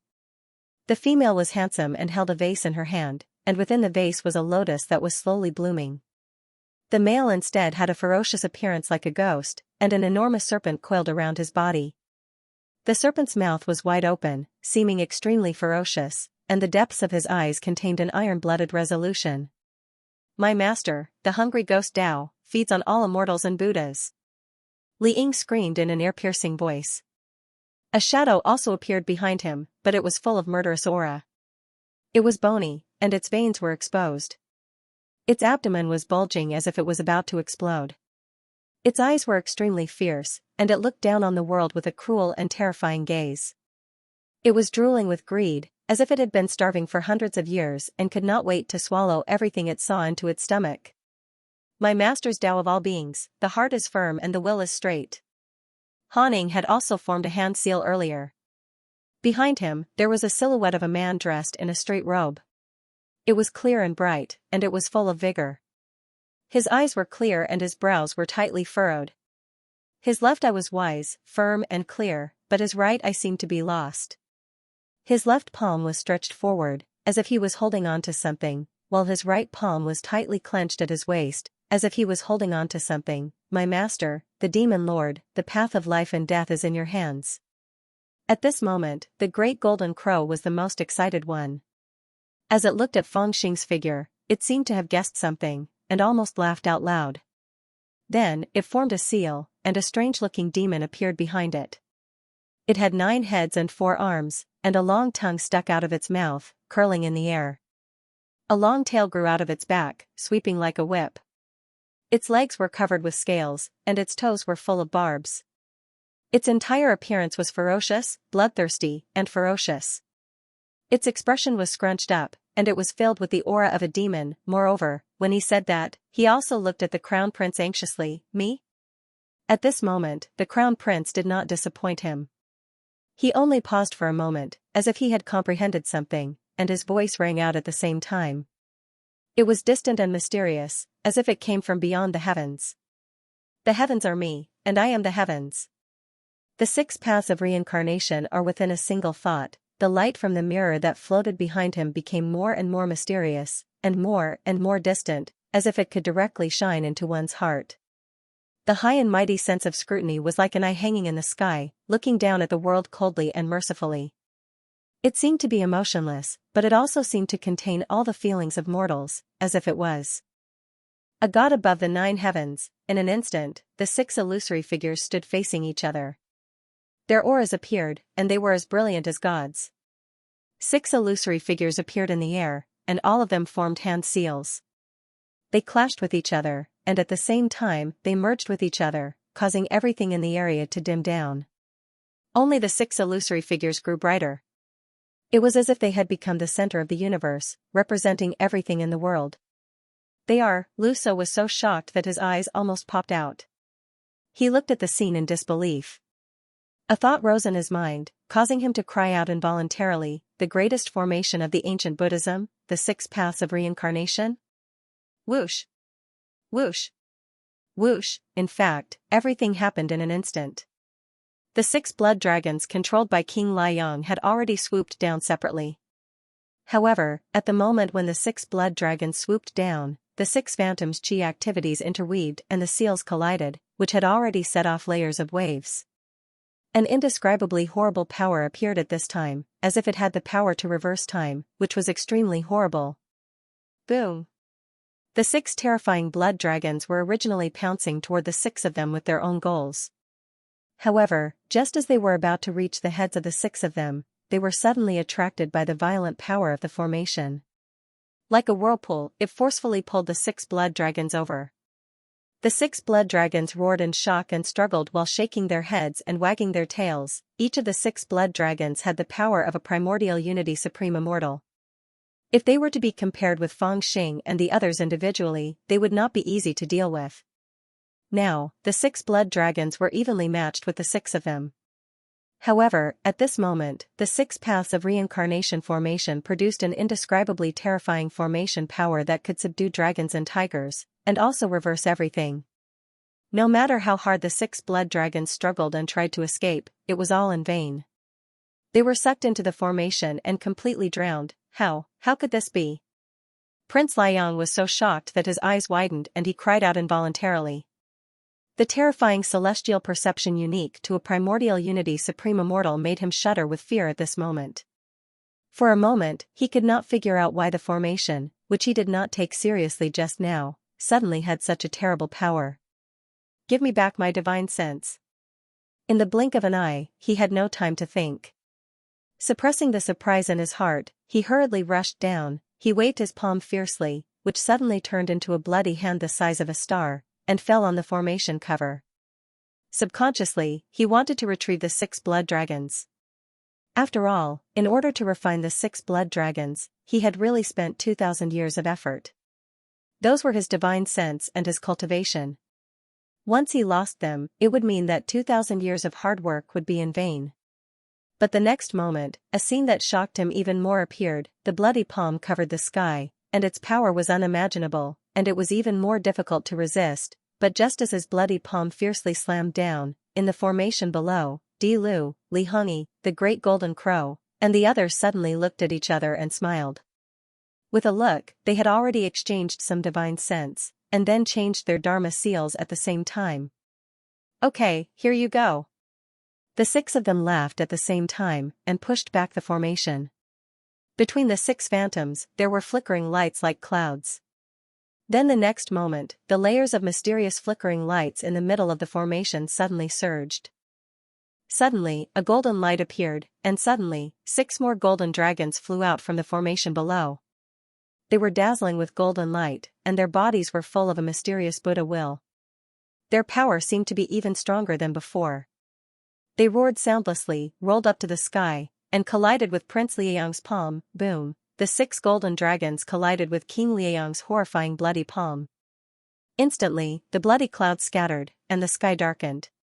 The bloody clouds that filled the sky appeared, mixed with strands of golden light. It was as if a sea of blood had appeared in this starfield, covering the sky and covering the sun. It was vast and boundless.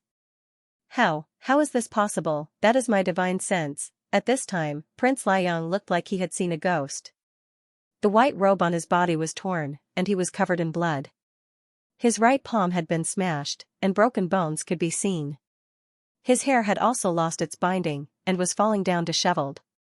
His eyes were filled with endless fear and confusion, and he roared hoarsely, as if he could not accept the fact that the 6 blood dragons that he had cultivated for 2,000 years had actually been taken away by his opponent in an instant, and turned into his enemy. For a cultivator, this was really difficult to accept, and the strange change in front of him was even more difficult to understand. This was not the first time he had experienced the formation of the 5 suns, and he knew the cultivation of Di Lu like the back of his hand. He was very confident that the 5 suns would not be able to withstand a single palm from him, and Di Lu's cultivation was not even worth his attention. Logically speaking, even if the 5 suns joined forces, so what? They were still far away from him, but why, now that the 6 of them joined forces, could there be such power? What did you do? At this time, Prince Liang almost could not believe what he had seen. He stared at Di Lu and subconsciously shouted. Nothing much. At this time, Fangxing's expression was unusually calm, and his handsome face was covered with a layer of faint murderous intent. He said softly, "This is a Buddhist formation, and in the world, only those who have received the inheritance of the 6 paths can use it. Before, they were missing one person, so naturally there were flaws. But now that I am here, I want to ask you, how much ability do you have to fight against our 6 paths reincarnation formation?" When he reached the end of his sentence, his voice paused slightly and suddenly became extremely fierce. "Brothers, cut him down." This was indeed the 6 paths of reincarnation formation, and it could only be called the 6 paths of reincarnation formation. When he first saw the great golden crow and the others setting up this formation, Fangxing's heart was already moved. He felt that the 5 paths of reincarnation formation was extremely powerful, but he found a huge flaw in it at first glance. At that time, he felt that it was a bit strange. If he could see the flaw in it at first glance, why would the 5 of them use this formation as their trump card? It should be noted that even Prince Liang had only discovered the flaw after suffering a loss in front of this formation a year ago. No matter how capable he was, it was impossible for him to see through this formation with a single glance. Later, when he saw the battle between Lord Scorching Sun and the Great Golden Crow and the others, saw the unwillingness on their faces, and saw the scene of this powerful and mysterious formation collapsing under Lord Scorching Sun's palm, he suddenly figured it out. There was indeed a huge flaw in this formation, and that was because they were missing one person. The 5 of them had obtained the legacies of the Azura path, the Hell path, the Animal path, the Hungry Ghost path, and the Life path respectively. They treated these 5 legacies as their main paths of cultivation. It was also because of the characteristics of these 6 legacies that they naturally discovered some similarities between them when they reached the peak of their cultivation. Thus, they were able to deduce this formation with perfect logic. This formation was indeed very powerful. At least, those who didn't understand this formation would definitely suffer a great loss when they first met it. However, this formation was born with a huge flaw that couldn't be made up for. That was because they were missing one person, and the one missing was himself, who had obtained the legacies of the divine path together with them. This was indeed a very powerful legacy, and also a very powerful formation. The 6 paths of reincarnation formation was once known as the #1 defensive formation in Buddhism. When the master of 6 paths of reincarnation formation used it together, ghosts would cry and gods would cry, and its power was infinite. Even an celestial king would probably have a headache facing it, but without him, the 6 realms would not be able to return to their original positions. How would they be able to recreate the power of the #1 formation in Buddhism? Of course, Fangxing actually felt a little helpless. Back then, he was different from the Great Golden Crow and the others. The heaven-looking mirror that he obtained did not have any inheritance. It was just a mirror that could reflect one's mind and affect the mind of a cultivator. Its power was not great, but it was not weak either. To him, it was like chicken ribs, and he had long thrown it to the back of his mind. Usually, it was only used as an ordinary mirror in the Skull Temple. Chier even complained that it was not clear. If it was not for the fact that he felt that it was worth remembering, he would probably have thrown it away long ago. And even though he did not have the legacies of the divine path, the situation was dire, and Fangxing had no choice but to rush over. He had a feeling that this formation lacked him, because if he had not been born with some kind of connection to this formation, he would not have been able to see through the flaws of this formation at a glance. Therefore, he rushed over hurriedly. The result was just as he had expected. He was born with one of the 6 realms. When he stood in the broken position of the formation, that aura naturally rose. There had never been a moment when his mind was so clear. No wonder the divine path only had one mirror, but no legacies. That was because he was a divine being. In the moment that he saw the mirror and survived the interrogation of the heaven-looking mirror, he was already a divine being. That seed, along with the blessing of the #1 guardian of Buddhism, had long grown in the depths of his spirit. Perhaps it was also in this strange tower. Everything happened naturally, and Fangxing did not even have too much time to think about it. For him, exploring the secrets of the divine path was far less important than killing people for his brother. Therefore, although he had a moment of enlightenment, he did not calm down and think about it carefully. Instead, he rushed into the sky at the same time with the other 5 figures. In a fierce battle, there was no time to be distracted. Prince Liang also understood this. Seeing that they were coming at him aggressively, he subconsciously retreated. Prince Liang, haven't you always wanted to see the real power of our formation? Come down. At this time, the great golden crow also cawed proudly and fiercely. Get lost. Prince Liang could not accept this situation at all. He was originally an ant in the palm of his hand, and his life and death were in his hands.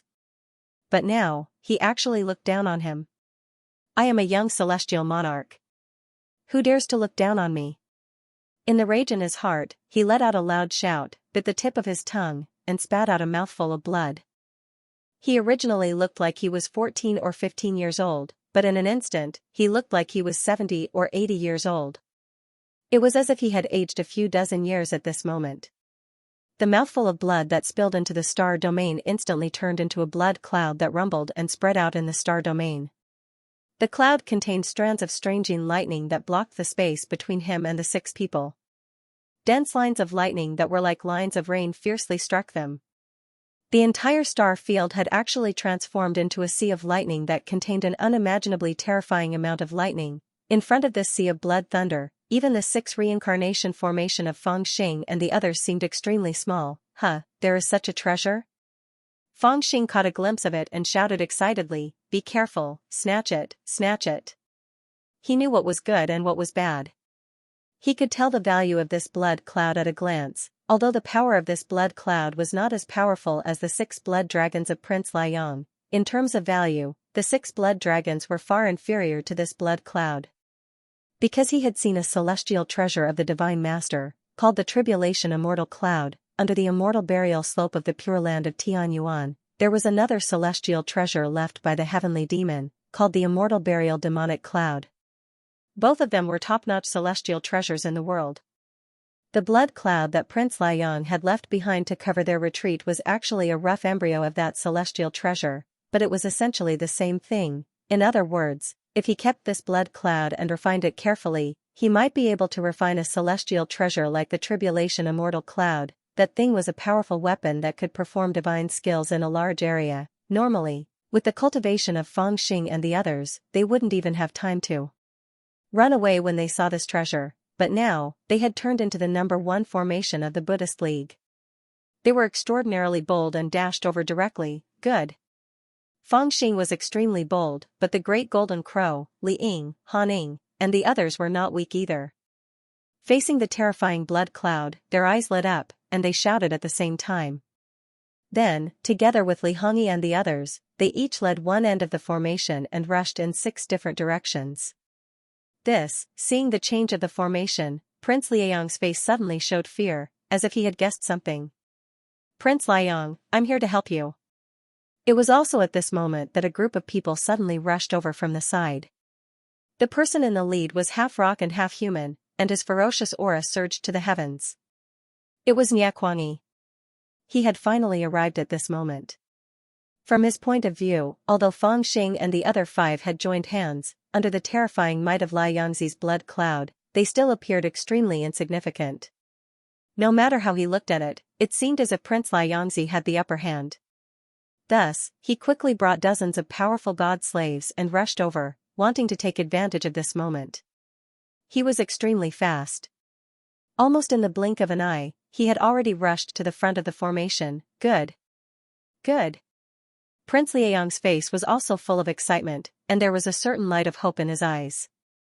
He used all his strength to activate the blood cloud celestial treasure, and the surging blood lightning swept over the place, trying to completely destroy the formation, but obviously, both he and Xianxia had thought things too simply, facing the attack from both the inside and the outside. Not only did Feng Xing and the others not show any fear, they even laughed loudly. Almost at the next moment, the blood cloud and the celestial slaves led by Xianxia arrived at the same time. But at this moment, the 6 paths of reincarnation formation suddenly rumbled, and then the endless blood lightning struck into the 6 paths of reincarnation formation like raindrops. In the next moment, the sky was instantly filled with blood lightning, and it was actually drawn by a huge palm, pouring out from the other end of the formation, and directly blasting towards Xianxia. roar, Nyakwani and the celestial slaves that followed him were enveloped by the blood lightning at the same time. Before they could even reach the formation, they had already been blasted into a bloody mess, and all of them were reduced to skin and bones. Even Nyakwani himself was terrified at this moment. Without thinking, he held his head and charged into the sky, but his body was still battered. How? How is this possible? Seeing this scene, Prince Liang and Nyakwani held sorrowfully, and they were both scared out of their wits. The formation was too profound. Originally, one side would fight the other side head-on, and the other side would disrupt the formation. This was the only way to break the formation, and there were countless miraculous formations in the world that were broken by this simplest method. But they really did not expect that the 6 paths of reincarnation formation was actually different from the others. It actually borrowed the power of the blood cloud to blast Nyakwani and the others, borrowing the power of the enemy, and returning it to the enemy.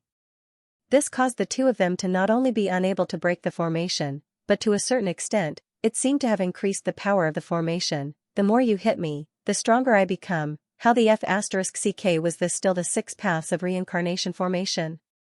It was clearly a great formation of anger. Ha ha ha ha. However, the terror of the 6 paths of reincarnation formation was clearly not limited to just this. While Xianxia was trying his best to retract his divine ability and escape with the blood cloud, the range of the 6 paths of reincarnation formation was also constantly expanding. It was like a field of white light, or like an ancient well whose width and depth could not be seen. It grew larger and larger, rumbling as it surged upwards. In the end, with a loud rumble, a giant demon leapt out from within, opened its bloody mouth, and bit down on the blood cloud with a single bite. Return it to me. Xianxia was not careful, and the blood cloud was swallowed by the giant demon. He was so scared that he broke out in cold sweat, and screamed in pain. Not returning it. In the formation below, 4 voices sounded at the same time, and they were resolute and resolute. Sigh. At the same time, the 2 women's speechless sighs sounded. You, Prince Liang yelled angrily, but at the same time, he was filled with endless astonishment and fear.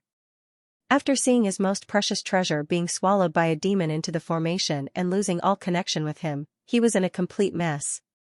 He could not figure out why such a strange thing had happened. As he roared, he suddenly shouted with all his might. His blood and chi fluctuated, and his face became much older. At the same time, his immortal pressure surged, and his entire body became blurry, as if he had lost his physical body. He glared at Di Lu, and then turned around and fled. He actually turned around and fled without hesitation. It seemed that Prince Liang had realized that he could not deal with the formation at all. Originally, the 5 Tianyuan rebels were already extraordinarily powerful after using the formation. Otherwise, it would have been impossible for them to forcefully snatch away Wan Qiong, who had half her blood sucked out of his hands a year ago. Even this time, he did not dare to underestimate the formation that the 5 of them had used. However, he had found a fatal weakness in the formation over the past year. Only then did he succeed in defeating the 5 of them with ease. He planned to complete what he had wanted to do a year ago. But no matter what, he didn't expect that something that was almost in the bag would actually have such an unforeseen event. The blood dragon that he had refined for 2,000 years was taken away, as was the embryo of the devil cloud that he had tried to refine. Not only was it taken away, but it didn't even have any effect. Prince Liang felt so distressed that his heart was bleeding. However, he also knew that this formation was not something that he could contend with. At this moment, the fear in his heart was indescribable. He didn't have the slightest intention to fight anymore. He could only gather all his immortal mightiness and spread it in all directions, trying to escape as far as possible from this group of damned guys. Of course, the power of the formation was not what made him despair the most. What made him despair even more was the identity of Di Lu. How could it be possible? How could he have the ability to repair the formation? Did he really think that such a terrifying formation could be repaired by any random person, even a Zenith Heaven Golden Immortal? Would not be able to do that, because this was not a Taoist formation at all, but a Buddhist formation. The Buddhism had been destroyed for 10,000 years. How could the 6 paths of reincarnation formation reappear in the world, or rather, even if it could reappear in the world, how could it be repaired by Di Lu? Moreover, even if Di Lu had the ability, how could he, a Di Lu, be so compatible with the rebels of Tianyuan, Who was he? There were countless questions in Prince Liang's mind, but he did not have the time to ask them. He was really scared out of his wits. After all, everything that was happening in front of him was too terrifying. At the beginning, the 5 of them were missing one person, so they tried to use the 5 elements formation of Taoism to activate the formation. It did show some power, but in the eyes of someone of his cultivation, there was an unconcealable weakness. Therefore, after suffering a loss from the formation a year ago, it only took him 1 year to deduce its weakness and know how to deal with it. But now, after seeing the true form of the formation, how could he still have the courage to fight it head-on? This was the number 1 formation of the ancient Buddhism, the 6 paths of reincarnation formation, who would dare to court death. Therefore, no matter how confused he was, Prince Liang made a decision in an instant, which was to run away. He would run away without saying a word. Even if the blood cloud, which was as precious as his life, was snatched away, it was not important. His life was the most important thing. In an instant, streams of blood qi were emitted from his body, covering a distance of 10,000 miles, covering his escape. Don't let him escape. Chase him back. The great golden crow and the others behind him all realized Prince Liang's intention to escape. They all shouted and rushed over.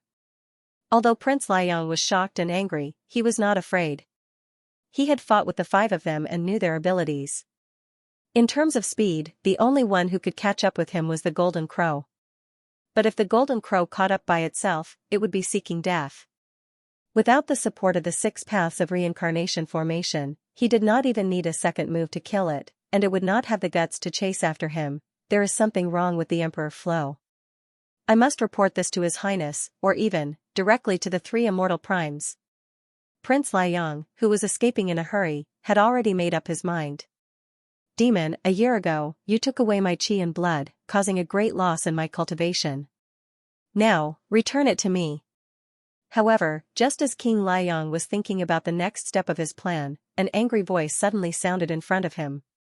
He was so shocked that his heart trembled. He hurriedly looked up, and then he almost collapsed. The one who stood in front of him was wearing a light yellow robe, holding 2 green and red wheels, with a beautiful face and a heroic spirit. But who else could it be if not the little girl whose qi and blood were almost sucked dry by him a year ago? How can she have such a terrifying speed? Prince Liang was so shocked that his eyelids twitched violently. He subconsciously turned around, and his heart became even colder. In front of him, on his left and right were the crow, the cold-looking woman in a blood-red robe, the ugly man with an upturned braid, the handsome young man with a long spear in his hand, and Di Lu, who had a cold sneer on his face. All of them had caught up with him. How could this be? How could they all have such a terrifying speed? Haha, you haven't even tested 30% of the power of the 6 paths of reincarnation formation, and you're already in a hurry to escape? The golden crow seemed to have guessed what he was thinking, and sneered with a smugness that made one's teeth itch. Now that the 6 of us have returned to our positions and share our abilities, I have their power, and they naturally have my speed. Hearing his words, Prince Liang's heart sank to the bottom of the sea. It was indeed worthy of being the number 1 formation of Buddhism.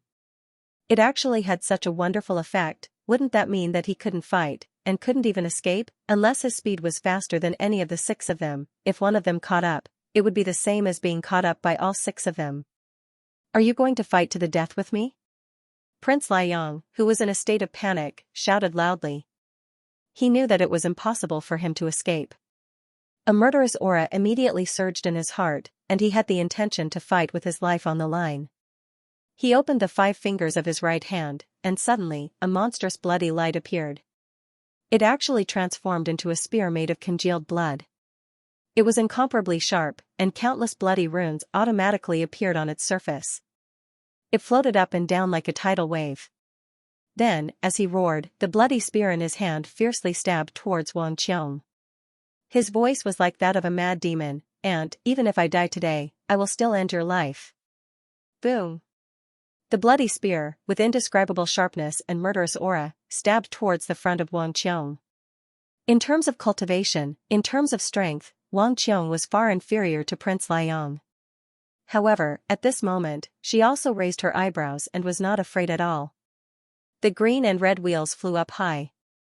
At the same time, the others understood and changed their hand seals at the same time. Rays of celestial power and divine light were transmitted to Wang Qiong's body through the formation, causing her body to shine with celestial light, and her cultivation seemed to have increased by 10 times in an instant. The two wheels were pushed down heavily, and with a crack, she was forcefully sent flying towards Prince Liang. Make way, make way. Prince Liang was pushed back by Wang Qiong, and he was shocked and angry. His murderous aura became even stronger, and he shouted angrily, waved the bloody spear, and stabbed it in all directions. 6 paths of reincarnation, control the heaven and earth. Around him, 6 indomitable phantoms surrounded him, while he himself was looked down upon, as tiny as a speck of dust. Hee, Liang Prince, why don't you take a look again and see who is the real ant here? Wang Qiong's voice resounded. She had truly vented all her resentment and was proud and elated. At this moment, Prince Liang, a dignified primordial unity supreme celestial, was suppressed by the phantoms of the 6 paths of reincarnation. His chi could not circulate, and his body seemed to be pressed under a mountain. Even though he was furious, he really could not exert any strength. You have to be careful. Ever since you appeared in the myriad treasures celestial river, you have been fighting with the great celestial realm for several years. You have fought hundreds of battles, big and small, but neither side has really killed the key figures of the other side. You have at most killed dozens of righteous immortals, and we have never lost a primordial unity supreme celestial. You have to be careful. I am Prince Liang, conferred by the Red Emperor himself. I am a marquis in the Dachi Heaven Celestial Army, and I also command a celestial army. If you really kill me, you have to be careful. At this moment, Prince Liang had really lost all the strength to resist. He thought quickly and shouted, with a hint of warning in his voice. What he said was the truth. Although the rebels of Tianyuan and the Great Celestial Realm had been fighting, both sides had restrained themselves, and no real big shots had been killed. It could be said that both sides had shown mercy, or that the big shots had their own abilities, but it was indeed the truth. It was a pity that these words were used to threaten others, but to threaten these 6 people was obviously wrong. Even before Prince Liang finished his words, his eyes suddenly froze for a moment. Di Lu squatted in front of him, reached out his hand to grab the top of his head, and asked softly, so what? You, who are you? Prince Liang swallowed the rest of his words and looked at Royal Highness Di Lu in horror. Me? But in the face of his question, Di Lu just smiled and shook his head. I'm not telling you. Prince Burning Sun still had questions to ask, but in the next moment, Di Lu had already retreated, holding a ball of light in his hand. With a smile on his face, he stuffed it into a small skull hanging on his waist. The young celestial king was finally suppressed by the 6 paths of reincarnation formation.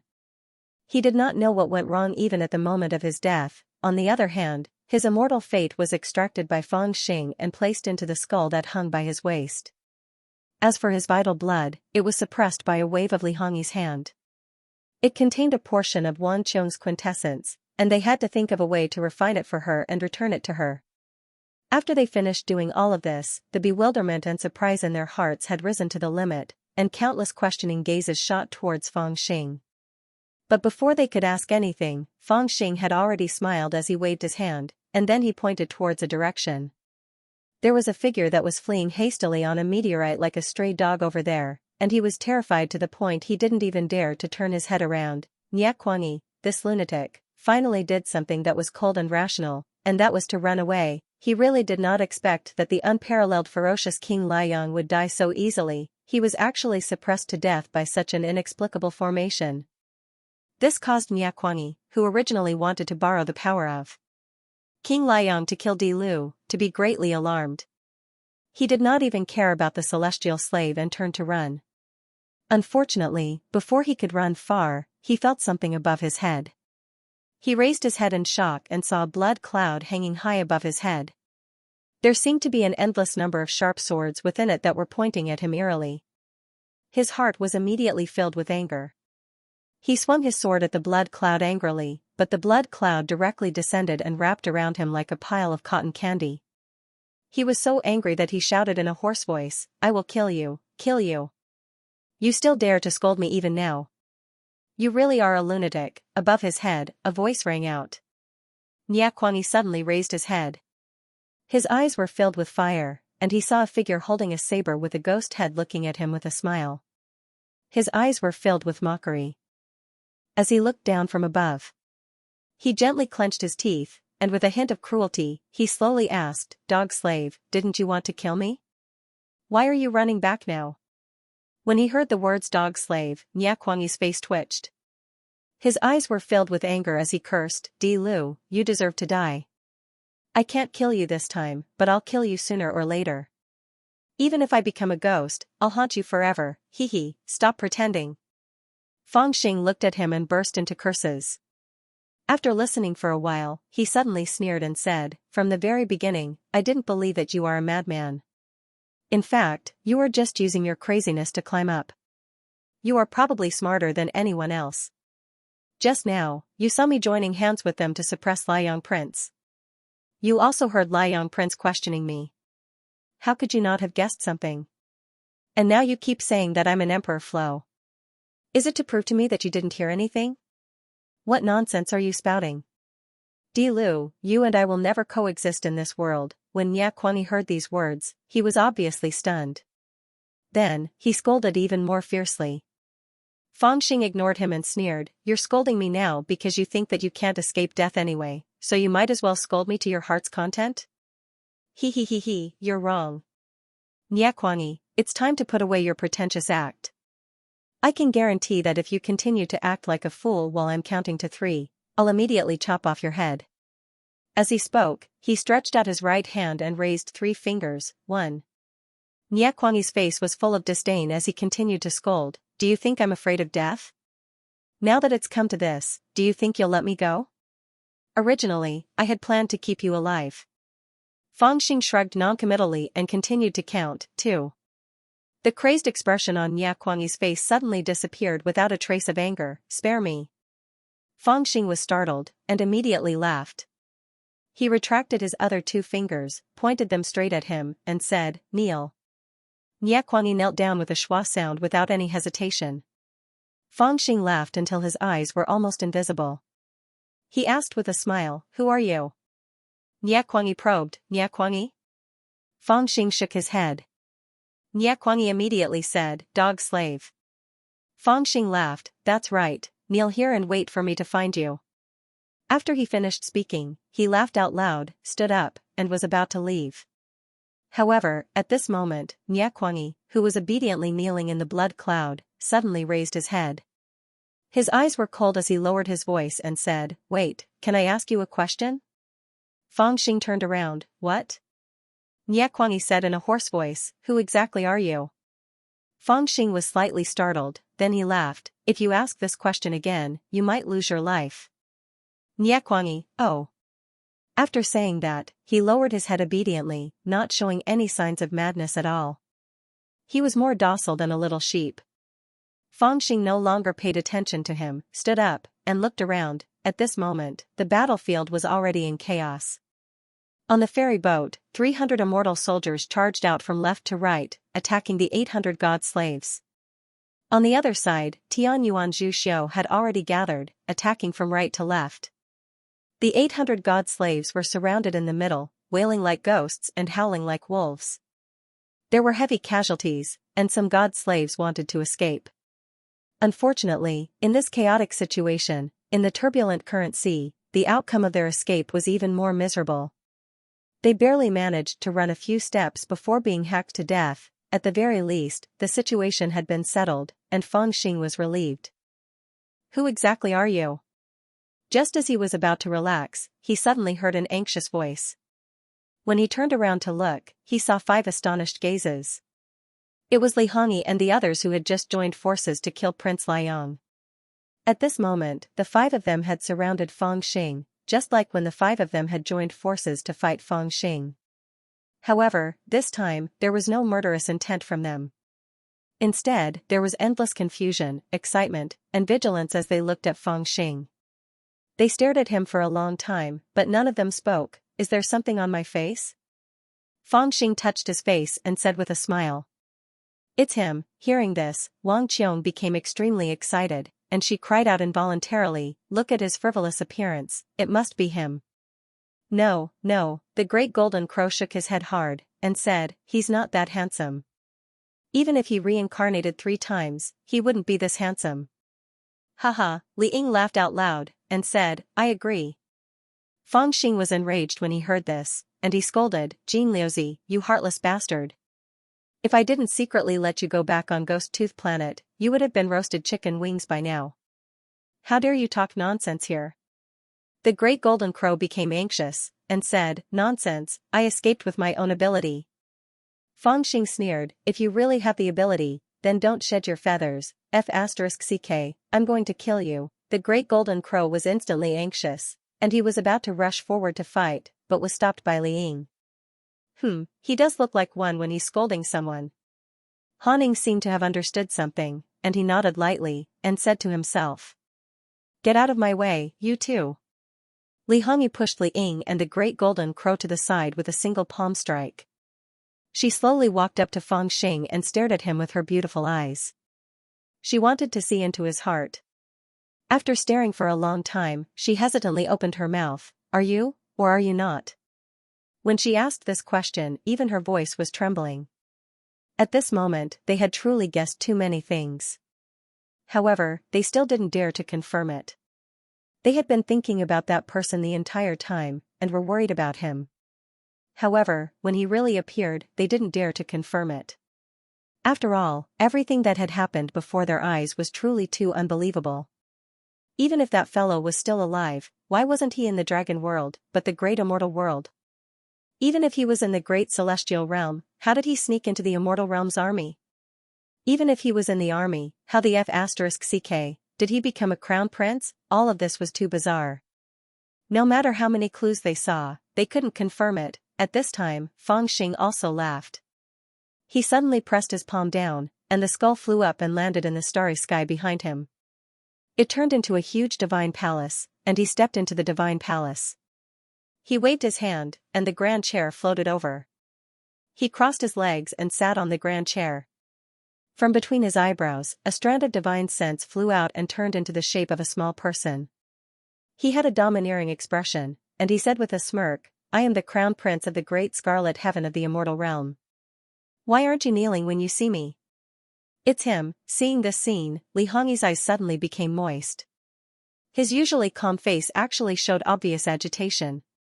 Wang Qiong also hurried forward and looked at him, who was sitting on the grand chair, and instantly smiled like a flower. The Great Golden Crow and Li Ying also rushed over. They stood next to Han Ning, and they looked straight in. After some time, they also laughed. They laughed so hard that they swayed back and forth, and they needed to support each other in order to stand steadily.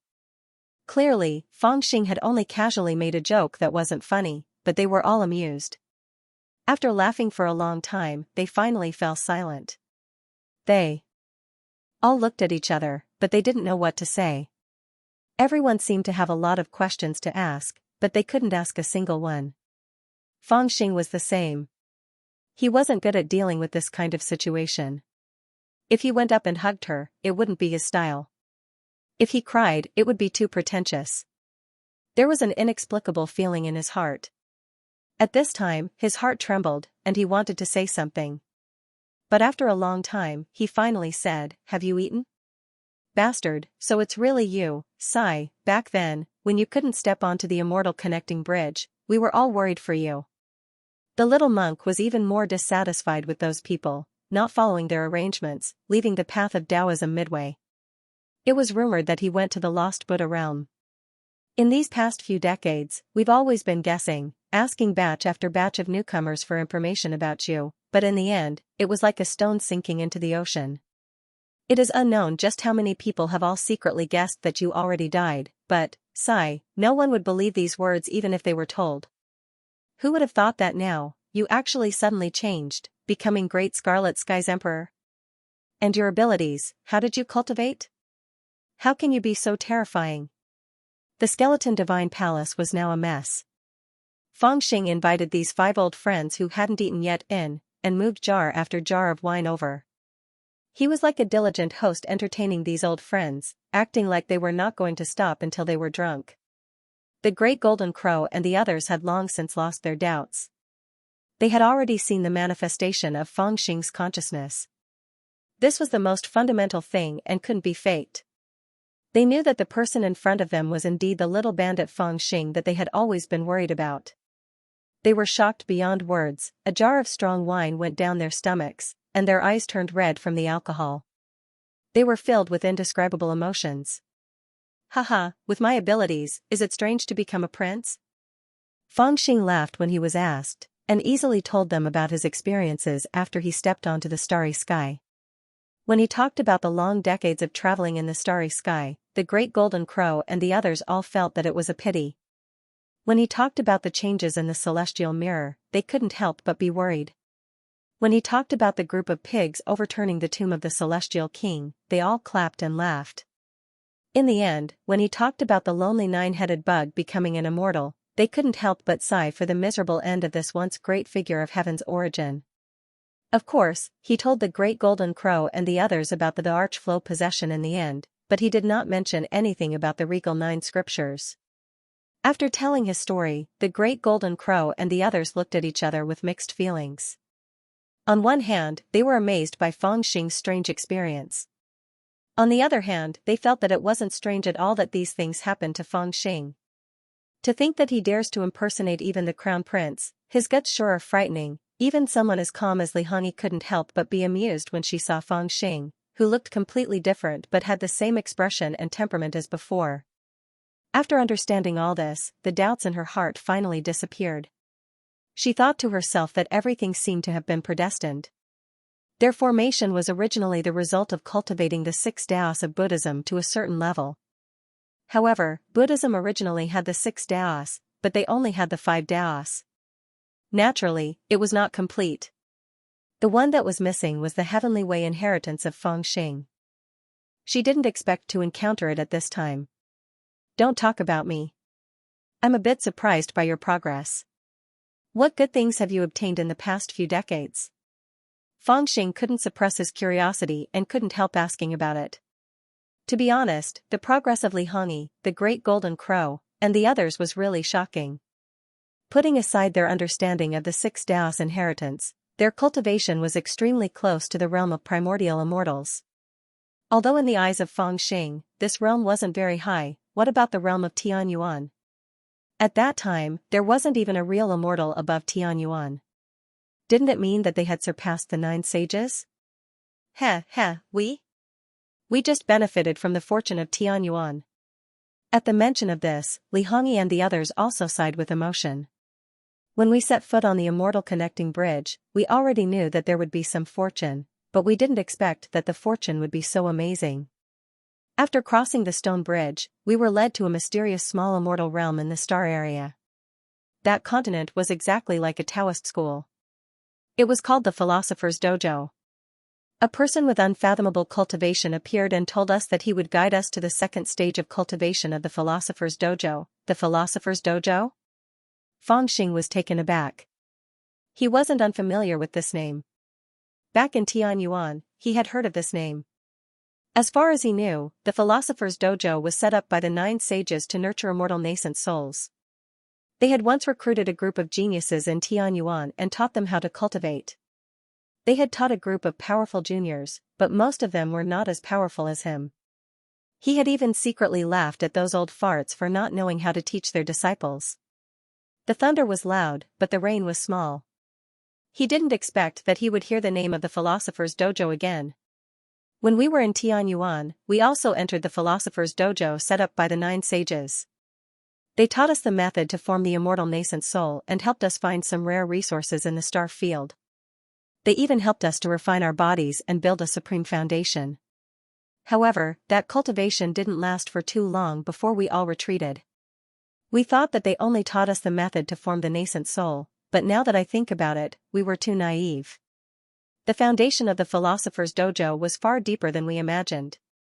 The one who set up this school was not just the sage of Tianyuan. There were also some mysterious figures behind them. When we stepped onto the immortal bridge, they were already waiting for us in the star field. Li Hongyi continued with a low sigh, "Just now, when I heard you say that you spent decades in the star field, it really made us feel a little emotional. During those decades, it was like we were in heaven. Countless ancient books that we could only dream of were placed in front of us. Countless opportunities that we didn't even dare to think about were forcefully imparted to us. It was a kind of fortuitous encounter that we didn't even dare to imagine. There were so many mysterious figures with unfathomable cultivation who preached for us and gave us pointers on our cultivation. It could be said that our cultivation from yuanying to crossing tribulation was not done by ourselves, but by them. That can be done? Fangxing's eyes widened as he listened. He felt that these guys were becoming more and more unpleasant to the eye. From his point of view, it was as if he had painstakingly robbed someone and finally obtained some wealth, but this group of fellows were flaunting in front of him, saying that they had been forcefully stuffed with endless treasures, and how painful the feeling of not having freedom was. We are not the only ones in the philosopher's dojo. Every 3 years, a new group of geniuses will be sent in. According to them, the ancient bridge to immortality is now the legendary greatest opportunity in the world. It opens every 3 years. All the top geniuses of the world, or even cultivators who have shown some special characteristics, regardless of their age or cultivation, will be taken into the ancient bridge to immortality and then come to the philosopher's dojo where we are, where they will receive guidance from mysterious figures.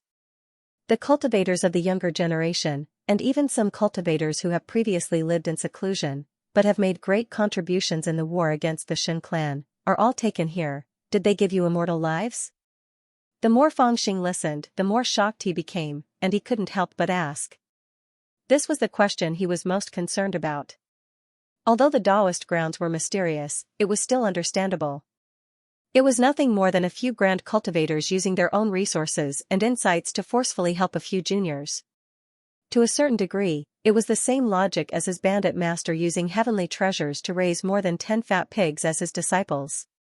However, this method still wouldn't be able to train the Golden Crows group to their current level. Without an immortal fate palace, they absolutely wouldn't be able to reach their current level of strength. Immortal life? To his surprise, Li Hongyi and the others smiled bitterly and shook their heads. We have heard of this type of immortal treasure. It is said that it is the most precious cultivation resource in the world. Unfortunately, we have never seen it before. Our cultivation relies on the investiture of the gods.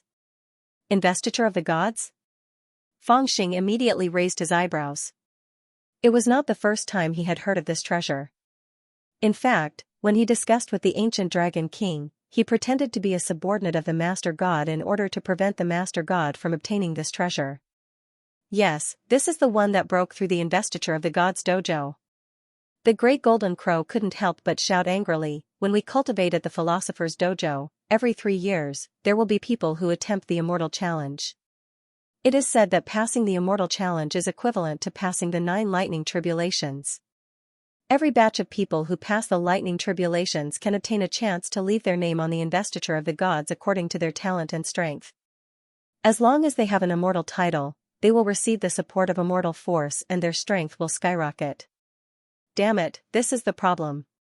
All of us passed the immortal challenge in the 9th year, and we were the strongest in that batch. However, that bunch of old geezers didn't give us a first-rank immortal title, only a second-rank immortal title. Li Ying glanced at it and said disdainfully, "Didn't you say that you could get a first-rank immortal title through the back door?"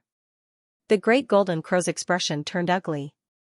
He muttered, "Uncle Jen said that the immortal title was just an illusion, and told me not to pay attention to it. But we only got a second-rank immortal title, which caused us to have a hard time in our future cultivation." Wang Qiong sighed softly and continued, "When we first got the second-rank immortal title, we were also very excited and felt that our cultivation had improved greatly. But when we came to the star field and met the experts of the celestial world, we realized that we were only at the bottom of a well." As Wang Qiong spoke, she couldn't help but show some lingering fear. "Fortunately, we obtained the inheritance of the 6 paths of Buddhism with you. We cultivated diligently and improved quite a bit. Later on, we discovered that the 6 paths of Buddhism were interconnected and supported each other. With the help of the formation, we could unleash even greater power. It was also because of the inheritance of the 6 paths of Buddhism that we were able to resolve all the dangers in the myriad treasures celestial river. However, the 6 paths of Buddhism are the 6 paths after all. Without you, our formation would not be complete. This time, if it wasn't for you, I guess we would all. Actually, it's already very powerful. seeing that they seemed to be a little dissatisfied, Fangxing became more and more shocked as he listened to them. In the past, he didn't understand why the Divine Master at that time cared so much about the investiture of the gods, but now he understood. Suddenly, he heard that it was actually a rare treasure that could create celestials in batches. This is 2F** King terrifying. This investiture of the gods, what kind of thing is it? After holding it in for a long time, he couldn't help but ask. His heart was itching. He was thinking that if he could snatch such a treasure one day, his life would not be in vain. Wang Qiong and the others naturally didn't expect him to have such a bold idea. Hearing his question, they answered honestly, the investiture of the gods has always been in the hands of the mysterious elders behind the philosopher's dojo. We've only seen it once when we left our names. It's like a very ordinary scroll. As long as we leave our names on it, we'll be able to receive the blessing of immortal energy. It's divided into 9 grades, and the higher the grade, the stronger the blessing. However, although this treasure is magical, we've heard a rumor that it's not complete. Fangxing was stunned for a moment. If it's so powerful when it's not complete, then what about when it's complete? Yes, this rumor is said to have been spread by that freak from the Yuan family. Li Ying took over the conversation. His eyes were filled with admiration as he said, it's said that when the investiture of the gods appeared, although we were the first batch of people to step onto the Immortals Bridge, we weren't the first to have the right to be on the list. The first batch of people who had the right to be on the list, or rather, the first one, was the peerless genius from the Yuan family. However, he seemed to know something and refused to leave his name on the list. After him, Xiaoxitu of the Fuyao Palace and Ye Qianhong also refused to leave their names on the list. As for the reason behind their refusal, there were many speculations. However, the most popular theory was that the investiture of the gods was not complete. The two of them were worried that the investiture of the gods would affect their future cultivation, so they refused. F***ck, these two bastards are still so fierce. Fangxing was stunned for a moment. He couldn't help but shake his head and sigh. Your reputation isn't any weaker than the two of them right now. Li Hongyi glanced at Fangxing and sighed inwardly. If this matter were to spread, you'd be even more legendary than them. Instead of praising Li Ying, he continued, actually, it's not just a rumor. To a certain extent, this theory has been confirmed. After passing the Immortals Bridge, we were no longer just staying in the Philosopher's Dojo to cultivate. We began to receive various kinds of talismans. Some told us to go to some mysterious galaxy to search for resources, some told us to subdue some small immortal realms or celestial clans. Sometimes, they even stated a time and place for us to fight someone. Sometimes, we were allowed to win, and sometimes we were allowed to lose. After these talismans were completed, we would gain merit. When these merit points have accumulated to a certain extent, they can be exchanged for various resources, and even improve one's immortal title. Li Hongyi said slowly, of course, for ordinary people, it's not difficult to improve from a 9th grade immortal title to an 8th grade immortal title. They only need to complete a few talismans, and some ordinary resources don't require much merit points. However, if we want to improve our 2nd grade immortal title to a 1st grade immortal title, we will need a huge amount of merit points. To a certain extent, this might be impossible, unless the 5 of us can make the greatest contribution, which is to find the legendary 10th coffin, the 10th coffin. Fangxing was taken aback, and his expression was one of shock. Li Hongyi's expression also became serious. He paused for a moment before continuing, there are 9 coffins in Heaven's Yuan, and they contain endless opportunities. The guidance and resources we received from the Philosopher's Dojo actually came from the 9 coffins. However, in reality, there are more than 9 coffins. According to the highest grade talisman in the Philosopher's Dojo, there were actually 10 coffins in total, and they all came from the Great Immortal Realm. However, during this process, 9 coffins successfully reached Heaven's Yuan, but 1 coffin was lost in the Great Immortal Realm. We also speculated that if the investiture of the gods is really incomplete, the missing part of the immortal treasure must be in the 10th coffin. Sigh, we've suffered. The great golden crow sighed and said, this damn talisman isn't easy to complete. We've been fighting all over the place, and risking great danger to collect resources, but the merit points are still far from enough. I've been pestering Uncle Jen at the Philosopher's Dojo for 3 whole months, and he finally told me that if I want to help all of us improve our immortal titles by one level, and receive the best resources and training from the Philosopher's Dojo, I have to complete a mission that no one else can complete, and that is to find the 10th coffin. Just this talisman alone will be worth a great deal of merit points. There's actually a lost 10th coffin. Fangxing thought about it carefully, but he was also confused. He had never heard of any news about it in the Great Immortal Realm. In fact, we're staying here and refusing to leave, because we want to see if we can find some clues. The Great Golden Crow said with a sneaky smile, before we left the Philosopher's Dojo, I asked my cousin to perform a divination. She spent a lot of effort to calculate it, and in the end, she got an ambiguous result. She said that there might be news about the 10th coffin in the area of the Myriad Treasures Immortal River during this period of time. However, during this period of time, I've already taken great risks to search the surrounding star fields, but I haven't found any clues. I don't know if this brat made a mistake. I'll have to go back and ask her about it. The lost immortal coffin, the incomplete investiture of the gods. Hearing this, Fangxing couldn't help but frown and think hard. He had a feeling that there was something in his heart, but he just couldn't remember it. After a long time, as if a bolt of lightning flashed across his mind, he hurriedly asked, "Is my little girl here with you?" The Great Golden Crow and the others were startled. "Is it that blind girl?" Fangxing was overjoyed, and he said with a smile, "That's her." The Great Golden Crow immediately looked at him with disdain. "You won't even let go of such a little girl." Li Ying also smiled crookedly. "You're worse than an animal." The Great Golden Crow glared at Li Ying angrily. "What did that animal do to you?" Li Ying was speechless. "I didn't say he was a feathered animal." The Great Golden Crow spat at Li Ying. "Damn it, I'm going to kill you. Tell these two to get lost, or I'll always want to teach them a lesson." Fangxing was speechless, and he explained to Li Hongyi, "That girl saved my life." Li Hongyi smiled, and said, "She is indeed in our hands." It was strange at the time. A group of people from the great celestial realm carried her in a jade carriage, and they passed by the edge of the turbulent sea with great fanfare, as if they were afraid that we wouldn't know. Seeing the luxurious jade carriage, they thought it was some important person, and one of the orthodoxies tried to kidnap it.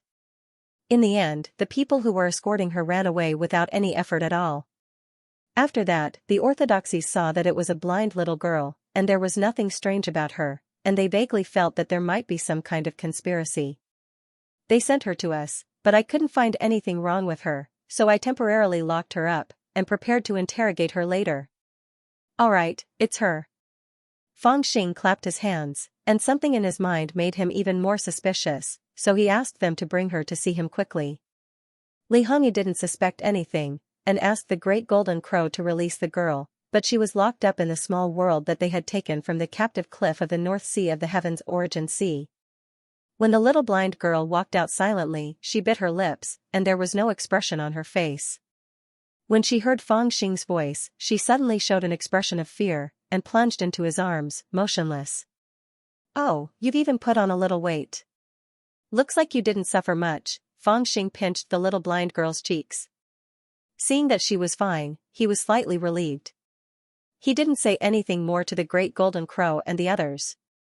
He called Qi, who had been hiding in the harem of the Divine Hall, and brought her back to take good care of her. When the group of people saw such a beautiful fairy like Qi coming out from the harem of the Divine Hall, they were all shocked. They hurriedly asked Fangxing who she was, but he was too embarrassed to say that she was his fifth daughter. Then, he casually asked Qi to meet the group of uncles and aunts. Zhu Xiu was also stunned for a while, but he could only salute embarrassedly and wait for Qi to bring the little blind girl back. "It's only been a few years, and you've already married your fifth wife. Little bandit, you're really..." Li Hongyi pursed his lips and smiled, while Wang Qiong was expressionless. The Great Golden Crow started to mock Fangxing with jealousy and cunning. Yes, and she's so beautiful," Li Ying chimed in from the side. Haning also shook his head and let out a long sigh, which made Fangxing a little embarrassed. He said modestly, "You're flattering me. My chest isn't as big as senior sister Hongyi's, and my waist isn't as slender as senior sister Wang Qiong's. I'm not that beautiful." Li Hongyi's and Wang Qiong's faces turned as cold as frost. "Haha, I'll cut to the chase. Brothers, we haven't seen each other for a long time. I have a greeting gift for you." Fangxing laughed out loud. He was in a good mood and spoke with a smile. "Greeting gift?" Everyone was stunned when they heard this. Then, they became a little excited. After being with Fangxing for so long, they knew him well. As long as he was not beaten to death, he would always have something good in his hands. Although he was a bandit who would rob anything he could get his hands on, his standards were extremely high. How could something that he valued and gave as a greeting gift be ordinary? What good stuff do you have to share? Tell me quickly. The great golden crow was extremely excited. He moved closer to Fangxing and stared at him with his round eyes wide open. Fangxing was very proud of himself. He glanced at the great golden crow and said, "Do you want it? Call me Master Fang." Before he finished speaking, the great golden crow already spoke, "Master Fang is mighty." Fangxing was instantly amused. He stretched out his hand lazily and gestured for Li Hongyi to pass the wine jug to him. Li Hongyi was amused as well and was very cooperative. She placed the wine jug in Fangxing's hand with both hands. Li Ying was stunned. He thought to himself that even his father, who hid in the southern border, did not have the fortune to personally serve wine to Fangxing. Even his father, who hid in the southern border, did not have this fortune. After drinking a mouthful of wine in satisfaction, Fangxing chuckled and said, "Do you really want to raise your immortal name so badly?" Everyone was dumbfounded by his question. Looking at him smiling so proudly, they were all a little excited in their hearts. The great golden crow was the most daring to guess. He suddenly said excitedly, "Could it be that this guy has information about the 10th coffin? First, tell me the difference between a first-grade celestial title and a second-grade celestial title." Fangxing didn't say much. He only asked with a smile on his face as if he already had a plan. After hearing Fangxing's question about raising one's celestial title, the great golden crow and the others thought that Fangxing had obtained information about the 10th coffin. They suppressed their excitement and told Fangxing everything they knew. It turned out that leaving one's name on the investiture of the gods would grant them a powerful boost of celestial force. However, there were differences between these boosts. The celestial title was divided into 9 grades. The higher the grade, the stronger the power. Theoretically speaking, after obtaining a second-grade celestial title, they would be able to fight against a primordial unity celestial. However, this required the tempering of countless battles. More importantly, a second-grade celestial title had some kind of restriction that limited the growth of their strength. A first-grade celestial title not only has a higher starting point, but it can also rely on one's own potential to improve step by step. Simply put, there is a limit to our current cultivation. Once we grow to a certain stage, we will stop moving forward. However, a first-grade celestial title, in theory, is limitless and can continue to grow. This is also the reason why we want to raise our celestial titles no matter what. Li Hongyi and the others answered honestly. Fangxing nodded slightly and said, "That's about what I thought." After saying that, he saw the eyes of the great golden crow and the others lit up and looked at him. The great golden crow laughed loudly and said, "Let's not talk about the 10th coffin. I've never even heard of it. However, the gift I'm going to give you is not inferior to the 10th coffin. Didn't you raise your celestial title so that you wouldn't be limited by the investiture of the gods? The investiture of the gods is incomplete, which also determines that your celestial titles are incomplete. However, I have a big gift for you. With this treasure, it will be able to make up for the gap in your cultivation. It will not be inferior to a first-grade celestial title." "What is it?" The great golden crow and the others were shocked and asked anxiously. "See for yourselves." Fangxing got up and walked to the back of the temple. He pulled open a curtain and saw a blood pool in the depths of the temple. In the pool, there was a small tree less than 10 feet tall. The tree had no leaves, but there were more than 10 strange-looking fruits hanging on its branches. At first glance, they looked simple and unadorned, but if one looked carefully, one could feel that these fruits contained mysterious splendor, as if they had indescribable vitality and Taoist connotation. Each fruit seemed to be bottomless, and their divine senses could not penetrate it completely. "Senior Sister Wang Qiong, I can see that your quintessence is insufficient and your body is weak. You should have been heavily injured, right?" Fangxing laughed as he casually plucked a fruit and tossed it to Wang Qiong. What is this?" Wang Qiong received the fruit, and with just a slight sniff, she felt the vital energy within her body roil, causing her expression to instantly go pale. This is a fruit of creation, and it's a fortuitous encounter I obtained unintentionally in the great immortal dimension.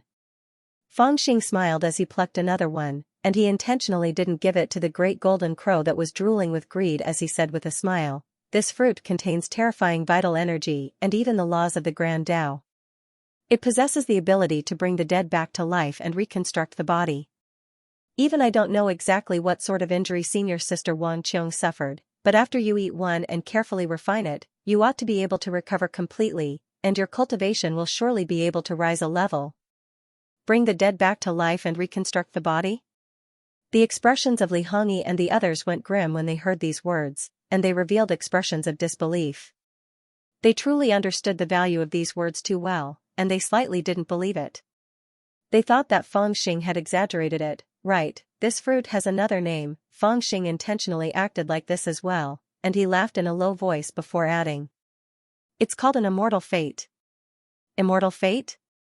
In an instant, the eyes of the great golden crow and the others widened as they stared straight at Fangxing's face, as if they had seen a ghost. Even though they had become immortals by relying on the investiture of the gods, in reality, after years of fighting in different star fields, how could they not understand the importance of an immortal fate? They all knew that it was an extremely precious resource even in the 33 heavens, and could even be called the most important resource on the path of cultivation. The cultivators of Tianyuan relied on the investiture of the gods to cultivate, to a certain extent, because they couldn't obtain an immortal fate. This joke was getting out of hand. Was what this little bandit said true or false?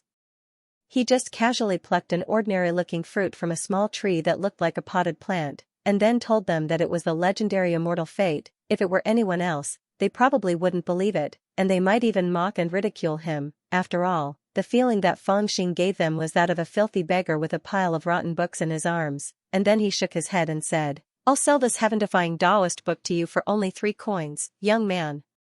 But the great golden crow and the others knew that Fangxing loved to fool around, but he would never brag about something like this. Therefore, they were only stunned for a moment, and then they directly rushed forward, like a hungry wolf pouncing on its prey. They directly grabbed the fruits on the strange tree.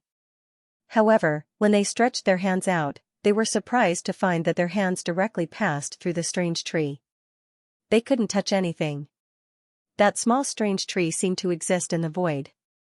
They could see it and even sense it, but they couldn't touch it. "Haha, don't worry, no one else can pluck this thing." Fangxing laughed proudly, and he casually plucked a few fruits, then took one and handed it to the great golden crow. "All hail Master Fang." The great golden crow's eyes widened, and he shouted without thinking. Fangxing was overjoyed, and he stuffed one into the great golden crow's hands, then waved it in front of Li Ying. Li Ying's beady eyes widened, and he immediately shouted, "Big brother is powerful, heroic, and handsome like an immortal." Well said. Fangxing was proud, and he stuffed another fruit into Li Ying's hands. Then he looked at Han Ying with evil intentions.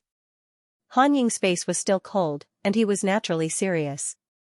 His expression didn't change at all, and he coldly said, "Although you were my big brother when we first became sworn brothers, and you were the most powerful among us brothers, I won't say such embarrassing things."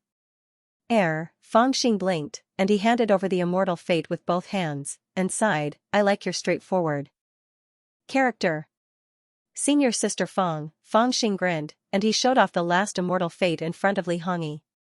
Li Hongyi looked at him with a half-smile, and said, "I've already given you the wine, what else do you want? Take off your clothes?" Fangxing was startled, and he quickly handed over the immortal fate, and muttered, "Although you're good-looking, I can't marry a tigress."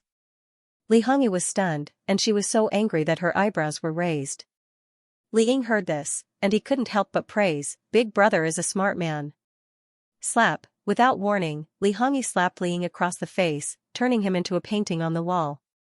If this is really a immortal fate, then it's even better than the first-rank immortal names on the investiture of the gods. Wang Qiong was the first to receive the immortal fate, and she had already used all kinds of methods to verify it.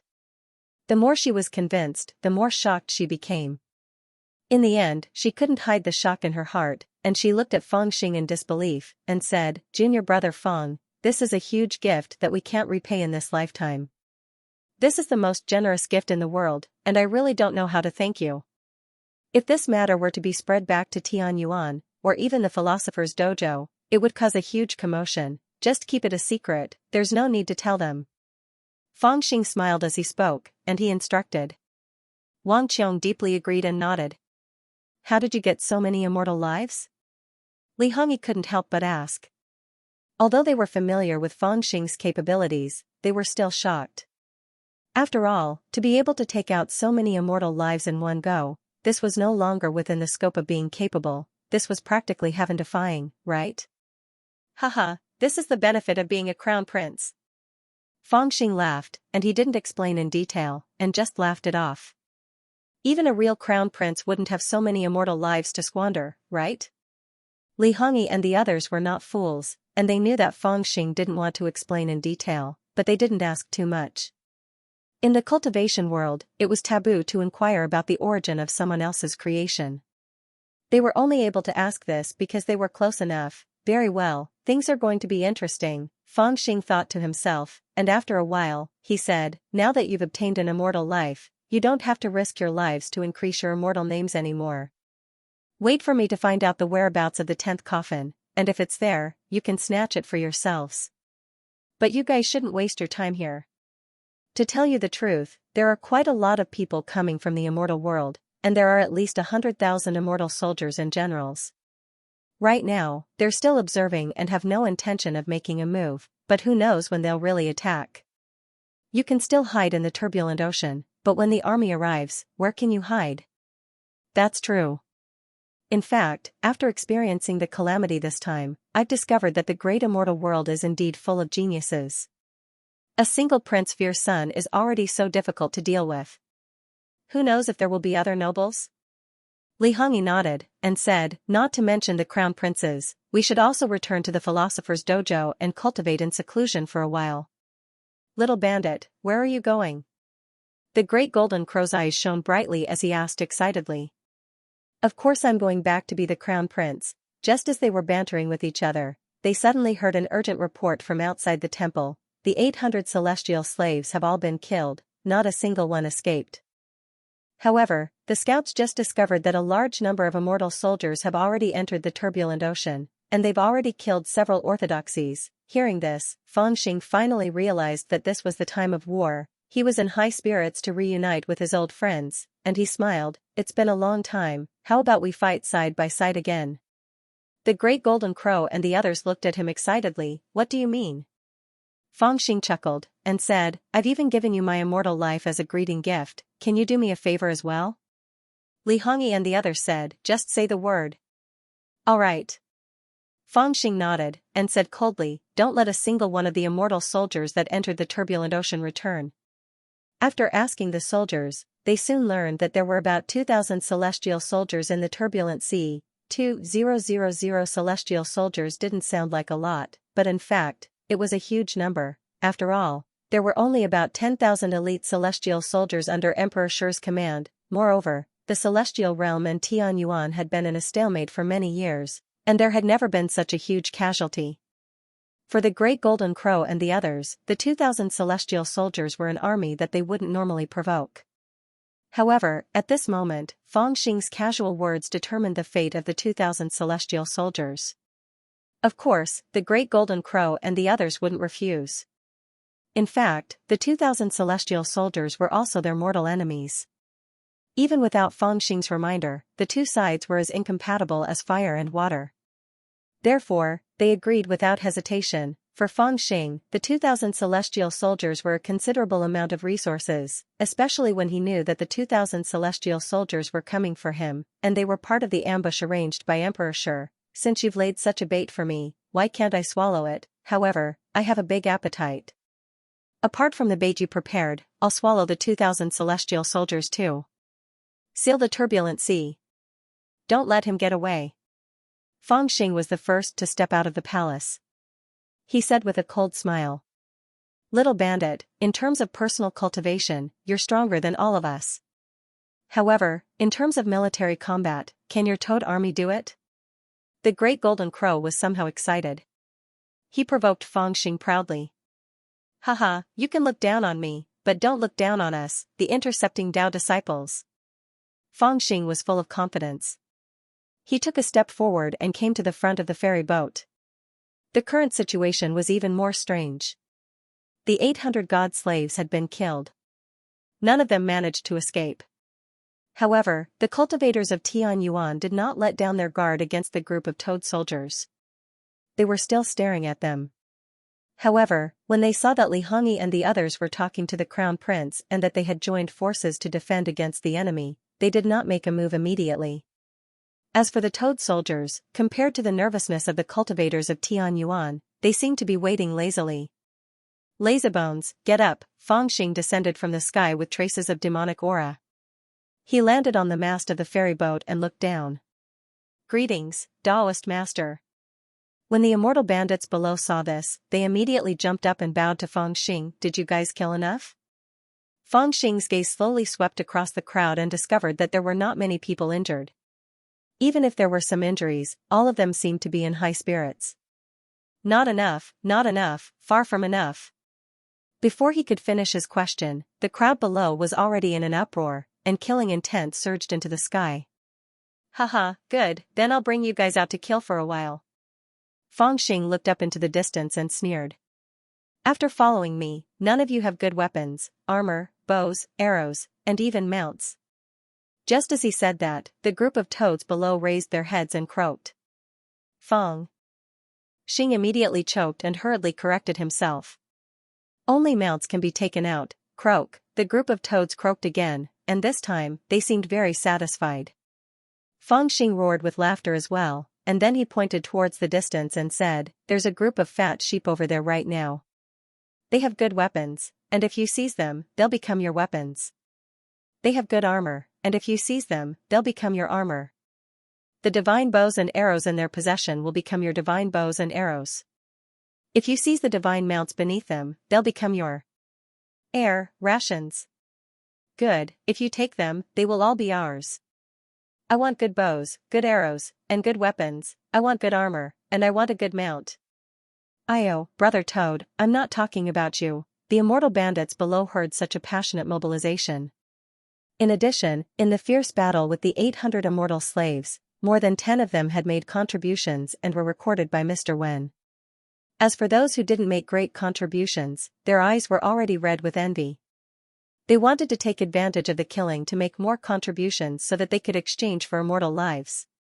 Now that they had another opportunity, they immediately cried out. Hee, I like your enthusiasm for treating other people's things as your own. Fangxing laughed and waved his hand. Children, get ready, to get on the toads. Boom, as soon as he finished speaking, the immortal bandits who were lazing around the immortal boats all leaped onto the backs of the toads. Even the fiercest and fattest toad beside him jumped into the air and gestured for him to sit on it. Sorry to trouble you, brother. Fangxing patted the toad with a thick scar on its head and jumped onto its back. Then, he shouted, let's go. Walala, all the toads leaped into the air and formed into groups. They were like mountains, seas, and meteor showers. They were ferocious and unstoppable as they charged toward a certain spot in the turbulent current sea. Their speed was indescribable. The toads looked fat and stupid, but they were able to travel thousands of kilometers at the same time. It could be said that they were abrupt and fast. Almost in the blink of an eye, there was only an empty celestial boat left in the turbulent current sea. It was a clean sweep. They come and go without a trace. Isn't that too fierce? After a long while, one of the cultivators of the heavenly origin sector spoke in a daze. He didn't know whether to laugh or cry. If all the immortal soldiers of the heavenly origin sector are this fierce, we must be careful, an elder of an orthodoxy instructed in a low voice. In the future, when we practice the array, we must be wary of a group of toads descending from the sky. Actually, we should have guessed that it was him from the group of toads. Li Hongyi didn't know whether to laugh or cry. She pursed her lips and said with a smile, apart from him, who else can refine such a strange soldier? No, that little bastard went to rob something by himself. How can I be left out of it? The great golden crow couldn't hold back anymore. He yelled, under the command of the golden crow crown prince, where is the army of the monster alliance? Your subordinate is here. In the depths of the turbulent ocean, a group of demons rushed over. However, they all revealed their true forms. There were crows, wolves, black bears, tigers, and some even looked like big fishes. They were swimming in the starry sky with all kinds of weapons in their hands. None of them looked real, but their expressions were ferocious, violent, and passionate. When they heard the great golden crows yell, they all rushed out. They were the army of the monster alliance that the Beiju demonic land had assigned to the great golden crow. They could be considered his direct subordinates. Now that their cultivation had reached their current level, they had more or less subordinates. They could be considered his personal troops. Of course, their backgrounds were complicated. Some were from small immortal realms or celestial clans that they had subdued. Some were from the orthodoxies that they came from and sent their disciples into the star field through some special means to follow them to fight for opportunities. There were also some that were refined using special methods. Brothers, charge with me. Let's get the good stuff, the great golden crow yelled and charged in the direction where Feng Xing and his army of toads had jumped. Charge, charge, let's get the good stuff, the group of demons screeched and rushed out with the golden crow. Zhu Xiu of Heaven's Origin covered his face when he saw this. Alas, the shame of Heaven's Origin has come out again.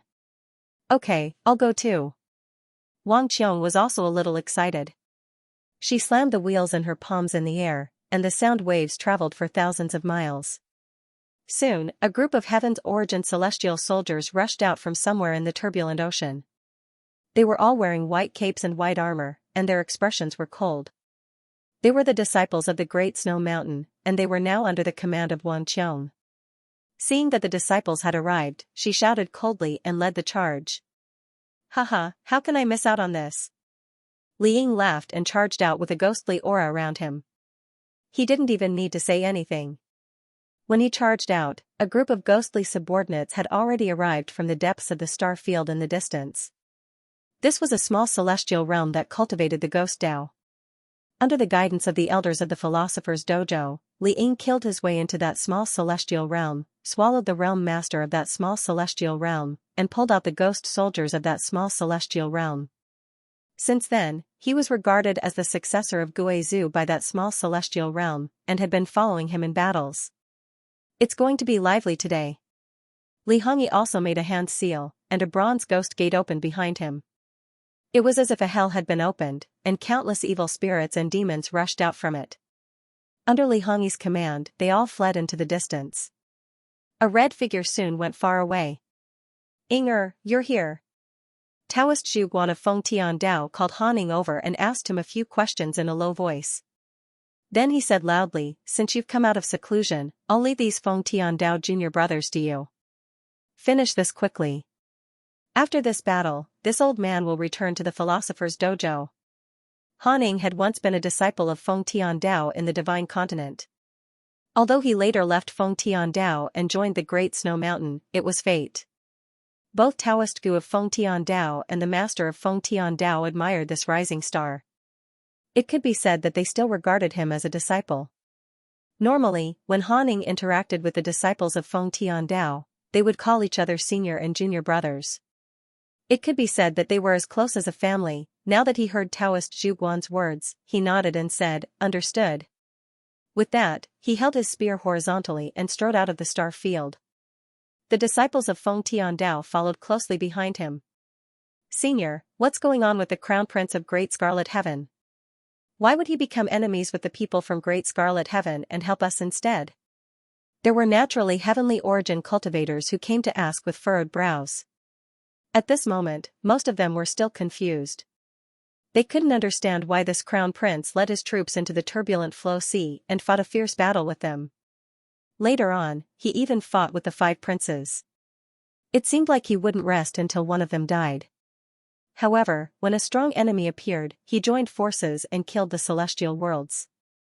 King Blazing Sun and the 800 god slaves. Now, he even took the initiative to attack the 2000 celestial world's crown prince. Was he a friend or a foe? What kind of agreement did he make with the 5 princes? Why would he trust him so deeply? Why do you care so much?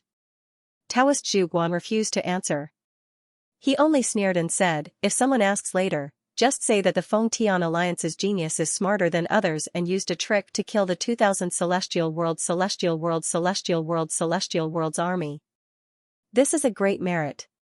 Kill, amidst the meteorites, more than 100 disciples of the Tianyuan orthodoxy in apricot yellow Taoist robes took out their Dharma treasures and formed the 108 celestial spirits and earthly evil spirits array. Their fighting spirit was overwhelming, and they charged toward a troop of celestial soldiers that suddenly blocked their way. These disciples of the Tianyuan orthodoxy were not old, but their strength was extraordinary. The strongest among them seemed to be the eldest senior brother of this group of disciples. He had a handsome face and a dignified appearance. He looked less than 100 years old, but his cultivation stage and strength had surpassed the tribulation stage. He held a vermilion ancient sword in his hand, and his chi was intimidating. A formation flag was floating above his head. He led his junior brothers and sisters in a hurry. How dare these small fries enter the turbulent sea? Today, it's time for the successor disciples of the Beko Keikyang sect to show off our strength. They were all very young, proud, and powerful. When they first arrived in the star area, they were ambitious to make great contributions and become immortals. Now, they encountered such a troop of celestial soldiers, but they had no intention of retreating. Instead, they wanted to fight the celestial soldiers head-on. After all, there were 108 of them, and no one knew how many celestial clan creatures they had fought together. In fact, the reason why they were chosen by the Philosopher's Dojo was that they had killed more than 1,000 celestial clan creatures in a fierce battle with them. After entering the star area, they had also fought with a small troop of celestial soldiers, and they did not suffer any losses. Now, they could see that the strength of this troop of celestial soldiers was not much stronger than that of the celestial clan creatures. They were only at the yuanying stage. After all, they had the Dharma treasures and talismans given by their masters and the Philosopher's Dojo, and the protection of the 108 celestial spirits and earthly evil spirits array. Although they could not kill this troop of celestial soldiers, they could still stop them here and wait for the disciples of other orthodoxies to come and rescue them. A group of inexperienced children, but they are quite courageous. Unlike what they had imagined, when they rushed over, the immortal soldiers did not move at all, as if they did not see them. At the forefront of the immortal soldiers, riding on the back of a ferocious tiger, an immortal general in red armor with a big flag on his back, gently comforted the tiger that was growling in a low voice and sneered softly. Under the red armor, a pair of bright eyes shot out a gaze that seemed to be real and looked at them. There was not the slightest panic, and his expression was disdainful. To catch bandits, first capture their leader. Slay their immortal soldiers, and only a bunch of small fries will be left.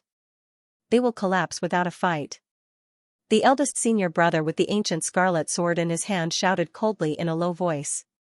He and the other junior brothers changed their formation slightly and charged towards the group of immortal soldiers like a sharp sword.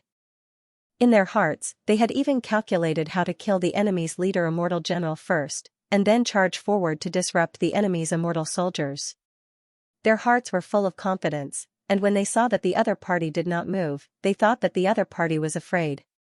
But, the way things developed was different from what they had imagined. The group of immortal soldiers really had no intention of fighting them head-on. Even when they had charged 500 kilometers away, they still had no intention of forming a formation. It seemed that under their aggressive momentum, they were simply a group of lambs waiting to be slaughtered, but just when their fighting spirit was surging and they wanted to charge straight into the enemy's formation, the enemy changed. The immortal general standing at the forefront with a cold and mocking gaze just smiled coldly, and then he suddenly swung his right arm down. Swish! Swish! Swish! Swish! Swish! Swish! In the deathly silent star area, the sound of something tearing through the air suddenly resounded like a storm. In the formation of the immortal soldiers, countless rays of divine light lit up at the same time, neatly turning into a large rain of light that shot straight towards them. The group of immortal soldiers had actually set up an arrow formation long ago. They were only waiting for them to rush into the area of 500 kilometers before they pulled their bows and shot the arrows together. This distance was the time when the divine arrows could exert their strongest power. Humph, what's the use of mere arrows? The eldest senior disciple with the ancient scarlet sword in his hand laughed coldly. He ordered his junior brothers to take out their protective magic treasures and continue to charge. Whoosh, whoosh, whoosh. At this moment, countless rays of light appeared in the sky above them, covering their heads like a big umbrella. To be honest, they didn't really take this rain of arrows seriously. After all, they were all cultivators with remarkable abilities and hundreds of magic treasures. Unless they were combat cultivators who specialized in this Dao, how many people would give up their powerful divine abilities and only use these light arrows? Even in the Tianyuan realm where there were countless extraordinary people, there weren't many who were famous for their bows and arrows. In the top 10 divine bow lists, the first ranked was the little devil who had disappeared for decades and held a slingshot as a facade. Moreover, there wasn't a single Daoist immortal soldier who used bows and arrows together. After all, in the vast cultivation world, there weren't many Daoists who used bows and arrows randomly. However, the frivolity and arrogance in their hearts were quickly interrupted by this rain of arrows. Swoosh! An arrow descended onto the defensive treasured light before them, and its force was actually extraordinarily strong. It struck the treasured light to the point it shook, and even their forward momentum had slowed down. The junior brothers and junior sisters by his side that possessed comparatively weaker cultivations were even shaken to the point their countenances turned pale, and they were almost unable to control their magic treasures. This unexpected scene caused this eldest disciple to be unable to help but be stunned, and his expression changed slightly. However, before he could do anything else, countless arrows followed closely. Their defensive treasure light was indeed powerful. Even if it was a grand cultivator who had passed the tribulation, it couldn't be broken with one or two palms, but what could they do? Countless arrows filled with terrifying power came crashing down from all directions. Almost as soon as the first arrow rain fell, the defensive treasure light on their bodies dimmed and shattered. During this process, their momentum was hindered, and they didn't even advance 150 kilometers. They were still 600 or 700 kilometers away from the immortal soldier. At this moment, the eldest senior disciple with the ancient scarlet sword realized that something was wrong. His expression changed greatly, and he hurriedly shouted, "Retreat!" However, it was too late. The Tai celestial general sneered and waved his arm again, and the second arrow rain arrived. The power of a divine bow and divine arrow might be slightly weaker than a divine skill, but the key was speed. Now, the group of core disciples was almost completely exposed to the rain of arrows, and they were all panic-stricken. Swoosh! A divine arrow directly penetrated the chest of a yellow-robed disciple. The force was so great that it directly tore his flesh apart. Swoosh! Swoosh! Swoosh! Swoosh! Subsequently, countless yellow-clothed disciples were pierced through. They were even hesitating and didn't know whether they should charge or retreat when their bodies were torn apart by the immortal artifact, and even their souls were shaken and shattered on the spot. Countless shrill cries resounded throughout the starry sky as expanse after expanse of flesh and blood were torn apart. Blood sprayed in all directions like waves, and it caused the starry sky to seem like an ocean of blood. Hide behind the meteorite. The eldest senior disciple with the ancient scarlet arrow could no longer care about anything else. At the same time, he forcefully waved the ancient sword to pull out the divine arrow that was flying towards him. However, there was only a clang. The arrow collided with the ancient sword, and the vibration actually caused his wrist to ache. The ancient sword was almost pulled out, and he was so frightened that his expression changed. He shouted in disbelief, "How is this possible? How can an ordinary immortal soldier have such a divine bow? Could it be that the immortal soldiers from the great celestial realm are all equipped with divine weapons? This is impossible, this is impossible." Bang! A yellow-robed disciple hid behind a meteorite, but the divine arrow flew over and pierced through the meteorite. Even the disciple was shaken to a pulp. Haha, how can the mighty ox demon bow and the mystic skeleton sunset arrow be ordinary? The Grand Unity Celestial General couldn't help but laugh when he saw the panic on the faces of the traitorous cultivators of Heaven's Origin. He muttered to himself, "These traitorous cultivators of Heaven's Origin are more like immortals than we are. They are used to being high and mighty, and they have even forgotten the most basic principle of the battlefield. The bow is farther than the sword, and the sword is sharper than the palm. This is an iron rule that applies everywhere in the universe. How dare they charge straight into the army with such a small number of people? We have refined the divine arrows from the mighty ox demon tribe and the divine bone tribe. In the hands of a powerful mediator, they can shoot down the sun with one arrow. Do you think they are bows and arrows used by mortals? What do you think we, the immortal realm of the 33 heavens, are invincible when it comes to conquering other realms? Kill. After sneering, he waved his arm again. Clear this battlefield. We need to meet up with the others. Swoosh. Swoosh. Swoosh. Swoosh. Another rain of arrows fell. Countless yellow-robed disciples fell. Their corpses littered the starfield. I can't accept this. I can't accept this. How could this be? The first disciple, who was holding the vermilion ancient sword, had nearly gone crazy. He had never expected that his group of extraordinarily strong junior brothers and sisters would actually lose their lives on the spot before they could even exchange blows with the other party. Moreover, all of this was because he had underestimated the other party's divine bow and arrow. This caused his heart to feel extremely unwilling and wronged. Seeing that all his junior brothers and sisters had been killed or injured, he also gave up on the thought of fleeing. Suddenly, he let out a furious roar and forcefully charged forward, swinging his sword horizontally. Swish, a blood-colored sword ray swept across 800 li and slashed at the immortal general. He had given up on the last bit of hope to survive the attack. He spread his arms and widened his eyes. He knew that he couldn't dodge the next sword and arrow. He only hoped that the arrow could kill the enemy immortal general. Puff. Sure enough, in the next moment, an arrow pierced through his chest. However, his eyes were still wide open. He wanted to see how many people he could kill with that sword. That sword was indeed very powerful. It swept across 800 li and arrived in front of the immortal general in an instant. The immortal general didn't even have time to react. He didn't block it at all, or rather, he didn't have the time to block it. The sword landed solidly on his body. The eldest senior brother's eyes immediately widened and revealed a look of joy. Unfortunately, what happened next caused his entire expression to change.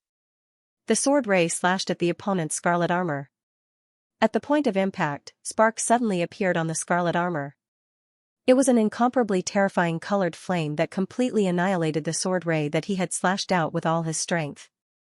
An instant later, the scarlet armor returned to its original state. There was not a single trace of it. The grandly immortal general lowered his head to look at his own oracle bone. He laughed speechlessly. You want to kill me from 800 li away? Do you think the scarlet knight armor on our bodies is made of paper? Or do you think you're a golden immortal? At this time, on the west side of the turbulent sea, several immortal soldiers were invading. There were 300 immortal soldiers in one unit, each occupying a different direction. Together with the immortal generals and aristocratic families, there were 7 of them. They came from the west and outflanked the north, cutting off the path of retreat of the immortal soldiers in the turbulent sea. Although there were paths in all directions between the star regions, and such an outflanking method could not completely block off the rebel cultivators in the turbulent sea, it had already cut off most of their escape routes. Clearly, these immortal soldiers had come in a menacing manner.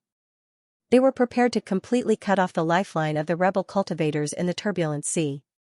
After entering the turbulent sea, they had already encountered the Taoist orthodoxies and started fighting. The immortal soldiers of the great immortal realm were indeed extraordinary in terms of cultivation and equipment. Moreover, these 2,000 immortal soldiers were personally trained by His Highness Dishi. They were known as the most elite Crimson Sky Immortal Army of the Great Scarlet Heaven, and were personally led by General Ru Xian, one of the 3 Grand Unity Immortal Generals under his command. The Heaven Origin orthodoxies that were hiding in the turbulent ocean were defeated by the immortal soldiers in almost an instant. To a certain extent, before the Crimson Sky Immortal Army, the most elite troops of the Crimson Sky tribe, the traitorous cultivators of the Heaven Origin orthodoxy could only be considered as a motley crew. Not to mention that their overall strength was slightly weaker than the Crimson Sky Immortal Army, their equipment was also extremely inferior. Usually, they would be shot down by the Crimson Sky Immortal Army's arrows as soon as they charged over and hadn't even gotten into formation. Normally, when the rebel cultivators of the Heavenly Origin fought with the immortals of the Great Immortal World, they would win some and lose some. They had never been completely suppressed before. But now that the 2 armies were fighting, they immediately revealed just how weak they were. The disparity in strength wasn't the greatest, but the disparity in military formations and equipment was simply too great. To a certain extent, if the immortal armies of the 33 heavens formed an army of 100 soldiers, then the rebel army of 100 soldiers could only form an army of 50 soldiers. The disparity between the two armies was simply too great. This gap made the immortal army's invasion speed extremely fast. To a certain extent, it was like a hot knife cutting through butter. In fact, the immortal soldiers were already very disdainful and felt that they had overestimated them in the past. Of course, the heavenly origin immortal soldiers were the complete opposite of them. Most of them had just stepped foot into the starry sky, and they didn't know the immensity of the heavens and the earth. They were used to relying on their cultivation to move about alone. Now that they'd formed a formation to fight, they were extremely unaccustomed to it. Many of them had great abilities, yet they hadn't even been able to display them before they were killed by the immortal soldiers of the great immortal dimension or trapped in a formation. They died in an extremely aggrieved manner and cried out loudly in unwillingness. The two of them went to make a great contribution, but they asked us to come here to surround these small fish and shrimps. They watched helplessly as the bases of the Tianyuan rebel army were breached and massacred. The 5 of the 7 sons of Great Scarlet Heaven who had come with the immortal army to assist them in killing the experts felt very bored. Because in this battle, the 2,000 immortal soldiers could wipe out almost any resistance. With the immortal arrow armor, even the experts of the Tianyuan rebel army who fell into the encirclement could be strangled to death. As a result, the 5 of them seemed to be completely useless. As they walked amidst the slaughter, they bitterly smiled and sighed at their bad luck. Although we won't be able to get much credit by doing this, it also prevented us from being directly involved in that troublesome matter. Although killing that imperial prince will please His Highness Emperor Dishur and will be put in an important position, it also imperceptibly buried a fuse. Our Emperor Red Emperor only has 3 sons, and he valued His Highness Emperor Di Lu 1,000 years ago. Even though His Highness Emperor Dishur has risen to power, no one knows how important His Highness Emperor Di Lu is to the immortal emperor. Hearing the snake-eyed man's complaint, the indifferent woman in the white dress said, "So, we don't need this credit. We can just hunt some small fish and shrimp to report to His Highness Emperor Dishur." Not everyone is like that madman Nyakwangyi, who only wants to kill imperial princes to make a name for himself. Moreover, we all have great clans behind us, so we can't be unreasonable and cause trouble. Those ancestors above us are all meritorious elders of Great Scarlet Sky. They immediately made great contributions in the successive battles that Scarlet Emperor fought against other immortal kings. They are of high seniority and high cultivation. They can be said to be the backbone of Great Scarlet Sky. Even the Scarlet Emperor has always been polite to our clan, so I don't understand. In the past, the ancestors have said many times that we only need to be loyal to the Scarlet Emperor. The so-called imperial princes are most likely to always be imperial princes, so we don't need to care about them, let alone be loyal to them. But now, why did the ancestors suddenly change their minds and want us to get close to His Highness Emperor Dishur? Amongst the 5 disciples of Great Scarlet Sky, there was a young man with red hair who wore a black robe, and he frowned as he asked this question. The others were stunned when they heard this. Obviously, they'd thought about this question as well, but they didn't have an answer. Because the world is about to undergo a great change. But right at this moment, the silent and short woman in linen clothes who'd once used a landscape painting to reveal the whereabouts of Feng Xing and the others spoke softly. Within the immortal dimension, everyone lives forever. Unless they encounter an unexpected calamity or they're tired and enter into closed-door cultivation, the younger generation will never be able to make a name for themselves. So, imperial princes will always be imperial princes.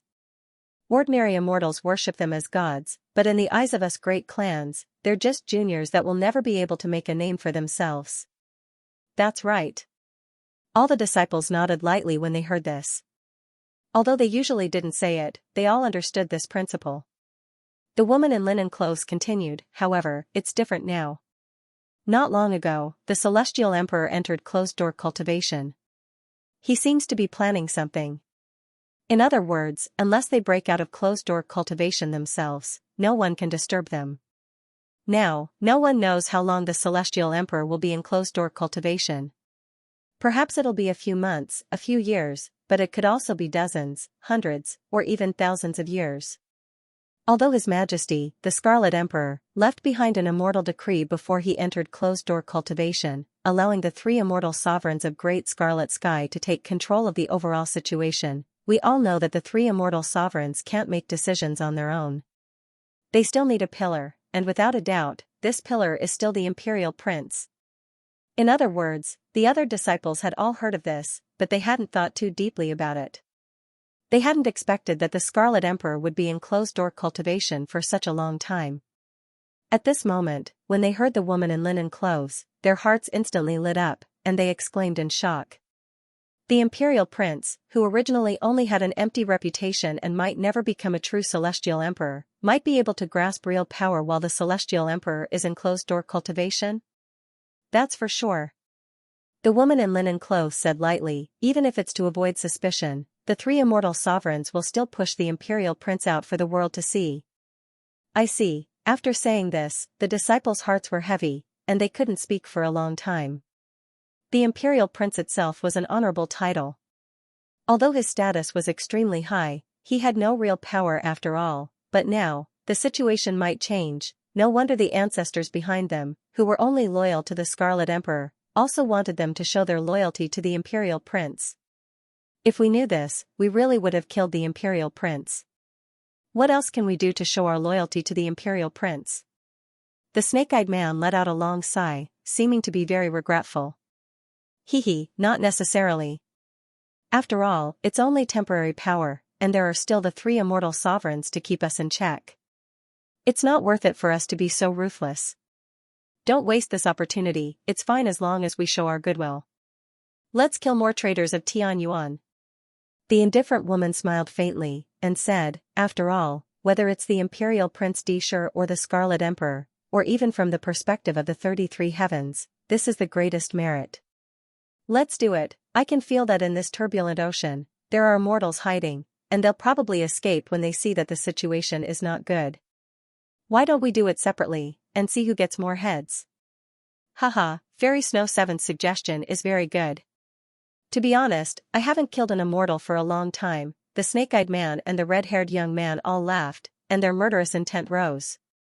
Retreat, you guys go first. At this moment, there was a battle going on not far from them. This area was where more than 2,000 immortal soldiers met, and it was also the place where the battle was the fiercest. Countless Tianyuan traders in the turbulent ocean were chased by the immortal soldiers from all directions, and they were squeezed to this place.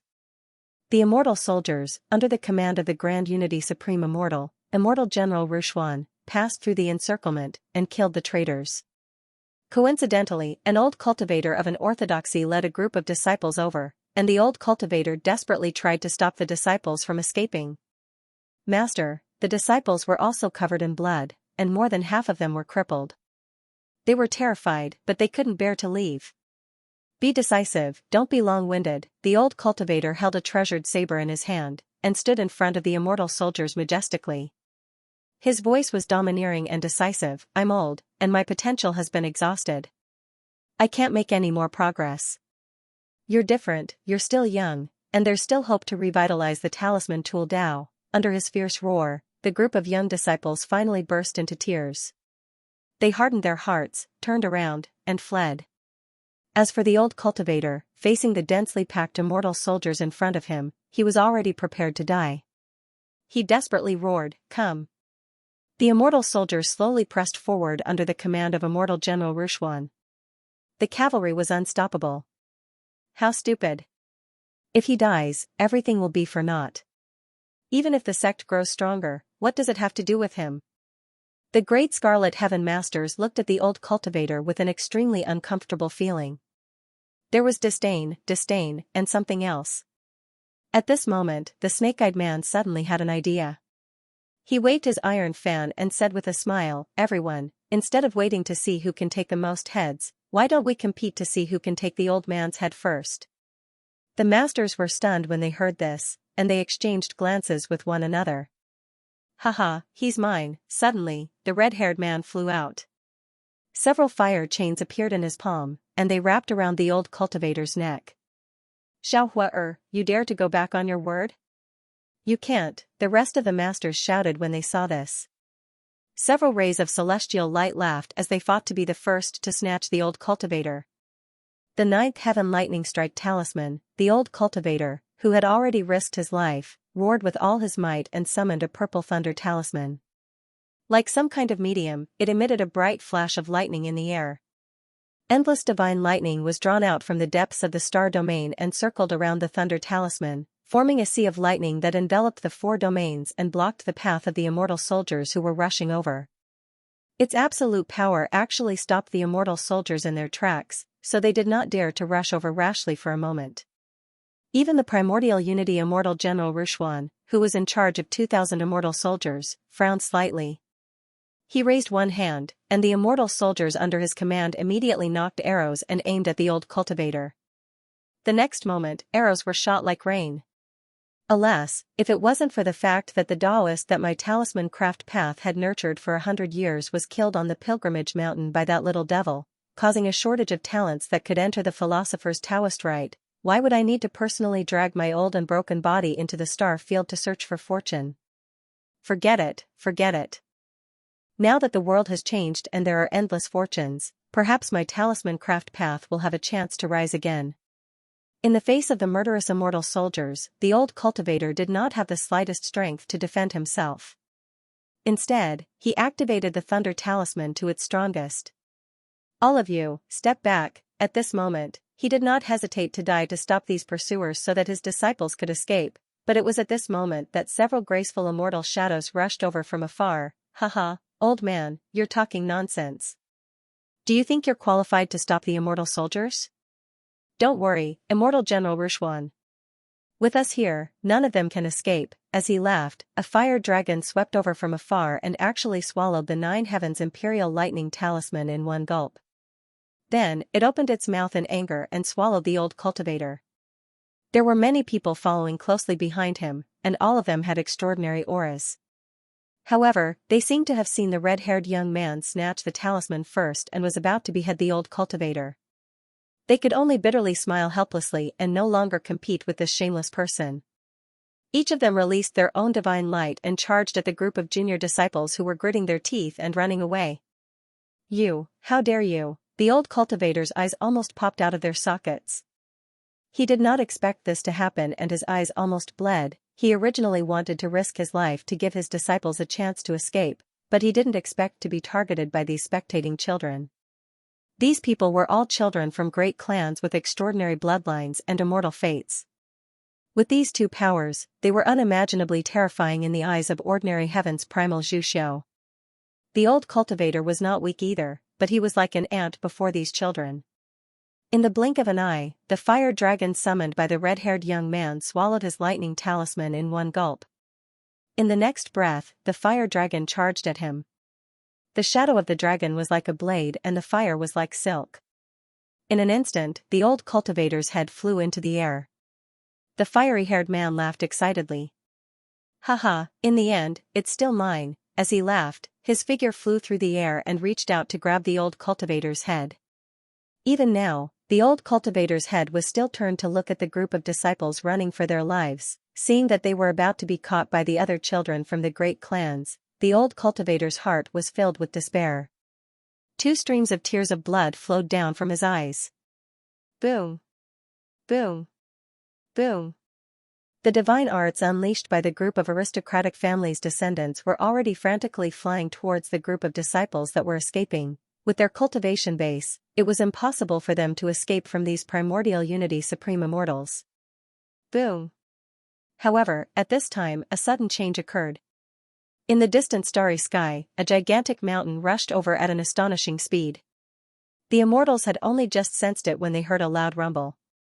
The huge mountain had already landed in front of them, blocking the path between them and the fleeing disciples.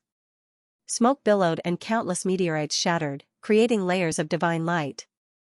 All of the divine light struck the small mountain, but it was as if a stone had sunk into the ocean. There was no effect at all. Who is it? All the fairies were taken aback. They all stopped their pursuit and were extremely frightened. Croak, behind the smoke, no one spoke, but a strange cry rang out. The sound was like a thunderclap that shook the 4 regions. F*CK, that's, as the smoke dissipated, the immortals finally saw clearly what had come. They were shocked.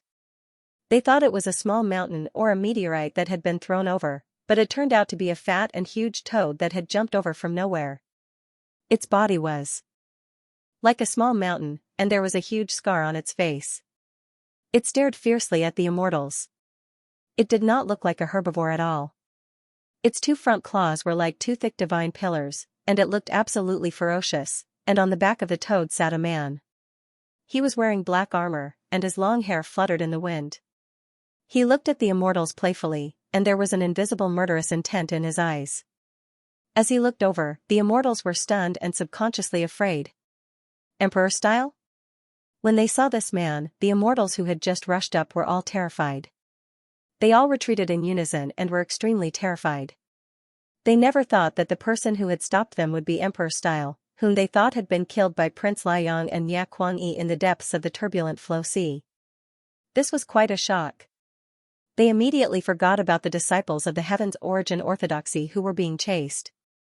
They subconsciously retreated 1,000 zhang, and they were so shocked that they could not even say a word. As for the old cultivator who was being held by the red-haired man, when he saw his disciples escape and rush into the depths of the chaotic Flow Sea, he felt relieved. He knew that his final wish had been fulfilled. When his soul dissipated, he didn't know who the long-haired man was, but his heart was filled with gratitude toward the long-haired man. Boom! Boom! Boom! Before the group of disciples of aristocratic families who were still in shock could speak, they once again heard the sound of something tearing through the air. When they raised their heads to look, they saw countless black shadows that were like small hills leaping over behind Feng Xing, and they rumbled and fell behind him like a meteor shower. For a time, the meteors in the starry sky flew chaotically, and smoke billowed. Hundreds of toads leaped over, and each and every one of them looked at them fiercely, causing the group of disciples of aristocratic families who were just about to step forward to be frightened to the point of retreating repeatedly, and they pulled a distance of almost 3 kilometers from Feng Xing. Why is he here? The immortals were extremely shocked. Even Immortal General Ru Xian, who was commanding the immortal army, was stunned. Then, with a deep look in his eyes, he hurriedly waved his hand. The Crimson Knight Immortal army that was advancing steadily also stopped and formed a military formation to confront the Toad army. After seeing the Toad army, the shock in their hearts was even more indescribable. In their minds, Liang Prince and Ya Kuangyi had led 800 god slaves to kill Di Lu, who was fighting against the rebel cultivators of Tianyuan. Although it was not a piece of cake, it should have been a piece of cake. Who would have thought that Di Lu would appear in front of them unscathed? Moreover, the 300 Toad army did not seem to be missing. They simply could not understand what had happened in the assassination just now. Haha, a bunch of dog slaves. Disher sent trash like you to kill me? Feng Xing, who was on the back of the toad, coldly looked at the scene and sneered in a low voice. He seemed to be extremely disdainful. Could it be that he already knows everything? When the immortals heard this, they immediately felt a chill in their hearts and a terrifying thought arose in their minds. Since Prince Liang and Ya Kuangyi didn't succeed, the news must have been leaked. Is this Di Lu here to question us? However, while they were shocked, the snake-eyed man and the red-haired young man who was holding the head of the old Tianyuan cultivator couldn't help but look at each other. Their hearts were filled with fighting intent, but they couldn't help but think, if this Di Lu escapes from the battle between Prince Liang and Ya Kuangyi, then it'll be an advantage for us. If we take this opportunity to kill Di Lu, wouldn't we be able to take back the credit from Disher? Thinking of this, they couldn't help but take a few steps forward. His Highness Di Lu, how dare you stop me from pursuing the traitor of Tianyuan?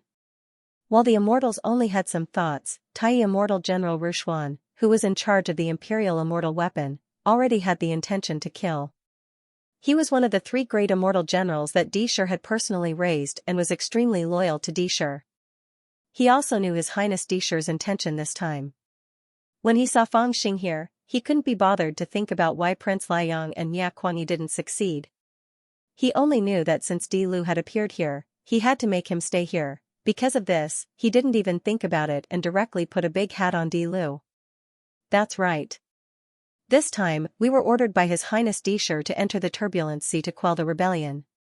Don't let a single one of them go. The other exalted immortals also sneered at this moment. I wonder why His Highness Di Lu stopped us from pursuing the enemy as soon as he appeared? As they spoke, they had already spread out and occupied their positions, vaguely sandwiching Feng Xing in the middle. Although they didn't show it on their faces, there was clearly killing intent in their eyes. It was obvious that they had exchanged ideas with each other and were only preparing to find an excuse to start a massacre. To them, there was not much to say when they met in the turbulent Flow Sea. They had to kill Di Lu, however, Di Lu's identity was still here, so it wasn't appropriate for them to do it directly. They were just waiting for an opportunity. Haha, at this point, what's the point of saying all this nonsense? However, in the face of their words, Fangxing couldn't be bothered to pay attention to them. He could see the killing intent in their hearts at a glance. He was also too lazy to say anything more.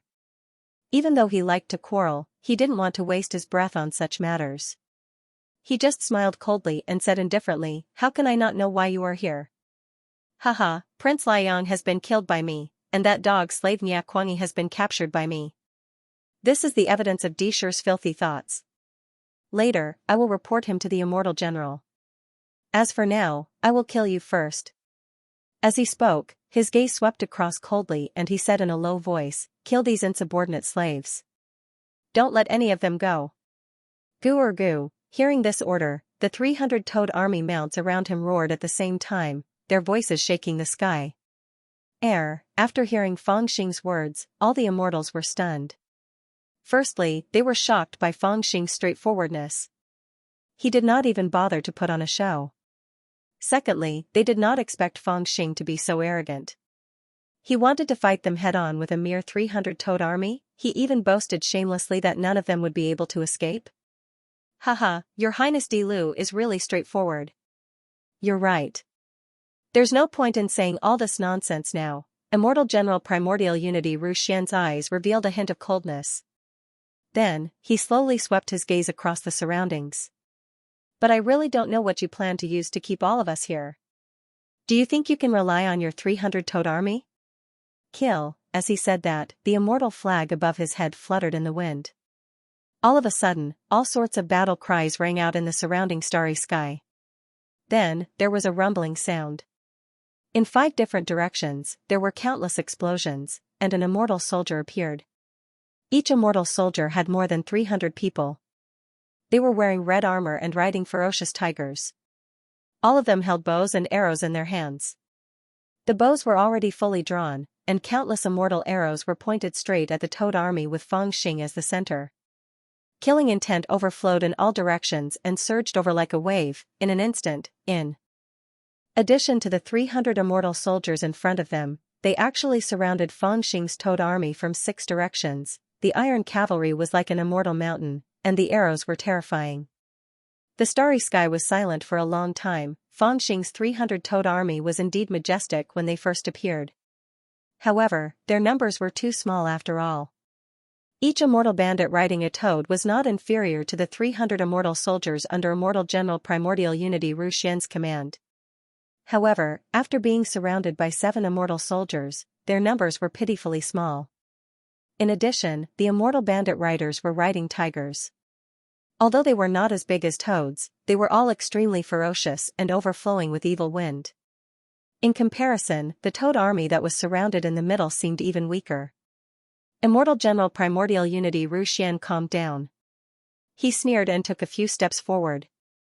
His voice was filled with killing intent. Haha, I don't know what happened to Prince Liang and Xianxia, but His Highness Di Lu is already surrounded by my immortal soldiers.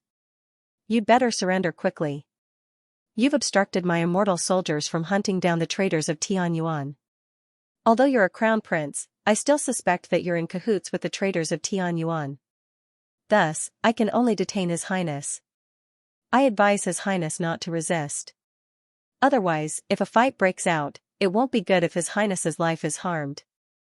In the end, he still did not dare to say that he wanted to kill the crown prince. Thus, he first made it clear and put a label on Di Lu, indicating that he only wanted to capture him. However, if they really fought, Di Lu naturally would not be able to live. He would definitely die in the chaotic battle. Haha, that's right. His Highness is already trapped. Why don't you surrender quickly?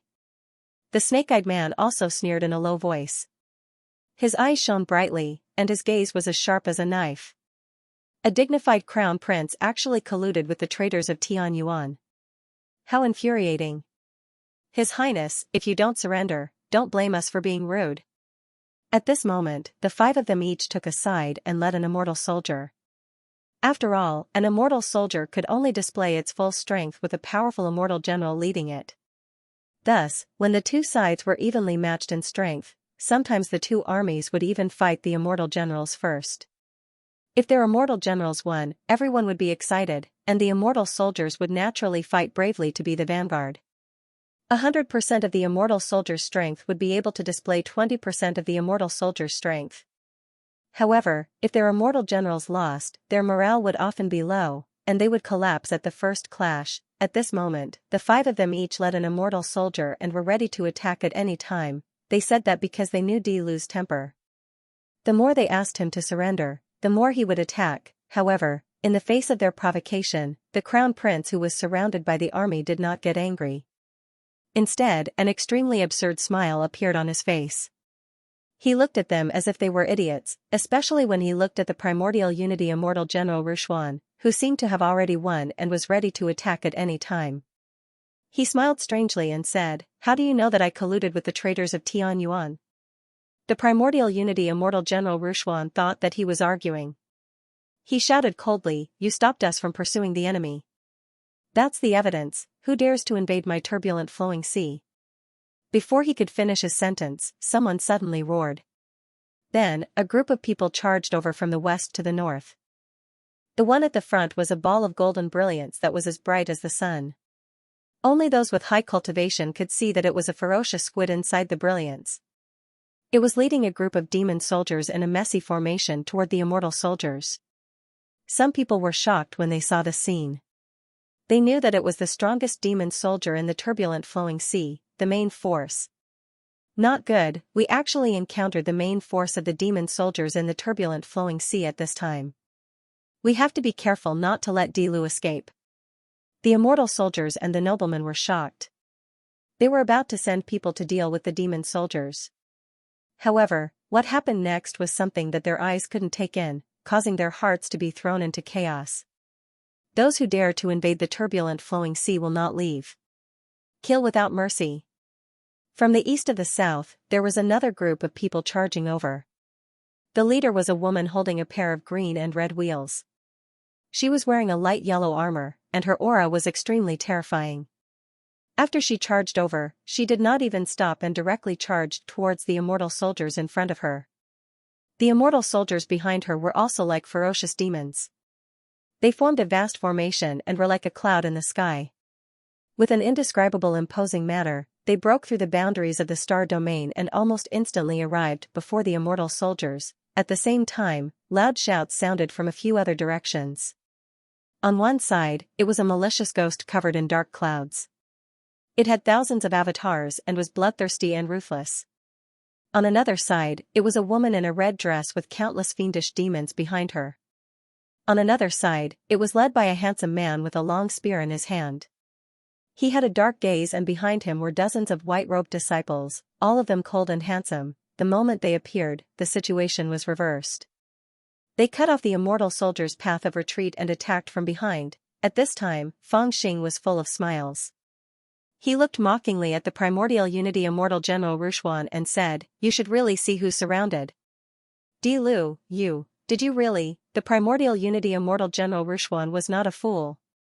He had already sensed that something was wrong. If it was really a coincidence, how could so many Tianyuan traitors appear so coincidentally? They came almost immediately after the Dilu, as if they had a tacit understanding with him. However, if the Dilu really colluded with the Tianyuan traitors, it was impossible. Everyone in the great immortal realm could have colluded with the Tianyuan traitors, but only the noblemen could not. The great immortal realm now belonged to them.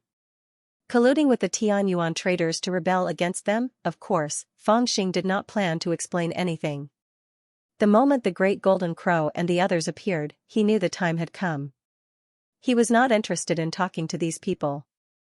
His eyes were cold. He waved his hand and said, "Children, do it." Croak. The toad soldiers behind him surged with killing intent, and the toad he was riding was the first to charge. Bang! Bang! Bang! The speed of the toad's jump was simply indescribable. In an instant, it was already high up in the sky. and then it smashed down fiercely towards the camp of immortal soldiers below like a meteor. Fangxing stood on the toad's back with a huge saber in his hand, and the cape on his back fluttered extremely long like a line. Such might and domineeringness were simply indescribable, and it terrified the immortal soldiers below. Fire the arrows! Fire the arrows! The tiny immortal General Ru Xian was shocked. He quickly waved the array flag and shouted loudly, when they encountered the rebel army, they would first fire a rain of arrows. Under the demonic bow and divine arrows, even if half of the opponents did not die, their formation would be in chaos. Then, the immortal soldiers would take advantage of the situation to charge forward and reap the harvest easily. After entering the turbulent sea, the immortal soldiers had already gained a lot of advantages. However, they were a little scattered now. Firstly, there were powerful enemies attacking them from behind. Even if they fired the arrows, they did not know who to shoot at. Secondly, the other party had come too suddenly, making it difficult for them to change their formation. Before the rain of arrows could unleash its full power, the other party had already attacked them. Swish! Swish! Swish! The rain of arrows coming from Fangxing's direction was the most terrifying. The group of immortal soldiers was originally coming for him. At this moment, he was still in mid-air, but the rain of arrows had already arrived. It was like a sea, covering an area of almost 10,000 miles. Not only him, but even the toad soldiers behind him were also exposed to the rain of arrows. They could only watch helplessly as the swords and arrows flew past, and a large number of them would be injured. In such a situation, the magical powers of cultivators were really weakened to a certain extent. Even if an individual's magical powers were astonishing, it was difficult for them to protect the people around them. At most, they could only protect themselves from harm. Therefore, in front of the enemy's army, the great cultivators would often not face them head-on. At most, they would turn around and leave, and then come back to look for them. This was especially so when the other party also had powerful opponents. Very few people would deal with the attacks of the enemy's thousands of troops while fighting with their opponents. That would be too disadvantageous. It's finally time for the Toad army to show their might, isn't it? Fangxing also had a way to disrupt the rain of arrows, but at this moment, he ignored it. He wanted to see the capabilities of his Toad army, so he only waved his sword and shattered the rain of arrows that were charging towards him. Then, he rushed down, and countless divine arrows immediately brushed past him. At this moment, Lu So, who was behind him, shouted, "Divine sound-breaking arrow formation." As he shouted, all of the toad's stomachs suddenly swelled up, and then they suddenly cried out. Croak croak. Croak croak croak. Croak croak croak. Croak croak croak. Croak croak croak. A wave of croaks suddenly rang out in the galaxy. The sound waves were like tides, and they surged like the sea. Under the destructive power of the toad mounts, the sound waves spread out layer by layer. All the arrow rain was completely destroyed at this moment, as if they were blown away by a huge wind. The divine power contained in them was weakened by at least 70%, and then they were all struck down by the celestial bandits with their magic treasures. Be careful. The tiny immortal General Ru Xian was shocked, and he hurriedly shouted. Boom! At this moment, Fangxing had already arrived. He waved his heaven-deceiving barbaric saber and slashed forward fiercely. Swoosh! The indescribable tyranny of that slash was imbued with the momentum of a ferocious toad. It was condensed with all of Fangxing's magic power and slashed out from afar. Half of the saber light was black and the other half was white. It slashed violently and instantly pierced through the star field like a rainbow, charging straight to the end of the sky. It was hard to describe the ferocity of that moment. The monstrous saber light descended and slashed directly into the formation of the immortal soldiers. The immortal soldiers were well trained and had already formed a formation. Their immortal spears faced outwards while their shields and armors were like hedgehogs, pointing straight at Fangxing. Unfortunately, Fangxing's slash was not something that their shields and armors could block.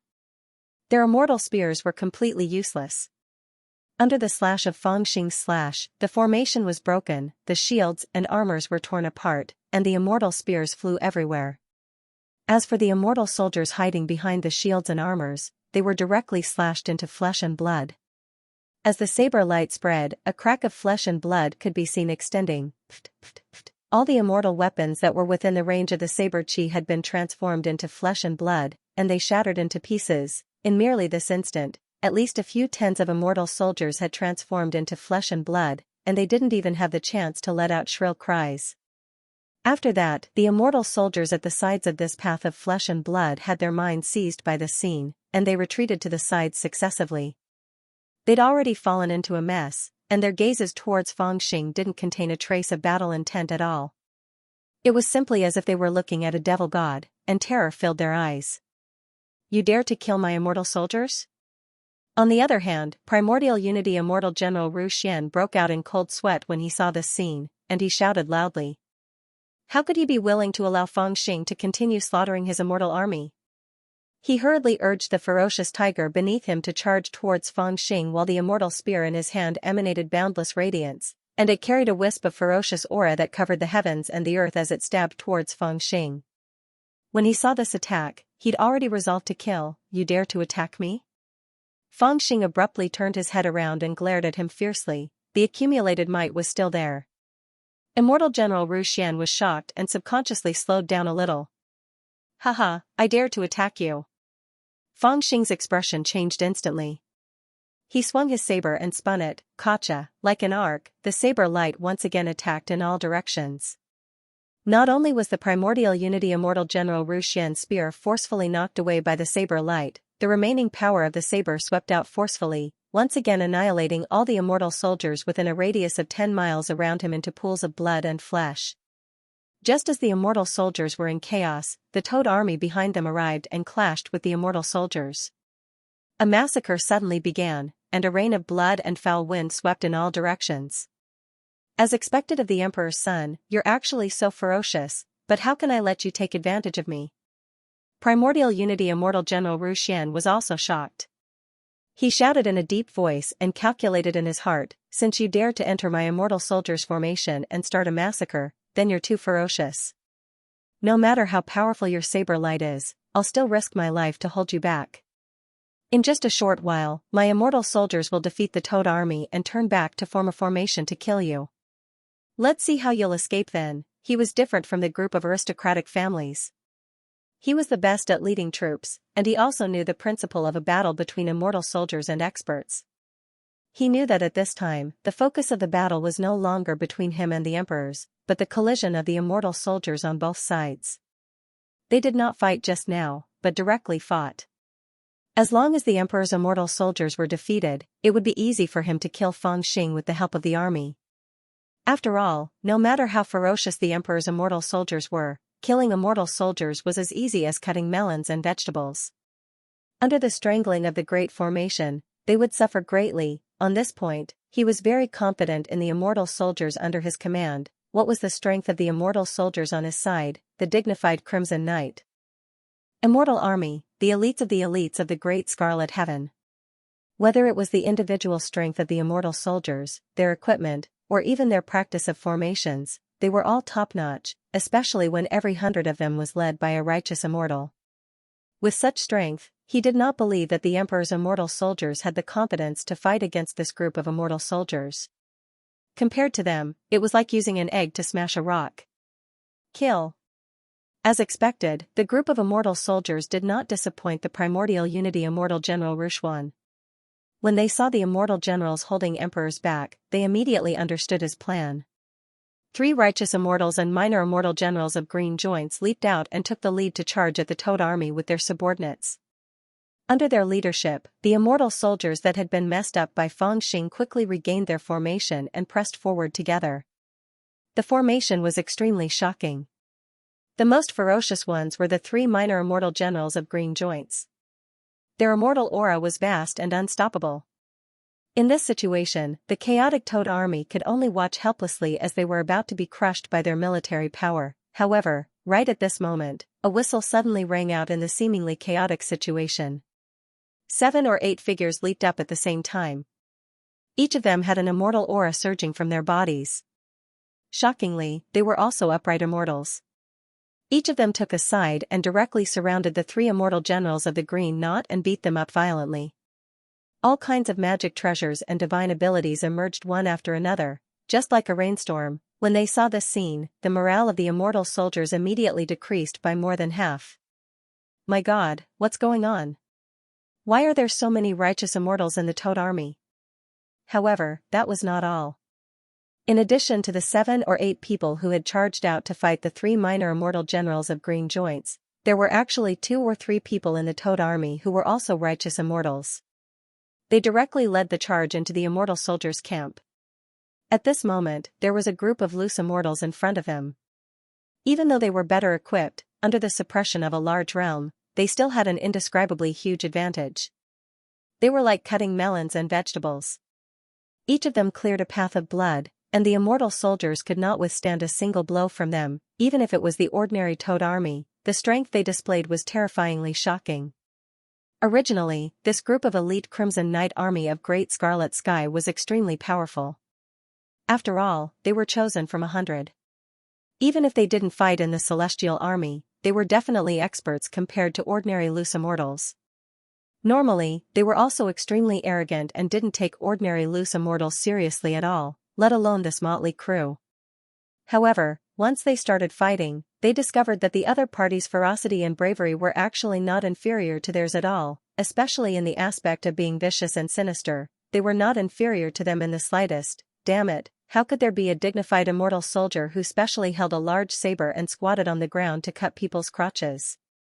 I'm talking about that half of yours. How did this look like a motley crew? This was simply a group of bandits, a group of well-trained bandits. How could this group of immortal soldiers know that this group of opponents had basically killed their way out of the 100,000 immortal soldiers of Buddha heaven? The ratio was much higher than them being 1 in 100. Moreover, they were only selecting their opponents, while the 300 immortal soldiers had truly fought and killed. Everyone knew the principle of survival at all costs. Moreover, in terms of momentum, even if they won, they would only be rewarded with a few dozen taels of immortal essence from His Highness Emperor Shur. However, what the group of immortal bandits could possibly obtain was a dignified immortal life. If they didn't compare, they wouldn't know. Only after this comparison did the group of Scarlet Nightmares realize that other than their lineup and equipment being a level higher than this motley crew, in terms of strength, morale, and sinister, they were actually completely defeated, and because of this, an awkward situation appeared. When the two armies faced each other, there was indeed a one-sided situation. However, it wasn't the immortal bandits who were one-sided, but the dignified Crimson Knight immortal soldiers. Of course, if they had 2,000 immortal soldiers, they still had a chance of winning against the 300 immortal bandits. After all, no matter how strong the immortal bandits were, they didn't have enough time to work together. 300 immortal soldiers against 2,000 immortal soldiers might not necessarily win. Unfortunately, apart from their immortal soldiers facing the enemy head-on, the other immortal soldiers had been entangled by the rebels of Tianyuan and couldn't free themselves to fight. They could only fight on their own in the chaos. How could this be? How could this be? How could this be? The one who was the most shocked was the Grand Unity Immortal General Rushuan, who led the immortal soldiers. He had originally planned to drag Di Lu to death, but he didn't expect that when the two armies clashed, it would be his immortal soldiers who were defeated. Watching as the immortal soldiers around him were killed and their flesh and blood covered the ground, he was horrified. He couldn't accept the situation before him no matter what. After shouting 3 times, he had no intention of fighting anymore. He thrust his immortal spear forward and forced Feng Xing to retreat. Then, he turned around and dragged his immortal spear as he fled. Unite! Unite! No matter what, we have to fight again. The strength of the Toad army was abnormally strong, and he already realized that he had made a mistake. At this moment, splitting up to fight was simply the stupidest method. They would be defeated by the others one by one. Only by joining forces might they have a chance of winning. Haha, good, you really didn't disappoint me. Seeing that the Grand Unity Immortal General Rushuan had abandoned the battle and fled, Feng Xing was very happy. He originally wanted to observe the strength of this group of Toad army against the Scarlet Sky's elite Scarlet Knight army. Now that he saw it, it was even better than he had imagined. How could he not be happy? The sounds of killing shook the heavens. Countless battles were being carried out. The Toad army charged and killed wantonly. They were incomparably brave, and the immortal soldiers who were fighting in groups would be defeated from time to time. Then, they would die miserably under the various treasures of the Toad army. They had almost lost all their will to fight and could only flee. From time to time, people would die, and from time to time, people would be injured. This kind of accumulation speed, Fangxing sighed softly. With a flip of his palm, there was already a scroll in his palm. It was the Severing Dao secret scroll that he had personally refined. At this moment, when he unfolded it, he was shocked to find that layers of killing intent were gathering at a terrifying speed on the secret scroll. It was like clouds, and with every breath, it would multiply by several times. This kind of accumulation speed was simply indescribable with words, and in the skull at his waist, the monster was also attracted by the blood chi and life chi that were spreading out from the surrounding heavens. Fruits of creation that were as small as grains of rice appeared on the tree and grew at a speed that could be seen with the naked eye. Should I say that I've made a fortune? Fangxing sighed softly, then shook his head and laughed softly. No, I have to say that I found a great treasure. Watch my flag, activate the mystic tortoise array. While Fangxing stood in the middle of the battlefield and laughed as he looked at the bloody battlefield, the Tai immortal General Ru Xian, who had escaped from the battlefield, shouted anxiously. He waved the array flag and tried to recall all the immortal soldiers. He could tell that the Toad army was extremely powerful and was led by more than 10 immortals. In such a chaotic battle, the immortal soldiers under his command could not gain any advantage. However, no matter how fierce the Toad army was, they were definitely not as familiar with the operation of the array as the immortal soldiers. If they wanted to win, they could only recall the immortal soldiers and form the powerful mystic tortoise array to stop the enemies. Then, they could decide whether to charge or retreat according to the specific situation. The immortal soldiers of Dachi Heaven were well trained and familiar with all kinds of immortal arrays. They were not something that ordinary people could compare to. The Toad army could temporarily gain the upper hand because they had caught the immortal soldiers off guard. Whoosh, the immortal flag fluttered and immortal light overflowed. The operation of the array had already entered the hearts of the immortal soldiers. Impossible, impossible. I led 2,000 immortal soldiers, how could I be defeated by the 300 Toad army under Di Lu and a group of Tianyuan rebels? This is impossible. Wait until I form the mystic tortoise array and weaken their momentum.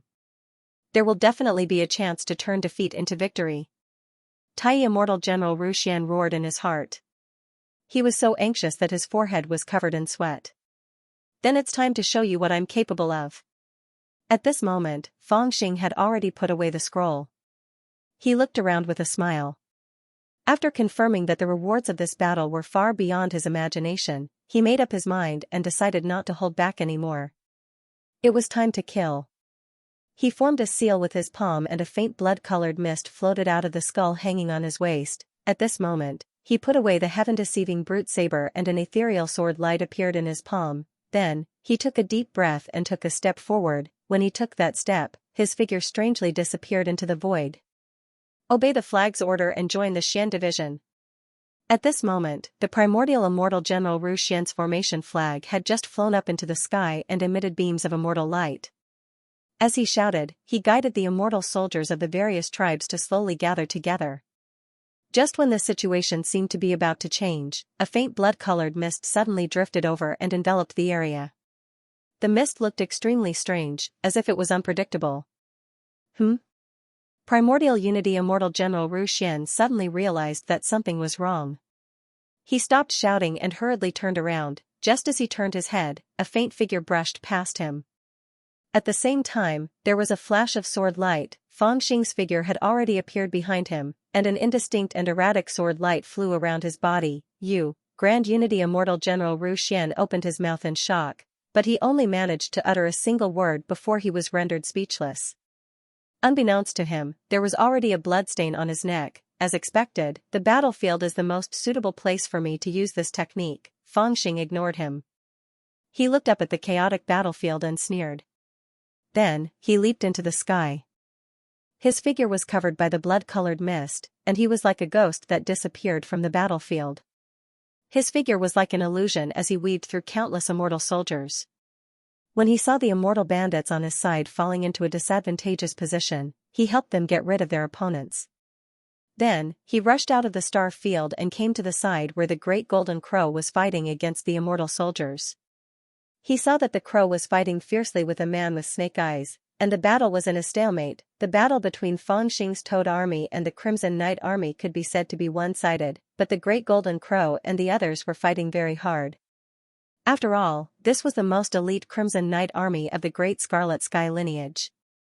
The magic treasures and armor they were equipped with were several levels stronger than the demon soldiers under his command, and they even outnumbered the demon soldiers under his command. This was truly a fierce battle.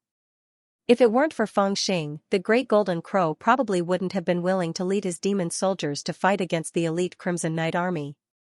He would have slipped away long ago. Moreover, not only had the Celestial Army suffered setbacks, even the Great Golden Crow was now locked in battle with the Snake-Eyed Man.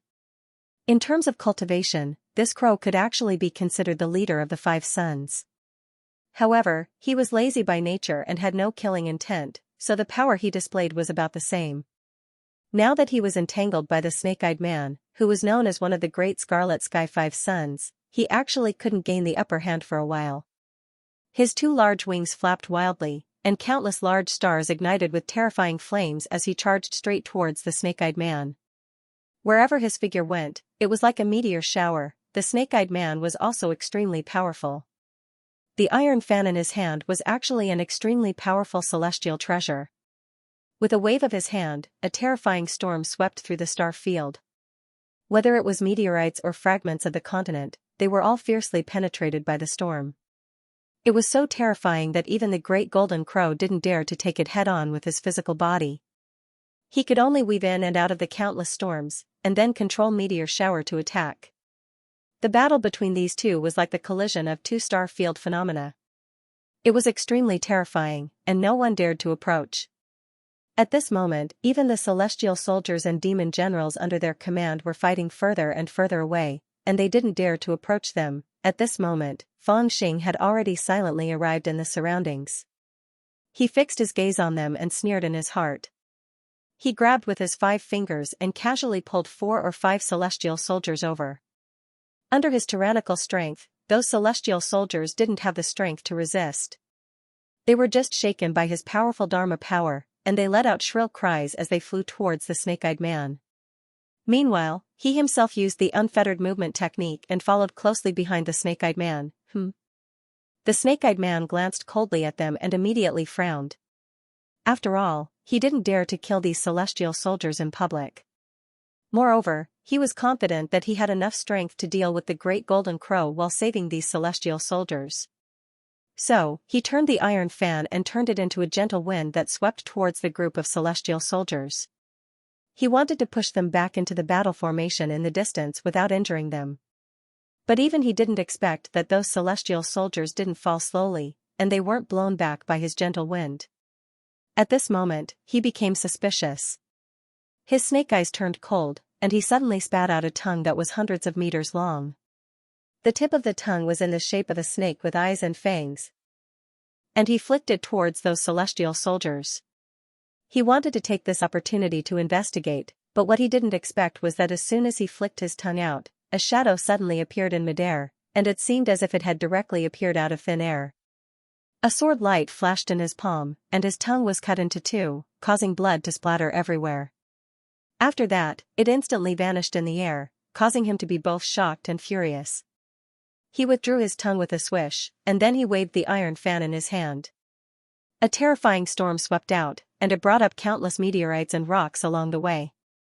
It whistled through the heavens and the earth, and it completely disregarded the lives of those immortal soldiers. Puff, how could those immortal soldiers survive under the might of this storm? They were directly turned into a mist of blood. Not only that, but he also continuously fanned out storms to protect himself, and even kept the great golden crow outside, fearing that the figure that had suddenly appeared and disappeared mysteriously would reappear next to him. He was really frightened by that sword light. "What are you doing?" Just as he was about to unleash countless storms, a cold voice rang out from behind him. The snake-eyed man trembled in fear. He looked back and saw the unforgettable sneer of His Royal Highness Di Lu. How did he come here? The snake-eyed man was dumbfounded, and he could only stare at Di Lu in front of him with wide eyes.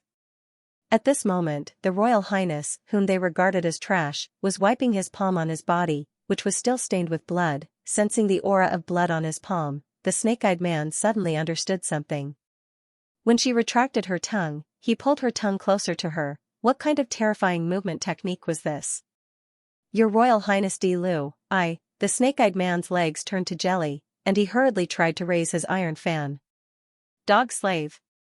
But Feng Xing just smirked at him, and then turned his hand over and slapped him. The snake-eyed man's face was deformed by this violent slap, and he flew back like a kite with a broken string. He only stopped when he crashed into a huge meteorite. When he raised his head in panic and was about to get up, he was so frightened by the angry great golden crow that he didn't dare to move. Keep an eye on him. Don't kill him for now. Feng Xing shouted in a low voice, turned around, and once again leaped into the void. At this time, he had already let go of his killing spree.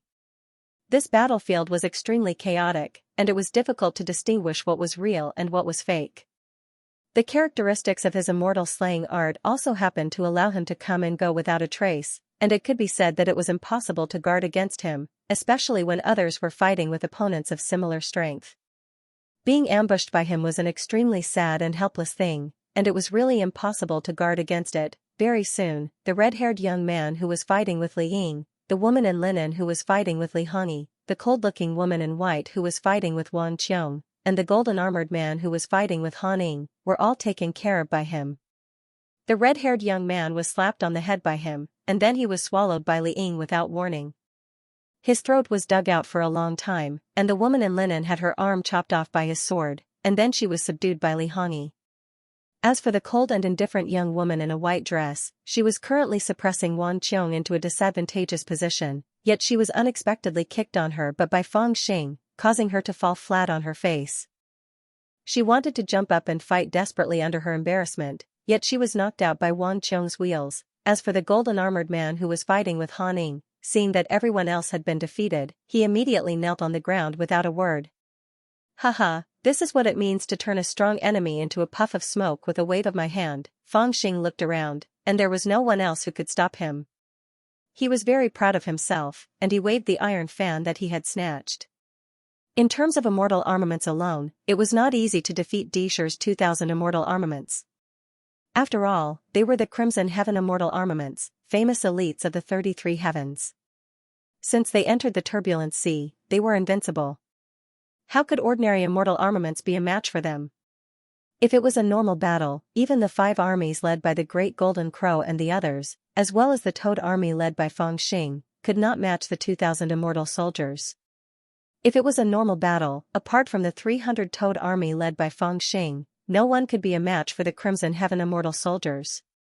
Of course, even if the Toad Army had unlimited potential, they would not be at an advantage when fighting with 300 against 2,000. Unfortunately, there was one thing that the Crimson Heaven immortal soldiers did not expect. Di Lu, who should have been assassinated by Prince Liang and Ye Kuangyi, had appeared out of nowhere. What was even more unexpected was that the rebel cultivator of Tianyuan, who should have fled at the sight of them, had made a move and disrupted their formation. Later, when the primordial immortal General Xian was killed, it was because he had underestimated Feng Xing's strength. The 5 sons of Great Scarlet Sky were already in a stalemate with the Great Golden Crow and the others. However, with the addition of a master of assassination like Feng Xing, their defeat was completely justified. Even when they were captured, they did not know that the assassin was Feng Xing. In their impression, Feng Xing was still fighting a fierce battle with the primordial immortal General Xian. When they were all captured, the 2,000 immortal soldiers would really become a group of dragons without a leader. Without a leader, the formation would be in chaos. For the immortal soldiers, the combat strength would drop by a lot. Feng Xing and the rest stood high above the star region and looked down at the battle situation. They saw that the situation of the celestial soldiers below was already in chaos. They were fighting for themselves, surrounded by the Toad Army and the rebel cultivators of Dachi Heaven and slaughtering them wantonly. There were already people who wanted to escape, but the Golden Crow and the rest had already used the broken formation in the turbulent current sea to seal it, making it impossible for them to escape, and they were trapped here. There was no war, only a massacre. To a certain extent, these 2,000 immortal soldiers had truly fallen into the tiger's den and were begging for their lives. The outcome has been decided. It's only a matter of time before these 2,000 immortal soldiers are completely devoured. After Li Hongyi and the others defeated the 5 sons of the Great Crimson Sky, they did not attack again. They were thousands of miles away and communicated with Fangxing telepathically. At this moment, more than half of the 2,000 celestial soldiers were dead or injured. The remaining ones could only put up a desperate resistance. It was impossible for them to cause any more trouble. The Toad army, on the other hand, became more and more frenzied as they killed. With Fangxing and the other experts watching from the side, they could completely control the situation. Li Hongyi and the others also knew that it was time for them to retreat and leave the turbulent ocean. This was something they had discussed beforehand. "Are you sure you don't want to return to the Philosopher's Tao grounds with us?" Several divine senses were transmitted over, all of them a bit worried, asking for Fangxing's opinion. "I've heard about the Philosopher's Taoist grounds and I'm very interested in it. I'll go back sooner or later, but not now. I'll wait until I've confirmed some things and have a chance to challenge those old fellows before I go back. As for now, I've just made a great contribution, leveled the turbulent sea, and devoured 2,000 of Dishi's immortal weapons. It's time for me to gain some benefits. Wouldn't it be a pity if I go back now?" Fangxing and his old friends looked at each other from afar, smiled lightly, and sent a divine thought over. "Junior brother Fang, that place is not your home after all. Be careful." Wang Qiong instructed with a worried expression. "It might not be more dangerous than it was in the Heaven's Origin sector." "I know what I'm doing." Fangxing smiled at them, but his answer made their hearts ache inexplicably. "Little bandit, we've been secretly investigating exactly who crossed off your name. It's probably because of this that you're not favored in the Philosopher's Taoist grounds. But don't worry, we'll definitely find that old bastard, and when the time comes, we'll chop him up together to vent your anger." The great golden crow's eyes shone with ferocity as he spoke resolutely. "Haha, good, when you find out who it is, you'll definitely vent your anger." Fangxing laughed loudly, and then his expression turned gloomy, "But at this time, you still have to do me a favor." Li Hongyi and the others were slightly stunned. "Just say it." Fangxing nodded, and suddenly dashed into the air. He shouted coldly, "Rebels of the Heaven's Origin sector, where do you think you're going?" Boom! Boom! Boom! His figure continued to accelerate, and he was like a demon in the air. He dashed to the sky above the great golden crow and the others, and then slammed his palm down. The powerful palm energy enveloped the area, not only killing some of the immortal weapons, but also enveloping the great golden crow and the others. "Haha, are you acting?" The great golden crow understood. He spread his wings, and countless fireballs flew toward Fangxing. At the same time, he shouted, "Die!" Boom! Facing the countless fireballs, Fangxing sneered. He took a step forward, and with a wave of his hand, a wave of immortal light swept out, and all the fireballs were blown away. At the same time, he took a few steps forward and attacked the great golden crow, extinguishing the fireballs that the great golden crow sent toward him. Then, he reached out and grabbed. The great golden crow flapped its wings in panic, but the snake-eyed man who was pressed under its claws was completely exposed to Fangxing's palm. The snake-eyed man was so frightened that he screamed and closed his eyes, thinking that it was over. "Haha, come here." Fangxing swept his palm energy, scooped up the snake-eyed man, and stuffed him into the skull temple to be suppressed. "Prince of Great Scarlet Heaven, your little life was saved because of us. How dare you be so insolent?" At this moment, the great golden crow and the others also rushed over, and fought with him. Another fierce battle unfolded. Fangxing fought against the 5 of them alone. However, before this, they didn't know that Fangxing was Fangxing, and their attacks were ruthless. But now, they intended to learn from each other. They used all kinds of magical abilities, and fought until the sky darkened. Fierce gales surged.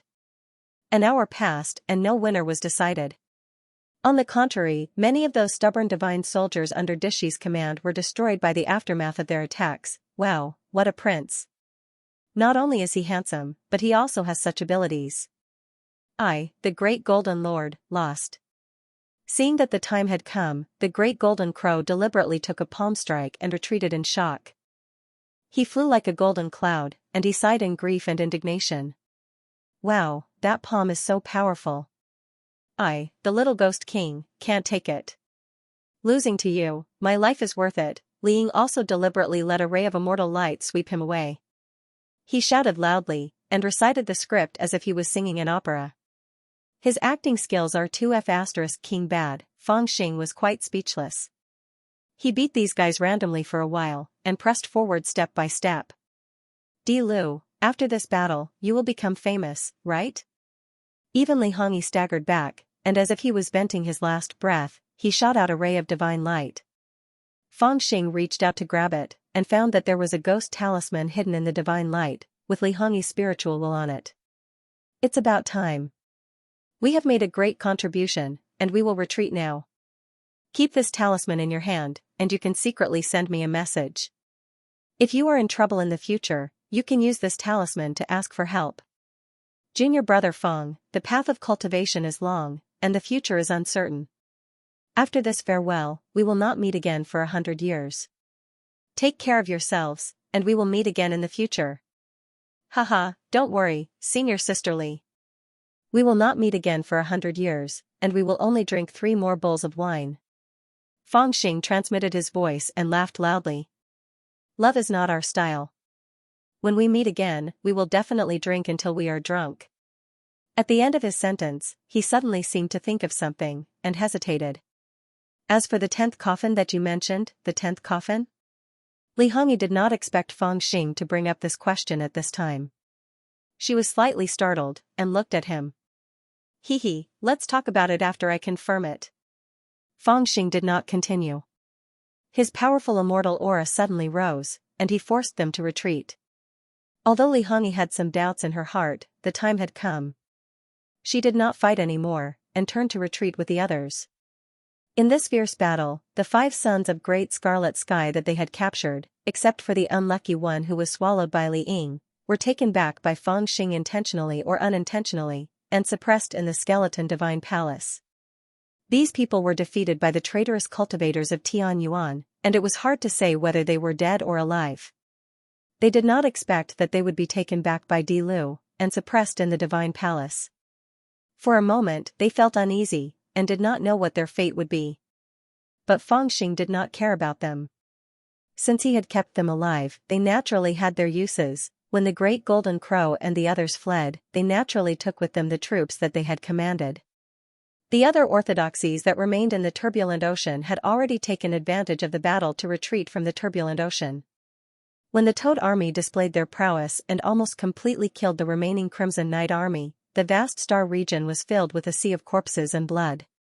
The corpses were scattered across the star region, and it was a miserable sight. Your Highness, the turbulent ocean has been pacified, and the Scarlet Knight army that colluded with the traitorous cultivators of Tianyuan has also been wiped out. Please report. The 10 great immortal generals under the command of Jia Dao all came out, bowed in front of Fang Xing, and asked for their military merits. Haha, good. Fang Xing watched Li Hongyi and the others leave, and felt a little melancholy in his heart. But it was only for a moment, and he hardened his mind again. He smiled coldly, looked around, and then instructed the people around him, raise the flag with the word Emperor, and announce that the turbulent ocean has been conquered by SD Lu. With this great contribution, our Toad army should be able to show our face in front of the 33 Heavens Coalition army, right? When the immortal bandits heard this, they all looked at him excitedly. Everyone was excited. Even though they were all people who could disregard their pride for the sake of benefits, who wouldn't want the opportunity to show their face, after all, for such a long time, the Toad army had really been laughed at. Is there a need to be so high profile? Lu So, who was always calm, was a little hesitant, and said in a low voice, this time, we could kill Prince Lai Yang, capture Nya Kuangyi, defeat the primordial unity heavens prides of Dachi heaven, eat 2,000 immortal soldiers, and defeat Dishur, all because of the help of the cultivators of Tianyuan. Although we can deny it, if someone investigates, I'm afraid there will inevitably be some clues. If someone investigates, what should we do? When Mr. Wen heard this, he couldn't help but nod, and felt that Lu So's worry was very reasonable. They had done a lot in the turbulent ocean, and it was impossible to cover it up completely. It was very likely that the truth would be exposed, but when Fang Xing heard this, he didn't agree or disagree, and sneered, they wouldn't dare. As he spoke, he waved his hand, raised the flag with the word Emperor. It's time for us to show our power. End of chapter 1550. Don't forget to subscribe, like, and share the video to support the channel.